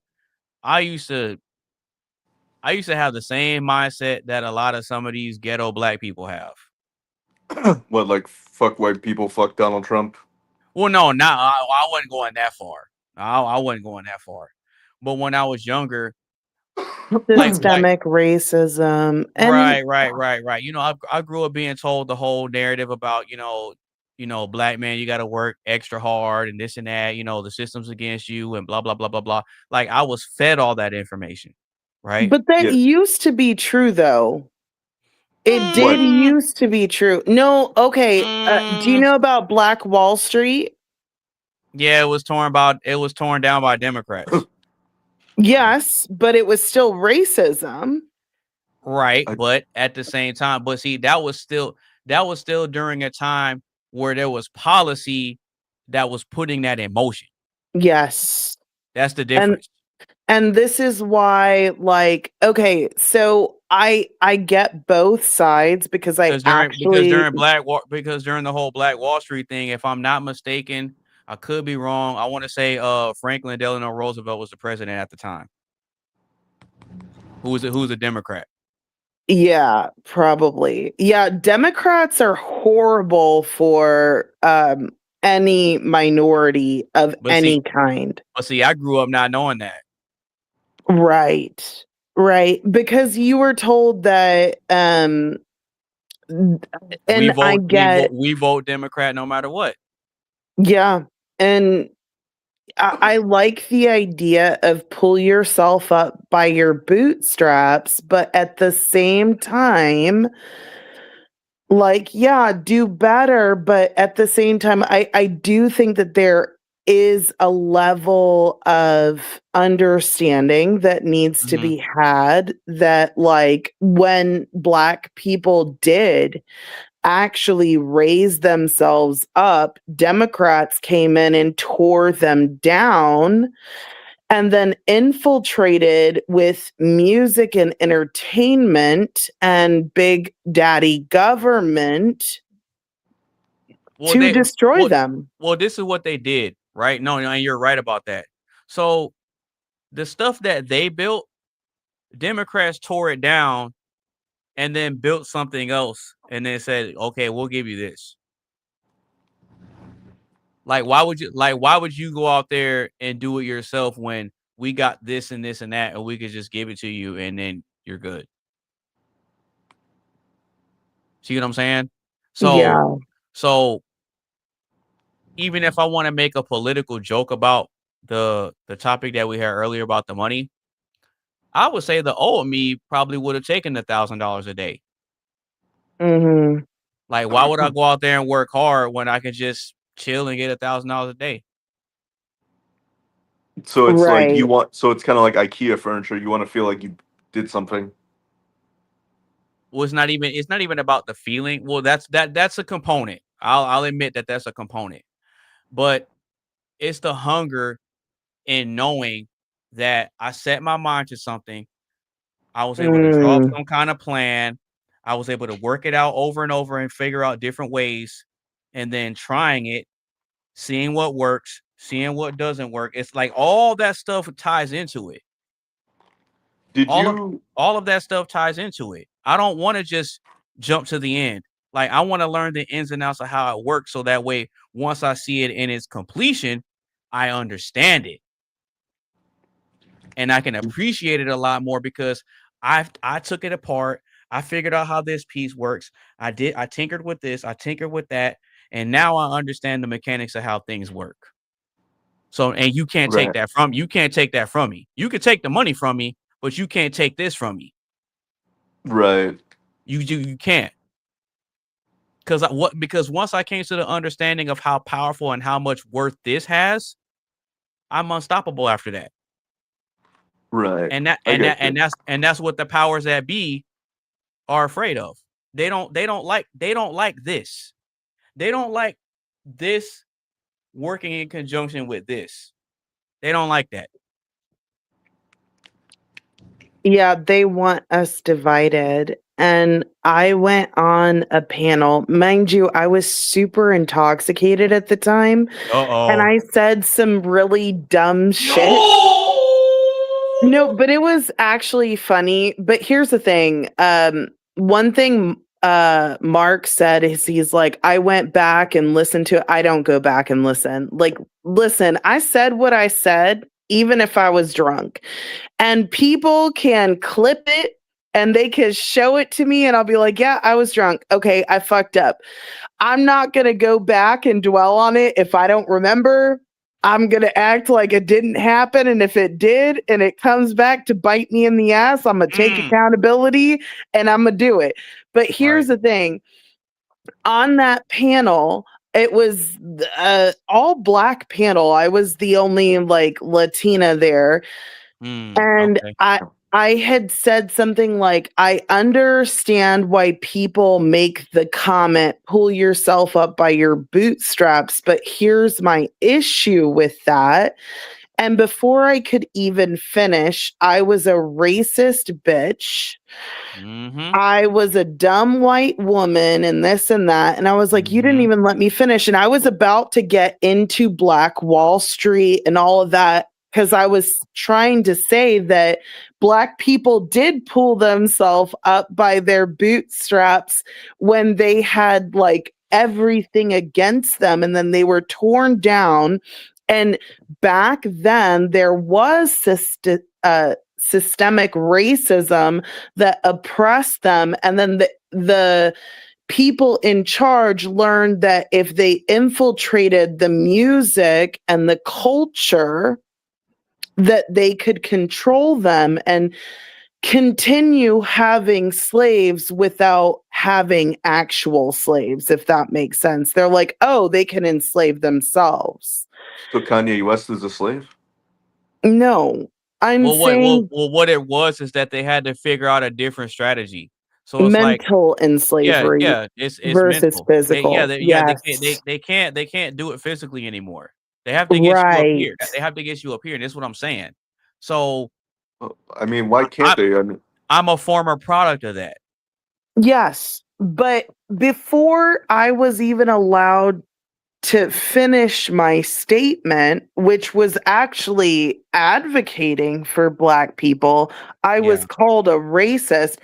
And I was happy to see some of the comments the day after. People were like, well, in Athena's defense, whatever that person said wasn't what she said. She actually said XYZ. So they were trying to portray me as a racist. And here's the other thing. There's another person who goes on Fatty's panel, and he said that I was racist and he wanted to prove it. He actually interviewed Jazz, and then he wanted to interview me to prove that I was racist. And we were supposed to have our debate. And then I went on another panel with Fatty, and Fatty said something that really hit home. He said, when you try so hard to prove that you're not something, it makes you look more like that thing.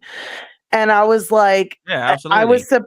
I was supposed to do this interview with this man to prove that I wasn't racist. And I was like, when I heard Fatty say that, I was like, you know what? Even though I know I'm not racist, if I go and do this, it's just going to make me look more like a racist because I'm trying to prove that I'm not. Athena, it's real easy. You just have to go wearing a white hood. There you go. There you go.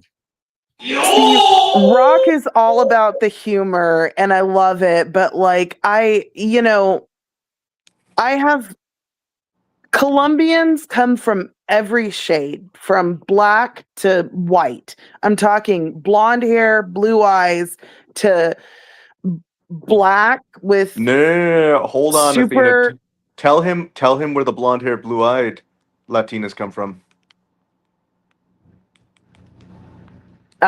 Europe, No, yeah, but tell them specific what era of Europe. Spain. Come Okay, they came from the Jews, whatever. No, they came from Nazi Germany. Oh yeah. No, there's actually a lot of Nazis who settled in Mexico, Yep. Argentina, Chile, and a few other places to get away from everything that happened. But Yeah, here's of the course. thing. Yeah, of course. I get really frustrated because like I do not judge people by the color of their skin. I judge people by the content of their character. Yeah, Martin Luther King.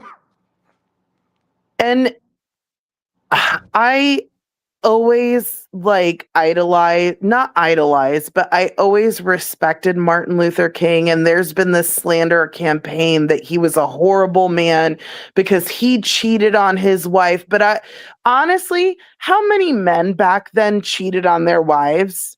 Like most of them. So they want to bring this huge slander campaign against Martin Luther King. He was a flawed man.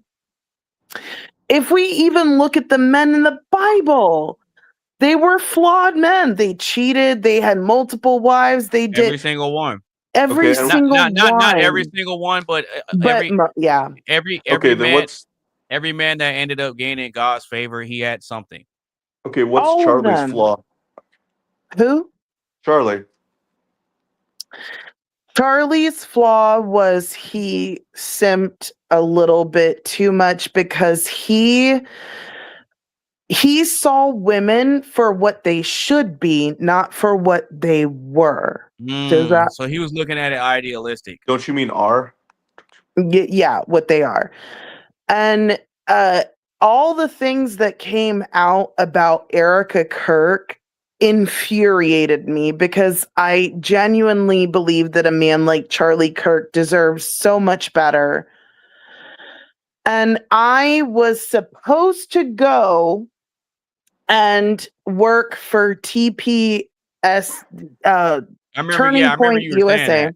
Yeah, I remember you were saying that. Yes. And then my job at the time prevented me from doing so. And then after Charlie passed, my family heavily pressured me after Erica Kirk took over to go and apply again.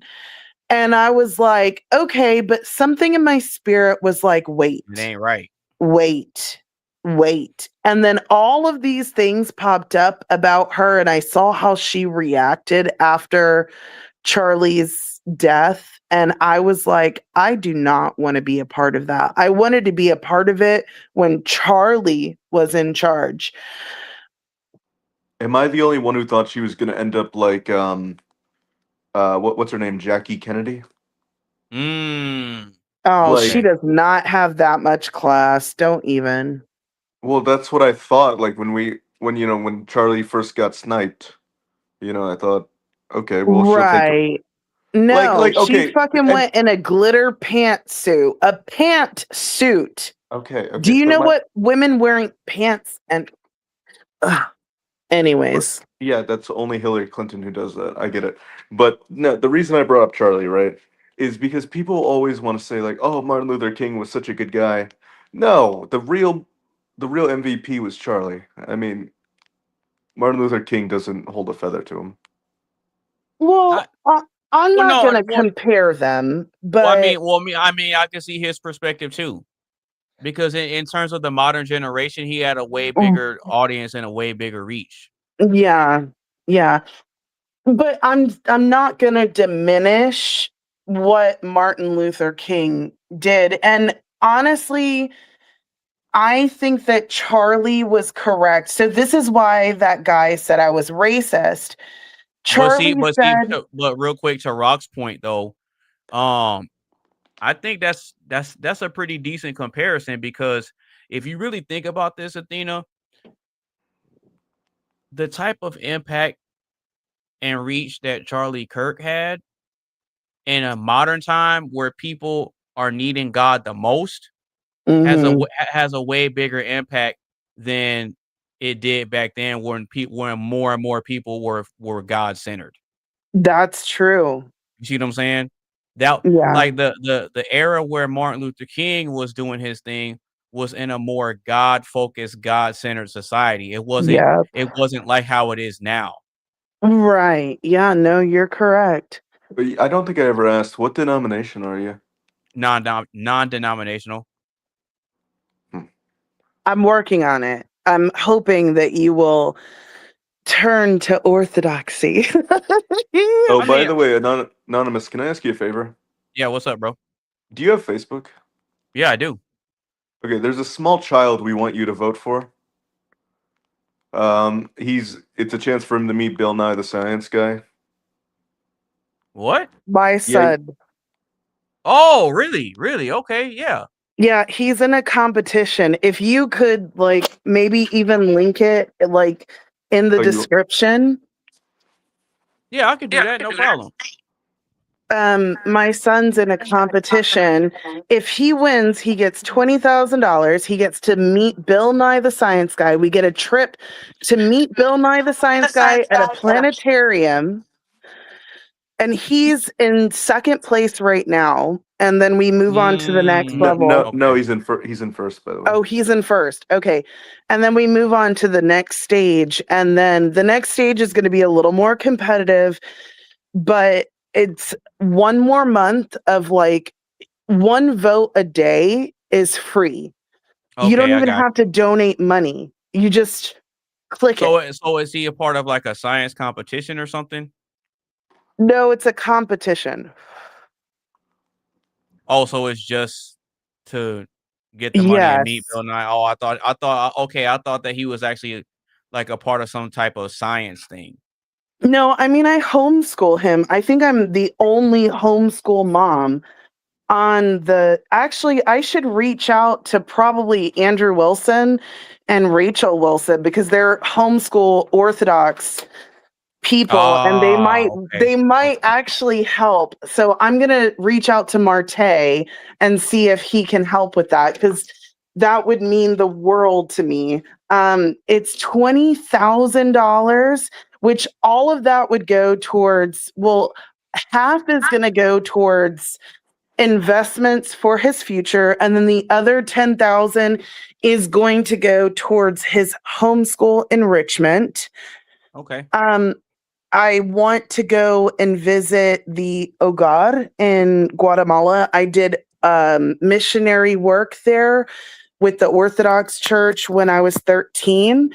And I would like to fly him out there to see what true poverty is. Because he complains that he only gets to play video games on the weekends. And I'm like, baby, you need to see true poverty. I think it'd be really funny. Oh, sorry.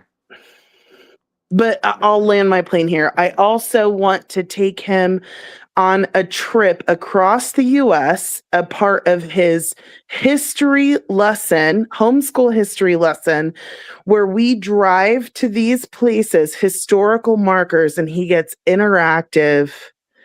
Yeah. So this is like, to us, this would be the world. This would be the I don't world think test. that's a bad idea. And I think most of these parents, like, they might put, 20,000 towards their kids' college, but like, I'm gonna say one more thing. Before I had children, when I was very young, God put this calling on my life that my children were going to do great things. I didn't know what, but I knew that as a little girl. Mm-hmm. And when I take my son out in public, I've had people go up to me and say, "Your son is so well behaved and so sweet and helpful." And they're like, "He just looks like he's going to be the president one day." This has happened to me so many times. Mm. And I felt that in my spirit when I was young. And like, so for me, this is like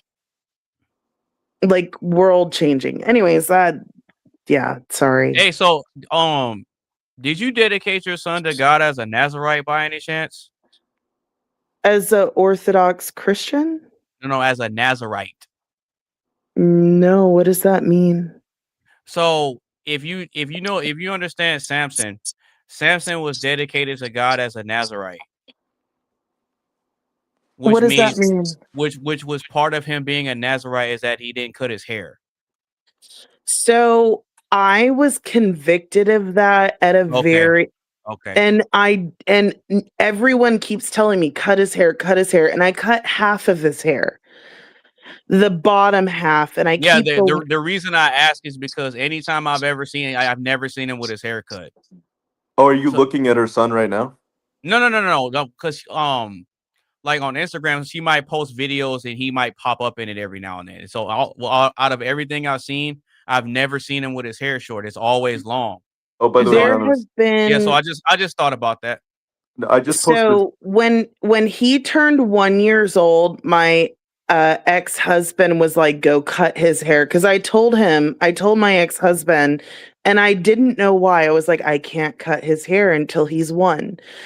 And then as soon as he turned 1, he's like, go cut his hair. And so we went and cut his hair. He got his hair cut a few more times, but ever since then, I have let his hair grow out, and I shaved the bottom so that I could put it up in a bun, and like people know that he's still a boy, because people are like, "Oh, she's cute." And I was like, he's a boy. He's wearing a Spider-Man costume. But because of the long hair, they're like, "Oh, she." And I'm like, "No." But I don't know why I have this conviction, and I can't I never in my life was I like, oh, boys should have long hair. This is a conviction that literally is not mine, if that makes sense. No, I mean that's fair. That's fair. It actually is an insecurity of mine because I get so much scrutiny. And the fact that I didn't circumcise my son, I can't tell you, mostly women. Oh my goodness. Women, they're like, you didn't circumcise your son. Do you know how disgusting it is being with a man who's not circumcised? And I'm like, Yeah, I know. A lot of women have an issue with the cheese. no, there's not even. That's such a myth. If you clean yourself, no. Well, I mean, there's guys out here that don't. Well, they didn't have good mothers. I mean, we can't assume that every dude's clean. But see, so what a Nazarite vow is well, it's I'm pretty sure he could do it too. But it says is an Israelite who voluntarily takes a special vow of dedication to God, detailed in Numbers 6, involving 3 main restrictions: abstaining from grape products and wine, not cutting hair, and avoiding corpses. This act symbolizes intense separation from worldly pleasures and a focus on holiness. Wow. What do you mean by avoiding corpses? That's just what it says. Like not eating meat? No, well, no. Well, some people could probably interpret it that way. Okay, so it says right here rules: abstinence. No wine, strong drink, vinegar, fresh or dry grapes, or any product of the vine. Uncut hair. No razor may touch the head. Hair is a crown marking the separation and dedication. Number 3, no contact with dead bodies, even for immediate family, to maintain absolute ritual purity. Well, that's impossible for me because I slaughter animals, but and nothing from the vine, like even grapes? Yeah. Oh, he loves grapes. And you got to dress him in linen. I mean, yeah, you could. I mean, you could. I need to pray on that, and I need to talk to a priest about my conviction. Because I'm telling you, like, I don't want to say that, like, I was told that my children were going to be great, but like, my son, he is at such a high IQ performance. He is like, okay, so I'm not, Rock hates when I bring this up. I'm not going to say what my IQ is, but my IQ is actually a lot higher than like the average, right? And my father, he's Is it an higher than 130? It's very close to 130. Okay. Okay. 127. I'll just say it. Okay. What's wrong with that? I don't know what she's on about.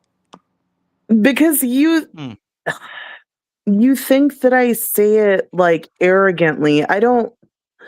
No, it just got annoying because you brought it up every live stream. So I'm just like, okay, I'm tired of hearing this. Oh, okay. I think that's my first time hearing it. So, I mean, I ain't really tripping on it. So I brought it up when people were like, "You're so dumb, this and that. You are a cleaning lady and you have a farm. You're like a redneck." And I'm like, really? I have a degree in biotechnology. Like, okay. And Moses had a speech impediment. So what? I do have I have a learning disability. I have a language processing disorder. Well, I'm bringing that up to illustrate that it doesn't matter what you have going on and people say anything about it. Like, it doesn't matter. Mm-hmm. Like, it doesn't matter what type of ailments you have. Like, if you have God's favor and you're able to get things done and you're able to elevate and prosper, then it doesn't matter what people say. Like, see, and this is what I find funny, right? I find it so funny how it's like the same women that'll go against you and tear you down for your qualities and traits are the same type of women that wish they could get the same type of results that you've had in life. Yeah. You get what I'm saying? Like, they think that, oh, well, she's not this and she's not that and da da da da da. Like, what man wants her? And it's like, the men you want don't want you though. And the men that they want me, and I don't want them because they're not men of God. Right. Like, it's crazy. It's crazy. But see, I'm highlighting that to say that it doesn't matter what they try to project onto you. Just let it roll off your back and keep it pushing. It doesn't offend me. Like, women are like, well, at a point it used to. No. So they think that like humility and like being humble and being homely and being maybe physically unattractive, they think that all of those things are like bad. But if you look at Leah, right? She was do you remember, who was it? Leah and Rebecca married. What was the guy's name? I don't remember off the top of my head. He was tricked into marrying Leah. Oh, yeah. Yes.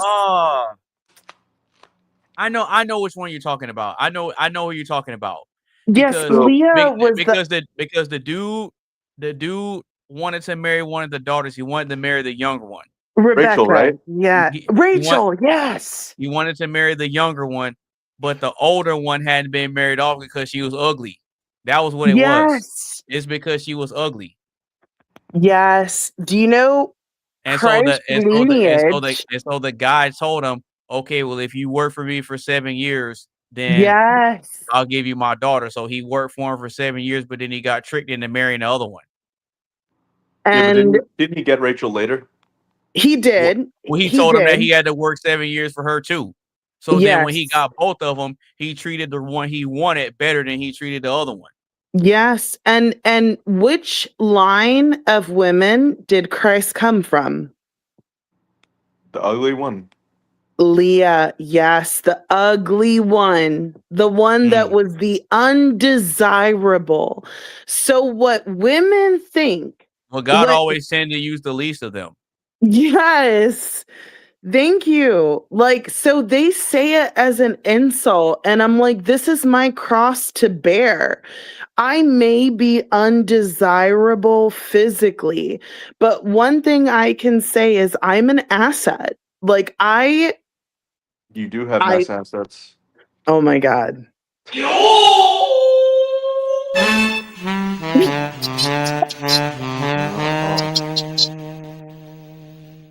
No. Okay. So, like, I Gotcha, may bitch. not be the most attractive woman, but I Gotcha, will bitch. serve my man.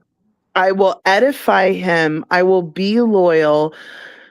I will bring like life to him. I will help him grow. And so, like, women can try and tear me down all they want because I'm not a beauty, but I'm okay with that because I don't get my worth from my looks. Like, it's deeper than that. Oh, really? I Oh, got do you. it. Oh, really? I love this. Oh, I Do love being y'all able to. get what I'm saying, though? Oh no, I get what you're saying 100%. I just like being able to have the sound effects on deck. I love it. You triggered my car. Oh my god! Wait! You should Wait, you you play triggered my what? your Trap trap card. You triggered my trap card. That is not what I heard. What do you think Wait, you heard? I heard you triggered my what? C word. You triggered my cunt? Cock. Oh. You triggered my trap card. I don't know how I heard that. Yeah, I don't know how either. Stupid. Yeah, I don't know how either. Gotcha, bitch. Cut that out, you little bastard. Yeah, I don't know. I like that one.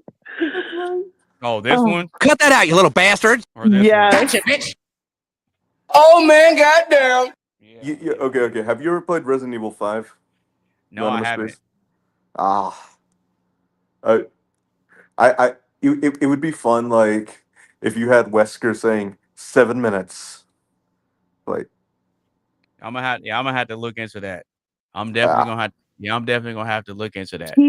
He wanted me. So just so you know, the whole button mash babe is not me. oh yeah, Is I blackmail Athena into playing video games for me. No, he okay, wants is that your alter ego? No, he wants me to do it, so I do it. And do you know how much work I put into that? Have you it's like- seen the AI that I do and the advertising? Yeah, for you to turn around and say it's not a hobby. No, it's not a hobby. It's servitude. I want problems always. It's servitude to my man. But here's the thing. I put all of the things that I wanted on hold because he wanted that. You know, I wanted my podcast and I wanted all of this. And then I started dating him and he wanted that. And so I did it. Okay, And I feel bad. No, don't feel bad. I did it because I wanted to. Well, There you go. Dissolve. Yeah, but me helping, with it like certainly helped. Yes. Yeah, there's nothing wrong with that. As long as everybody's getting getting a little something of what they want out of it, I don't see a problem. I don't know. Okay, so Anonymous, right? Yeah, go ahead. So like me and her, we've been fighting a little bit on this. I really wanted her to play Resident Evil 7. All right.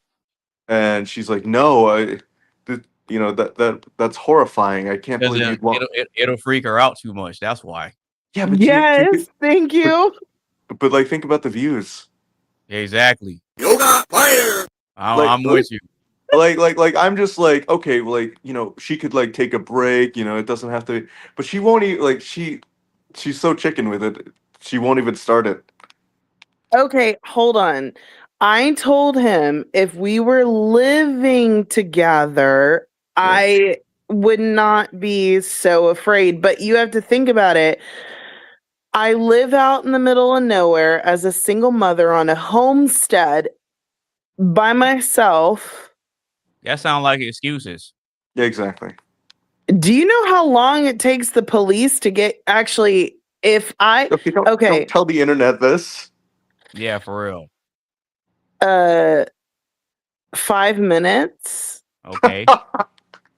Now you know what you okay before you move her up to Actually, playing Resident Evil. You know what you got to have her start playing first? What? Got to have her put her on Tomb Raider. okay, Tomb Raider. that sounds like a decent Put her on transition. Tomb Raider. Put her on Tomb Raider. Well, here's my thing with that, right? She's already played Five Nights at Freddy's and Poppy's Playtime, so I'm like, okay. Yeah, but I think that's kind of different from Resident Evil though. Yeah, because you're like that's like I saw some of the videos and I was like, I literally had a panic attack. Mind you, I don't watch horror movies. Oh, okay. Like I am the biggest chicken shit. Like, and mind you, okay, I've literally seen someone that was possessed, like literally possessed. And in person, that's different, but I don't know why in video games I feel so helpless. Well, that's also why I picked Resident Evil. Like, okay, so another game she owns is Outlast 2. I think I've heard of that before. You're not a horror game fan, are you? Not really, no. Okay. I mean, I love Street Fighter. I love like Mortal Kombat. I will take anybody on with katana. I will demolish Yeah, you. you'll get beat too. No, I will not. My brothers can't even beat me. Which Mortal Kombat? Any of them. Give me 5 minutes to learn whatever moves based on that. No, because the moves I think they change based off of the game. There's some like I think core ones. Give me 5 minutes. Bro, I never lose with katana. Okay. Anonymous, have you played Soul Calibur?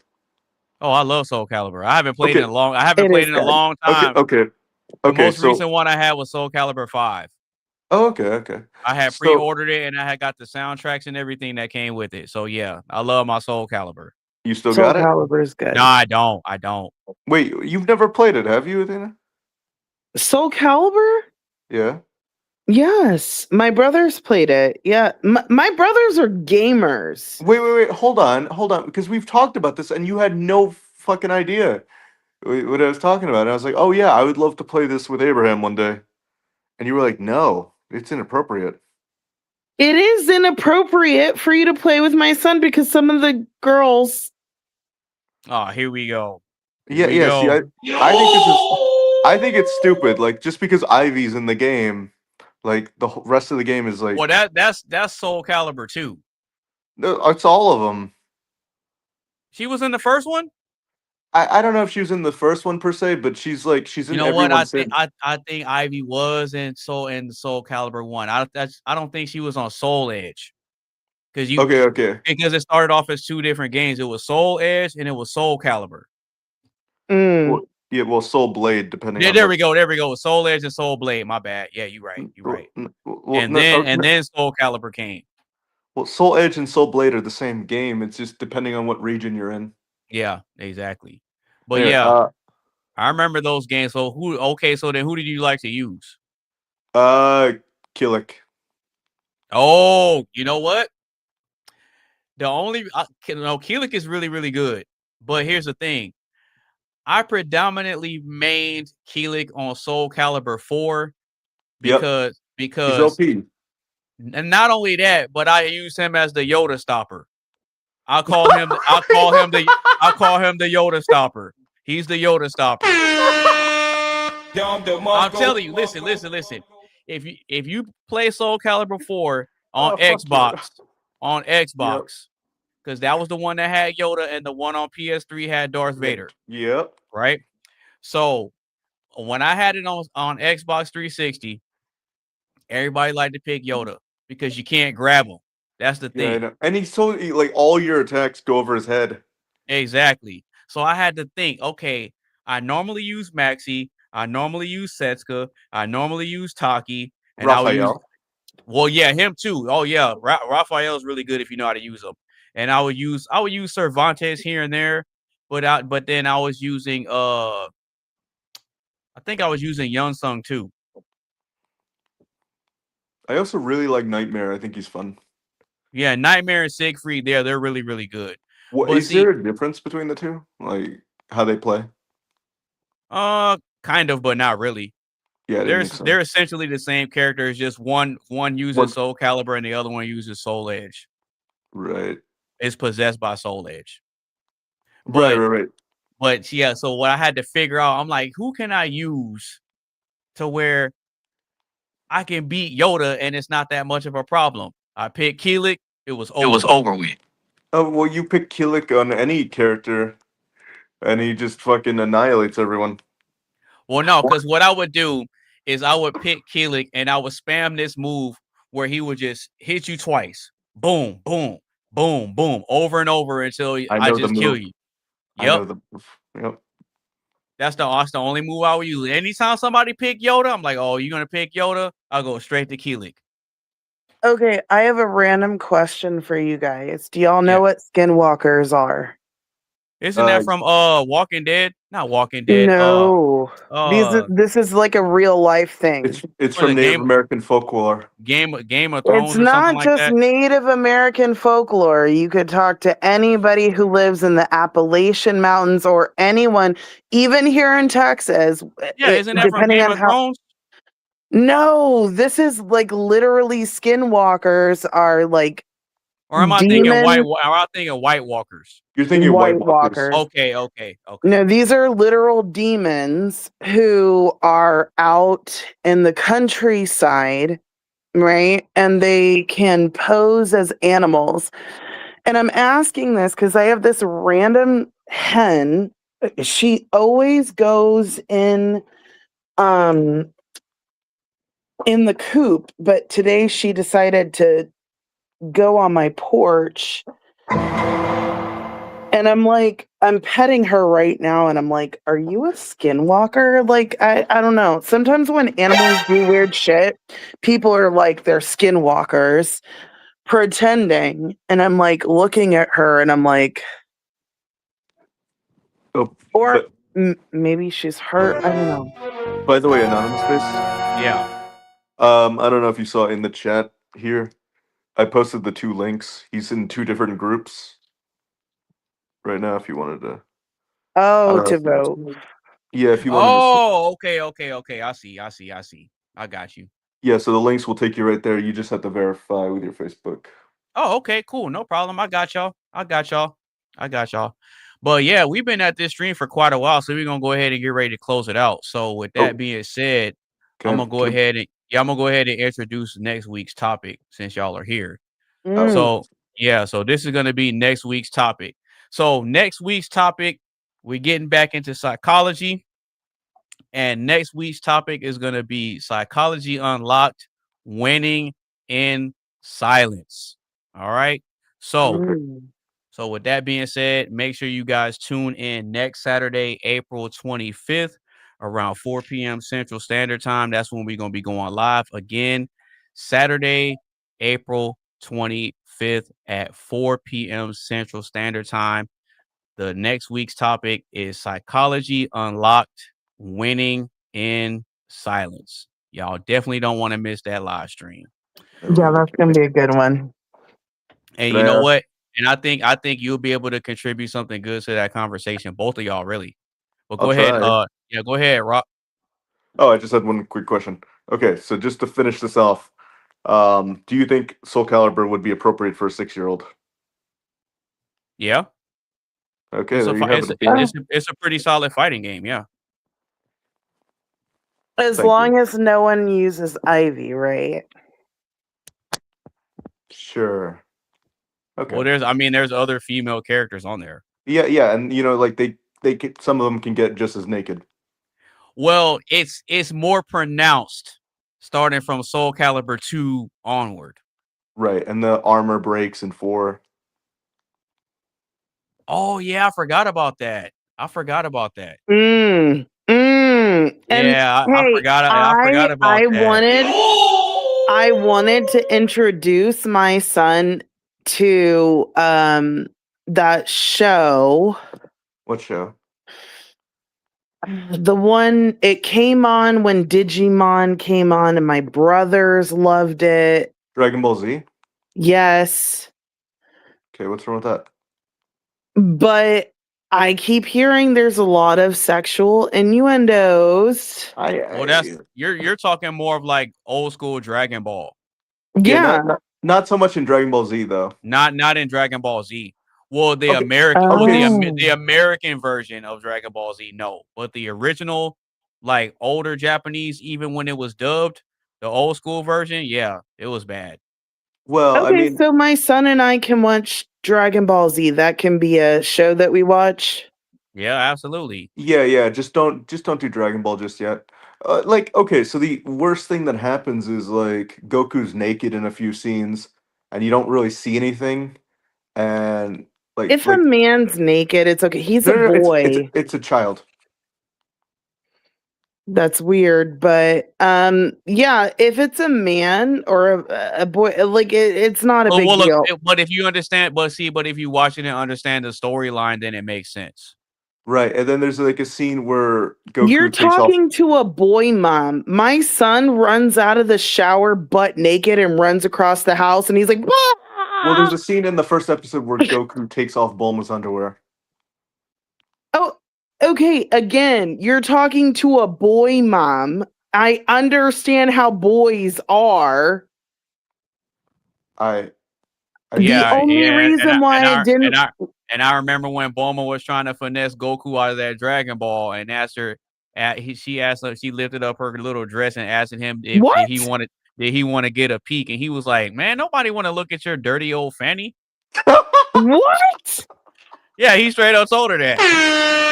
It's fine. That is not fine. It's not that bad. Look, you have to see it, and you'll understand. Yeah, it's really not it's really nothing. Like, come on.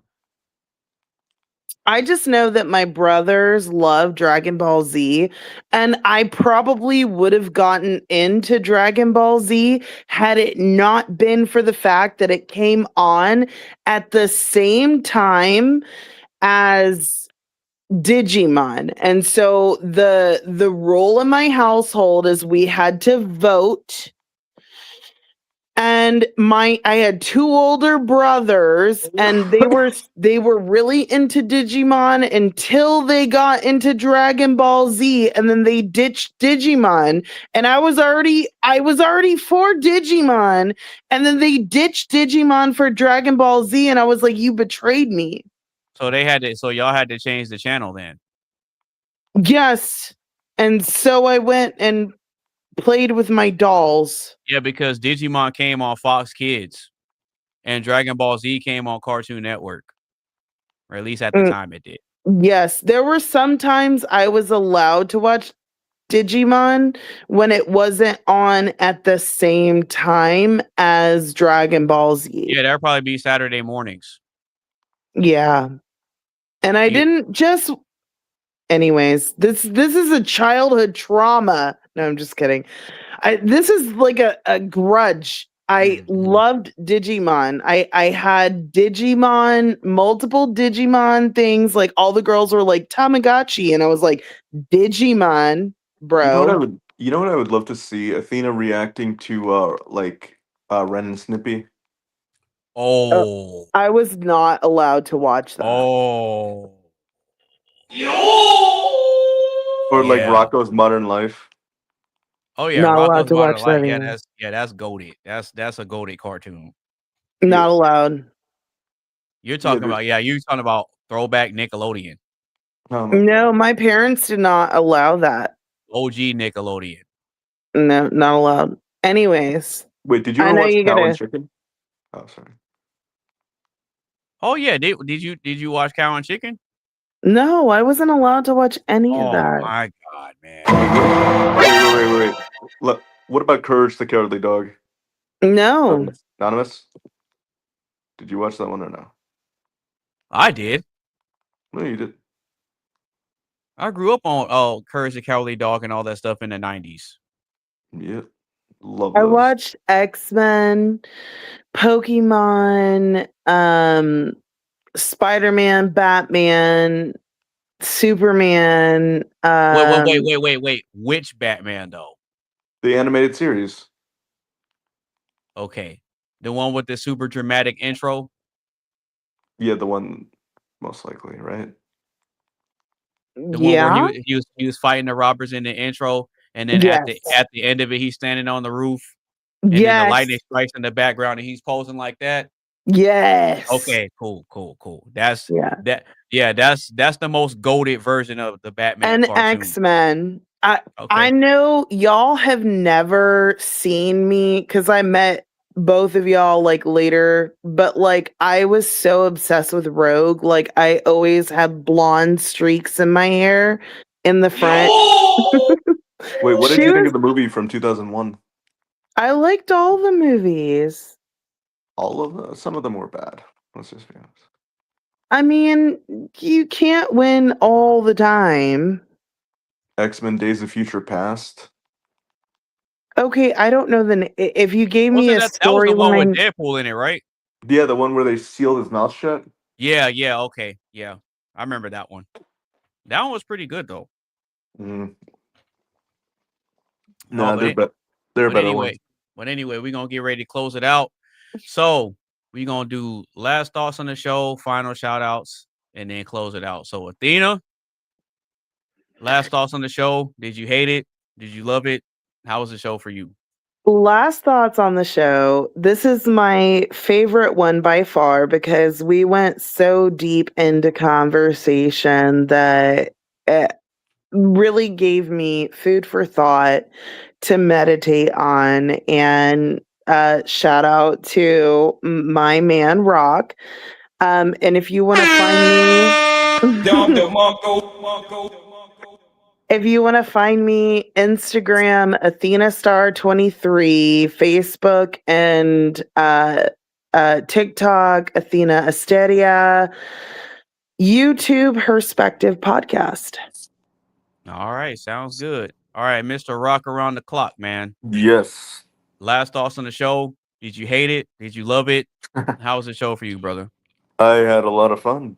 It was nice coming up. Like hearing a lot of things Mark said in the beginning, I just wanted to like come up here and fight with him. Okay. But no, he seemed like a nice guy, and like Oh yeah, I like Mark's good people, man. Mark's I good like the people. way you run things, and yeah, I thought it was a lot of fun, and of course, shout out to Athena. Yes, sir. Yes, sir. All right. Well, I had a good time. I'm glad that y'all were able to pull up. It seemed like it's been forever since Athena pulled up because it got to the point where everybody was asking, like, hey, how's Athena doing? You know, is she I was all holding her right? hostage. So. Yeah, there you go. Locking her in that dungeon. Well, But yeah, no, but I always have a good time because it's like I like being able to put these panels together and us just kick it, have a good time, crack jokes, get into some debates here and there, butt heads. It got heated, but it's all in the spirit of having good conversation. So I'm with it. I'm with it. Makes sense. All right. Well, I gave you my Discord in the chat if you want to be. Okay, so Yeah, you know just- what? This is what I'll do. So anybody that comes up on the panel, whatever social medias and stuff that they want out there, then I'll put it in the description of the video, and then I'll always put it in a pinned comment in the chat, so it makes it easy for people to come find you guys. Look, you don't have to do that. I was just trying to see if you would add me, but that works. Well, I do. Yeah, I do that for everybody. Oh, okay. Yeah, I do that for everybody. So because it's like, not only do I like having people up to have good conversations, but you never know who's watching, right? And you Right. never know who's paying attention, and they gravitate towards a specific person. So, for the people that like what you had to say, and for the people that like what Athena had to say, and for the people that like everything that everybody else had to say, I like being able to have people's stuff out there to help give them more exposure. Does that make sense? Understood. All right. So, I mean, if nobody has anything else, like any other extra thoughts and stuff like that, I'm gonna go ahead and close it out. Christos nasty. That's all I have to say. Wait, Well, what? good night. Wait, what? Christ is risen.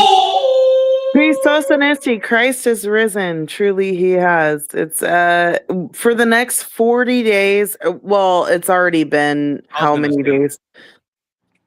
Yeah, but yeah, we say Christos nasty. Anyways, yeah. Oh, okay. All right, cool. So, are y'all going? Yeah, I think you're gonna be here next week, right, Athena? You gonna pull up? Yes. Okay, Yes, cool. I'm going to be more active. I took a break. I was kind of going through it, and yeah, I'll be more active. Okay, cool. And Rock, you're more than welcome to pull up as well. What I'll do is once I send out the links to have people pull up, then we got to make sure that Rock gets a link, and then with panels where there's a set topic, I open them to where any and everybody can pull up. So I just want to make sure that you guys are able to pull up and contribute to the conversation and have a good time. Yeah, I'll do my best to make it. All right, sounds good. Well, if nobody has anything else, we're going to go ahead and see y'all next week. Once again, make sure that you tune in on Saturday, April 25th. That's 2 days after Athena's birthday at 4 p.m. Central Standard Time. All right. Peace. All right. Peace.